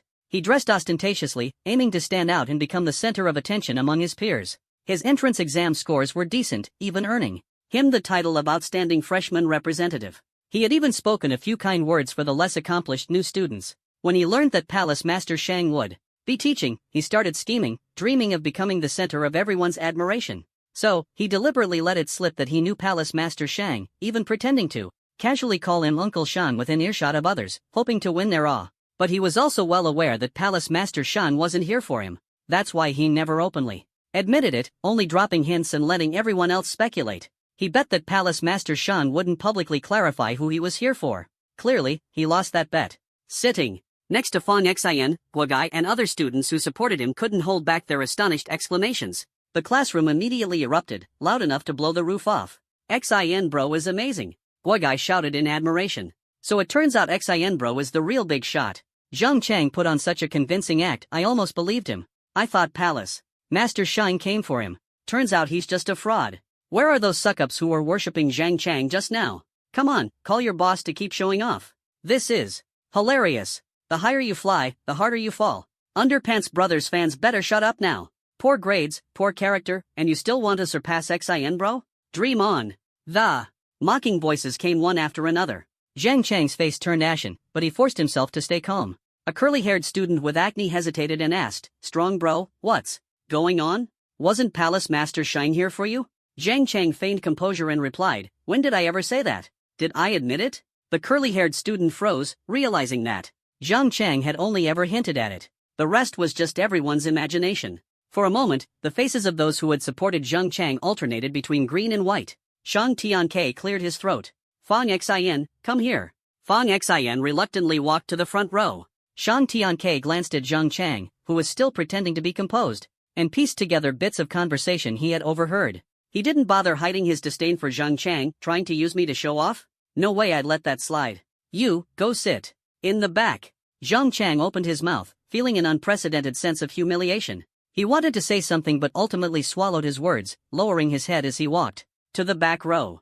As he brushed past Fang Xin, Zhang Chang lightly bumped him and murmured, Fang Xin, right? Let's see who's better during the midterm exam. Fang Xin casually replied. Who cares about you? Zhang Chang burned with rage. If Palace Master Shine had only pointed out Fang Xin as his reason for being here, Zhang Chang would have merely felt embarrassed. But Palace Master Shine actually made him give up his seat for Fang Xin. This was utter humiliation. Just you wait. Fang Xin paid him no mind and directly sat in Zhang Chang's former seat in the front row. The acne-covered curly-haired student who had been sucking up to Zhang Chang scooted over with a fawning smile. Hi, Xin bro. How high are you? Fang Xin asked. The curly-haired student hesitated, then licked his lips and chuckled awkwardly. I'm so happy just to sit next to you. You're happy too soon. Shang Tianke looked at Fang Xin with a faint smile, thinking, this kid's got quite the sharp tongue.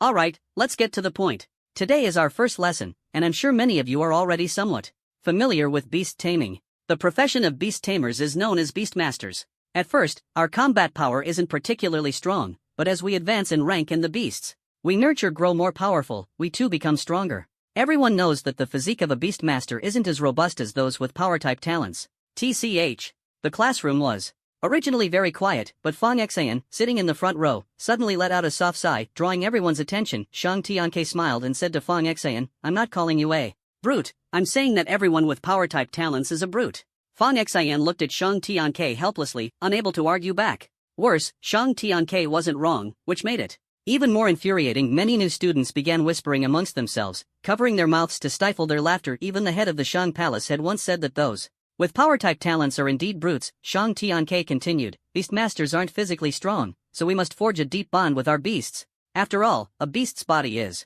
usually far stronger than a human's. Beasts are categorized into 3 ranks. Those with a power ceiling of level 5 are called ferocious beasts. Levels 6 to 10 are spiritual beasts. Anything above level 11 is further divided into king beasts, emperor beasts, and sacred beasts, while those surpassing level 13 are deity beasts, depending on their talent. A Beastmaster can control different types, ranks, and quantities of beasts. The higher the talent, the more beasts they can command, and the stronger they'll become. Today, in our first class, we'll begin by learning how to form a bond with a beast and establish a contract. As he spoke, Shang Tianke waved his hand, and a massive lizard over 3 meters long and nearly 2 meters tall suddenly appeared beside him. The moment the giant lizard materialized, it opened its massive jaws and let out a menacing roar toward the students below. Many of the students sitting in the front row were so startled that they immediately stood up and retreated. In the end, only Fang Xian remained seated in the front row, steady as a rock. Fang Xian glanced around and noticed the chaos unfolding behind him. Students from the first, second, and third rows had all jumped to their feet and retreated backward, leaving him alone in the front. Fang Xian finally stood up, stepped over the desks and chairs, and joined the crowd at the back. Patting his chest, he exclaimed, "Oh man, that really scared me." Shang Tianke's face turned as dark as the bottom of a pot. He was so furious he wanted to rush over and pummel this kid on the spot. The new students, who had been tense just moments ago, now found themselves utterly at a loss, unsure how to react after seeing Fang Xian's antics. Pointing at Fang Xian and gritting his teeth, Shang Tianke barked, "Get back here. Sit down properly." Fang Xian awkwardly smiled and returned to his seat in the front row. The other students followed suit, moving back to the first row.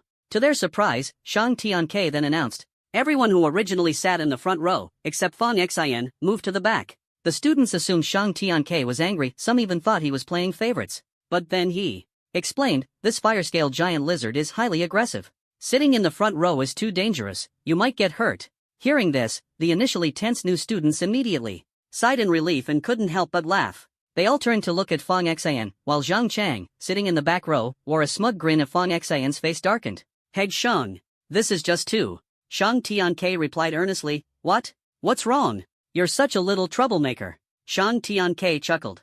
If it weren't for the crowd, he might have actually gone up and smacked Fang Xian. Watching the playful exchange between Shang Tianke and Fang Xian, Zhang Chang's amusement quickly faded, and the other students began whispering amongst themselves, speculating about Fang Xian's background.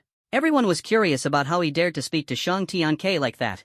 Meanwhile, the fire-scale giant lizard bared its fangs at the students below, its massive head swaying closer to Fang Xian. Students who supported Fang Xian grew nervous, but Zhang Chang and his group relished the moment, hoping to see Fang Xian humiliated. Some even secretly pulled out their phones, ready to record Fang Xian's potential embarrassment and share it on forums to ridicule him as a power type brute who's useless in front of a beastmaster.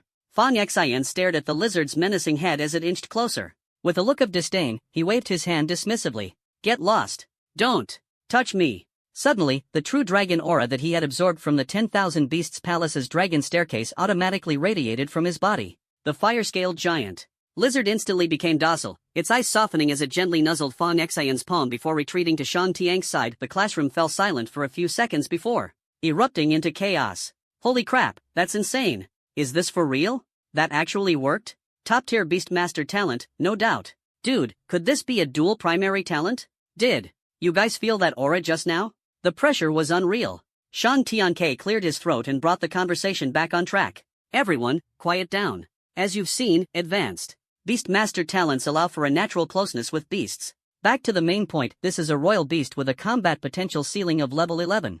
Most of you have already awakened your Beastmaster talents, and for those who haven't, other instructors will assist you. For now, I'll teach you how to form a contract with a beast." Saying this, Shang Tianke demonstrated the steps to form a contract. Then he added, "There's one critical point.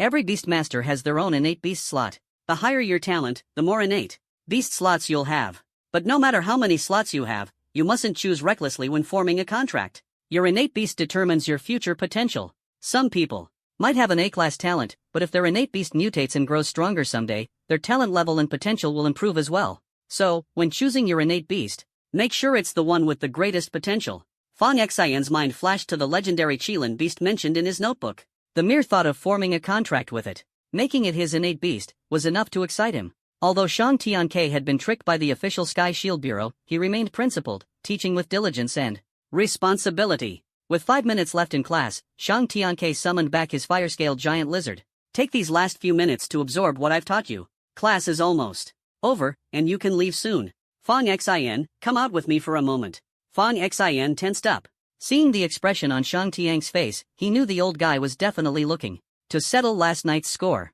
Let's just talk here. Fong Xin said with an innocent smile. Shang Tianke gestured firmly, out. Instructor Zhuge has stepped out, and I need you to pass a message to him. Half doubtful, Fong Xin followed him out the door. As soon as they were outside, bam, the classroom door slammed shut with a heavy thud. Sensing danger, Fong Xin tried to flee, but Shang Tianke grabbed him by the arm and delivered a hard kick to his backside. You little rascal, you've been setting me up, haven't you? Shang Tianke locked Fong Xin's neck in a firm hold with his stout arm.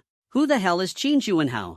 Fong Xin chuckled awkwardly. A high school classmate. You're such a troublemaker, dragging two people into this mess at once. Shang Tianke gave Fong Xin another swift kick. Well, you couldn't keep your eyes off our female instructor. What was I supposed to do? Humph, at least you've got a sense of loyalty. Can't help it, it's just who I am. The two continued their hushed bickering. Just then, a figure appeared at the far staircase landing. It was an elderly woman, wearing square-framed glasses and carrying a bag filled with yarn. She was knitting a sweater with her hands as she walked. Seeing someone approach, Shang Tianke immediately let go of Fong Xin, reverting to his usual commanding presence. Though he and Fong Xin could joke around, in front of others, he was still the head of the myriad beasts palace, his aura unshakable. Fong Xin, noticing the arrival, straightened his posture at once. The individual approaching was none other than Sun Bijuan, the academy's renowned psychic instructor, nicknamed the Merciless Master. Even Shang Tianke, upon seeing the old lady, bent slightly to show his respect. Greetings, senior son. Fong Xin followed suit, bowing quickly. Hello, instructor. The old lady furrowed her brows, openly glaring at Shang Tianke with disdain. What are you doing here? The school has invited me to teach, Shang Tianke replied without hesitation. The old lady sneered coldly. Are those old cronies at the Sky Shield Bureau out of their minds? Letting someone like you teach? Are they trying to ruin the students? Shang Tianke didn't get upset. Instead, he forced a polite smile. Fong Xin's eyes widened in shock. This old lady was blunt to the point of ruthlessness. She didn't even show respect to the head of the myriad beasts palace. And who is this? The old lady asked, glancing at Fong Xin. Shang Tianke glanced at Fong Xin. This is one of my students. I came specifically to teach him. He's also a friend of mine, and we're quite close. Hearing this, Fong Xin felt a bit flattered. But the old lady's expression darkened, and she scolded, You're a student, and you're friends with such an unreliable person? Fong Xin was dumbfounded. Out of the corner of his eye, he caught a glimpse of Shang Tianke's mischievous smirk, realizing he'd just been thrown under the bus. I'm not close to him at all. He's here to teach us, me and the other Beastmaster students. Fong Xin quickly explained. The old lady didn't buy it. You're all talk. How did someone like you even get into the Sky Shield Bureau? Following someone so unreliable, what good could possibly come of it? Fong Xin turned back to look at Shang Tianke, who couldn't hold back his laughter anymore. It was obvious the old lady had a terrible impression of Shang Tianke. She squinted at Fong Xin. What's your name? Fong Xin blurted out, Qin. Before the words were fully spoken, Shang Tianke interrupted. Senior son, his name is Fong Xin.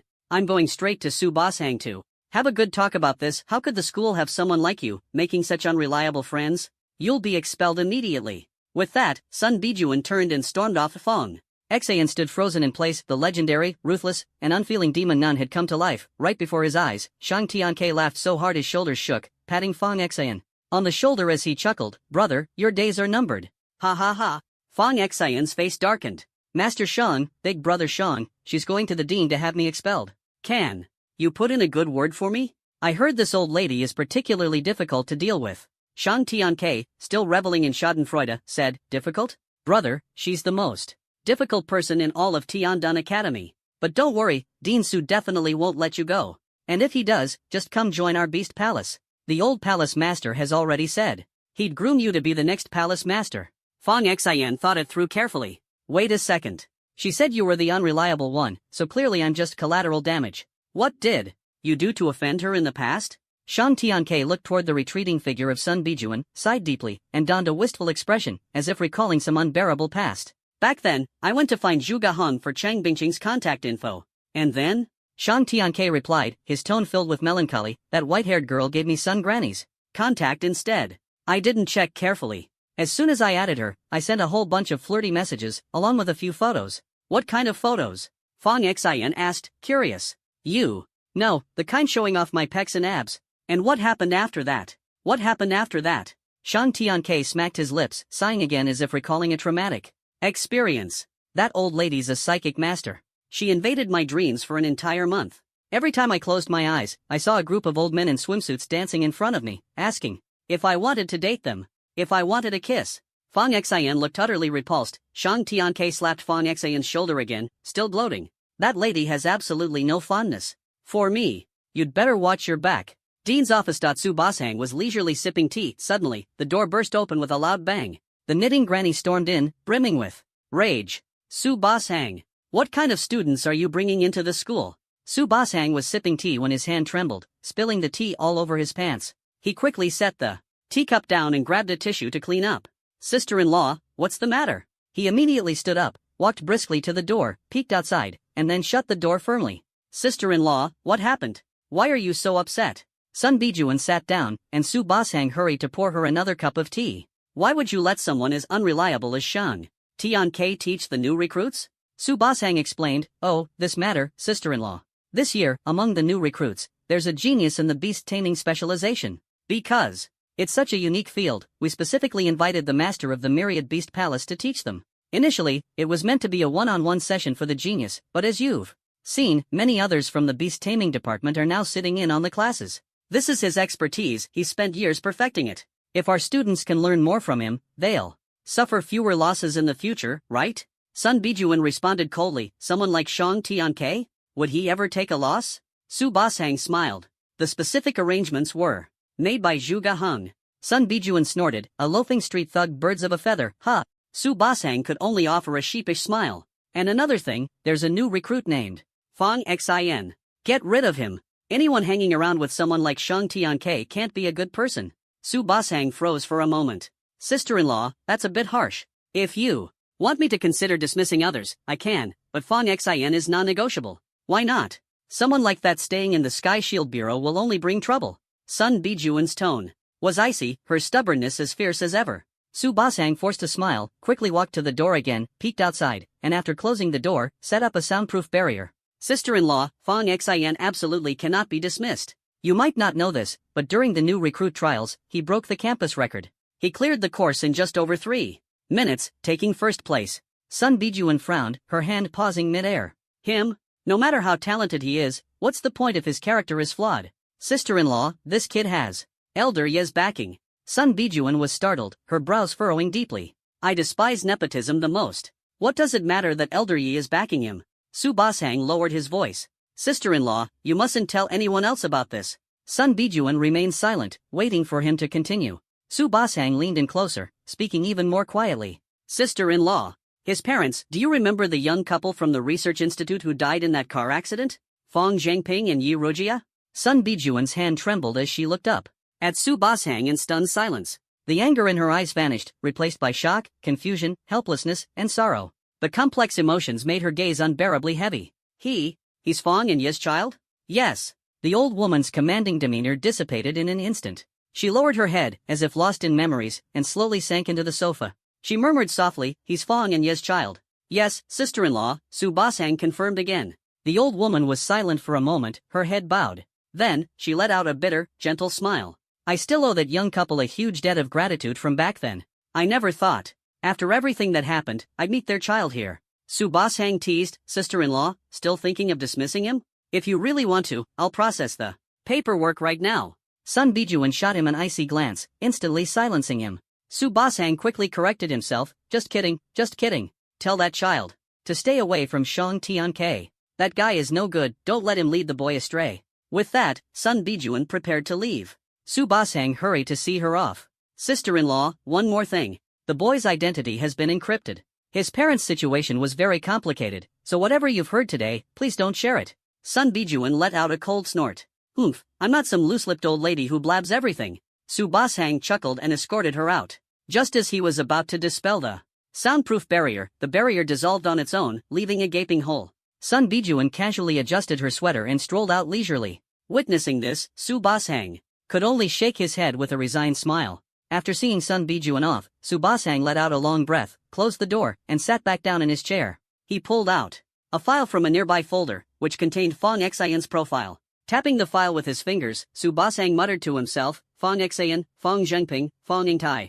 To have Elder Yi personally vouch for him, this kid's background is anything but simple. At this moment, Fang Xin was a bundle of nerves. Shang Tianke, that old rascal, was grinning from ear to ear. He grabbed Fang Xin by the arm and insisted they go eat together. He even suggested Fang Xin invite Qin Juanhao along so he could help with some memory clearing. When Shang saw Fang Xin about to message Zhuge Hong, he quickly interjected, "You're thinking of reaching out to Zhuge Hong? He's no help. Did you forget who gave me the contact info for my old lady? Zhuge Hong avoids her like the plague. Don't worry, if the Sky Shield Bureau doesn't want you, come join us at the Palace of Beasts. You'd immediately be the young palace master, it's way more prestigious." Fang Xin sighed helplessly, "I've got a cushy, stable government job here, okay? You guys are a private enterprise, it's just not the same." "Ha!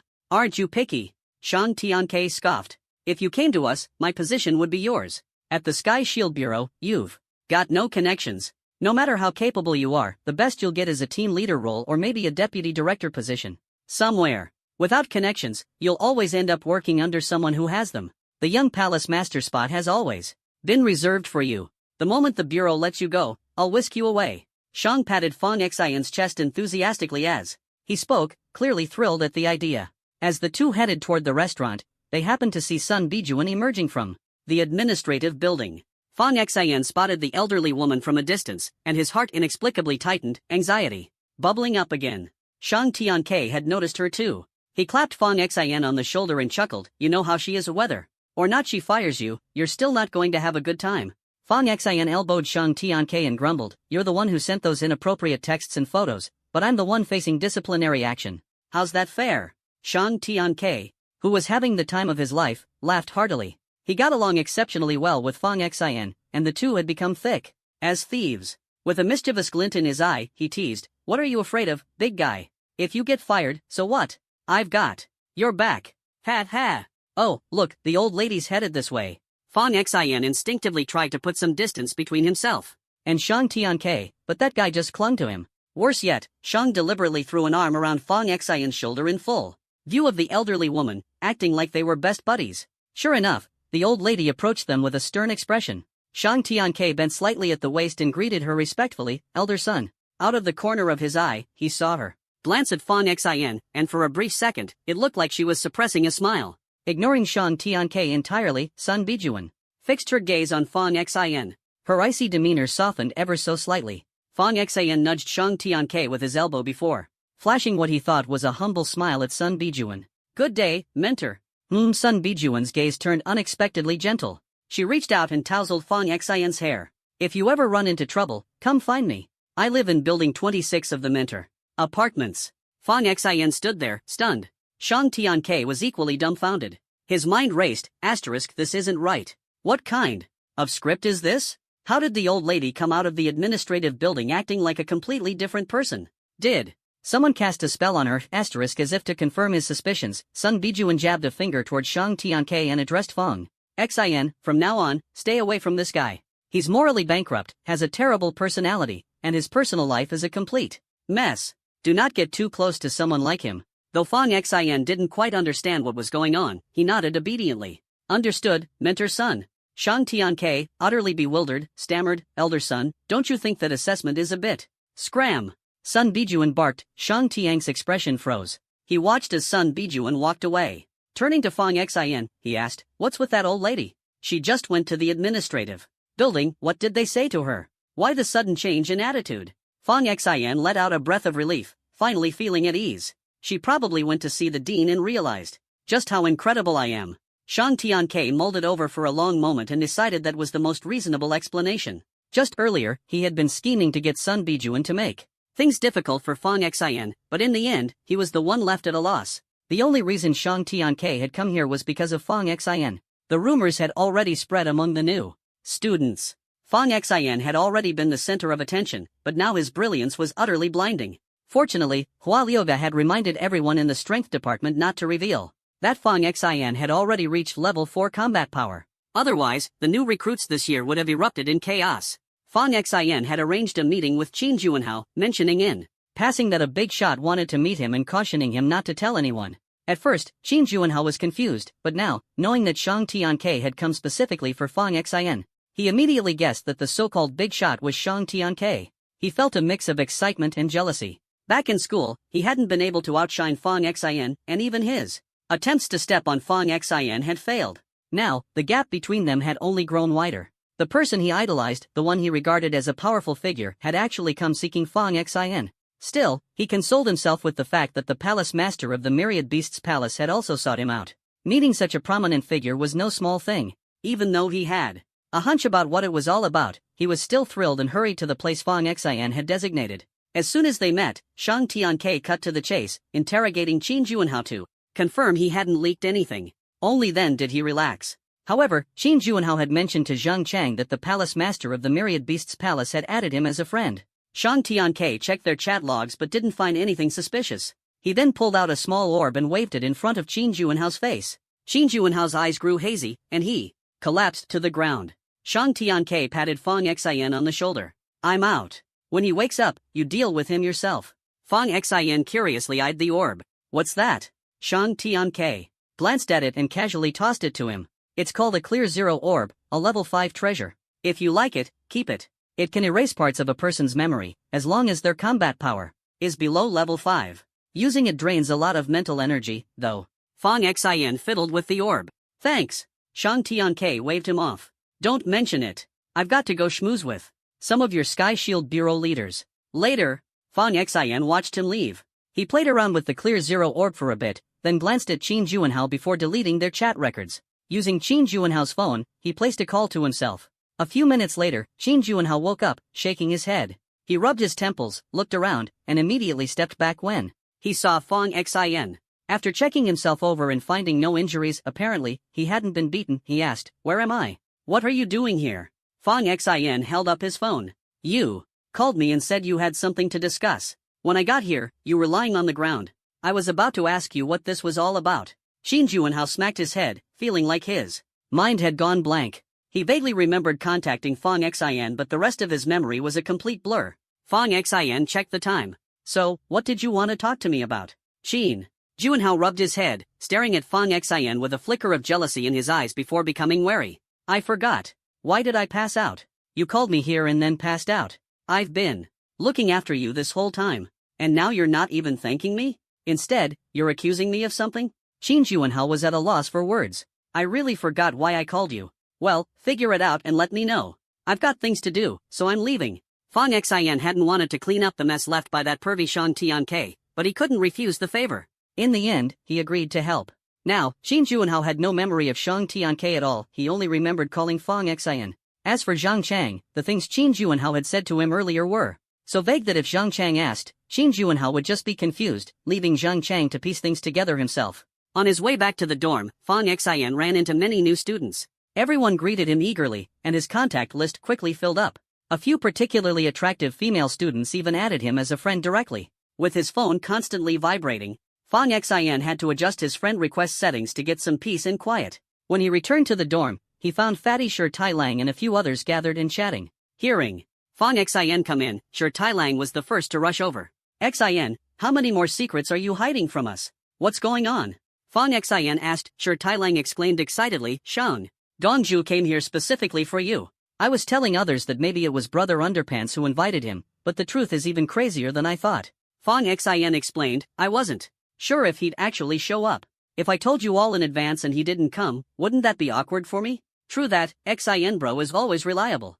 Zhang Yaozu laughed. "Brother Underpants really knows how to act mysterious, misleading everyone into thinking Shang Gongju came for him, only to get his face slapped hard. That idiot, Brother Underpants, already said he never claimed Shang Gongju came for him. Everyone just assumed it. Honestly, this guy's a little shady, like a pink pair of tattered underwear with a bow on it trying to act cool when he clearly can't pull it off." Bai Yulin chimed in, arms crossed. Fong Xin noticed that Bai Yulin's voice sounded rougher than usual. His hair was tied back, and he wore a tank top and training pants, showing off his prominent muscles. Shi Tailang shouted, "Damn, bro. You're brutally honest, but come on, Bauer is still here." Only then did Fong Xin realize this wasn't Bai Yulin.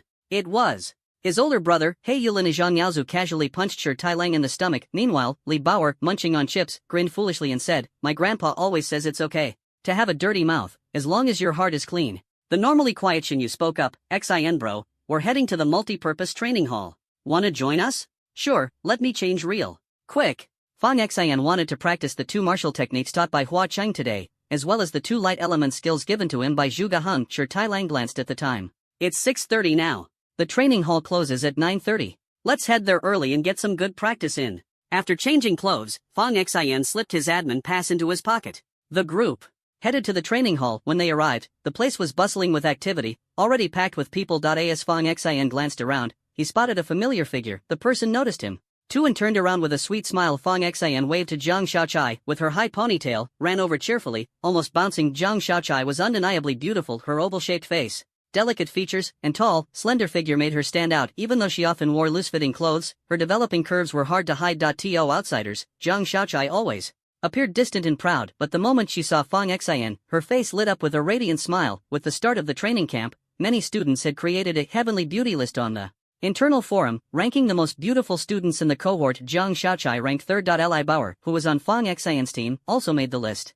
though her plain attire resulted in a slightly lower score. Her high looks and impressive combat skills secured her a spot in the top 10. As soon as Zhang Xiaochai appeared, many students turned their attention to her. Fang Xian reached out and flicked her smooth forehead lightly. As Zhang Xiaochai walked over to Fang Xian, envy and jealousy filled the hearts of many onlookers. Who would have thought that the 3rd-ranked beauty on the heavenly beauty list was so close to Fang Xian? Sure, Tai Lang leaned in with a grin. Xian bro, introduce her to us. Fang Xian replied, this is my little sister, Zhang Xiaochai. Xiaochai, this is Sure Tai Lang. Hello. Zhang Xiaochai greeted politely but indifferently. Sure Tai Lang chuckled awkwardly. Hi there, Xiaochai. Just call me brother Tai Lang. Fang Xian proceeded to introduce the rest of the group. Everyone here would eventually become colleagues at the Tian Shield Bureau, so it was good to make connections early. After the introductions, Bai Yulin announced loudly, alright, people, stop wasting time. Let's get training. Fang Xian, these guys keep saying you're amazing. I need to see it for myself. Let's have a real match. Fang Xian smiled. A match is fine, but if you're talking about deciding a winner, I think you're joking. Bai Yulin froze for a moment as everyone around him burst into laughter. Let me see how strong you really are. Bai Yu, Bai Lin, Bai Yulin, those 3 jokers keep hyping you up, but I don't buy it. If you can beat me, I'll fully support you as team captain. Fang Xian studied Bai Yulin, thinking that this guy might have some issues since he was insulting even himself. Zhang Yaozu sniffed and said, Xian bro, he's the only one who loves stirring up trouble in the team. Beat him till he cries. No problem. Fang Xian agreed. Hey Yulin cracked his knuckles and grinned eagerly. My fists are itching already. Perfect timing. There's a team simulation combat training hall over there. Sure, Tai Lang pointed nearby. Fang Xian had already noticed the multi-purpose training hall. It was quite advanced. It offered both solo and team modes, solo for honing individual skills, and team for practicing group coordination. Each hall could be customized to suit different talents and allowed for a variety of combat scenarios. A small group stepped into a squad training hall. Hey Yulin cracked his knuckles together again. Let's get started. Let's see who's the real thoroughbred here. As he spoke, a sinister red-black aura began to emanate from his entire body, his eyes glowing with a crimson light. Sure, Tai Lang gasped, berserk aptitude. No wonder Bai Yulin's brother has such a fiery temper. Hey Yulin grinned widely, his foot slamming into the ground as his momentum skyrocketed. Like a cannonball, he shot straight toward Fang Xian. In the blink of an eye, he was in front of Fang Xian, his fist hurtling toward him. Fang Xian tilted his head slightly. Hey Yulin's punch grazed Fang Xian's cheek, the wind from the blow causing Fang Xian's temple hair to sway. Fang Xian raised one hand to smack. He grabbed Hey Yulin by the neck and lifted him clean off the ground. A surge of vitality and energy roared like a tidal wave. The frenzy on Hey Yulin's face vanished instantly, his gaze softening, his features shifted, becoming delicate, his chest visibly swelled, and his legs pressed together slowly. Fang Xian, you're hurting me. The voice was Bai Yulin's, tinged with a hint of grievance. Fang Xian froze. Zhang Yaozu stood dumbfounded. What's going on? Did the match already start? Li Bauer tilted her head, giggling foolishly. It's over. What? One move and it's done? No flashy techniques? That's insane, someone exclaimed. Zhang Xiaocha's big, bright eyes gleamed as she gazed at Fang Xian. Seeing her cousin's incredible strength, her heart swelled with joy. It was only then that Fang Xian realized the opponent was Bai Yulin's sister, Bai Yu. He immediately released his grip. Bai Yu rubbed her reddened neck, her eyes glistening with tears as she looked at Fang Xian. That Hey Yulin guy, he's both incompetent and loves to show off. Fang Xian, he told me to pass on a message. This time, he's completely convinced of your superiority. The gap is just too vast. To ordinary people, you're like the moon in the sky, unreachable from the bottom of a well. To awakening users, you're like a tiny mayfly gazing up at the endless blue. Fang Xian responded. Immediately, you're making me blush. Everyone here at the 9th Division is a top-tier talent in their own right. But honestly, being a genius is just the basic requirement to set foot through my door. The group exchanged glances. If anyone else said that, I'd think they were bragging. But when you say it, XINGE, I actually believe it. Using Hei Yulin's own words, you're like a top-grade spatial ring. What does that mean? Others might try to fake it, but you've got the real deal. Fang Xin smiled.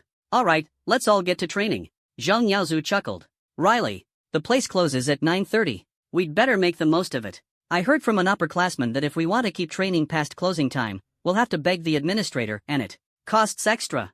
5,000 per hour. What the? That pricey? Then we really need to hustle. The group dispersed from the shared simulation training hall, each heading to find an individual training room. Fang Xin turned to Jiang Xiaocha and said, Xiaocha, if you ever need anything, just message me directly. Got it, GE. Fang Xin was about to head off to locate the training hall. The supervisor was a kindly old man named Ren Lianqing, whom Fang Xin had met before. Fang Xin. Ren Lianqing greeted him as he walked over. Teacher Ren. Fang Xin responded. With a nod, did you bring your credentials? Sure did.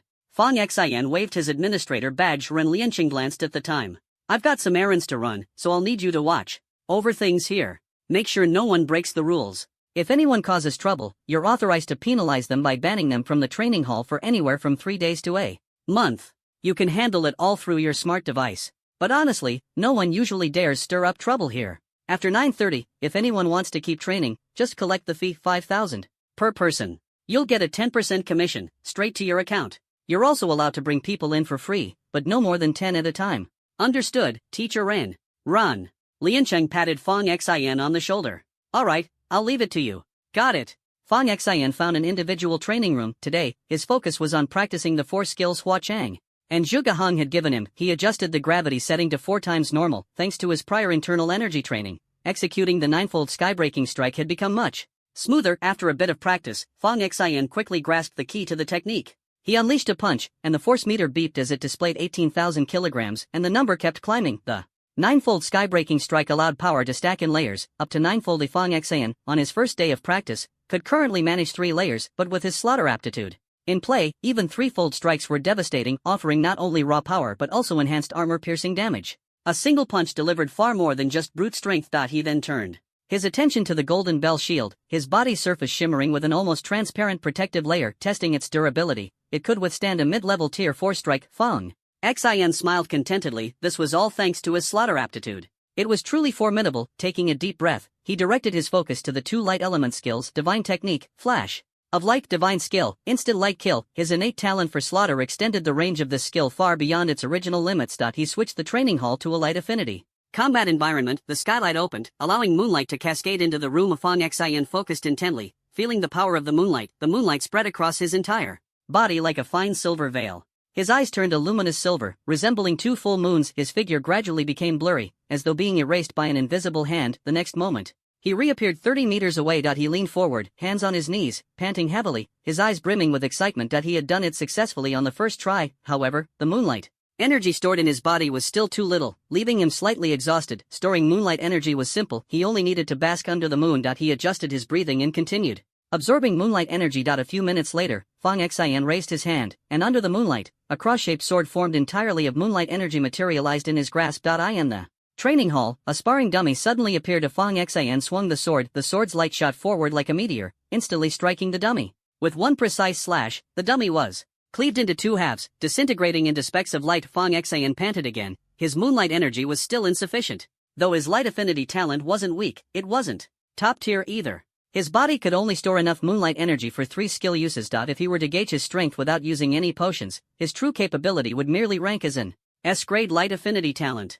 To enhance his limits, the quickest method would be to hunt down a few awakened light affinity individuals and seize their power. Fang Xin glanced at the time. It was already 9:26. He left the training hall. By now, most of the students had dispersed. After all, training for so long had drained everyone's energy, yet a few persisted. As Fang Xin turned, he noticed Jiang Xiaocha also exiting the training hall, wiping sweat from her brow. When she saw Fang Xin, she waved and began walking toward him. Unexpectedly, a group of people blocked her path. The leader held a bouquet of flowers, his face filled with confidence. Xiaocha, I've liked you since the moment I first saw you. Will you be my girlfriend? The crowd behind him erupted in cheers. Say yes. Say yes. The commotion drew the attention of many passers-by. Jiang Xiaocha frowned. Sorry, please move aside. The man refused to budge, motioning for his group to surround her. I'm Young Housey, a new student from the 2nd division. I noticed you on our first day here. You're the girl destined for me. Xiaocha, I really like you, will you be my girlfriend? Jiang.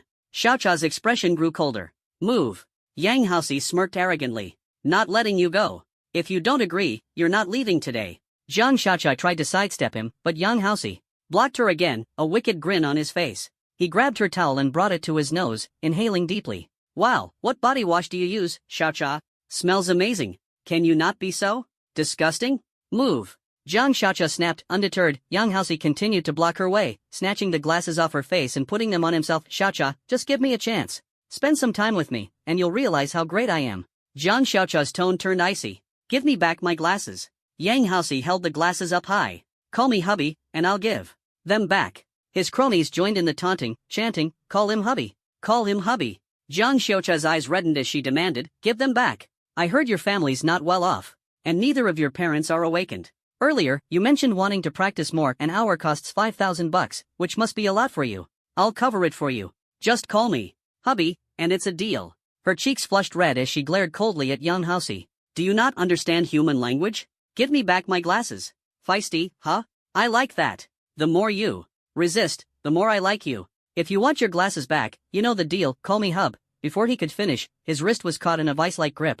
A sharp, searing pain shot through his arm, and he let out a pained cry as the glasses fell to the ground. Fang Xian caught the glasses midair and handed them back to Jiang Xiaocha. He patted Yang Haoxi's cheek lightly. If you can't speak like a decent human, keep your mouth shut. Yang Haoxi clutched his arm, wincing in pain. When he realized it was Fang Xian, he showed no fear and jabbed a finger at his chest. What's the big idea? Playing the hero? What does my confession have to do with you? Why are you in such a hurry? Fang Xian smiled faintly. She's my sister. Stay away from her. This is your first and final warning. Yang Haoxi suddenly burst into laughter, turning to his cronies. They laughed along with him. Yang Xiao, this guy sure knows how to talk big. Let's teach him a lesson. Yang Haoxi pointed at Fang Xian, laughing mockingly. Warning me? Wow, you're something else. So what if she's your sister? Even if she were your mom, if I want her, I'll find a way to get her. What's the use of having talent? Can you fight? Big deal.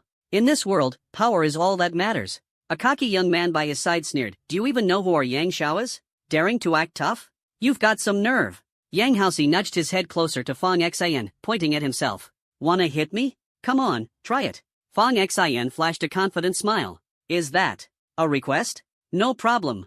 Fang Xian clenched his fist tightly and suddenly swung it forward, smack, with immense power. His punch shattered Yang Haoxi's jaw and ruptured his eardrum. Blood gushed out from Yang Haoxi's mouth, nose, and ears. His body swayed a few times, his eyes losing focus before he collapsed unconscious. He stumbled and fell heavily to the ground, his body convulsing uncontrollably. Yang Haoxi's group of sycophantic friends hurriedly rushed to support him. One of them, who had just spoken up for Yang Haoxi earlier, pointed at Fang Xian and yelled furiously, "You're done for. Do you even know who young Master Yang is? Do you know the power behind him? The Yang family is a top-tier clan, and his uncle holds a position in the church. You think just because you've got Instructor Zhuge backing you, you're safe? Let me tell you, even with his protection, you're finished this time." Struggling to stand, Yang Haoxi tried to throw another punch at Fang Xian. Fang Xian easily swatted his fist aside and countered with a backhanded slap.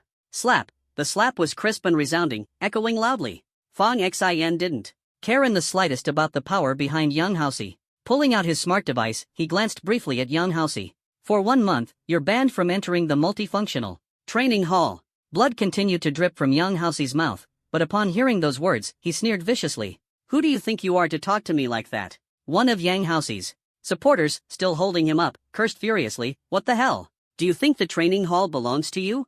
You think you can ban young Master Yang just like that? Slap. Fang Xian delivered another sharp slap, knocking out half of the man's tooth. He then retrieved a badge and pinned it prominently on his chest. The training hall isn't mine, but I'm in charge. Now, you. Fang Xian's sharp gaze settled on the loudmouth, scanning him with his device. You're banned for 1 month too. As for the rest of you, half a month. As he spoke, Fang Xian used his device to scan each of them, ensuring the restrictions were logged. Returning the device to his pocket, he swept his gaze across the group and commanded simply, "Get lost." Yang Haoxi's friends, fearful and hurried, carried him away. Fang Xian turned back to Jiang Xiaocha. You okay? With reddened eyes, Jiang Xiaocha replied, Brother, what if they come after you? Fang Xian dismissed her worries nonchalantly. Don't worry. If they're the ones stirring trouble, as long as I'm in the right, they'll face the consequences. Other trainees who had witnessed the scene started whispering among themselves. Sure, Tai Lang approached with a few others. New bro, everything good? Xin Yu, watching Yang Haoxi's group retreat, murmured cautiously, Yang Haoxi's tough, and the power behind him is immense. His grandfather is the vice president of the White Lotus Society, and his uncle works in the church. They'll definitely retaliate. New bro, you beat him up so badly. If they come to the 9th division looking for trouble, even if you're justified, it might be hard to avoid punishment. Sure, Tai Lang chuckled. What's there to fear? Doesn't New bro have a background too? He's got the Myriad Beasts Palace behind him. Xin Yu still looked worried. That might be true, but the White Lotus Society and the church's influence isn't something to underestimate. Jiang Xiaocha bit her lip, her eyes welling up with tears. Fang Xian smiled and gently wiped her face. It's fine. The head of the 9th division was Fang Xian's grandfather's sworn brother, something his grandfather had told him personally. According to Zhuge Hong, Fang Xian was the crown prince of the 9th division. This was Fang Xian's territory. If they dared to come cause trouble at the 9th division, they'd only be asking for it. There was nothing to worry about. Just then, Li Bauer, who had been daydreaming, suddenly started munching on potato chips and said, Fang Xian, don't let your little sister cry. If Yang Haoxi's family dares to mess with you, I'll have my grandpa crush the White Lotus Society into pieces.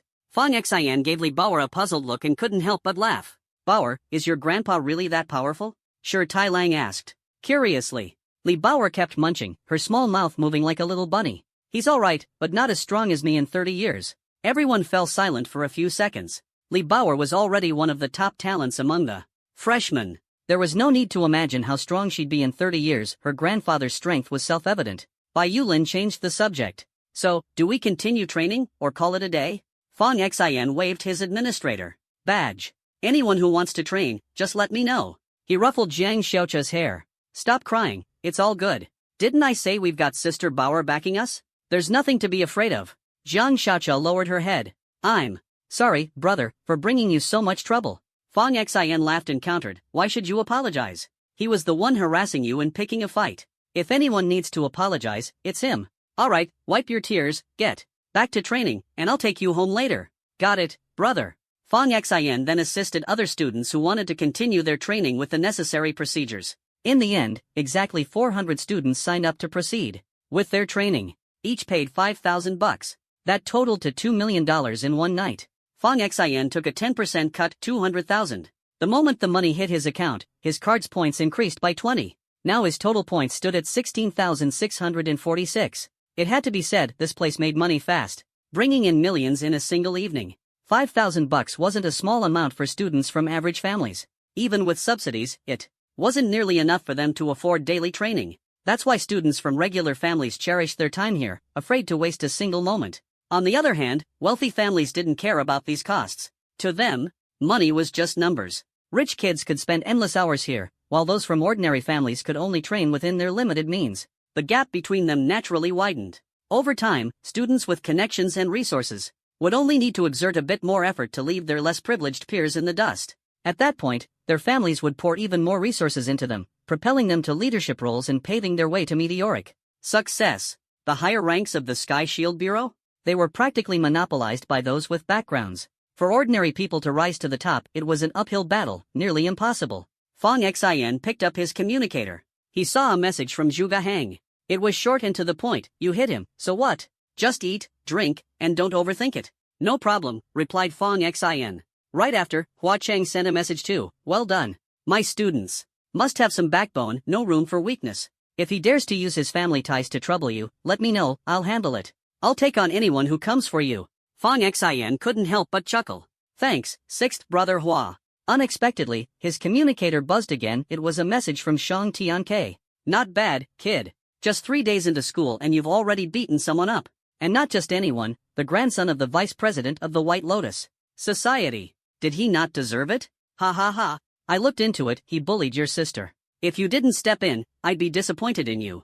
People like him? They need a beating. A bastard child acting all high and mighty. If his family dares to retaliate, call me. I'm available 24/7, and I'll back you up if anything goes down. Fang Xian laughed again. He didn't expect this notorious old pervert to be so loyal. Thanks, Lord Shang. Don't call me Lord Shang. From now on, just call me Old Shang, and I'll call you Xian Boy. Thank you, Old Shang. It's nothing, Xian Boy. No need to be so formal. Just treat me to a big meal after you graduate. Looking at Shang Tiang's message, Fang Xian Couldn't help but think, no wonder Sun Bijuan found this old pervert so repulsive. All these unreliable titles? They were earned through his own questionable efforts. Meanwhile, a bloodied young Housey dialed a video call. The call connected to an incredibly beautiful woman, her every move exuding seduction. She was dressed in a form-fitting cheapao and was playing mahjong. The moment she saw Yang Housey's battered face, she shrieked. "Son, what happened to you?" "Mom, someone hit me," young Housey cried. "What happened? Who's the blind idiot who dared lay a hand on my precious baby?" she screamed. Yang Housey wiped his tears. "It was some bastard named Fong Xin. I was just joking around with a girl from school, nothing excessive. But for some reason, he snapped and deliberately targeted me, even hitting me. Mom, he knocked out several of my teeth and fractured my jawbone. If it weren't for the school's healing doctor, I wouldn't even be able to speak right now." The alluring woman immediately erupted in fury. "Unbelievable. How dare he lay a hand on my precious son? I'll make him pay for this with his life. What's his name again? Fong Xin. Just wait, I'm going to find your father right now." With that, she shot up, her high heels clacking against the floor as she stormed out of the room. Tears streamed down her face as she ran. "My precious boy, does it hurt? Mommy will take you home and take good care of you." Yang Housey roared. "Mom, the physical pain is manageable, but the humiliation? That's not something I can get over quickly. However much he hurt me today, I want him to pay back tenfold, 100-fold. Don't you worry, baby. Mommy will think of something." With a loud bang, the woman kicked open the study door. Inside, a middle-aged man was engrossed in his paperwork. She screamed, "Yang Yinbin, are you going to do something about this or not? Look at what they've done to your son." She shoved her phone toward him. Yang Yinbin frowned as he took it, his face darkening the moment he saw Yang Housey's injuries. "What happened?" Yang Housey's eyes brimmed with tears as he choked out his grievance. "Dad, when I was playing with my classmates, I got into an argument with a new trainee. He insulted me and even said that the Yang family is nothing special. I warned him to watch his tone, but he started hitting me instead. I had to go to the school doctor for a checkup, or else my jaw might have been broken, and I wouldn't even be able to speak now." Yang Yinbin frowned deeply, fully aware of his son's usual temper. "Housey, are you telling me the truth? You're not just stirring up trouble, are you?" The seductive woman beside him trembled in anger. "Yang Yinbin, are you out of your mind? Your own son got beaten up, and you're doubting him?" Yang Yinbin fixed his gaze on young Housey. "I'll call my friends at the Sky Shield Bureau to verify this. I'll ask you again, are you telling the truth?" Yang Housey couldn't meet his father's eyes. "Are you insane, Yang Yinbin? Does the truth even matter? No matter what, our son got hurt. Is this how you act as a father?" The woman shrieked again. Yang Yinbin shot her a cold glance, silencing her momentarily. Then he turned back to his son. "Answer me. It's true, Dad. It's true. Look at me, I'm beaten to this state." Yang Yinbin pulled open a drawer, took out several phones, and selected one to make a call. After hanging up, his expression turned completely grim. He snatched up the phone and glared furiously at young Housey, whose face was displayed on the screen. "You had the audacity to flirt with someone's sister right in front of her brother? And that someone happens to be a new recruit of the 9th Division? You deserved every bit of that beating. I sent you there to learn, not to bully others." Yang Housey didn't even dare to breathe Yang Yinbin through the phone at the seductive woman. "I've already spoken to the Sky Shield Bureau. He's going to apologize to that trainee and his sister, sincerely and wholeheartedly." The seductive woman's eyes filled with tears as she hung up the phone. She yelled at Yang Yinbin, "Why? Yang Yinbin, are you even human? When you courted me back then, you didn't act like this. I've been with you for so many years without any title or recognition, and now, when our son gets bullied, you don't even care. Besides scolding and punishing him, have you ever done anything to be a real father? Do you even see him as your own son? The other party is from the 9th Division. I don't care what division they're from. Hurting my son is wrong, period. If you won't do anything, I will." Yang Yinbin stared coldly at the woman. "Suching, our son's behavior is the result of your constant spoiling. If this continues, it will lead to bigger problems. I don't care. All I know is that my son got hurt." Yang Yinbin watched her as she stormed toward the door. "The old master is in seclusion, don't disturb him." Jiang Suching stomped her foot, turned back to glare at Yang Yinbin, and sneered, "If the Yang family won't handle this, I'll go to my own family." With that, she stepped out of the room. Jiang Suching sent a message to Yang Housey. "Don't worry, sweetheart. If your dad won't stand up for you, I'll have your uncle help." After sending the message, she immediately made a call. The moment it connected, she broke into tears and cried, "Brother, your nephew was bullied, almost beaten to death." "Who did it? Was it Yang Yinbin?" "No, it was a new trainee at the youth training camp." "What's his name?" "Fong Xin." The person on the other end paused. "Fong Xin? Yes, why? What's the matter, brother?" "Humph, this is perfect. The church has been planning to investigate someone, and it just so happens to be that Fong Xian from the Sky Shield Academy. Among the new trainees, he's the only one with that name. It's definitely him. Don't worry, I'll handle this. How dare he lay a hand on my nephew? Some nobody without any background, just because he has talent, he thinks he can act arrogantly? I'll teach him that without connections, no matter how skilled he is, he's nothing but an ant to be crushed. I'll make sure he's thrown in prison, and I'll have Housey go and settle the score himself. Jiang Suqing wiped her tears. Thank you, brother. Family is the most reliable. After ending the call, she dialed young Housey. Sweetheart, I just spoke to your uncle. He said the church is already planning to investigate that Fong Xin. That guy won't have it easy for long. Just wait, your uncle personally promised that he'll make sure Fong Xin ends up in jail so you can avenge yourself. Hearing this, young Housey's face twisted with excitement. After hanging up, he pumped his fists in the air. A few of his cronies crowded around him. How did it go, young master? Yang Housey sneered. My uncle holds a position in the church. He said he'd definitely help me get revenge. That bastard won't have many good days left.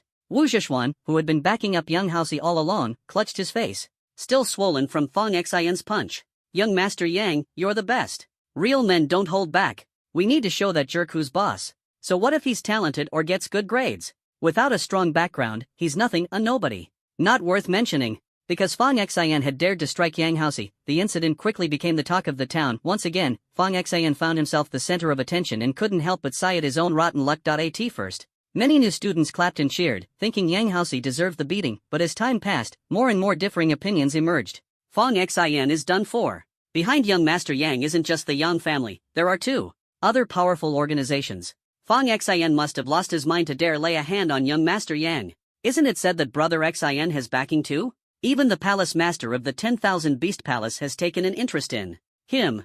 Don't kid yourself. What kind of backing does Brother Xin have? It's just that he has great talent, and Instructor Zhuge appreciates him, so he got connected to the 10,000 Beast Palace. If the forces behind young Master Yang come knocking, do you think the palace master would risk offending two major organizations for the sake of a rookie in Division 9? Brother Xin is as good as dead. But Fong Xin ranked first in the entrance test and is part of Division 9. If young Master Yang's people come, surely Division 9 won't sit idly by? Are you out of your mind? Have you ever seen the church fear anyone? Their word is law, they don't care about Division 9's face. Besides, entrance test scores mean nothing in the grand scheme of things. Fong Xin has no real backing. Even if he doesn't die this time, he'll be in for a world of pain. Fong Xin merely glanced at those discussions and paid them no mind. With Zhuge, Hung, Huachang, and Shang Tianke standing in front of him, he wasn't worried at all. Moreover, with Elder Yi of Division 9 backing him, Fong Xin felt even more at ease when he escorted Jiang Xiaocha home. Her eyes were still red. To comfort her, Fong Xin showed her a message from Zhuge Heng. After reading it, Jiang Xiaocha finally breathed a sigh of relief. On his way back to the dormitory, Fong Xin happened to run into the fake boxer shorts bro Zhang Chang. As they passed by each other, Zhang Chang smirked and said, I was thinking of challenging you during the midterm exams, but now it looks like you might not even make it to the exams. Fong Xin glanced at Zhang Chang coldly and replied, if you keep acting like some brainless villain and running your mouth, forget about midterm exams, you won't even make it through tonight. Zhang Chang felt the chill of Fong Xin's aura, sending shivers down his spine. He had been through life and death battles and knew that the aura Fong Xin just emitted was no different from those ruthless killers who had taken countless lives. Swallowing hard, Zhang Chang didn't dare linger, fearing Fong Xin might deal with him before Yang Housey even got the chance. He hurriedly ran downstairs. When Fong Xin returned to his dorm and sat down, Shi Tailang, Bai Yulan, Xinyu, Zhang Yaozu, and Li Baoer all walked in. What's up? Fong Xin asked. Sure. Tailang grinned and said, Brother Xin, we just called our families. If that punk Yang Housey dares to have his family come after you, our families will step in to help. Especially my dad, he only has me as a son. If he doesn't help, I'll smash my two happy beans and make him give up on ever being a grandpa. Fong Xin felt a warmth in his heart and was unexpectedly touched. Thank you, everyone. Shi Tailang patted his chest and said, we're brothers on the same front. Helping each other through tough times is what we do. We've got your back. Fong Xin stood up, and the group opened their arms for a tight hug. Let's cut the cheesy talk and prove ourselves with strength from now on. Exactly. Brother Xin. After seeing them off, Fong Xin sat back down. Scenes of young Housey and his gang of cronies from earlier kept replaying in his mind. Even though Zhuge Han, Huachang, and Shang Tianke had promised to help him, Fong Xin knew deep down that it was his talent and strength that would determine his future. So no matter what, he had to keep improving his skills. He pulled out a spatial orb from his belongings, a gift from the former palace master of the 10,000 Beast Palace. With a light flick, the orb shattered, and a massive white bear appeared before Fong Xin. The bear pounded its chest with its paws, and Fong Xin immediately unleashed his true dragon aura. At once, the bear became docile and lowered its head, nudging closer to him. This was a blazing flame bear, a creature with fire attributes and a berserk talent. During battle, its entire body would ignite, and the less blood it had, the stronger it would fight. Currently, it had the combat strength of a peak 4th-tier beast. Fong Xin formed a contract with it. The bear affectionately nuzzled Fong Xin's palm. As the contract was completed, a glint of crimson flashed in the bear's eyes. Fong Xin was momentarily surprised he hadn't used his slaughter talent, yet the bear seemed to have acquired a simplified version of it. Running his hand over the bear's soft fur, Fong Xin felt a sense of reassurance. With the bear by his side, Fong Xin now had a powerful ally. Next, he had to figure out how to further improve his strength. The stronger he became, the more protection he could secure. The most direct way was through slaughter. But killing someone at Tian Shield Academy was nearly impossible. The most practical option was to take on missions. Early the next morning, Bai Yulin knocked on Fong Xin's door to wake him up. Xinge, it's time to get up. We have Extinction Shirtai's class this morning. Don't sleep in, we need to leave 5 minutes early to grab seats in the back. If we're late, we'll have no choice but to sit in the front. Fong Xin had just finished his morning practice of Golden Bell Shield. Opening his eyes, he changed his shoes and opened the door. Let's go. Bai Yulin looked like he was heading into battle. Shirtai Lang, with a toothbrush in his mouth, leaned against the doorframe and smirked. Good luck to you both. I'll miss you. Zhang Yaozu and Li Bauer were returning from breakfast when they heard that Bai Yulin and Fong Xin were off to attend Extinction Shirtai's class. Meteor crossed herself dramatically, then pressed her palms together. Amit Ba. May these two brave souls embark on their journey safely. The Lord will bless you. Amen. Bai Yulin, annoyed, flicked Meteor on the forehead and grumbled, cut it out. Move aside. On the way to the classroom, Bai Yulin handed Fong Xin a small wooden token. What's this? Fong Xin asked. Bai Yulin shoved the token into his hand. It's a blessing charm from an upperclassman in the voodoo department. Hold on to it, it'll reduce your chances of being called on by Extinction Shirtai. You have to understand, if she calls on you and you can't answer, your semester is as good as over. Fong Xin fiddled with the wooden token briefly, then stuffed it into his pocket. His thoughts drifted to the memory of meeting Sun Bijuan yesterday. The first time they'd met, she had indeed seemed intimidating, but the second time, she had shown a softer side. Professor Sun may look scary, but she does have her moments of warmth. Bai Yulin turned to look at Fong Xin incredulously. Xinge, are you okay? Did something mess with your head? Extinction Shirtai, warm? Don't joke around. If she could be warm, pigs would already be climbing trees. The two continued chatting as they entered the classroom. Inside was a spacious lecture hall. The front 3 rows were empty while the back rows were packed with students. Those who arrived early had claimed the coveted spots in the back, leaving the latecomers no choice but to sit up front. The sight was truly unique. No other class at Tiandun Academy had such an arrangement. Sun Laotai's reputation was well-deserved. Her commanding presence inspired genuine fear. As one of the most outstanding individuals at Tiandun Academy, Fong Xin's entrance immediately drew attention. Whoa, isn't that Fong Xin? He's attending this class too? How many talents does this guy even have? I heard he's awakened 5 talents. Even the weakest one is an S-rank psychic ability. Man, comparing yourself to him is just infuriating. So what if he has multiple talents? He pissed off young Master Yang. Just wait, he's going to get beaten up. Look at him, acting all calm and collected. Do you think he cried in private? He must be faking it. Once young Master Yang's family comes for him, he'll wet his pants for sure. I heard they'll send someone as soon as this afternoon, or tomorrow morning at the latest, to deal with Fong Xin. I can't wait to see him get what he deserves. What's wrong with you? Why are you so eager for someone to beat up Fong Xin? Sorry, but the nail that sticks out gets hammered down. The guy's too flashy. Plus, all those high-scoring freshmen support him. Just seeing his face makes me furious.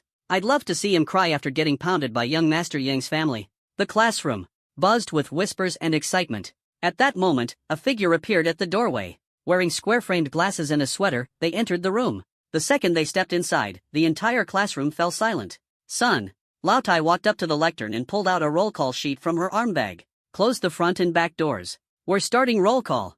Students in the front and back rows scrambled to shut the doors. Everyone sat up straight, barely daring to breathe. Sun Laotai's aura was overwhelming. She began calling names, one by one. When she got to Fong Xin, he raised his hand and responded. Sun Laotai looked up at him, her tone softening slightly. Don't sit so far back. Come up to the front row. Her words caused every student's gaze to lock onto Fong Xin. Yulin muttered under his breath, well, so much for the wooden token. The room filled with hushed chatter as students speculated. Why'd she call him up? Probably because of his stellar entrance scores. Don't be ridiculous. Extinction Shirtai doesn't care about grades. She hates rule breakers. Remember, Fong Xian punched young Master Yang yesterday. Who else would she target if not him?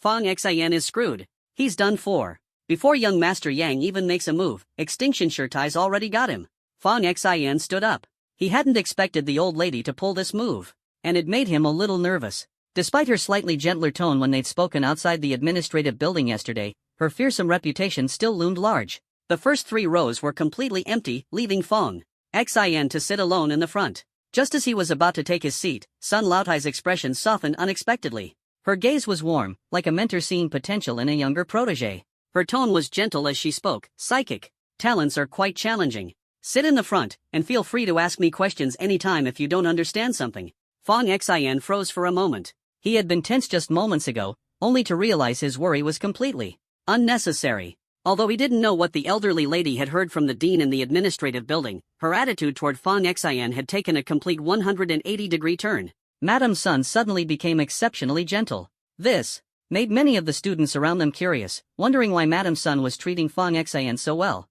Why else? Brother Xian's grades are amazing, what's there to explain? Exceptional people get attention wherever they go. Even the Iron Lady would show them special treatment. Those who were gloating earlier, waiting for Brother Xian to get punished, do they still dare to run their mouths now? Some people are just jealous of Brother Xian because they'll never amount to anything in life. The students who had been gloating felt as if an invisible hand had slapped them across the face, leaving a stinging burn. Bai Yulin, who had been sitting with his head down, now saw Fong Xian receiving special treatment. He immediately clenched his small wooden talisman and chuckled. Scared me for a moment, this little talisman is actually useful. But just as the words left his mouth, Sun Bijuan, who was at the lectern, suddenly darkened her expression. Anyone who brings items blessed by the witchcraft department to my class again next session can prepare to fail this semester. Those things are useless here. The moment she said this, Bai Yulin froze. He wasn't the only one. Many students had read reviews from senior classmates about such items, which led them to buy various blessed trinkets. But it turned out they were completely ineffective against the Iron Lady. After speaking, Sun Bijuan sat back down and resumed knitting her sweater with her knitting needles. Class begins now. Psychic abilities have strong offensive power, and they attack from a distance. They can control a person's mind, emotions, and even dreams, using a variety of methods. There are 3 main approaches: sound, visuals, and mental waves. Harsh noises or melodious sounds can drive someone to lose their sanity. That's a psychic attack. Chaotic visual effects, where truth and illusion blend, can make someone lose themselves. Now, everyone take the item you've used the longest as your reference. I will use my mental energy to draw you into an illusion. Inside the illusion, you must focus your attention on your reference item and try to break free from the illusion. As she said this, Sun Bijuan's knitting needles rubbed together, creating an irritating screech, screech sound that set everyone on edge. Fong Xian gripped the smartphone he had used for years. Suddenly, his vision blurred, and he found himself engulfed in darkness, with no light around him. The screech sound filled this world of blackness. Fong Xian warily scanned his surroundings and vaguely made out a massive, shadowy figure in the distance. It resembled an ancient deity, sitting quietly and knitting. The clashing of her knitting needles was like hammers pounding inside his skull. Her eyes glowed like 2 red lanterns suspended in the void. So this was the power of an advanced psychic ability? Fong Xian silently mused to himself, utterly terrified.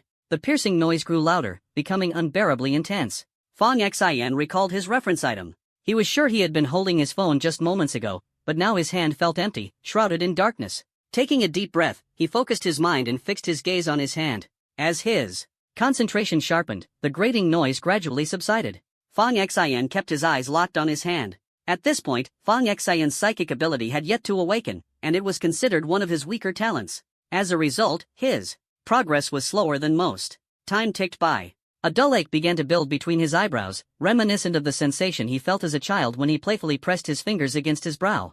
The more he focused, the more pronounced the ache became. The surrounding noise diminished, the darkness started to fade, and he began to feel the familiar weight of his phone in his hand.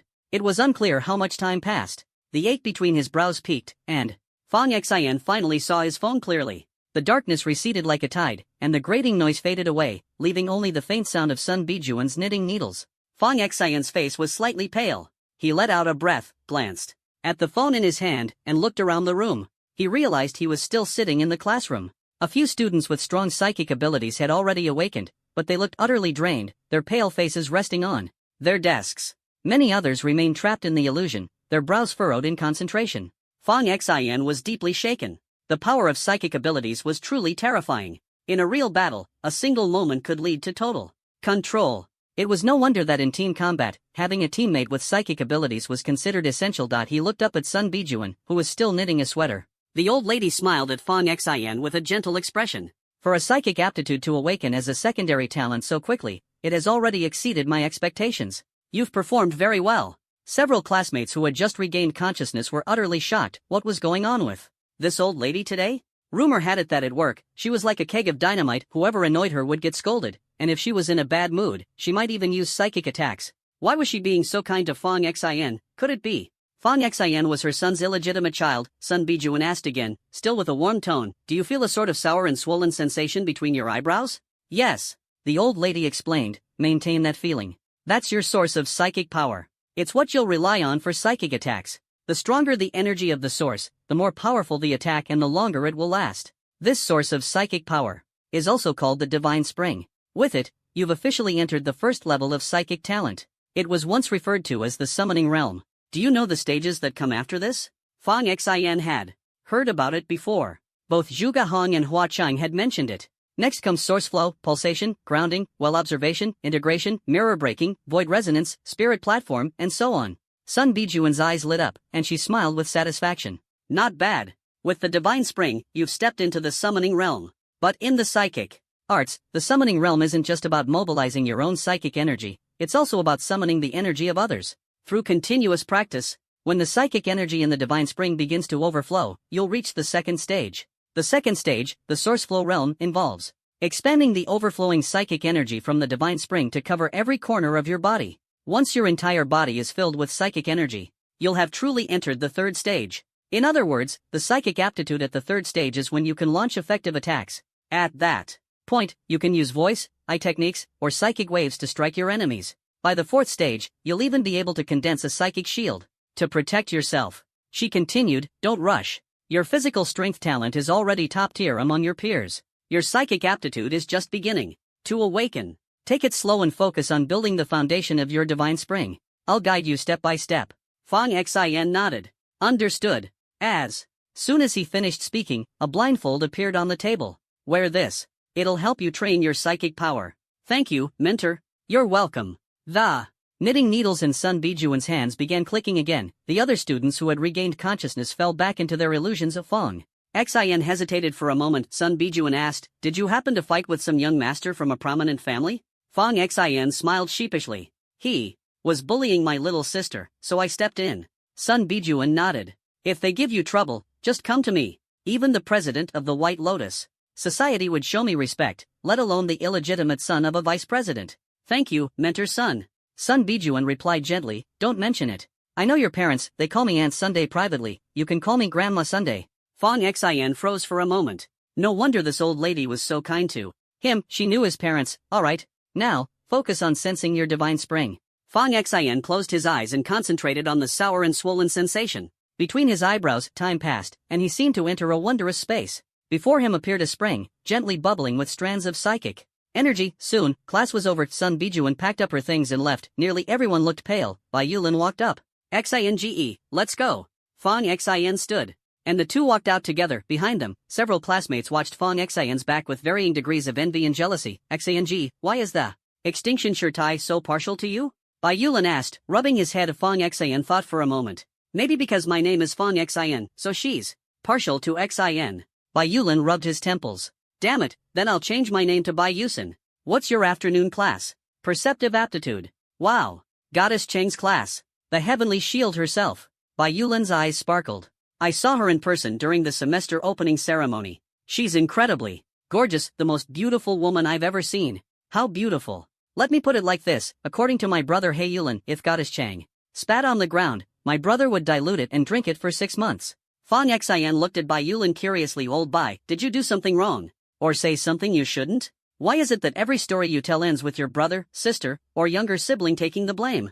Bai Yulin awkwardly chuckled. You caught me. As they ate lunch in the cafeteria, many classmates pointed and whispered about them. Some looked at them with sympathy, while others seemed to relish their predicament. A few even deliberately raised their voices, hoping Fong Xin would hear. I heard someone's getting taken away this afternoon. The Yang family's relatives are arriving later. People from the church. This afternoon's bound to be lively. Everyone's waiting for the show. The restaurant buzzed with a constant clamor of voices. Fong Xin instantly became the center of everyone's attention. Bai Yulin turned his head and shot a fierce glare at the nearest and loudest student. Xing, just ignore them. Bai Yulin comforted him. Fong Xin took a bite of his food and replied with a smile, I just wanted to keep a low profile and be an ordinary person, but somehow, I become the hottest topic among the new students. Even celebrities aren't as popular as me. Seeing Fong Xin so at ease, Bai Yulin felt a bit relieved. After finishing their meal, the two of them walked back, but the new students were still watching Fong Xin from a distance, gossiping non-stop. Fong Xin took a deep breath, recalling what Zhuge Hong had said earlier, keep a low profile and don't attract too much attention, otherwise, it would be easy to become a target. No one likes a show-off, especially in a place like this. Fong Xin silently made up his mind, until the midterms, he would keep a low profile, avoid stirring up trouble, and stay under the radar. Back in the dorm, Fong Xin lay on his bed, shutting out the noise from outside. He pulled out the eye mask that Sun Bijuan had given him from his spatial ring and put it on. The eye mask had become a point of reference for him. As soon as he put it on, darkness enveloped him. Drawing on the experience from class earlier today, Fong Xin focused his mind. A faint throbbing sensation built up between his eyebrows, as his mental strength silently pushed back against the piercing noises and darkness. With this new experience, coupled with the support of his mental power, Fong Xin gradually became aware of the eye mask's presence. He slowly emerged from the illusion, though the dull ache between his eyebrows persisted. With his eyes closed, he visualized his mental space, where the divine spring emanated an even denser spiritual energy than before. Just as he was about to take off the eye mask, the previously translucent spiritual energy in the spring suddenly turned blood red. At that moment, the spring resembled a menacing, godlike eye filled with murderous intent. Fong Xion's heart tightened. This was the influence of his slaughter talent. Removing the eye mask, Fong Xion slowly sat up. The talents he had already awakened, strength, light, perception, spirit, and beast control, had all been enhanced by the slaughter talent. It wasn't just a simple boost, it felt more like a mutation. Although, aside from his strength talent, the others weren't top tier, they would all grow stronger as long as he defeated opponents with similar talents. Take his beast control talent, for example. Thinking back, one reason he had been able to reach the 9th step of the True Dragon platform in the Myriad Beasts Palace was his solid foundation. Another reason was that he had killed an elder from the beast control faction and absorbed his talent. Glancing at the time, he realized it was almost time for the afternoon classes. Walking along the road, Fong Xion noticed other students pointing at him and whispering. Some looked sympathetic, while others seemed to be enjoying his predicament. At the entrance to the classroom stood a beautiful woman with long black hair cascading over her shoulders. Her demeanor was gentle and sweet, with eyes that sparkled with a captivating allure. She wore black stockings, her long legs drawing plenty of attention. Inside the classroom, students scrambled to sit in the front rows, as if competing for food, desperate to get as close to the podium as possible. It was a stark contrast to Sun Bijuan's class, which felt like a completely different world. Fong Xin? The long-haired woman suddenly called out. Fong Xin froze for a moment, then turned and responded, Hello, Instructor Chang. She smiled and asked, Have you seen Xiaobai? Xiaobai? Bai Yulin? He's attending a shooting talent class. Cheng Bingqing shook her head. Not Bai Yulin, Zhuge Hong. I call him Xiaobai. Do you know where he is? I don't. No. I haven't seen him these past couple of days. She clasped her hands behind her back. Could you help me ask him? Fong Xin was curious. Why? Don't you ask him yourself? He ignores me. Cheng Bingqing said bluntly. Haven't you heard the gossip about us? I'm his die-hard fan. Everyone in the 9th division knows that I've been chasing after him since I was a teenager, and I still haven't given up. He always treats me with indifference. It's an open secret. Fong Xion's expression turned odd. He hadn't expected the white-haired guy to have such a stunning admirer. No wonder Shang Tianke, that old lecher, had tried to get Zhuge Hong to share Cheng Bingqing's contact info. Zhuge Hong hadn't given it to him and had instead handed over Sun Bijuan's. So there was this whole backstory behind it. Cheng Bingqing's eyes sparkled as she looked at Fong Xion, her hands clasped together. Could you help your instructor ask where he is? Fong Xion hesitated for a moment before sending Zhuge Hong a message. Hey, big bro, where are you? Did Instructor Cheng ask you to check? Fong Xion felt a bit awkward. This white-haired guy really was well informed. Cheng Bingqing blinked her large eyes, filled with anticipation. Can I send him a message myself? Fong Xin handed her his communicator. Cheng Bingqing seemed a little nervous but hesitated, only briefly before sending a voice message. Xiao Bai, don't avoid me anymore, okay? It's getting cold, so I bought you some clothes. I'll bring them to your place later, alright? After sending the message, Cheng Bingqing stared at her communicator with eager anticipation. A few seconds later, her device vibrated. She quickly picked it up to check. After reading the reply, Cheng Bingqing's expression became complicated, partly happy, slightly aggrieved, a bit helpless, but most of all, resolute. Fong Xin couldn't help but sigh. The goddess of past cohorts, so humble in front of the white-haired boy. Zhuge Heng. Cheng Bingqing returned the communicator to Fong Xin and smiled faintly. Alright, let's get ready for class. As Fong Xin walked into the classroom, the lustful gazes that had been directed at Cheng Bingqing instantly shifted to him. The goddess was a daily sight, but a lively scene like this wasn't something that happened every day. The students' eyes darted back and forth between Fong Xin and a group of people seated in the back row. Following their stares, Fong Xin noticed a few individuals sitting in the back. Leading them was none other than Yang Haoxi, the guy he'd fought with before. Yang Haoxi sat with his arms crossed, a smug grin spreading across his face as he watched Fong Xin enter. Over here, Xin. Zhang Bing, one of Fong Xin's former classmates, waved him over to sit. After Fong Xin took his seat, whispers began to ripple through the classroom. This is gonna be good. Young Master Yang doesn't even have a sensory talent, yet he's here. Looks like he's gonna be humiliated this afternoon. Fong Xin's in big trouble this time. No connections, and he still had the guts to hit a young master with a powerful background. It's like he's begging to die. Who else would they hit? If not him? Any normal person would back down when they realize their opponent has such strong backing. But him? No connections and still so reckless. Does he really think good grades can let him do whatever he wants? Good grades won't help. In society, it's all about your connections. Even if Instructor Zhuge backs him, it might not be enough to save him this time. If he had only offended White Lotus Society's instructor Zhuge, he might have had a chance, but young Master Yang's got the church behind him. And don't forget the Palace of Beasts leader. Come on, don't joke. The leader of the Palace of Beasts only came here because Instructor Zhuge introduced them. Do you really think they'd intervene for a new student? Think before you speak. The burly Zhang Bing turned around and cursed. You people are disgusting. Fong Xin shrugged. Typical behavior. Cheng Bingqing tapped the lectern lightly. Alright, everyone quiet down. Today is our first sensory talent class. Let's start with introductions. My name is Cheng Bingqing, and I'll be in charge of your sensory talent courses. Sensory talents are one of the few abilities without offensive power, but no team can function without sensory members. Sensory talents allow you to detect an enemy's position and sense danger. When your skills reach a higher level, you might even be able to see into a person's past and future, or even the history and destiny of the entire world.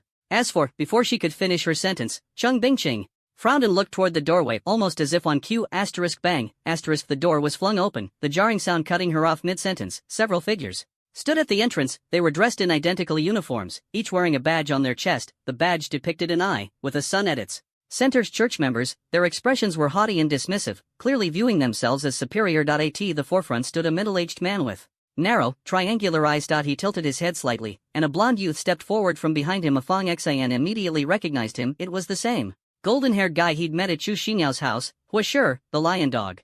Huoshi pulled out a device resembling a communicator and scanned it across the room. A series of beep, beep, beep sounds echoed. Everyone turned to look at Fong Xin. It became obvious that the action was directed at him. From the back row, Yang Haoxi sat with his arms crossed, his face lighting up with an arrogant grin. Seeing Yang Haoxi's expression, the students in the room were stunned. They hadn't expected the church members to be so brazen, barging into a class to make an arrest. Huoshi strode toward Fong Xin, grabbing him roughly by the shoulder. He yanked him to his feet. Towering over him, Huoshi smirked coldly, his gaze dripping with contempt. We meet again. Come with me. The classroom erupted into chaos. Holy crap! They actually came. Yang Xiao is incredible. The church sent people personally to catch Fong Xin. Fong Xin is done for now. The church doesn't care about anyone. Nobody can save Fong Xin today. Ugh, no matter how talented or how good your grades are, without a background, you're just a pawn to be played with. Voices rose and fell, overlapping one another. As everyone spoke, their gazes shifted to the back row where Yang Haoxi sat. Yang Haoxi crossed his arms, a radiant smile on his face but a sinister gleam in his eyes. He glanced at Fong Xin and obnoxiously stuck two fingers in his mouth, whistling loudly. Huoshi grabbed Fong Xin by the arm. Fong Xin's eyes suddenly burned with fury. He lunged, slamming into Huoshi's chest. Huoshi grunted in pain. His golden eyes blazed instantly, locking onto Fong Xin. You better behave yourself. No one can protect you today. Nearby, Zhang Bing suddenly stood up. The hulking strength-type student exuded a commanding presence. As he shouted, "What gives you the right to arrest my classmate?" Before he could finish, Zhang Bing reached out to grab Hua Shi. Golden light burst forth from Hua Shi's body. With a swift backhand slap, he sent Zhang Bing flying across the room. Fang Xian's eyes blazed with murderous intent. He seized Hua Shi by the throat. "If you want to fight someone, fight me. Don't touch my classmates." Hua Shi froze for a moment, clearly not expecting such defiance from Fang Xian. The sheer murderous aura radiating from Fang Xian sent a shiver down Hua Shi's spine. He couldn't comprehend how a mere teenager could exude such violent dominance. Even the golden brilliance surrounding Hua Shi seemed to waver under the pressure. Hua Shi's golden light flared brighter, his aura surging as he quickly overpowered Fang Xian, pinning him down and slapping handcuffs onto his wrists. He gripped Fang Xian by the shoulders and delivered two powerful punches to his stomach. Fang Xian's face turned pale instantly. Grabbing Fang Xian by the jaw, Hua Shi leaned in and whispered menacingly, "Kid, don't get cocky. Someone ordered you to live a fate worse than death. You're nothing but a bug, know your place. This time, no one's coming to save you." With that, Hua Shi dragged Fang Xian out of the classroom. At the podium, Chang Bingqing's expression turned ice cold. She slammed her desk with a loud bang. "You dare to arrest someone in my class? Do you have no respect for me? Or for the Sky Shield Bureau?" A middle-aged man with triangular eyes standing at the doorway chuckled. "Miss Chang, it's just routine business. Apologies for the disturbance." "Routine business? Arresting a freshman counts as routine now?" The man's expression was smug and dismissive as he sneered, "When the church acts, there's no need for explanations." Hua Shi dragged Fang Xian out of the classroom. The triangular-eyed man and several other church members swept the room with their gazes, their expressions condescending, as if the teachers and students were insignificant. Chang Bingqing's face was livid with anger. They had deliberately chosen a low-combat course like her sensory class to make their move. She quickly sent a message to Zhu Gahang, "Little Bai, Fang Xian has been taken by the church." After sending the message, Chang Bingqing rushed out of the classroom. The other students in the class, now in disarray, followed her in a chaotic stampede. Yang Haoxi strolled leisurely out of the classroom. The crowd instinctively made way for him. Many first-year students tried their best to flatter him, shouting obsequiously, "Master Yang. You're amazing, Master Yang. Even the church supports Master Yang Feng. Xian's doomed now."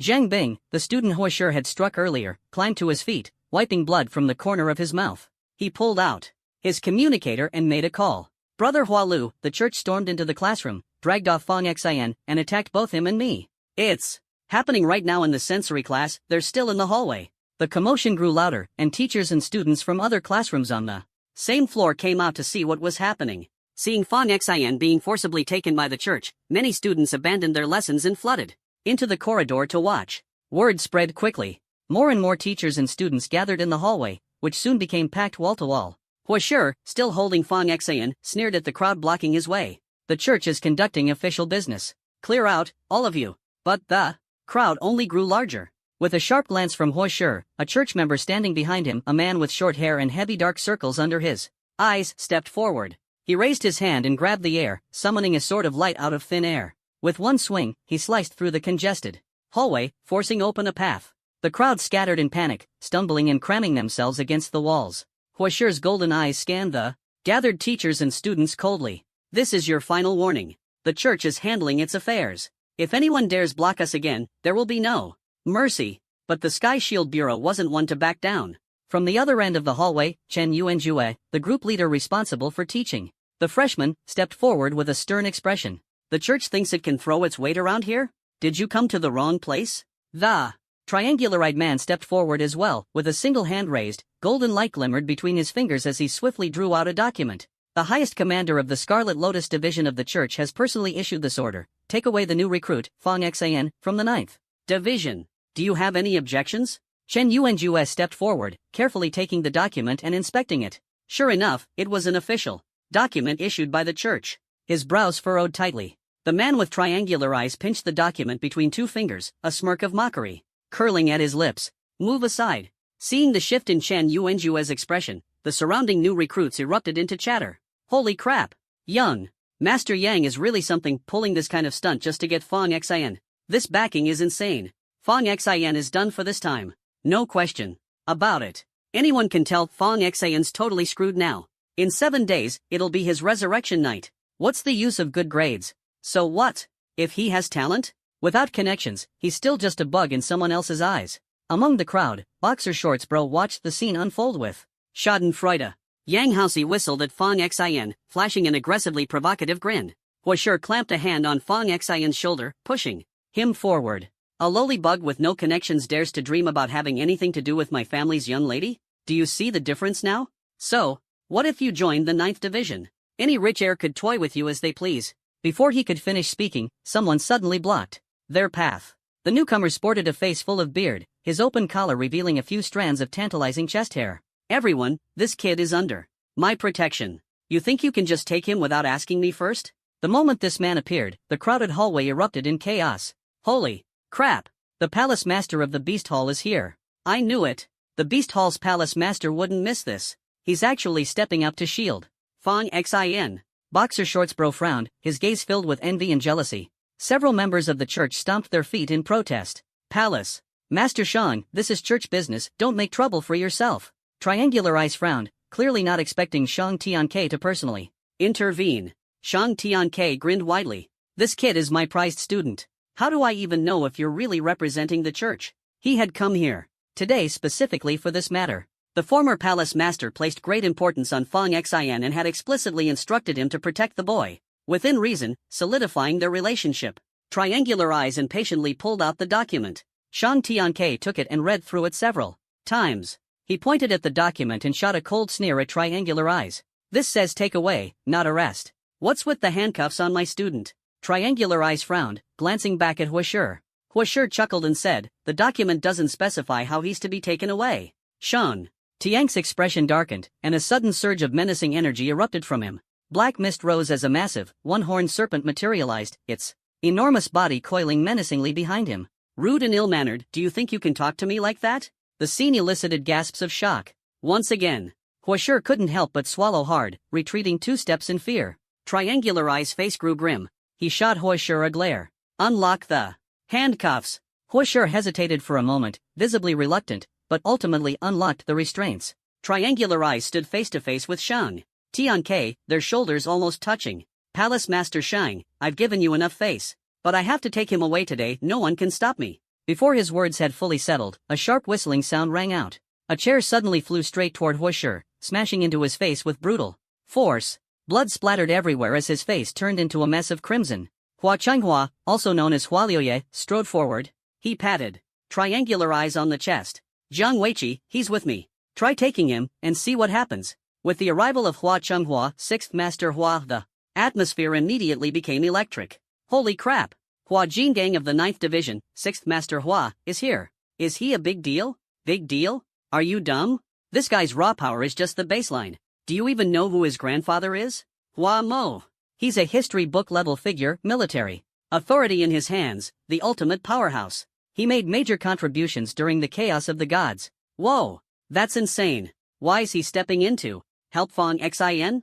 Fong Xin specializes in strength-based talents, and Hua Liuye is a strength-based mentor. Most importantly, 6th Master Hua is famous for protecting his own. If someone tries to take Fong Xin, do you think he'd just sit back? Is 6th Master Hua not afraid of the church? He wouldn't start a direct confrontation recklessly, of course. But no one in the church would dare provoke him either. Without orders from above, they wouldn't dare make a move. The Hua family's army is notoriously tight-knit. Mess with one, and you mess with the whole hive. Looks like Fong Xin isn't entirely without backing. With 2 heavyweights supporting him, it won't be so easy for young Master Yang to get his revenge. Maybe, maybe not. After all, the church doesn't care about anyone. And this time, they're strictly following procedure.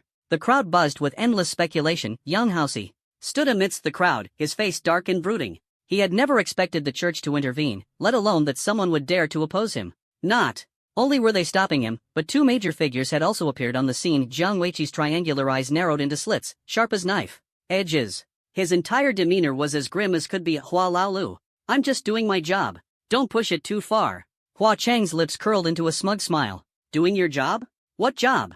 Jiang Weiqi leaned in closer, lowering his voice. Hua Laolu, this kid has been specifically named by the higher-ups for interrogation. Even your old man may not be able to shield you from this one. The moment those words left his mouth, Hua Cheng's fury erupted like a volcano. I'm blocking him today. What can you do about it? Jiang Weiqi's eyes gleamed with malice, but he knew Hua Chang wasn't someone to mess with. Lightly, reluctantly, he pulled out an official document and handed it over. Take a good look at this. Isn't this an official order from above? This is business. Just as Hua Chang was about to retort, a voice cut through the tension. Business? Is it really just business? Everyone turned toward the source of the voice. An elderly woman wearing square-framed glasses and a knitted sweater was slowly making her way over. The moment she appeared, the crowd instinctively parted like the tide, retreating to make way. Her presence radiated an aura far more intimidating than any wild beast. Shang Tianke awkwardly adjusted his clothes, hastily covering his conspicuous patch of chest hair, and respectfully stepped aside. Senior son. Even the usually brash Hua Chang toned down his arrogance, bowing deeply in greeting. Auntie Sun. Sun Bijuan walked through the throng, stopping directly in front of Jiang Weiqi, abusing official authority for personal matters. Who gave you the right? Jiang Weiqi, uncharacteristically subdued, softened his tone, clearly aware of the weight this elderly woman carried within Tiandun Bureau. Madam Sun, this matter doesn't seem to concern you, does it? This child is my student. You want to arrest my student? Tell me, does this concern me or not? Her words detonated an uproar among the crowd. Damn, the Iron Lady herself is stepping in to save someone? This is unprecedented. With Shang Gongju and Hua Laolu involved, and now her too? This is absolutely insane. Wow, is this still the Sun Bijuan I remember? The one with a reputation for being cold and unyielding? This is giving me a whole new level of respect for her. I feel so safe right now. Yang Xiao is finished. He thought he'd have the upper hand against Fang Xin, but look at all the big shots backing her up. Where are all those people who were gloating earlier? Keep shouting, why don't you? A bunch of sour, jealous nobodies, always rooting for someone else's downfall. Now they've been slapped in the face by reality. Such petty minds, dripping with envy. Fang Xin just proved them all wrong. The people who had been mocking earlier were now silent, not daring to utter another word. The situation had spiraled far beyond anyone's expectations. Even Ku Chergu, with his mouth agape, couldn't have anticipated that three major figures would step forward, let alone that even the Iron Lady herself would make an appearance. Zhang Xiaochai stood amidst the crowd, her gaze tense and furious as she watched the scene unfold before her. Yang Haoxi's face twisted with rage, his eyes burning with a murderous glare. He had skipped class today specifically to witness Fang Xin's humiliation and had even planned to administer some private punishment in the interrogation room later. But instead, he'd run into three formidable roadblocks in quick succession. Jiang Weiqi's triangular eyes narrowed further as he shook the document in his hand. Madam Sun, even if he is your student, the higher-ups have made it clear. He must be taken away. Please, don't make this difficult. Is this truly official business? Sun Bijuan asked. Jiang Weiqi smiled thinly. Madam Sun, I assure you, this is strictly official. Sun Bijuan, who had been idly fiddling with her sweater, suddenly paused. She turned her icy gaze toward Yang Haoxi in the crowd. Behind her glasses, her eyes locked onto him like daggers. In an unsettlingly calm voice, she uttered just 4 words, tell the truth. Yang Haoxi's eyes wavered, his voice trembling as he confessed, I harassed Fang Xin's younger sister, and she beat me up for it. I told my mom, and she went to my uncle. My uncle promised to help. The church happened to want Fang Xin, so they were going to arrest her, lock her up, and let me punish her as I pleased. As he finished, Yang Haoxi's eyes refocused, his face pale, and beads of sweat began to form on his forehead. The moment those words left his lips, Jiang Weiqi's face turned ghostly white. The church members behind him were equally shaken. The crowd erupted into chaos. Sun Bijuan's hands moved faster and faster, while her piercing gaze grew more terrifying by the second. Say that again, this is official business? Hua Chang, furious, jabbed a finger at the air as he shouted, you son of a bitch. Jiang Weiqi, come on, explain this to me. Does the church belong to the Zheng family now? You're using the church's name to bully people from Tiandun Bureau. What's your next move? Today you're arresting one of our students, and tomorrow you'll be coming for our instructors. Are you trying to start a war between the church and Tiandun Bureau? Jiang Weiqi struggled to maintain composure. Hua Laolu, you can't just throw around accusations like that. Do you think this document is fake? Sun Biyun fixed her gaze on Jiang Weiqi. So, it's true that you people abuse your authority, isn't it? Jiang Weiqi chuckled lightly. Madam Sun, childish words shouldn't be taken seriously, right? If you take someone away today, does that mean anyone can trample all over our Tian Shield Bureau in the future? Jiang Weiqi's smile gradually faded. Listen, everyone. I'm offering some advice out of goodwill here. I've given you face, don't throw it away. He pointed at the badge on his chest. The things you've just said? My superiors already know about them. I will take this person away today. Even if the King of Heaven himself showed up, he couldn't stop me. The moment he finished speaking, the communicators of Hua Chang, Shang Tianke, and Sun Biyun buzzed simultaneously. Hua Chang glanced at the incoming Call display, his brow furrowing before he reluctantly answered. Shang Tianke and Sun Bian also answered their respective calls. Hua Cheng stepped aside. What's going on, Dad? Are you sticking your neck out for a student? Yeah. The church called you? They called your uncle. He said to tell you to stay out of it. Hua Cheng frowned deeply. Stay out of it? Just stand by and watch my prize student get taken away by these scumbags? It's complicated. Don't worry, someone else will step in to protect that student. After hanging up, Hua Cheng's expression turned dark. Shang Tianke and Sun Bian were equally silent. Jiang Weiqi's triangular eyes glinted with disdain. Well, everyone, are you going to step aside now? When they moved out of the way, the crowd watching exploded into chaos. Holy crap. Even these big shots are backing down? I've really underestimated the church. Well, that's it for Feng Xin. He's done for. Man, my judgment sucks. I thought young Master Yang wouldn't be able to get his revenge. Clearly, I was wrong. Yang's definitely winning this one, and Feng Xin? He won't get out of this unscathed. The man nicknamed Underpants Bro grinned anew, feeling smug about how powerful the church really was. In the midst of the crowd, Jiang Xiuqi's eyes welled up with tears. Feng Xin watched the clash of power between the various factions, and, for the first time, deeply understood the importance of having a strong backing. Without it, he was nothing more than a rootless weed, drifting wherever the current took him. He glanced at the members of the church, then at the smug young housey.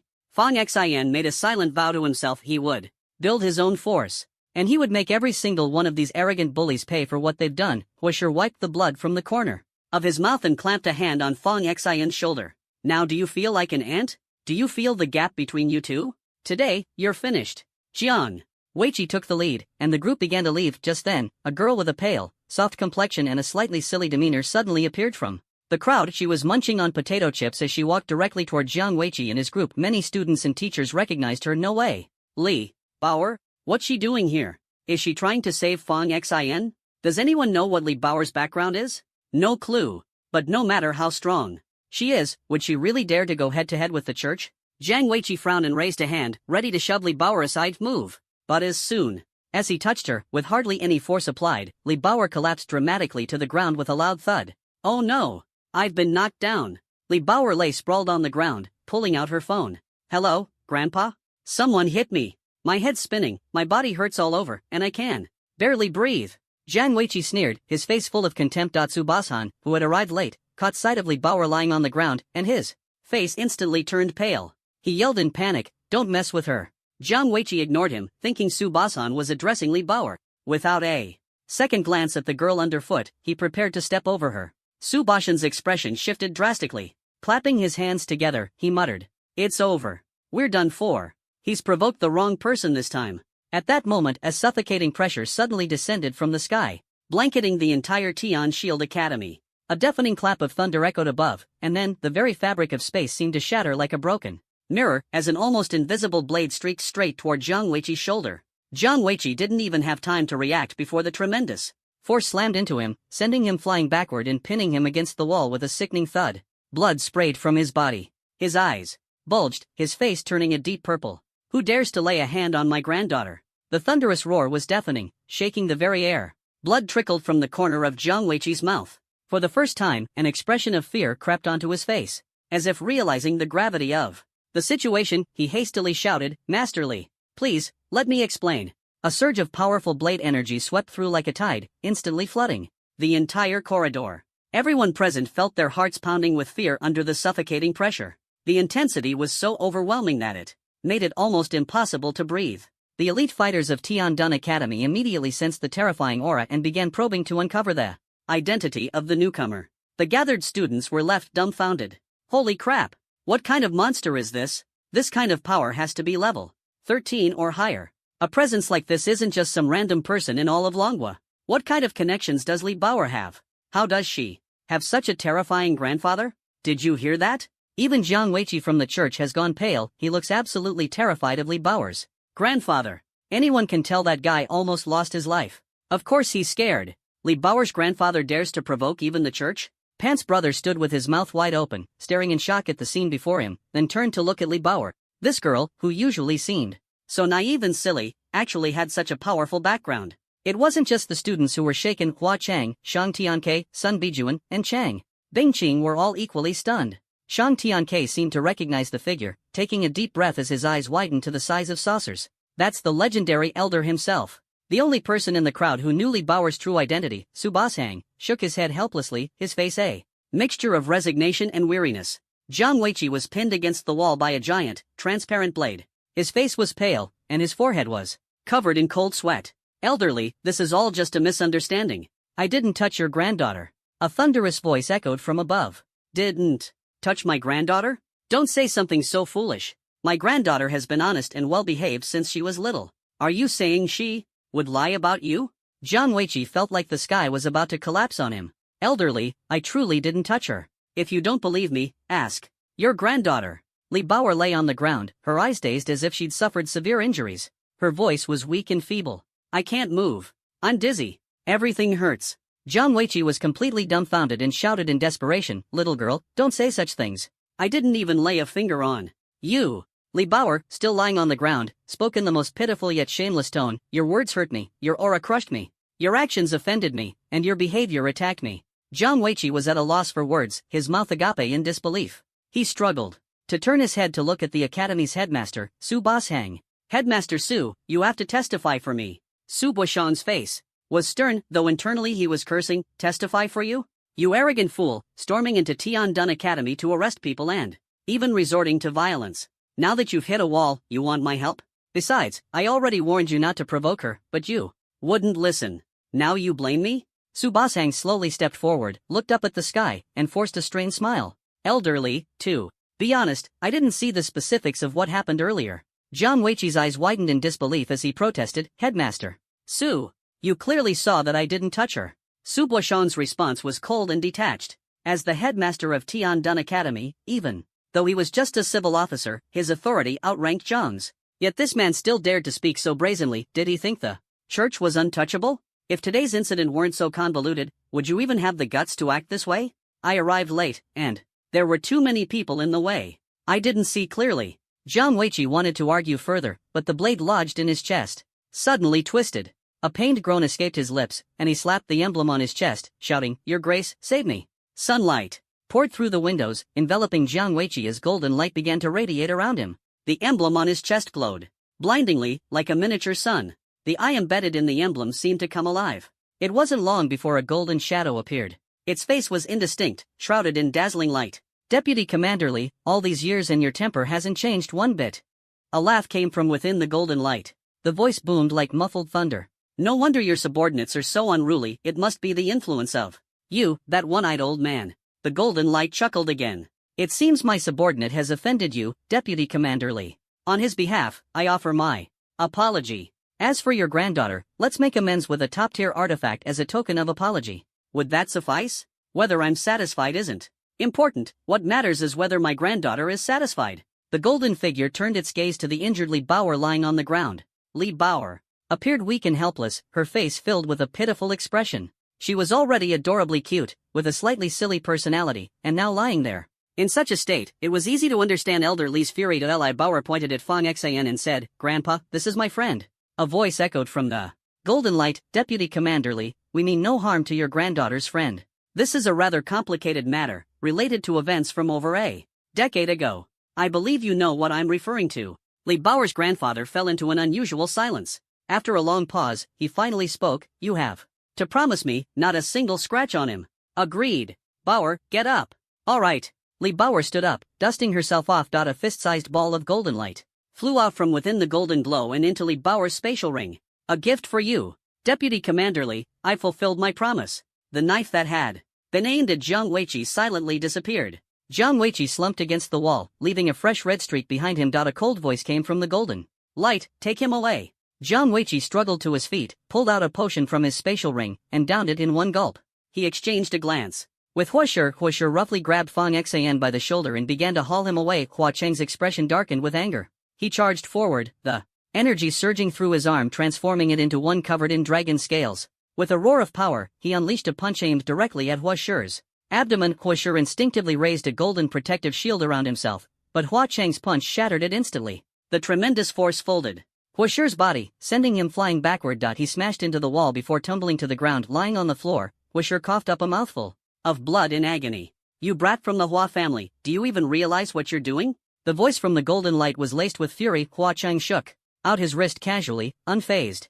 The official orders said to take him away. You yourself said take him away. Is this how you take someone away? The figure within the golden light glanced coldly at Huashur. The sheer pressure from the gaze forced Huashur to lower his head, not daring to make a sound. Huashur struggled to his feet, a searing pain tearing through his abdomen. Standing behind Fong Xian now, he didn't dare act out again. Let's go.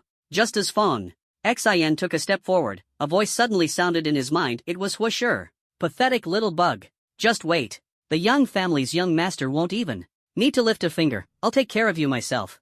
I'll make your life unbearable, but I won't let you die. I'll torture you half to death, then find a healer to patch you up, and then I'll start all over again. You'll learn just how miserable it is to offend someone with power. The crowd of students watching the scene all had grim expressions. Even though Fong Xian had so many powerful figures stepping up for him, he was still being taken away. Everyone knew the truth. Who would believe verbal promises? Fong Xian would undoubtedly suffer, tortured, healed, and then tortured again, as if nothing had ever happened. But just as they had taken only a few steps, ripples appeared in the void, and a figure emerged. A head of white hair, hands tucked casually into his pockets, flashing a perfect set of white teeth and a signature smile. Good afternoon, everyone. The moment the white-haired man appeared, the scene erupted. Holy crap! That big shot from the 9th Division is here too. Anywhere Fong Xian shows up, all these big names come running. Who dares say Fong Xian doesn't have connections now? A voice came from the golden light. Zhuge Heng, are you here to block our way too? Zhuge Heng hovered in midair, hands still in his pockets. Not blocking, but you're not taking him. You can only question him here, at Tian Shield Academy. Are you deliberately trying to oppose our church? The voice from the golden light roared in anger, its brilliance intensifying. The air trembled, and the windows rattled violently. Zhuge Heng lazily raised his hand, holding a token between two fingers. Elder Yi has already made it clear, the boy doesn't leave. Are you planning to defy Elder Yi? The token hovered in midair, radiating a powerful and intimidating aura. This token alone was proof of the immense strength behind it. The ethereal figure within the golden light remained silent, floating motionlessly as if it were idle in a game. The air grew thick and heavy, as though time itself had stopped. The few auras that had previously emanated from Skyshield Academy also converged here. The church's people hadn't acted yet, as they awaited orders from their superiors. Now, the one behind the mysterious 9th Division had spoken. No longer constrained, they were ready to make their move. The church's arrogance had reached its limit. One oppressive aura after another descended, nearly crushing the church members into submission. For what felt like several frozen seconds, time seemed to halt. A voice emerged from the golden light. Then let's follow Elder Ye's decision. Unexpectedly, Zhuge Heng added. One more thing. You people from the church blatantly disregarded Skyshield Academy's regulations today, broke the agreements among our major organizations, and even, in front of so many new students, attacked one of our academy's recruits. Don't you think you owe us an explanation? What do you want? Donate 10 high-tier techniques from the Holy Light Church, rank 10 and above, to Skyshield Academy. A cold laugh echoed from the golden light. 10 techniques? You've got some nerve to ask for that. Then negotiate, why don't you? 1 technique. Zhuge Heng shook his head. 10 techniques, rank 10 or higher. The golden light roared in anger. You white-haired brat, don't push your luck. We still haven't settled our personal grudges. Unfazed, the white-haired man grinned boldly. Archbishop Wu, it's work hours now. Call me Instructor Zhuge. I'm the chief instructor of Skyshield Academy. The figure within the golden light trembled slightly, clearly enraged. After a few seconds of silence, it responded, 3 techniques. Take it or leave it. We can go to court and drag this out if you'd like. No problem. Deal. Zhuge Heng agreed readily. But I have 2 conditions. Name them. First, the techniques must not be shared outside the academy. Second, Skyshield Academy must stop giving him trouble in the future. The golden light gestured towards Yang Haosi. Agreed. 3 glowing spheres shot out. After inspecting them, Zhuge Heng declared, the conference room is ready. Let's go. Snap. With a snap of his fingers, they vanished in an instant. This gesture left many of the new students stunned. Some of them had heard rumors about a powerful, streetwise white-haired figure associated with the 9th Division, but they didn't know just how formidable he was. That suave snap of his fingers had captivated the entire crowd. Many female students exclaimed, wow. Their eyes sparkled with admiration. Cheng Bingqing gazed at the direction Zhuge Heng disappeared, her wide, watery eyes filled with adoration like a starstruck fan. Fong Xian looked around and realized they were now in a spacious, brightly lit office. The group reappeared, settling onto leather sofas. Zhuge Heng crossed his legs casually. Feel free to ask your questions. Jiang Weiqi scanned the room and, after receiving a signal from the golden light, took out a treasure resembling an eye from his spatial ring. With a light toss, the treasure floated in midair. A beam of light shot out, enveloping Fang Xin. Jiang Weiqi stared coldly at Fang Xin. Answer exactly what I ask. Do you understand? Zhuge Hong nodded in approval. Fang Xin nodded as well, understood. Where were you when your parents had their car accident? At school. After the accident, did anyone contact you or give you anything unusual? Fang Xin shook his head. No. Never? Never. Did your parents ever give you anything strange? No. Did they ever secretly vaccinate you with anything? No. Jiang Weiqi glanced at the floating treasure but found no anomalies. Let me ask again, did your parents behave strangely before the accident? Fang Xin thought carefully. No. Suddenly, the treasure emitted a dazzling light, flashing like a strobe. The golden figure seated on the sofa flared brightly, filling the room with a blinding glow. Jiang Weiqi's eyes turned golden as he demanded sharply, tell the truth. Fang Xin hesitated for a moment. My father didn't usually drink or smoke, but the night of the accident, he came home and drank a lot. Go on. He passed out as soon as he entered the house. The golden figure pressed urgently. Anything else? Fang Xin shook his head. No, that's all. What about the next morning? What happened when he woke up? When I got up, he was already gone. He left a sticky note on the table saying he and my mother had a very important meeting that morning and that I should grab breakfast outside. After that, we never spoke again until the police called me to the morgue. The room fell silent for a moment as the interrogation continued. Jiang Weiqi asked again, after your parents left, has any stranger come looking for you? Or has anyone deliberately caused trouble for you, even tried to harm you? Yes. This answer made the church members focus intently on Fang Xin once more. Who? What do they look like? Do you remember their name? Jiang Weiqi pulled out a paintbrush and sketchpad from his spatial ring. Fang Xin described, blonde hair, long hair, a slightly square face, light brown eyebrows, big eyes, a high nose bridge, fleshy nostrils, thick lips. He looks kind of ugly handsome, but leaning more toward ugly. The brush moved swiftly, and the portrait gradually took shape, vivid and lifelike. Jiang Weiqi stared at the portrait, his brow furrowed deeply. He couldn't help but glance to the side. Fang Xin added, his name is Huoshi. The guy sitting right next to you. Huoshi's face turned dark as he glared daggers at Fang Xin, clearly wishing he could tear him apart on the spot. Bang! Jiang Weiqi slammed the table hard. Are you ing messing with me? Fang Xin replied honestly, no, you asked me. Jiang Weiqi was momentarily speechless, suppressing his anger as he asked, anyone else? There's one more. Name? What do they look like? Yang Haosi. Jiang Weiqi let out a frustrated sigh, putting away his brush and sketchpad, his eyes full of fury. If it weren't for Zhuge Hang being present, he might have already lashed out. Are we done here? If so, isn't it time to leave? Zhuge Hang interjected. Jiang Weiqi stared at Fang Xin again, then glanced at the golden light retreating into his badge. As he left, he threw out a parting line, let's go. Looks like he really doesn't know anything. Jiang Weiqi stood up, and Zhuge Hang casually rose to his feet. I'll see you out. Before Jiang Weiqi could respond a snap, with a crisp snap of Zhuge Hang's fingers, Jiang Weiqi, Huoshi, and many church members vanished. Zhuge Hang placed a hand on Fang Xin's shoulder. Now this was an interesting lesson today. Did you feel your own insignificance? I felt it. If you felt it, then you need to find a way to improve yourself. This world works like this. Ever since the dawn of humanity, survival of the fittest has always been the rule. Civilization may have taken a different form, but the essence of survival hasn't changed. At this point, Zhuge Hang changed the subject. Do you want to take down that Huoshi? Fang Xin grinned. I do. Zhuge Hang patted Fang Xin on the shoulder. Did you see that punch Hua Laolu landed on Huoshi today? Fang Xin recalled Hua Cheng's punch hitting Huoshi. Huoshi hadn't been able to dodge at all, and the punch shattered every layer of his golden protective shield. Though there was a gap in their power levels, Hua Cheng's punch left Huoshi utterly defenseless. I saw it. That technique is called the Tai Ascending Dragon Art. It's specifically designed to counter Huoshi. Master it, and you could even contend with light-based abilities. You suffered at the church's hands today, and with Hua Lalio's temper, he'll definitely teach you that technique so you can deal with the church. The midterm exam will take place in the ruins of gods and demons, and the church will send people too. Once inside the ruins, combat power above level 5 will be restricted.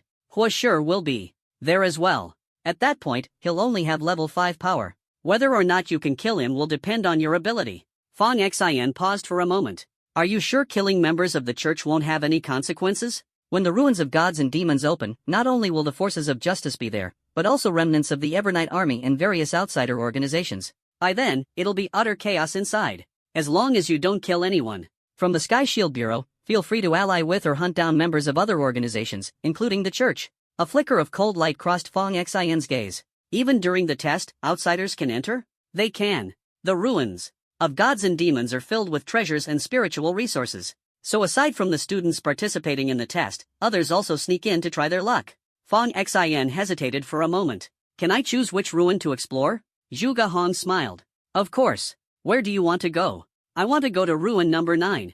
Zhu Gahong tilted his head and looked at him. Out of so many ruins, why number 9? 9 is my lucky number, Fong Xin replied dismissively. No problem. Hua sure will definitely be there, right? Zhu Gahong made an okay gesture. Guaranteed. Any other questions? Aren't you the head instructor? Why haven't I seen you teaching? Fong Xin suddenly asked. Zhu Gahong, hands in his pockets, flashed a bright grin, revealing his white teeth. Because I'm just a street punk from the 9th division. That response left Fong Xin speechless. Here, take these 3 techniques and review them. Once you're done, return them to me. I need to submit them to the Sky Shield Bureau. 3 beams of light shot toward Fong Xin. He caught them all and stored them in his spatial ring. Thanks. No problem. Now hurry back to class. Snap. Zhu Gahong snapped his fingers. Fong Xin vanished in an instant. Meanwhile, the other new students were still buzzing with discussion. So many powerful figures stood up for Fong Xin today. Even the influential figure behind the 9th division had sent a message of support. It was clear that Fong Xin was highly valued. Everyone had thought Young Housey could help Fong Xin, but instead, he hit a brick wall. Those students who had previously sung Young Housey's praises were now being fiercely mocked by Fong Xin's supporters. Where are those Young Housey bootlickers now? Speak up. Cat got your tongue? Stop praising young Master Yang. Xing's talent and grades are what truly matter. All the big shots are backing him. Jealousy is all those haters can offer. Well, now those Yang Housey fans are just going to be even more bitter. Enough already. Xing's got so much backing because he clearly has connections. I heard from someone in the 7th division that when Xinge enrolled, his account already had over 10,000 points. That's more than 100 million in cash. The overwhelming chatter silenced those who had been hyping Yang Housey. At this point, everyone understood that the 9th division was fully committed to protecting Fong Xin. After the church members left, Young Housey slunk away with a few of his cronies, tails between their legs. Chang Bingqing stared blankly in the direction Young Housey had gone, her eyes hollow, as if she were in a daze. Shang Tianke, like a pesky fly, sidled up to her. Shang, he didn't even finish his sentence before Sun Bijuan shot him a cold glare. And snapped, scram. Got it. Shang Tianke forced a smile and scurried several meters away. Sun Bijuan glanced at Chang Bingqing. A few minutes later, Chang Bingqing's vacant gaze cleared. Her face was pale, and her breaths came shallow and quick. What did you see? Sun Bijuan tugged at her sweater as she asked. Chang Bingqing kept her eyes fixed in the direction Yang Housey had left. He still plans to go after Fong Xin on the life and death platform, but he's using someone else's power. He'll be able to unleash at least mid-level tier 4 combat strength. Sun Bijuan's hands froze for a moment before she continued, and then, I couldn't see clearly. I only know someone dies, but I couldn't make out who. Sun Bijuan frowned, an unusual expression for her. You couldn't see? Chang Bingqing nodded. As a seer, I can't perceive this scene. That means either the person involved is immensely powerful, or there's a higher level seer obscuring the truth, or the individual in question is protected by some unknown force. Sun Bijuan's voice grew heavy. So you're saying someone is deliberately hiding the truth, or Yang Housey has some mysterious backing? If it's a seer concealing things, I'd sense it. That leaves only one possibility, either Fong Xin or Yang Housey is being protected by an unknown, immensely powerful entity. And this kind of power. It's terrifying. Someone with this kind of protection, if they don't die young, will one day become a top-tier master, perhaps even as mighty as the gods themselves. This statement caused the elderly woman knitting nearby to suddenly freeze, her needles pausing midair. You really can't tell who they are? Chang Bingqing was just about to answer when suddenly, a commotion erupted in the crowd. If Fong Xin appeared silently in the hallway, Chang Bingqing stared intently at Fong Xin. A few seconds later, she let out a muffled groan, her eyes bloodshot and red as if they were on fire. Her already pale complexion turned ghastly white, and she wobbled unsteadily, nearly falling over. Sun Bijuan quickly supported her. What did you see? Sweat beaded on Chang Bingqing's forehead, and her long legs, wrapped in sheer stockings, trembled slightly. Nothing. I saw nothing. Only that Fong Xin is protected by some mysterious power. Sun Bijuan froze, her gaze fixed unwaveringly on Fong Xin. Chang Bingqing took a few deep breaths, retrieved a fruit from her spatial ring, and nibbled on it. Gradually, her complexion improved. But her eyes remained bloodshot and veined with crimson. She then pulled out a pair of sunglasses from her spatial ring and put them on. Upon closer inspection, the sunglasses were a matching pair with those of Zhu Gahong. Get back to your classrooms, a mentor ordered sternly. The students quickly dispersed, heading to their respective classrooms. Fang Xian was about to head back to his own classroom when Hua Cheng squeezed out of the crowd and grabbed him by the shoulder. Come find me in the gravity room after class. Recalling what Zhu Gahong had said earlier, Fang Xian nodded. All right. Once in the classroom, it wasn't long before Chang Bingqing walked in. She spoke succinctly. Class is almost over, so I'll keep this brief. Those with perception-based talents only need one perception fruit. I won't elaborate on that. Our perception system relies on mental energy, similar to the psychic system. The two talents share some similarities, but the psychic system focuses more on offense. The first stage of perception is called the summoning stage. This involves using vision, hearing, smell, touch, and intuition to sense the safety of your surroundings. The second stage, source flow, is about gathering mental energy through special methods to open up the divine spring, enhancing the sensitivity and range of your perception. The third stage, pulse, uses the pulse of mental energy to resonate with airflow, sharpening your sixth sense to more accurately detect danger. The fourth stage, ground weaving, involves weaving mental energy into a large net, like a spider web. Within its range, any danger will be detected. You're all beginners, so I'll only cover these 4 stages for now. Don't underestimate the perception system. No team can function without us. With our perception, victory rates can double. No matter how strong your physical power is, if you can't detect the enemy, it's useless. Fang Xian muttered inwardly, what's wrong with the strength-based system? Why does everyone have to take a jab at us? He was fuming. When will we tough guys finally have our moment to shine? Teacher, what stage would someone need to reach to foresee a person's past and future? Cheng Bingqing smiled gently. That would require reaching the 5th stage. Because Cheng Bingqing was beautiful, had a sweet voice, and a pleasant personality, her classes always seemed to fly by. Before long, class was over. The students began to leave, but many glanced back at Fang Xian. Earlier, Yang Haoxi had used his connections within the church to try to take down Fang Xian. Everyone thought Fang Xian was done for, but the result was completely unexpected. This made everyone realize how important Fang Xian was to the 9th Division. Meanwhile, those who blindly flattered Yang Haoxi had become laughingstocks. Fang Xian didn't head back to his dorm right away. Following Hua Cheng's instructions, he went to the gravity room. As he entered, bang, bang, bang, Hua Cheng was sparring with an advanced combat dummy. He was shirtless, his muscular build sharply defined. Every muscle seemed to radiate explosive power. His body was covered in dragon scales formed from his chi energy, resembling a suit of dragon scale armor. This dragon scale armor not only enhanced defense but also boosted offensive power. Hearing footsteps, Hua Cheng twisted his arm. His muscles rippled like a dragon in motion, and the chi energy forming the dragon scales flowed along his arm, eventually transforming into 9 small dragons coiling around it. With a punch boom, the air exploded with a deafening sonic boom. Following the sonic boom came a thunderous dragon roar. The advanced dummy was sent flying with a single punch. Even mid-air, it was still affected by the residual force, bouncing as though it were skipping across the surface of water. Hua Cheng turned around, flexing his fists. Did you see that? I saw it. Want to learn it? I do. Hua Cheng grinned. Good. If you didn't, I might have had to beat you up. After the humiliation I endured today, there's no way I'm letting it slide. We've got to find a way to settle this score. This technique is called the Tai Rising Dragon technique. My old man stumbled upon it by chance. Before I teach you, you've got to promise me, don't use it to bully the weak, harm the innocent, or betray your comrades. Fang Xian nodded. I promise, I won't use the Tai Ascension Dragon technique to bully the weak, harm the innocent, or betray my comrades. Good. Hua Cheng patted Fang Xian on the shoulder and pulled out a bamboo slip. Starting today, spend 2 hours each day practicing this martial art diligently. When you face those church people during the midterm exam, give them hell. Fang Xian carefully read through the Tai Ascension Dragon technique, his heart surging with excitement. Hua Cheng was truly straightforward, teaching a level 13 technique without hesitation. This martial art was both offensive and defensive, using one's inner energy to condense dragon scales. Once mastered, the physical strength it granted could rival that of a true dragon. Additionally, the dragon scale armor could resist attacks from light-based abilities and penetrate light-based barriers, with a significant critical hit bonus. Just as Zhu Gahong had said, this technique was a natural counter to light attribute talents. When the time came, he'd have to present Hua Shi with a very special gift. Hua Cheng continued, the 2 techniques I taught you earlier share many similarities with the Tai Ascension Dragon technique. If you master this, you'll find the other 2 techniques easier to integrate and comprehend. But before you start training, you need to sense the aura of a true dragon. I have a piece of dragon bone here. Start by trying to sense it today. Only by possessing the aura and might of a true dragon will your combat strength truly improve. Fang Xian looked at the palm-sized piece of dragon bone. As soon as his finger touched it, the aura of a true dragon erupted from within him. Hua Cheng froze, astonished. Where did you get this? True dragon aura inside you?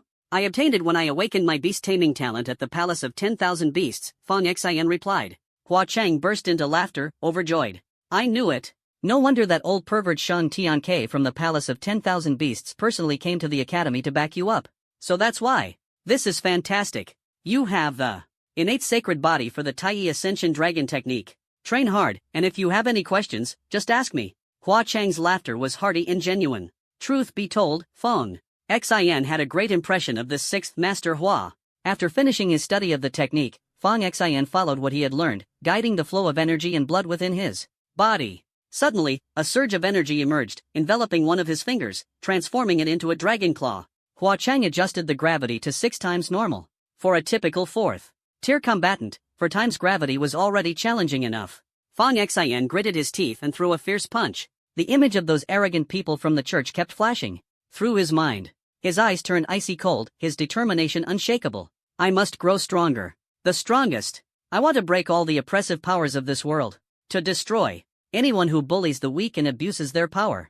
Under the crushing gravity, even lifting his arm was a struggle. Fang Xian clenched his teeth, enduring the discomfort as he mobilized his energy and blood, channeling his inner force. One punch after another, he continued to strike. Hua Chang stood off to the side, watching the scene unfold. He couldn't help but smile, nodding in satisfaction. If Fang Xian kept this up, reaching 5th tier combat strength by the midterm exam was entirely within reach. On the other side, Yang Haoxi dialed a number. Mom, that Fang Xian is still doing just fine. Not only did he avoid any retaliation, but now I'm the laughingstock of the entire school. Everyone points and whispers when they see me saying the most awful things. Some even call me a clown outright. If this keeps up, I think I'm going to fall into depression. On the other end of the line, Jiang Suqing quickly comforted him. Sweetheart, listen to your mom. I've spoken with your uncle. It's not that the Shield Bureau people are protecting Fang Xian, it's because there's something secretive about him.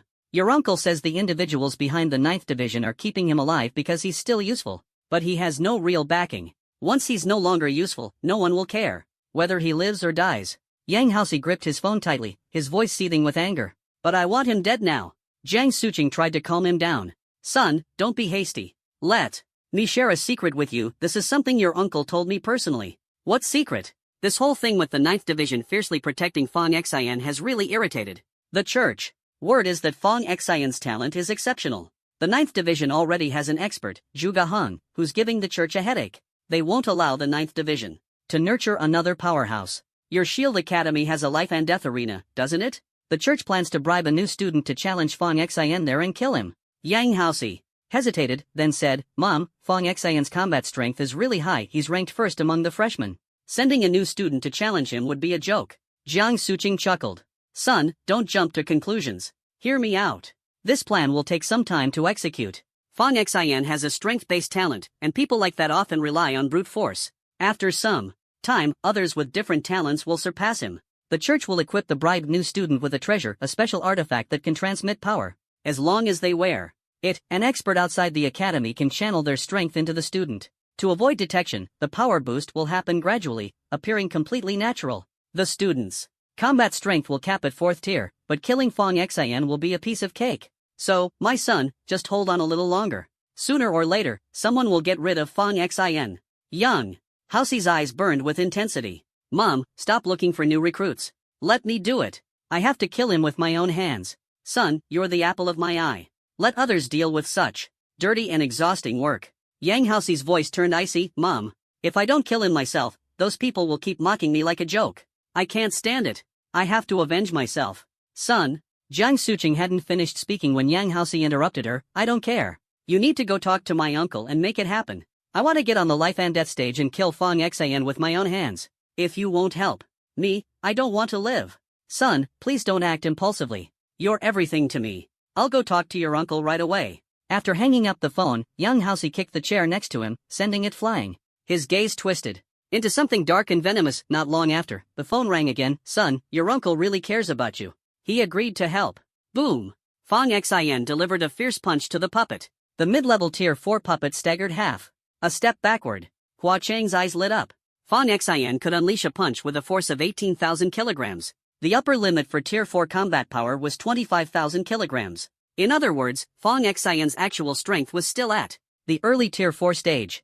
But for someone at early Tier 4 to force a mid-Tier 4 opponent to retreat, that level of talent was extraordinary. Fang Xian was an incredibly fast learner. He grasped new concepts almost instantly. After Hua Chang demonstrated a few times, Fang Xian quickly caught on to the key points. In just 2 short hours, Fang Xian had already learned to channel his energy to envelop his hand, transforming the aura around his palm into the shape of a dragon claw.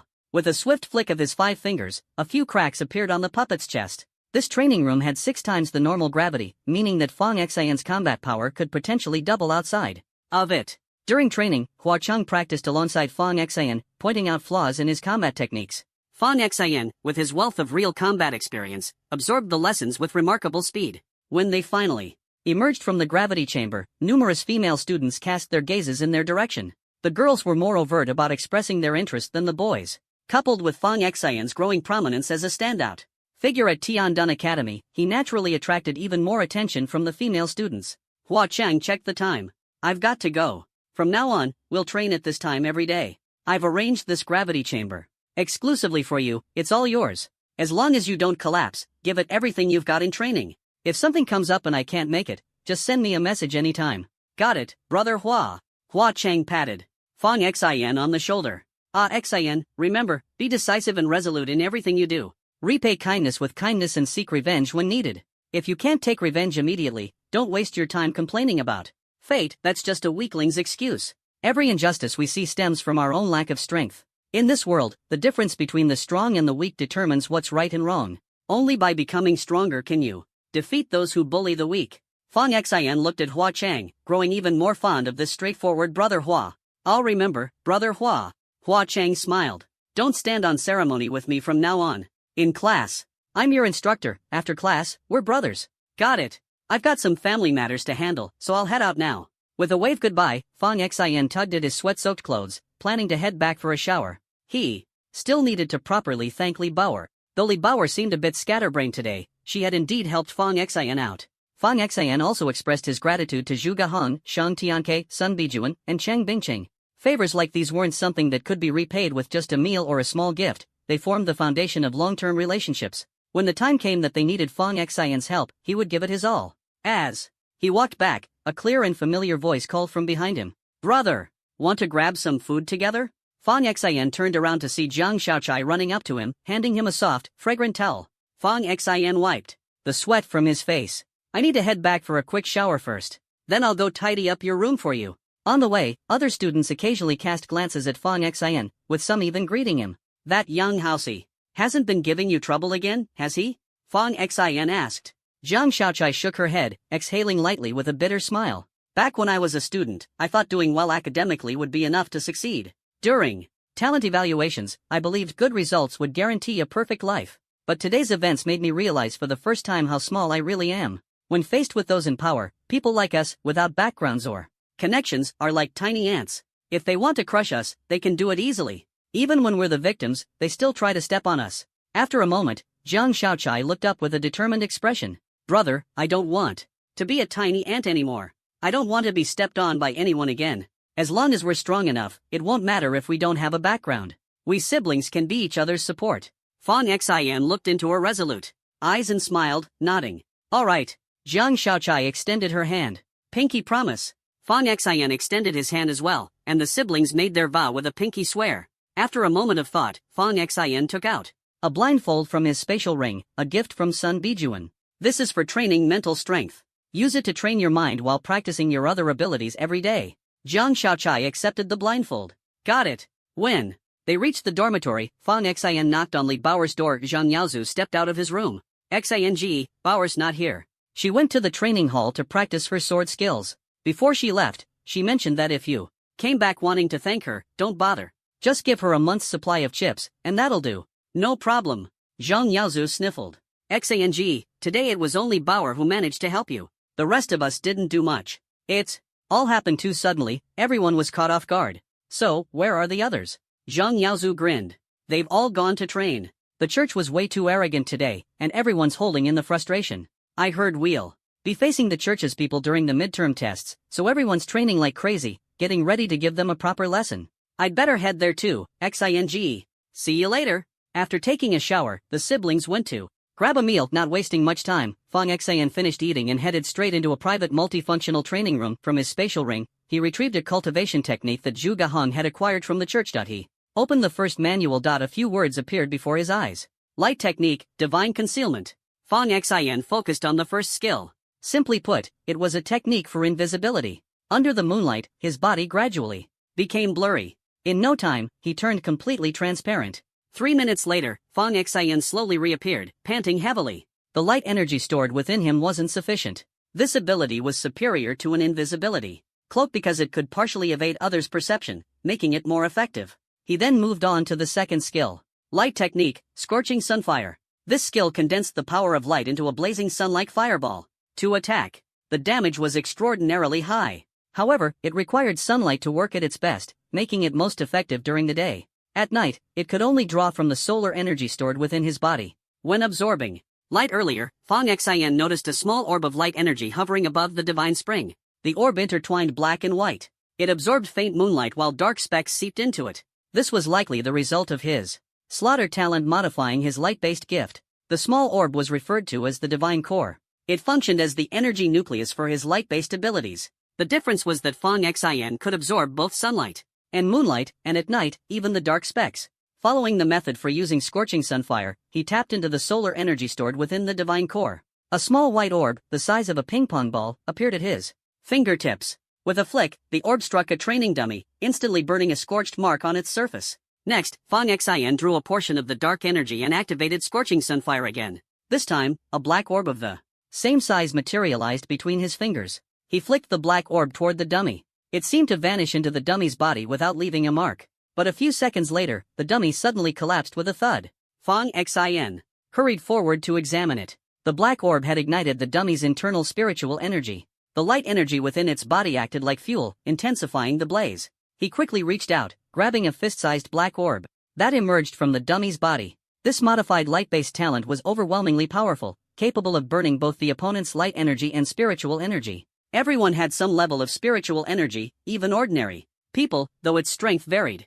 Fong Xian gazed at the black orb floating in his palm. With the influence of his slaughter talent, this skill had become the nemesis of both light-based and spiritual-based talents. He clenched his fingers, and the orb scattered in his palm, merging back into his body. The divine core hovering above the divine spring grew more solid. For an ordinary light-based talent, the divine core would either be white, representing sunlight, or silver, symbolizing moonlight. Fong Xian's, however, held an additional streak of night-like black. While absorbing moonlight, Fong Xian turned to the third skill. Light technique, divine speed. This ability utilized light energy to enhance speed, a kind of light-powered accelerator, to put it simply. At night, with the help of the black energy in the divine core, the duration of the effect could double. Fong Xian committed all three skills to memory. Currently, his strength-based talent had reached level 4 in combat power. His beast-taming talent included a level 4 combat-capable polar bear. His spiritual talent was still in its early stages. His sensory talent was roughly at level 2. Although his light-based talent had only recently formed its divine core, it was capable of attacks, achieving level 3 combat power. With the enhancement of black energy, it could reach mid-level 3. After his strength talent advanced to level 4, his slaughter talent had also risen to level 5 in combat power. As for utilizing the power of the King of Slaughter, that remained unknown for now. What he needed to do now was eliminate weaknesses, max out the attribute points of his auxiliary talents. The method was simple: slaughter, plunder. A few more days of training, and Fong Xian planned to take on a new mission. Back in his dorm, he carried 2 large boxes of chips he just bought to Li Bao's dorm. Sure, Tai Lang had somehow gotten hold of a projector and was screening a movie. The projector was actually a spiritual artifact that could influence a person's mind, making them feel as though they were truly immersed in the film. "Hey, Xian, come watch a movie," Sure Tai Lang called out. "This suspense film stars my goddess, Zhao Rojuan. If I could meet her just once, I wouldn't even care. If Zhang Meiqiu flunked her midterms." "Shut it, you idiot." Fong Xian glanced at the screen. The actress was indeed captivating. These days, casting relied heavily on acting talents, which allowed performers to embody their roles perfectly. As their popularity grew, they could even attract awakened fans who became fiercely loyal supporters. It's said that centuries ago, famous actors could simply pull a few exaggerated facial expressions, count to 1, 2, 3, 4, and walk away with a hefty paycheck for their films. But nowadays, who would dare to be so careless? With audiences awakened to extraordinary abilities, they could ruin you offline within minutes. Fong Xian greeted a few People briefly before heading back to his dorm after taking a shower, he lay on his bed. Fong Xan took out the phone his grandfather had mailed him. He lit up the screen upon seeing a new message. He suddenly sat upright. Xiao Xin, if someone with the surname Ko comes looking for you, don't be afraid. They're one of us. That was the entire message, just one sentence, followed by silence. Fong Xin read it over and over, confirming that there was only this one message. Ko? That surname was quite rare. But Grandpa hadn't explained who this Ko was or what they did. Could they be from the 9th Division as well? Still, why did the surname Ko feel so familiar? Just as Fong Xin was preparing to lie down, something suddenly clicked, and he leaped out of bed, more excited than when he'd first received Grandpa's message. He finally remembered where he had heard the name Ko before. It was during his first visit to the Palace of 10,000 Beasts, when Zhuge Hong had taken him there. Zhuge Hong had mentioned a piece of news so thrilling that it kept the Palace of 10,000 Beasts awake with excitement. This news had been exchanged for Fong Xian's awakening at the palace. The news had involved Wild Era No. 1, the Qilin, and an old professor who had developed Wild Era No. 1 along with his student. After that student was extradited back from abroad by the church, internal power struggles erupted within the church, and the student was abducted by remnants of the Eternal Night Army at Dangyin Mountain. The leader of those Eternal Night Army remnants who had kidnapped the student? His surname was Ko. Fong Xian couldn't help but wonder if the Ko Grandpa mentioned was the same leader of the Eternal Night Army remnants. So many clues intertwined, making it hard not to be suspicious. If that were the case, wouldn't it mean Grandpa was connected to the remnants of the Eternal Night Army? The Sky Shield Bureau, where Fong Xian worked, had always been mortal enemies with the Eternal Night Army remnants. Could it really come to a point where he'd have to face off against his own grandfather in a life-or-death battle? If that were true, how could Grandpa possibly consider someone from the Eternal Night Army remnants one of us? Fong Xian knocked on his temple, trying to sort out all the clues. Years ago, Grandpa had defected from the Divine Court organization, injuring many elders in the process. If, in his fit of anger, he had joined forces with the Eternal Night Army remnants to live freely, it wasn't entirely implausible. Thoughts spun wildly in his head. But regardless, Grandpa had already assured him they were one of us. There was no point in overthinking it. What mattered most now was enhancing his own strength. Yang Haoxi had been surprisingly quiet, but this kind of spoiled second-generation heir, humiliated and nicknamed Clown Brother, would definitely hold a grudge and wait for the right moment to retaliate. There was no way he'd let Fong Xian off the hook so easily. Fong Xian put away his phone, lay back down, donned his training eye patch, and immersed himself in darkness, focusing on pushing his limits. In the days that followed, Sky Shield Academy returned to its usual calm. Everyone resumed their normal studies. Fong Xian stuck to practicing the Tai Rising Dragon technique every day. He stayed in the training hall until 11:30 at night before leaving. Hua Chang was extremely strict with his training, pushing him to his limits every time. Though Fong Xian had been bullied by the church, Hua Liuye was even angrier than Fong Xian, wishing he could transfer his own power to Fong Xian so he could exact fierce revenge. Over these few days, Fong Xian's progress with his mental power talent was especially pronounced. At first, wearing the training eye patch, it took him half an hour in the darkness to regain clarity. Now, he could escape the illusion in less than 3 seconds. His mind spring had also started to solidify, with faintly crimson mental power flowing gently within. However, this was just the eye patch's beginner-level training, designed specifically for S-level and below mental power talents. Sun Bijuan had told him that the eye patch had 2 additional difficulty levels, one for SS-level mental power and another for SSS level. If Fong Xian wanted to challenge himself, he could give them a try. Passing them would significantly enhance his mental power. But since mental power was ultimately his secondary skill set, there was no need to be overly harsh on himself. Lying in bed, Fong Xian adjusted the training difficulty to the intermediate level for SS-level talents, curious about the kind of illusions an SS-level mental power talent would face. After putting on the eye patch, a room draped in pink veils materialized before his eyes. Fong Xian found himself lying on a strange chair, unable to move, as if paralyzed in a state of sleep paralysis. A tall, stunning woman approached gracefully, her figure exquisite, her skin porcelain white, and her features as delicate as a painting. She wore a sheer, gauzy outfit, her figure tantalizingly obscured, with a few small flowers strategically placed to cover key areas. Her enchanting singing voice filled the room as she began to dance. Her movements were light and elegant as she inched closer to Fong Xian, teasingly near yet far, shy but brimming with allure. Her flowing garments swayed, and the dim light blurred the lines of reality. Fong Xian frowned. So, this is the kind of trial you throw at an 18-year-old guy like me? What young man could face this sort of test with ease? This was practically setting me up to fail. But this thing corrupting my pure, innocent soul was undeniably captivating. No wonder they say, to die under a peony's bloom is a romantic way to go. The woman approached step by step, causing Fong Xian's face to flush and his heart to race uncontrollably. In such a scenario, who wouldn't be moved? He hadn't expected this illusion to be so perilous. An SS-level psychic talent trial, truly terrifying. The woman traced a gentle line across Fong Xian's chest with her index finger, slowly leaning down. The sensation was so vivid, making it nearly impossible to discern whether this was real or fake. Everyone always says that love and desire are like blades, and it turns out they were right. What young person doesn't have wild dreams? But this was something far more tangible. Fong Xian tried to move, but found himself completely immobilized, lying there at her mercy. His clothes were gradually lifted as the woman's index and middle fingers danced across his chest, tracing slow circles. He wanted to shout, but his mouth was quickly silenced by her fingers. She leaned against his chest, her hair brushing softly against him, her breath warm and ticklish.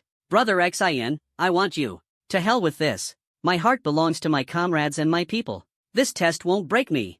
Fong Xian focused his mind. But every time he managed to concentrate, the woman would disrupt him, scattering his thoughts. He persevered, repeatedly reminding himself that this was all an illusion. Even if it were real, it was nothing but a fleeting temptation, incapable of truly harming him. This strong body of mine isn't meant for such indulgences, it's meant to build a better, stronger long country. How dare this wicked temptress interfere with my training?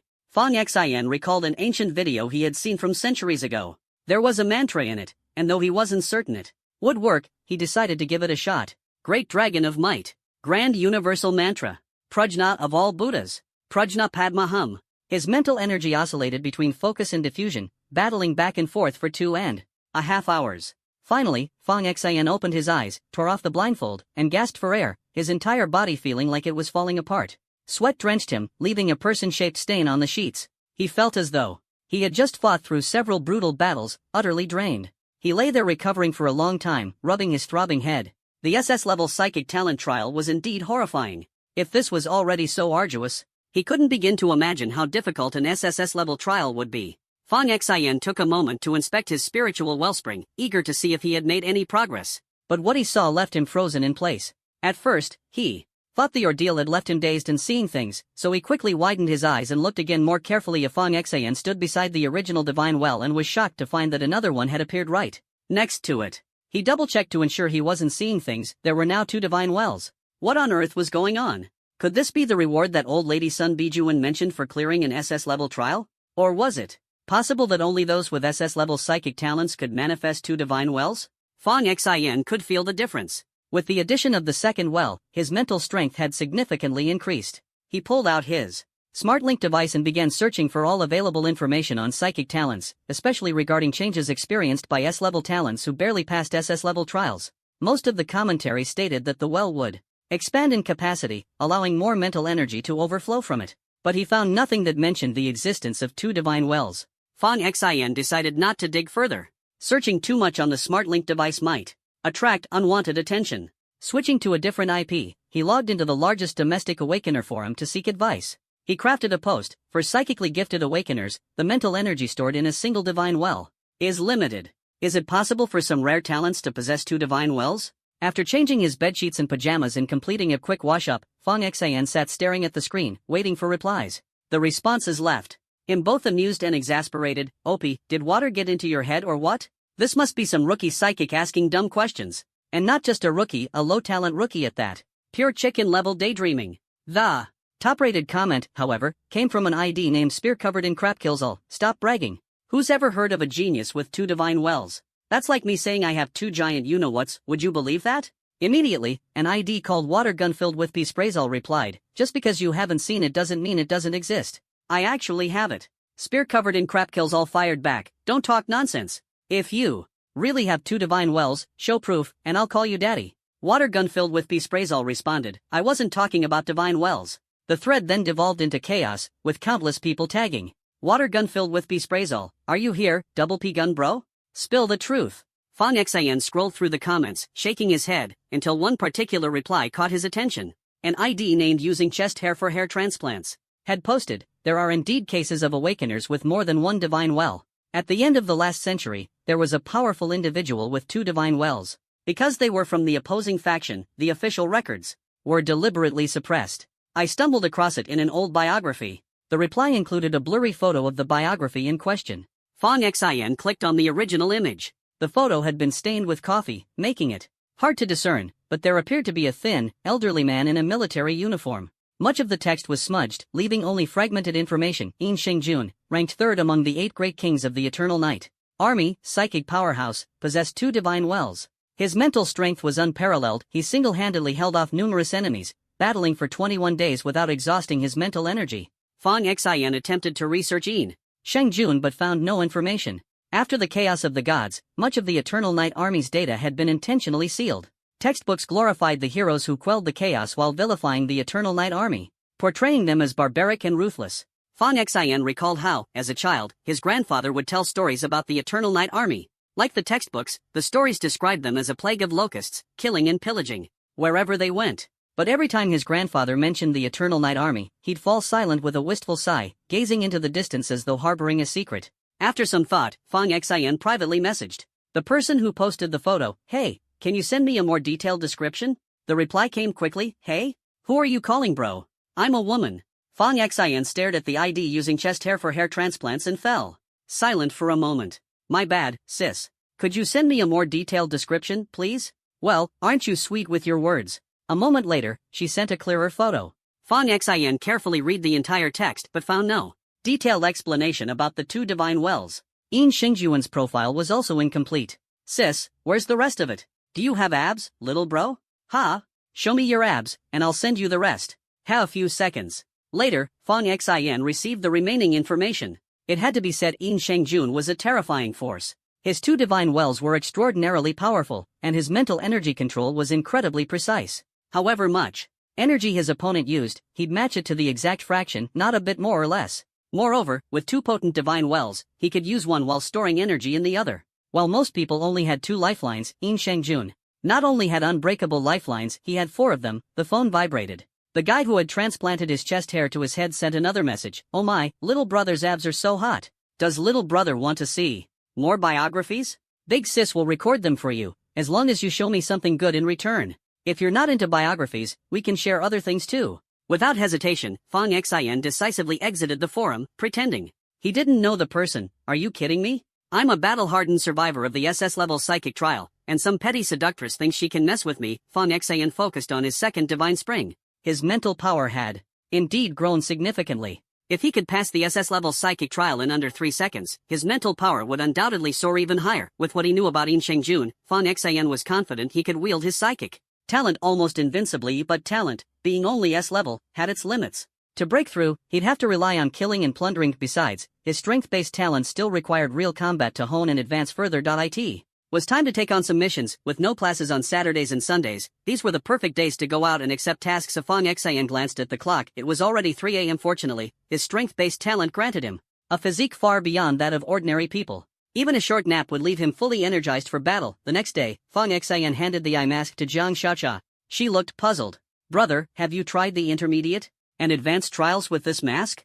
Fang Xian immediately shook his head. "Nope, they're pretty dangerous. Start with the beginner level and work your way up." "Okay, got it."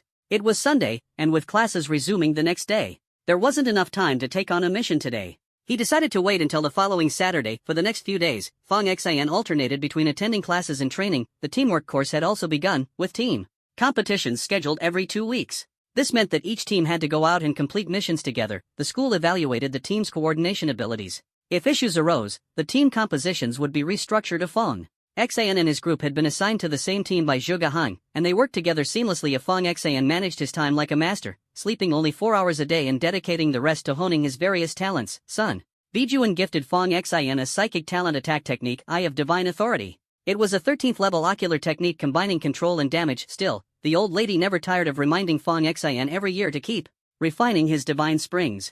Only with strong enough divine springs could one sustain powerful and prolonged combat. Fang Xian didn't tell her about his 2 divine springs or the SS-level psychic trial. First, the mutation of his divine springs could lead to trouble if someone decided to dissect him for research. Staying low-key was the safest route. Second, the SS-level trial was difficult to explain, too embarrassing to bring up every day. Fang Xian engaged in the SS-level trial. The illusions in the trial scenarios changed daily. Sometimes there was more than one female protagonist. Their roles and archetypes varied endlessly: mature women, little sisters, girl next door types. Catgirls, nurses, gentle secretaries, aloof CEOs. Fong Xian wasn't into this stuff, he was doing it solely to elevate his realm and protect humanity. He was not a lecher. At first, it took him 2.5 hours to break through the illusions, but the time was steadily decreasing. When his breakthrough time dropped below 2 hours, Fong Xian was stunned to discover that his divine springs had undergone another transformation. 2 divine springs had become 3. And that wasn't the only change. Fong Xian sat on the bed, his mind unable to calm down. Originally, he only had 2 divine springs, but now there were 3. His light-based innate divine sources had also increased from 1 to 2. 3 divine springs, 2 divine sources. Fong Xian was stunned. What was going on? Logically, Yin Shengjun, who possessed 2 divine springs, was only ranked 3rd among the 8 overlords of the Eternal Night Army. Now that he had 3 divine springs and 2 divine sources, shouldn't he be ranked even higher? Fong Xian calculated silently, roughly at the level of 2.5. He stared at the additional divine spring and divine source within him, his heart filled with questions. According to the textbooks, a person typically only has 1 divine spring and 1 divine source. Divine springs are nearly transparent, while divine sources shine brightly like the sun and moon. But Fong Xian's divine springs carried a trace of blood red, and his divine sources held black energy. He didn't need to think much to realize this was undoubtedly related to his slaughter talent. He sensed his spiritual power and light energy, both of which were significantly stronger than before. The slaughter talent was practically a cheat, and not just any cheat, it was exceptionally powerful. His spiritual power had surged, and his perception had increased along with it. Fong Xian felt his perception ability had already reached level 3, and the day he could condense a perception net at level 4 was just around the corner. He raised his hand, and a black sphere, the size of an apple, floated at his fingertips. It was already much larger than the ping-pong ball-sized black sphere he had before. This small sphere could use light energy as fuel and burn spiritual power, and it had now become Fong Xian's ultimate weapon. Fong Xian stared at the black sphere. His light-based talent wasn't particularly high, barely in S rank. But his progress was incredibly fast, reaching level 3 combat strength in a short time. Especially with the enhancement from this black sphere, his combat strength was enough to reach mid-level 3. After repeated contemplation, the reason was undoubtedly the boost brought by the slaughter talent. He reabsorbed the black sphere into his body and continued observing his 3 divine springs and 2 divine sources, wondering if they would continue to increase.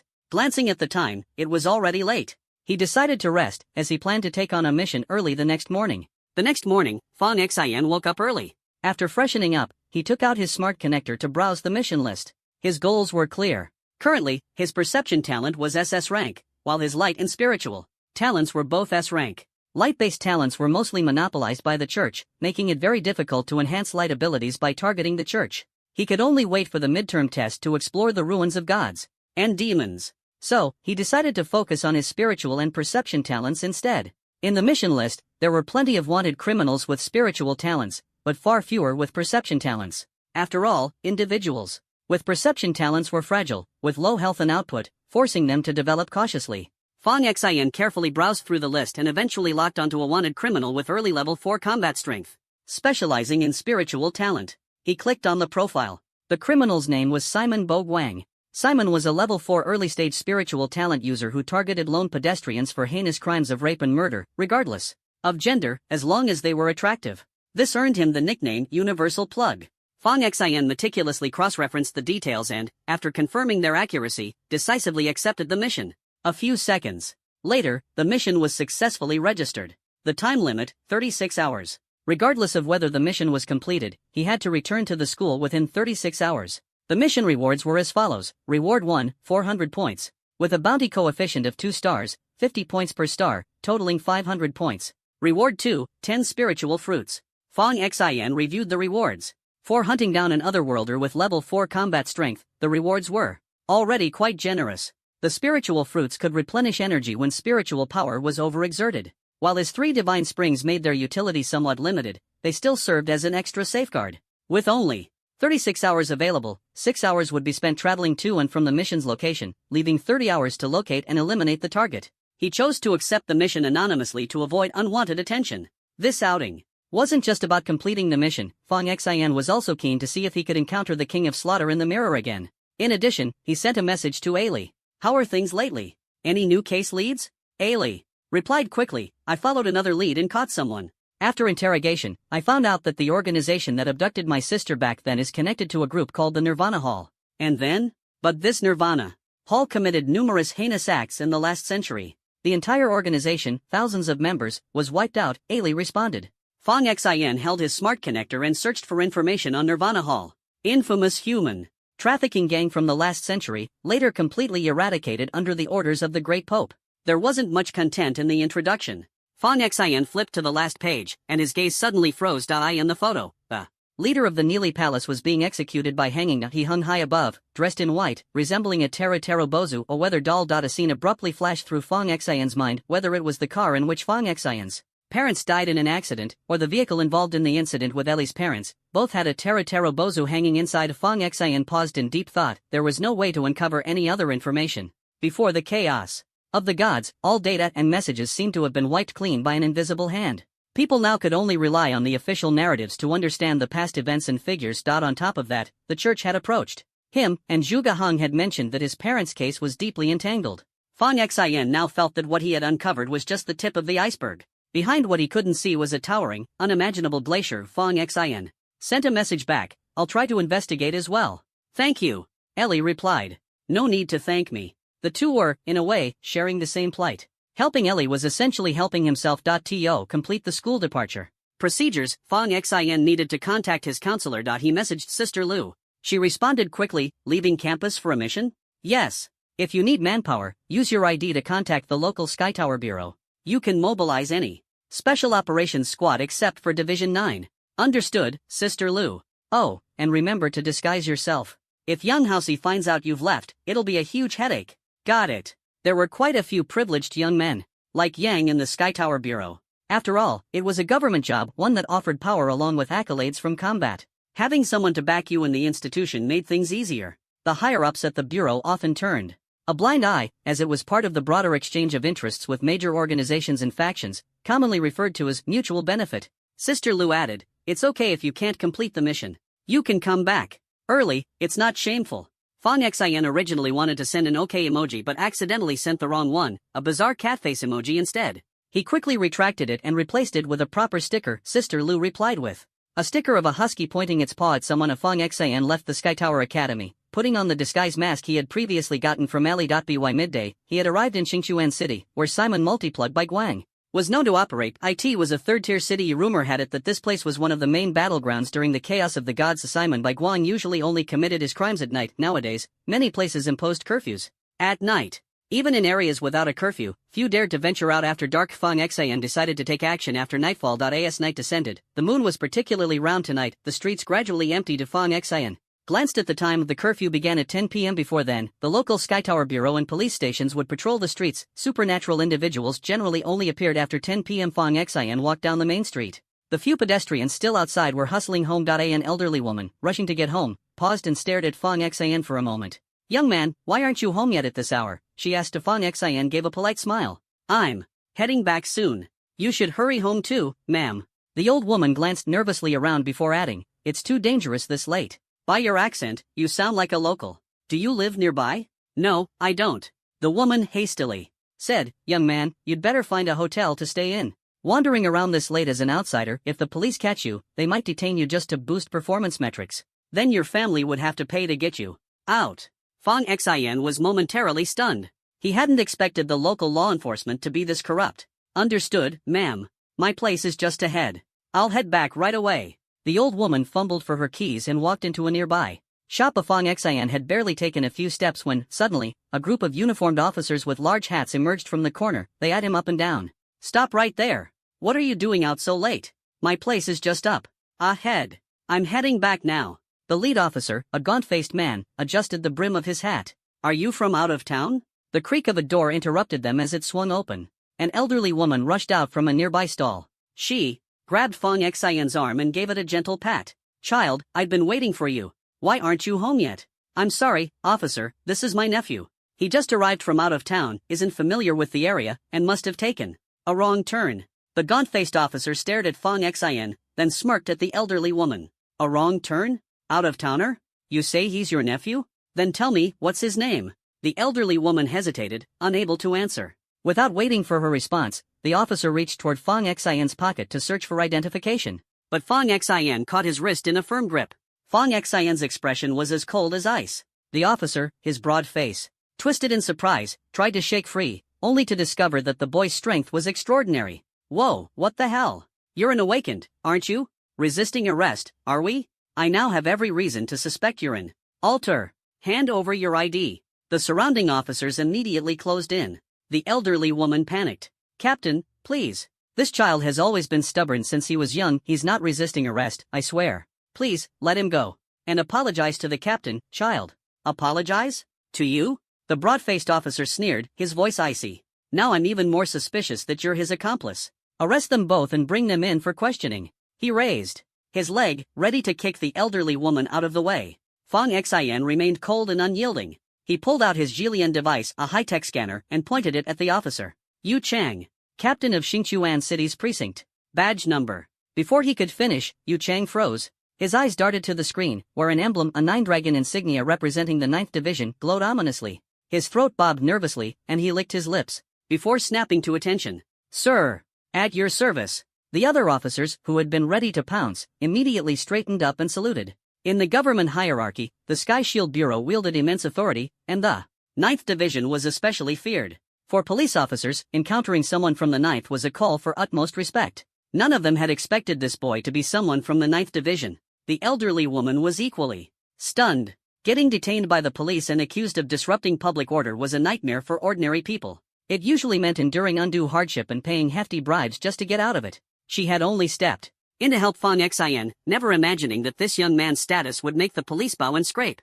Fong Xin tapped Yu Chang's chest with the Jilian device. Is this how you maintain public order? Yu Chang forced a strained smile. Sir, you know how dangerous alters can be. We're just being cautious to protect public safety. Better safe than sorry. Apologize to the lady. Without hesitation, Yu Chang led his team in a deep bow. Ma'am, we're deeply sorry. The elderly woman waved her hands hurriedly, trying to brush it off. It's nothing, it's nothing. Fong Xin turned to her, offering a faint smile. You should head home now, ma'am. Still in a daze, the elderly woman nodded and walked off, her mind reeling from the sight of police officers humbling themselves before this young man. Once she was out of sight, Yu Chang bent slightly at the waist and asked, Sir, why are you out here on your... Oh, if you're new to the area, should I contact the local Sky Shield Bureau's 2nd Division to assist you? That's not necessary. Yu Chang quickly nodded, bowing lower. Understood, sir. You're here on a mission, aren't you? No, I'll keep my mouth shut. If you need anything, we're at your service. Just keep patrolling. Yes, sir. As the officers dispersed, Fong Xin shook his head. His thoughts turned somber. The world was riddled with inequality. Those with power and influence always called the shots. He ignored the officers and focused on his Jilian device. The virtual screen lit up, scanning his surroundings like a thermal imaging device. One by one, it identified every figure still lingering on the streets. The streets were nearly deserted at this hour. In the quiet night of the city, fewer than 100 people roamed outside, so few that they could be counted at a glance. Patrolling. Officers moved in groups, combing the area. The Jilian device could even analyze each individual's abilities. Based on the modus operandi of Shiman Boguan, the criminal they were after, his method of attack was gruesome. Using a multifunctional plug, he would commit his crimes remotely, employing psychic attacks to control his victims. After toying with them, he would kill them, dress their corpses in fine clothing, pose them in fixed positions, and vanish without a trace. To date, 4 women and 3 men had fallen victim to him. He seemed to spare no one. Fong Xin continued to rotate the Jilian device, scanning every person on the street. Fortunately, his innate sensory talent made the task manageable, though still taxing. Currently, his sensory abilities were at a low level. If he could advance to level 4, he'd be able to deploy a psychic detection net, making it far easier to locate his target. An hour later, Fong Xin's gaze suddenly locked onto a particular direction. He saw a man sneaking around, carrying a woman over his shoulder, heading toward a specific place. That direction was all too familiar. It was the shop owned by the kind old lady. Through his smart link device, Fong Xin observed as the man carried the woman into the shop. Fong Xin double-tapped his virtual screen, and the silhouette within the shop appeared on display. It was indeed the kind old lady. The moment the man stepped inside, the old lady collapsed to the ground, seemingly unconscious. The man then tossed the woman onto the floor. As if starving, he began rummaging through the shop in search of food. Fong Xin started walking quickly toward the shop. As he moved, he noticed through his smart link device that the officers he had seen earlier at the precinct had joined forces with another patrol team. Yu Chang, with a baton tucked under his arm, was discussing with a few subordinates where they'd go for a drink later. Spotting another patrol unit approaching, he immediately straightened up and called out, Captain Ma. The leader of the approaching team responded, Any unusual activity to report? Yu Chang shook his head. Nothing unusual. Good to hear. Thanks for your hard work. Oh, by the way, there's something, Yu Chang suddenly remembered. We ran into a young guy earlier, said he was from your Sky Shield Bureau, 9th Division. 9th Division? Ma Wenbing paused, then turned to his team. Anyone hear about someone from the 9th Division coming? No word on that, one replied. Yu-chan continued, the kid looked pretty young, probably just in his teens. My guess is he's one of the new recruits from this year. Ma Wenbing scanned the area. A new recruit? What's he doing here? Yu Chang thought for a moment. Judging by his behavior, it looked like he was on a mission. A new recruit on a mission? What kind of mission would send a new recruit here? One of Ma Wenbing's subordinates hazarded a guess. Maybe it's got something to do with Shiman Buguan? A new recruit? Targeting Shiman Buguan? The new batch of recruits has only been in training for 2 weeks. Who could reach level 4 combat ability in just 2 weeks? Don't be ridiculous. Come on, brother Ma, we're talking about the 9th Division here. Ma Wenbing sneered. The 9th Division? Not that impressive. I graduated from the Sky Shield Academy too, and I've never seen anyone hit level 4 combat ability within 2 weeks of enrollment. Stop exaggerating. Yu Chang chuckled. Brother Ma, you never know. The 9th Division is famous for being a brutal training ground. Maybe there's someone exceptional in the new batch who can take down a level 4. It wouldn't be impossible. Ma Wenbing rolled his eyes. Quit the nonsense. Get back to patrolling. Once we're done, we can head back and rest. The two teams went their separate ways. When Ma Wenbing was about 2 streets away from the shop, he pulled out his phone.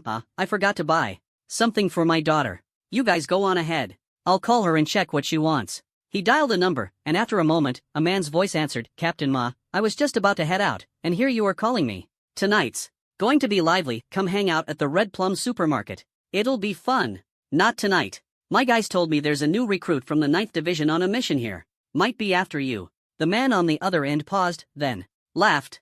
A new recruit? After me? You're joking, right? That's what my team said. They wouldn't lie to me, it's probably true. Use your Sky Shield Bureau's SmartLink device to scan for him. Let's see where he is. Ma Wenbing scanned the area. He's definitely from the 9th Division. My clearance doesn't allow me access to their members' profiles. I suggest you leave immediately. What's the big deal? You think he's capable of taking me down? Don't make me laugh. I'm Shiman Buguan. I haven't survived this long for nothing. A newbie from the 9th Division can't touch me. Don't worry, I'll deal with him easily. Ma Wenbing's tone grew stern. Stop messing around and leave now. If a new recruit from the 9th Division causes trouble, the higher-ups will investigate, and I won't be able to cover for you. Alright, I'll leave after I've had my fun. Wait, looks like someone's actually coming. A kid who probably hasn't even hit puberty yet, holding a SmartLink device. Ha! What a fool! Ma Wenbing immediately shouted, get out of there now, or you're in big trouble. Relax. There's only one door, and I don't have earth-based skills to phase through walls. A confrontation is inevitable. Ma Wenbing fell silent for a few seconds. Fine. Engage him if you have to, but don't go too hard. Don't kill him. I'll bring some men over to pretend to rescue him. You can slip away in the chaos, and I'll save him some face. Got it. I'll knock him out and signal you in a bit. But hey, the girl I found tonight is pretty wild. When you get here, we can have some fun together. Even at this moment, Shiman Buguan couldn't help but seek some personal gain. Ma Wenbing roared angrily, don't you dare mess around. Knock him out and leave immediately. Shiman Buguan replied impatiently, I heard you. He hung up the phone. Through the slit in the curtains, Shiman Buguan stared intently at Fong Xian slowly approaching from outside. Fong Xian, fully alert, had activated his heightened senses as he approached. Every move Shiman Buguan made inside the shop was within Fong Xian's perception. Fong Xian reached into his spatial ring and pulled out a revolver, tucking it into the back of his waistband. He wrapped a scarf around his head to block psychic attacks, wore a red pair of loose shorts against curses, and hung a necklace made of defensive scales around his neck. In his hand, he clutched an earth spirit pearl capable of phasing through walls, and he donned an invisibility cloak over everything. From behind the window, Shiman Buguan witnessed it all with crystal clarity. His eyes widened as he muttered under his breath, no way. If you're so afraid of dying, why the hell did you come here? As he spoke, he shifted quickly, pulling a small box out of his spatial ring. Opening it revealed a box full of powder. He pouted his lips and blew, scattering the powder across the floor and into the air, creating a misty haze. Around him, a dozen short daggers, formed from pure psychic energy, hovered, ready to strike at any moment. Wearing a coconut shell-like helmet on his head, he drew a black curved dagger from his spatial ring and crouched into a combat stance, a faint smirk of disdain curling at his lips. In the corner of his eye, he noticed the beautiful woman lying on the ground. She wore a disheveled dress, its hem flipped up to reveal 2 slender, pale legs. Licking his lips, Shiman Buguan's eyes glinted with malicious intent. These rookie Heaven Shield agents, always ruining my fun. I'll make sure they learn their lesson tonight. We'll play both on land and water, I'll show them who's boss. Suddenly, a flicker in his peripheral vision caught his attention. The wall rippled like water, the floating dust quivered slightly, and a shadow appeared briefly before vanishing. Without hesitation, Shimon Bogwan directed half of his psychic daggers to slice toward the disturbance. But the next second, the daggers struck nothing but air. The shadow had disappeared as if it had never been there. A sense of danger hit him like a tidal wave.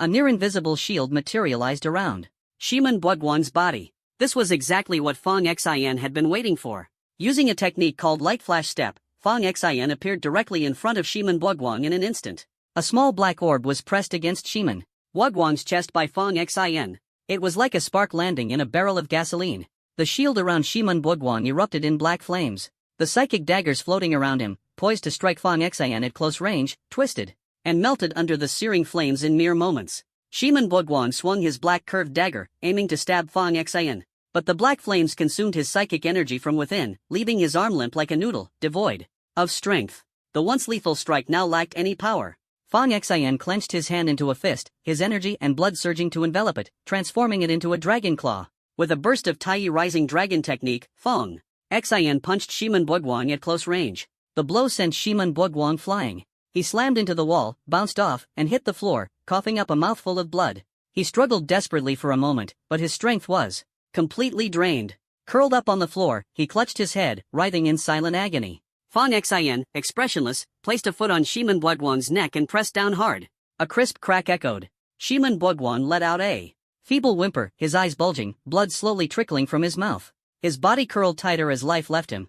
It had been surprisingly easy to take him out tonight, all thanks to his overconfidence. A barely perceptible streak of blood-red light flew from Shimon Bogwan's brow into Fong Xin's palm. Fong Xin shuddered. He could feel the capacity of his 3 divine springs expand dramatically, more than doubling.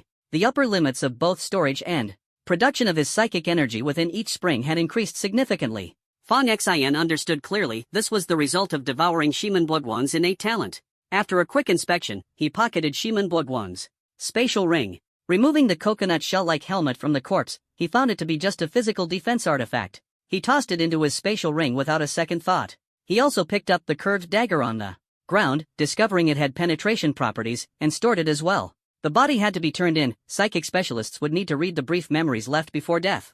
However, Shimon Bogwan's psychic energy had been entirely burned away by the black flames earlier, leaving nothing to extract. All they could tell was that he had suffered a psychic attack. After completing his examination of the corpse, Fong Xin prepared to teleport it back. Suddenly, his body was enveloped in a layer of black light and vanished from the spot, reappearing in an entirely different location. Eye in the void, a few psychic daggers floated, slicing through the air with a sharp whoosh, flying past where Fong Xin had been standing moments ago. Fong Xin reappeared in a corner of the shop using his skill, Flash of Light.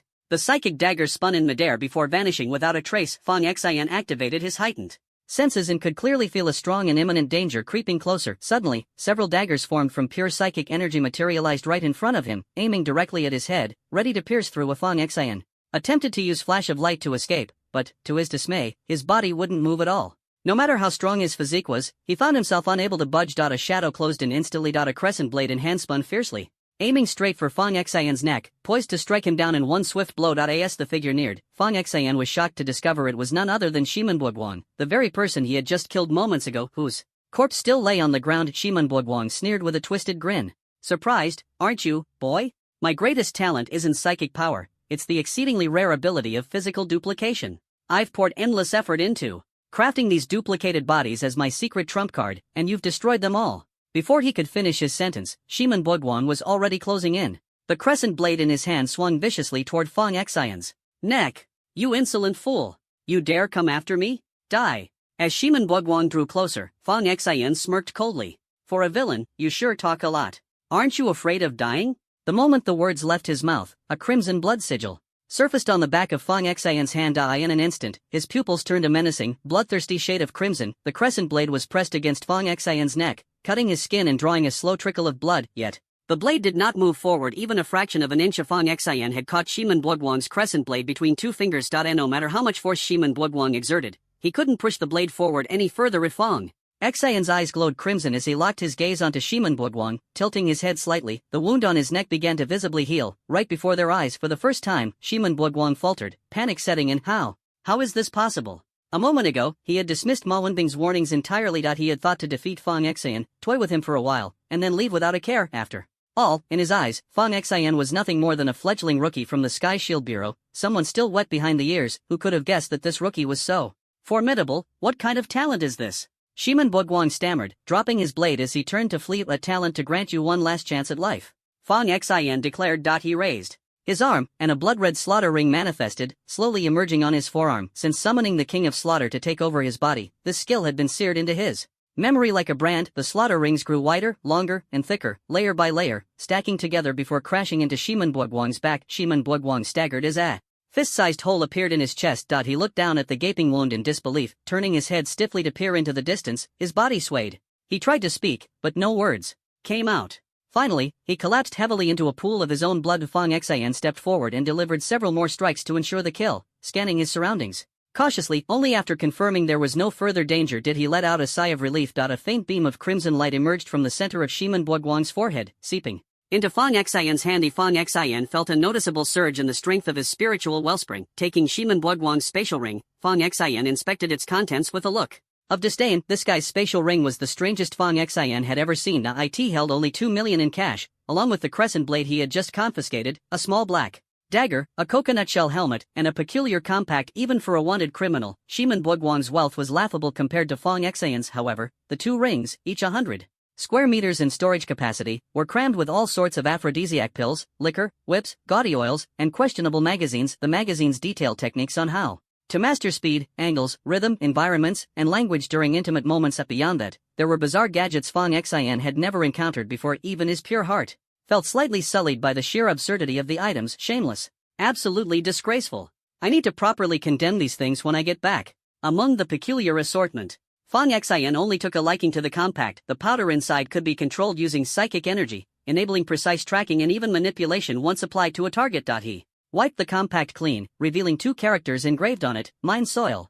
That seemed to be its name. He tucked the compact into his own spatial ring. After a second thorough search of Shiman Buguang's body, Fang Xian made a decision. There was no need to turn in this corpse. After all, he had used his slaughter talent, and if he erased the memory of the incident with a zeroing pearl, it might raise suspicions among those with keen insight. He stuffed the corpse into his spatial ring and sent the body of the first Shiman Buguang he had killed back to headquarters. While he was working, a sound came from behind him. Fang Xian turned around and saw the girl who had been brought by Shiman Buguang waking up. She looked at Fang Xian warily, her feet pushing against the floor as she retreated, her back hitting the shelves and knocking down snacks that fell and hit her head. The girl was beautiful, with a perfectly normal set of eyes, nose, and mouth. Fang Xian glanced at her and said, "Shiman Buguang is dead. You're safe now." Unexpectedly, the girl backed away even further, her eyes filled with fear. Fang Xian touched his face. Even though he was wearing a mask and disguised, it shouldn't have been enough to scare someone this much. The girl curled up into a ball, wrapping her arms tightly around herself, her voice trembling as she said, "Emir." Mirror.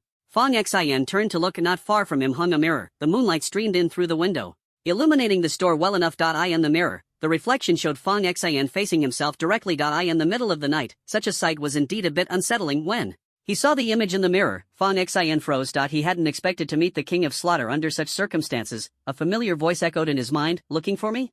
Fang Xian glanced at the girl in front of him and noticed that, despite her panic, she hadn't noticed that the Fang Xian in the mirror was speaking. To prevent the girl from remembering any of this, Fang Xian focused his mind and activated the Eye of Divinity. The girl's expression turned blank, and Fang Xian took out a memory wipe orb, erasing her memory. Once done, her eyes rolled back, and she fainted. Fang Xian turned back to the mirror. "Why are you appearing in this form? This only happens on a full moon." "That's the only condition?"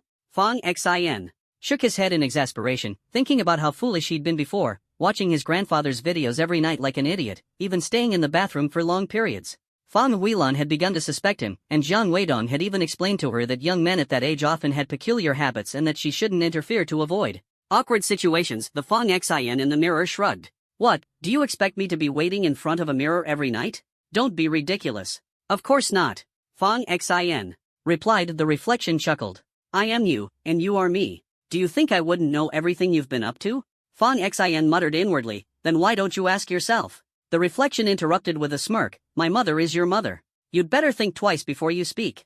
Fang Xian swallowed the rest of his words. The mirror's Fang Xian spoke bluntly. "Raise your hand and place it on the mirror. Your slaughter talent has reached level 5. It's time for you to awaken some new skills." Fang Xian obeyed, pressing his hand against the mirror. The moment his hand touched the surface of the mirror, something new suddenly appeared. In Fang Xian's mind, the sensation was strange. It didn't feel like something being forcibly implanted but rather like memories that had always been there, now being awakened. It was like the long-forgotten memories from childhood. Suddenly resurfacing. Point 2 skills. These 2 skills made Fang Xian's eyes light up instantly. They were exactly what he needed right now. ***, Divine Bestowal. ***, the King of Slaughter could pass on the slaughter talent to others. Those who received the slaughter talent would become generals under the King of Slaughter's command. Once a contract was signed, if a general harbored any thoughts of betrayal, they would immediately self-destruct and die. Of course, those with the slaughter talent could also, like the King of Slaughter, continuously enhance their talent and strength through acts of slaughter. However, this ability had a limitation. It could only control opponents of the same level or lower. With his slaughter talent, Fang Xian could currently achieve a combat power of level 5. This meant he could control enemies at level 5 or below. After encountering those opponents with strong backgrounds, Fang Xian began planning to build his own forces. Just as he was about to take a break, an opportunity presented itself. The other skill was essentially another kind of talent, called Command Spirits and Summon Generals. Simply put, it was a combination of spirits summoning and commanding. It could summon small spirits or even gods, and contracts could be signed with the summoned entities. This was similar to the Wraith talent he had encountered before, but while the Wraith talent could only summon vengeful spirits of those who had died unjustly, Fang Xian could summon any spirit, regardless of whether they were good or evil. Entities summoned and contracted through Command Spirits and Summon Generals were called Spirit Generals, and these Spirit Generals could devour each other, combining into even stronger Spirit Generals. Xingchuan City had been one of the main battlegrounds during the War of the Gods, leaving a large number of spirits behind. Fang Xian thought it might yield significant results. But as his skills awakened, another thought surfaced in his mind: the true power of Command Spirits and Summon Generals lay in summoning stronger Spirit Generals from the ruins of gods and demons. It seemed a trip to the ruins of gods and demons was inevitable if Fang Xian meticulously absorbed the 2 new skills he'd acquired, his gaze once again returning to the mirror. The reflection of the King of Slaughter began to distort, a clear signal that he was about to leave. Fang Xian quickly voiced the question that had been weighing on his mind for so long. "You said earlier that I should stay vigilant. Who should I be wary of?" The mirrored version of Fang Xian gave a cryptic smile. "Be wary of whoever wields the power of light." As soon as the words were spoken, the mirror surface twisted again, leaving behind only Fang Xian, deep in thought. Piecing together the old woman's earlier words with the King of Slaughter's warning, Fang Xian mulled it over repeatedly. Only one person came to mind. But Chu Xinyo had never done anything wrong. Why would he need to guard against her? "Hey, was it Chu Xinyo? Finish your sentence, will you?" So annoying, nothing's worse than someone not finishing what they started to say. Fang Xian shook the mirror slightly, his thoughts gradually coalescing into something clearer. That old woman could see the future. Chu Xinyo was part of the church, and her father held a high position there. The church and Fang Xian already had a history of enmity. In his subconscious, Fang Xian had already labeled the church as his enemy. When he thought of it this way, the warning seemed to make sense. The King of Slaughter's words, however, were only half-spoken. Ugh, it felt like scolding someone only to end up scolding yourself. Li Grandma's gelatin really was messing with his head. Fang Xian snapped back to reality, preparing to find a spot to test the 2 new skills he'd learned that night. Ma Wenbing stubbed out his cigarette on the ground with his foot, glancing at the time before casting a wary look toward the Hongmei supermarket. A vague sense of unease gnawed at him. So much time had passed, and Shiman Buoguan still hadn't come out. Ma Wenbing knew Shiman Buoguan well enough to have a sense of his habits. With his personality, once he got hooked on something, he wouldn't leave until he'd fully indulged himself. It was highly likely that the boy from Division 9 had already been subdued and was lying on the ground. If things escalated, Ma Wenbing would inevitably be implicated. It was his jurisdiction, after all. Dark-faced, Ma Wenbing cursed under his breath. Damn, Shiman Buoguan can't handle his little brain but still wants to control a big one. With that thought, he quickly strode toward the supermarket. He couldn't let that boy be ruined by Shiman Buoguan. His pace quickened, the distance to Hongmei supermarket shrinking rapidly. Pulling out his smart scanner, he scanned the interior of the store. The screen showed only 2 women lying on the ground. No sign of the Division 9 operative. No trace of Shiman Buoguan.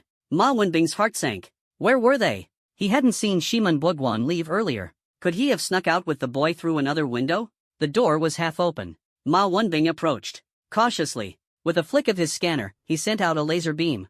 As the door creaked open further, Ma Wenbing peered inside. Apart from the 2 women lying on the floor, the room seemed devoid of other people. Leaning against the wall, Ma Wenbing moved forward slowly. He scanned the area carefully, but there was no one else. Still on high alert, he approached the shopkeeper and the woman Shiman Buoguan had brought with him. Suddenly, Ma Wenbing froze. Something hard pressed into his lower back. He realized it was a gun. A real one. Ma Wenbing's peripheral vision caught the faint outline of someone behind him, despite their cloaking suit. At this range, he could feel their presence clearly. "What's your name?" A voice came from behind. "Ma Wenbing. What are you doing here?" "I got a report that Shiman Bogwan was spotted nearby, so I came to check it out." "Are you a new recruit from Division 9 of the Sky Shield Bureau?" Fang Xian pressed the gun barrel harder against Ma Wenbing's back. Before engaging Shiman Bogwan earlier, Fang Xian had been hyper-alert and had overheard Shiman Bogwan making a call outside the store. From the conversation, it was clear there was a traitor. With one hand, Fang Xian pulled out Shiman Bogwan's phone and dialed the last number he'd called. The next moment, Ma Wenbing's phone rang in his pocket. Beep, beep. Ma Wenbing swallowed nervously. "Who gave you the report? Was it Shiman Bogwan?" Fang Xian's voice came again from behind. Ma Wenbing's body tensed, his eyes darting to the side in an attempt to glance backward. At that moment, the cloaking suit and hood were pulled back, revealing a young face. Ma Wenbing was stunned. It seemed Shiman Bogwan had very likely met his end at the hands of this young recruit from Division 9. Shiman Bogwan was a major figure with level 4 combat power. How could he possibly be defeated by a rookie who had just enrolled? Is there still fairness? Is there still law? It seems the monsters in Division 9's dormitories really are no joke. Just as Ma Wenbing prepared to make his move, his waistband suddenly loosened, and in the next second, his pants were yanked down to his ankles. "Ha!" Ma Wenbing immediately tensed up. "Wait. This doesn't seem right." He stammered as he spoke. "Bro, listen to me, I've got money, I can give you money. I can explain the situation with Shiman Bogwan. I have hemorrhoids, bro. Stay still." Fang Xian barked as he jabbed the barrel of his gun into Ma Wenbing. Fang Xian wasn't interested in any backdoor dealings. Pulling down his pants was simply to prevent him from escaping. He hadn't expected members of the Sky Shield Bureau to be colluding with wanted criminals. As for how to handle this, Fang Xian planned to consult Zhuge Heng. Ma Wenbing's eyes darted around, the muscles on his cheeks tightening, as he clenched his jaw. In the next second, his head twisted 180 degrees, and he spat out a mouthful of smoke at Fang Xian. Without hesitation, Fang Xian pulled the trigger, and in a flash of light, he darted to the entrance of the store. Ma Wenbing staggered and collapsed to the ground. Fang Xian felt dizzy, his body swaying as he nearly fell. To be safe, he fired another shot into Ma Wenbing's back. At that moment, footsteps echoed. From the doorway, a pair of high heels entered Fang Xian's line of sight.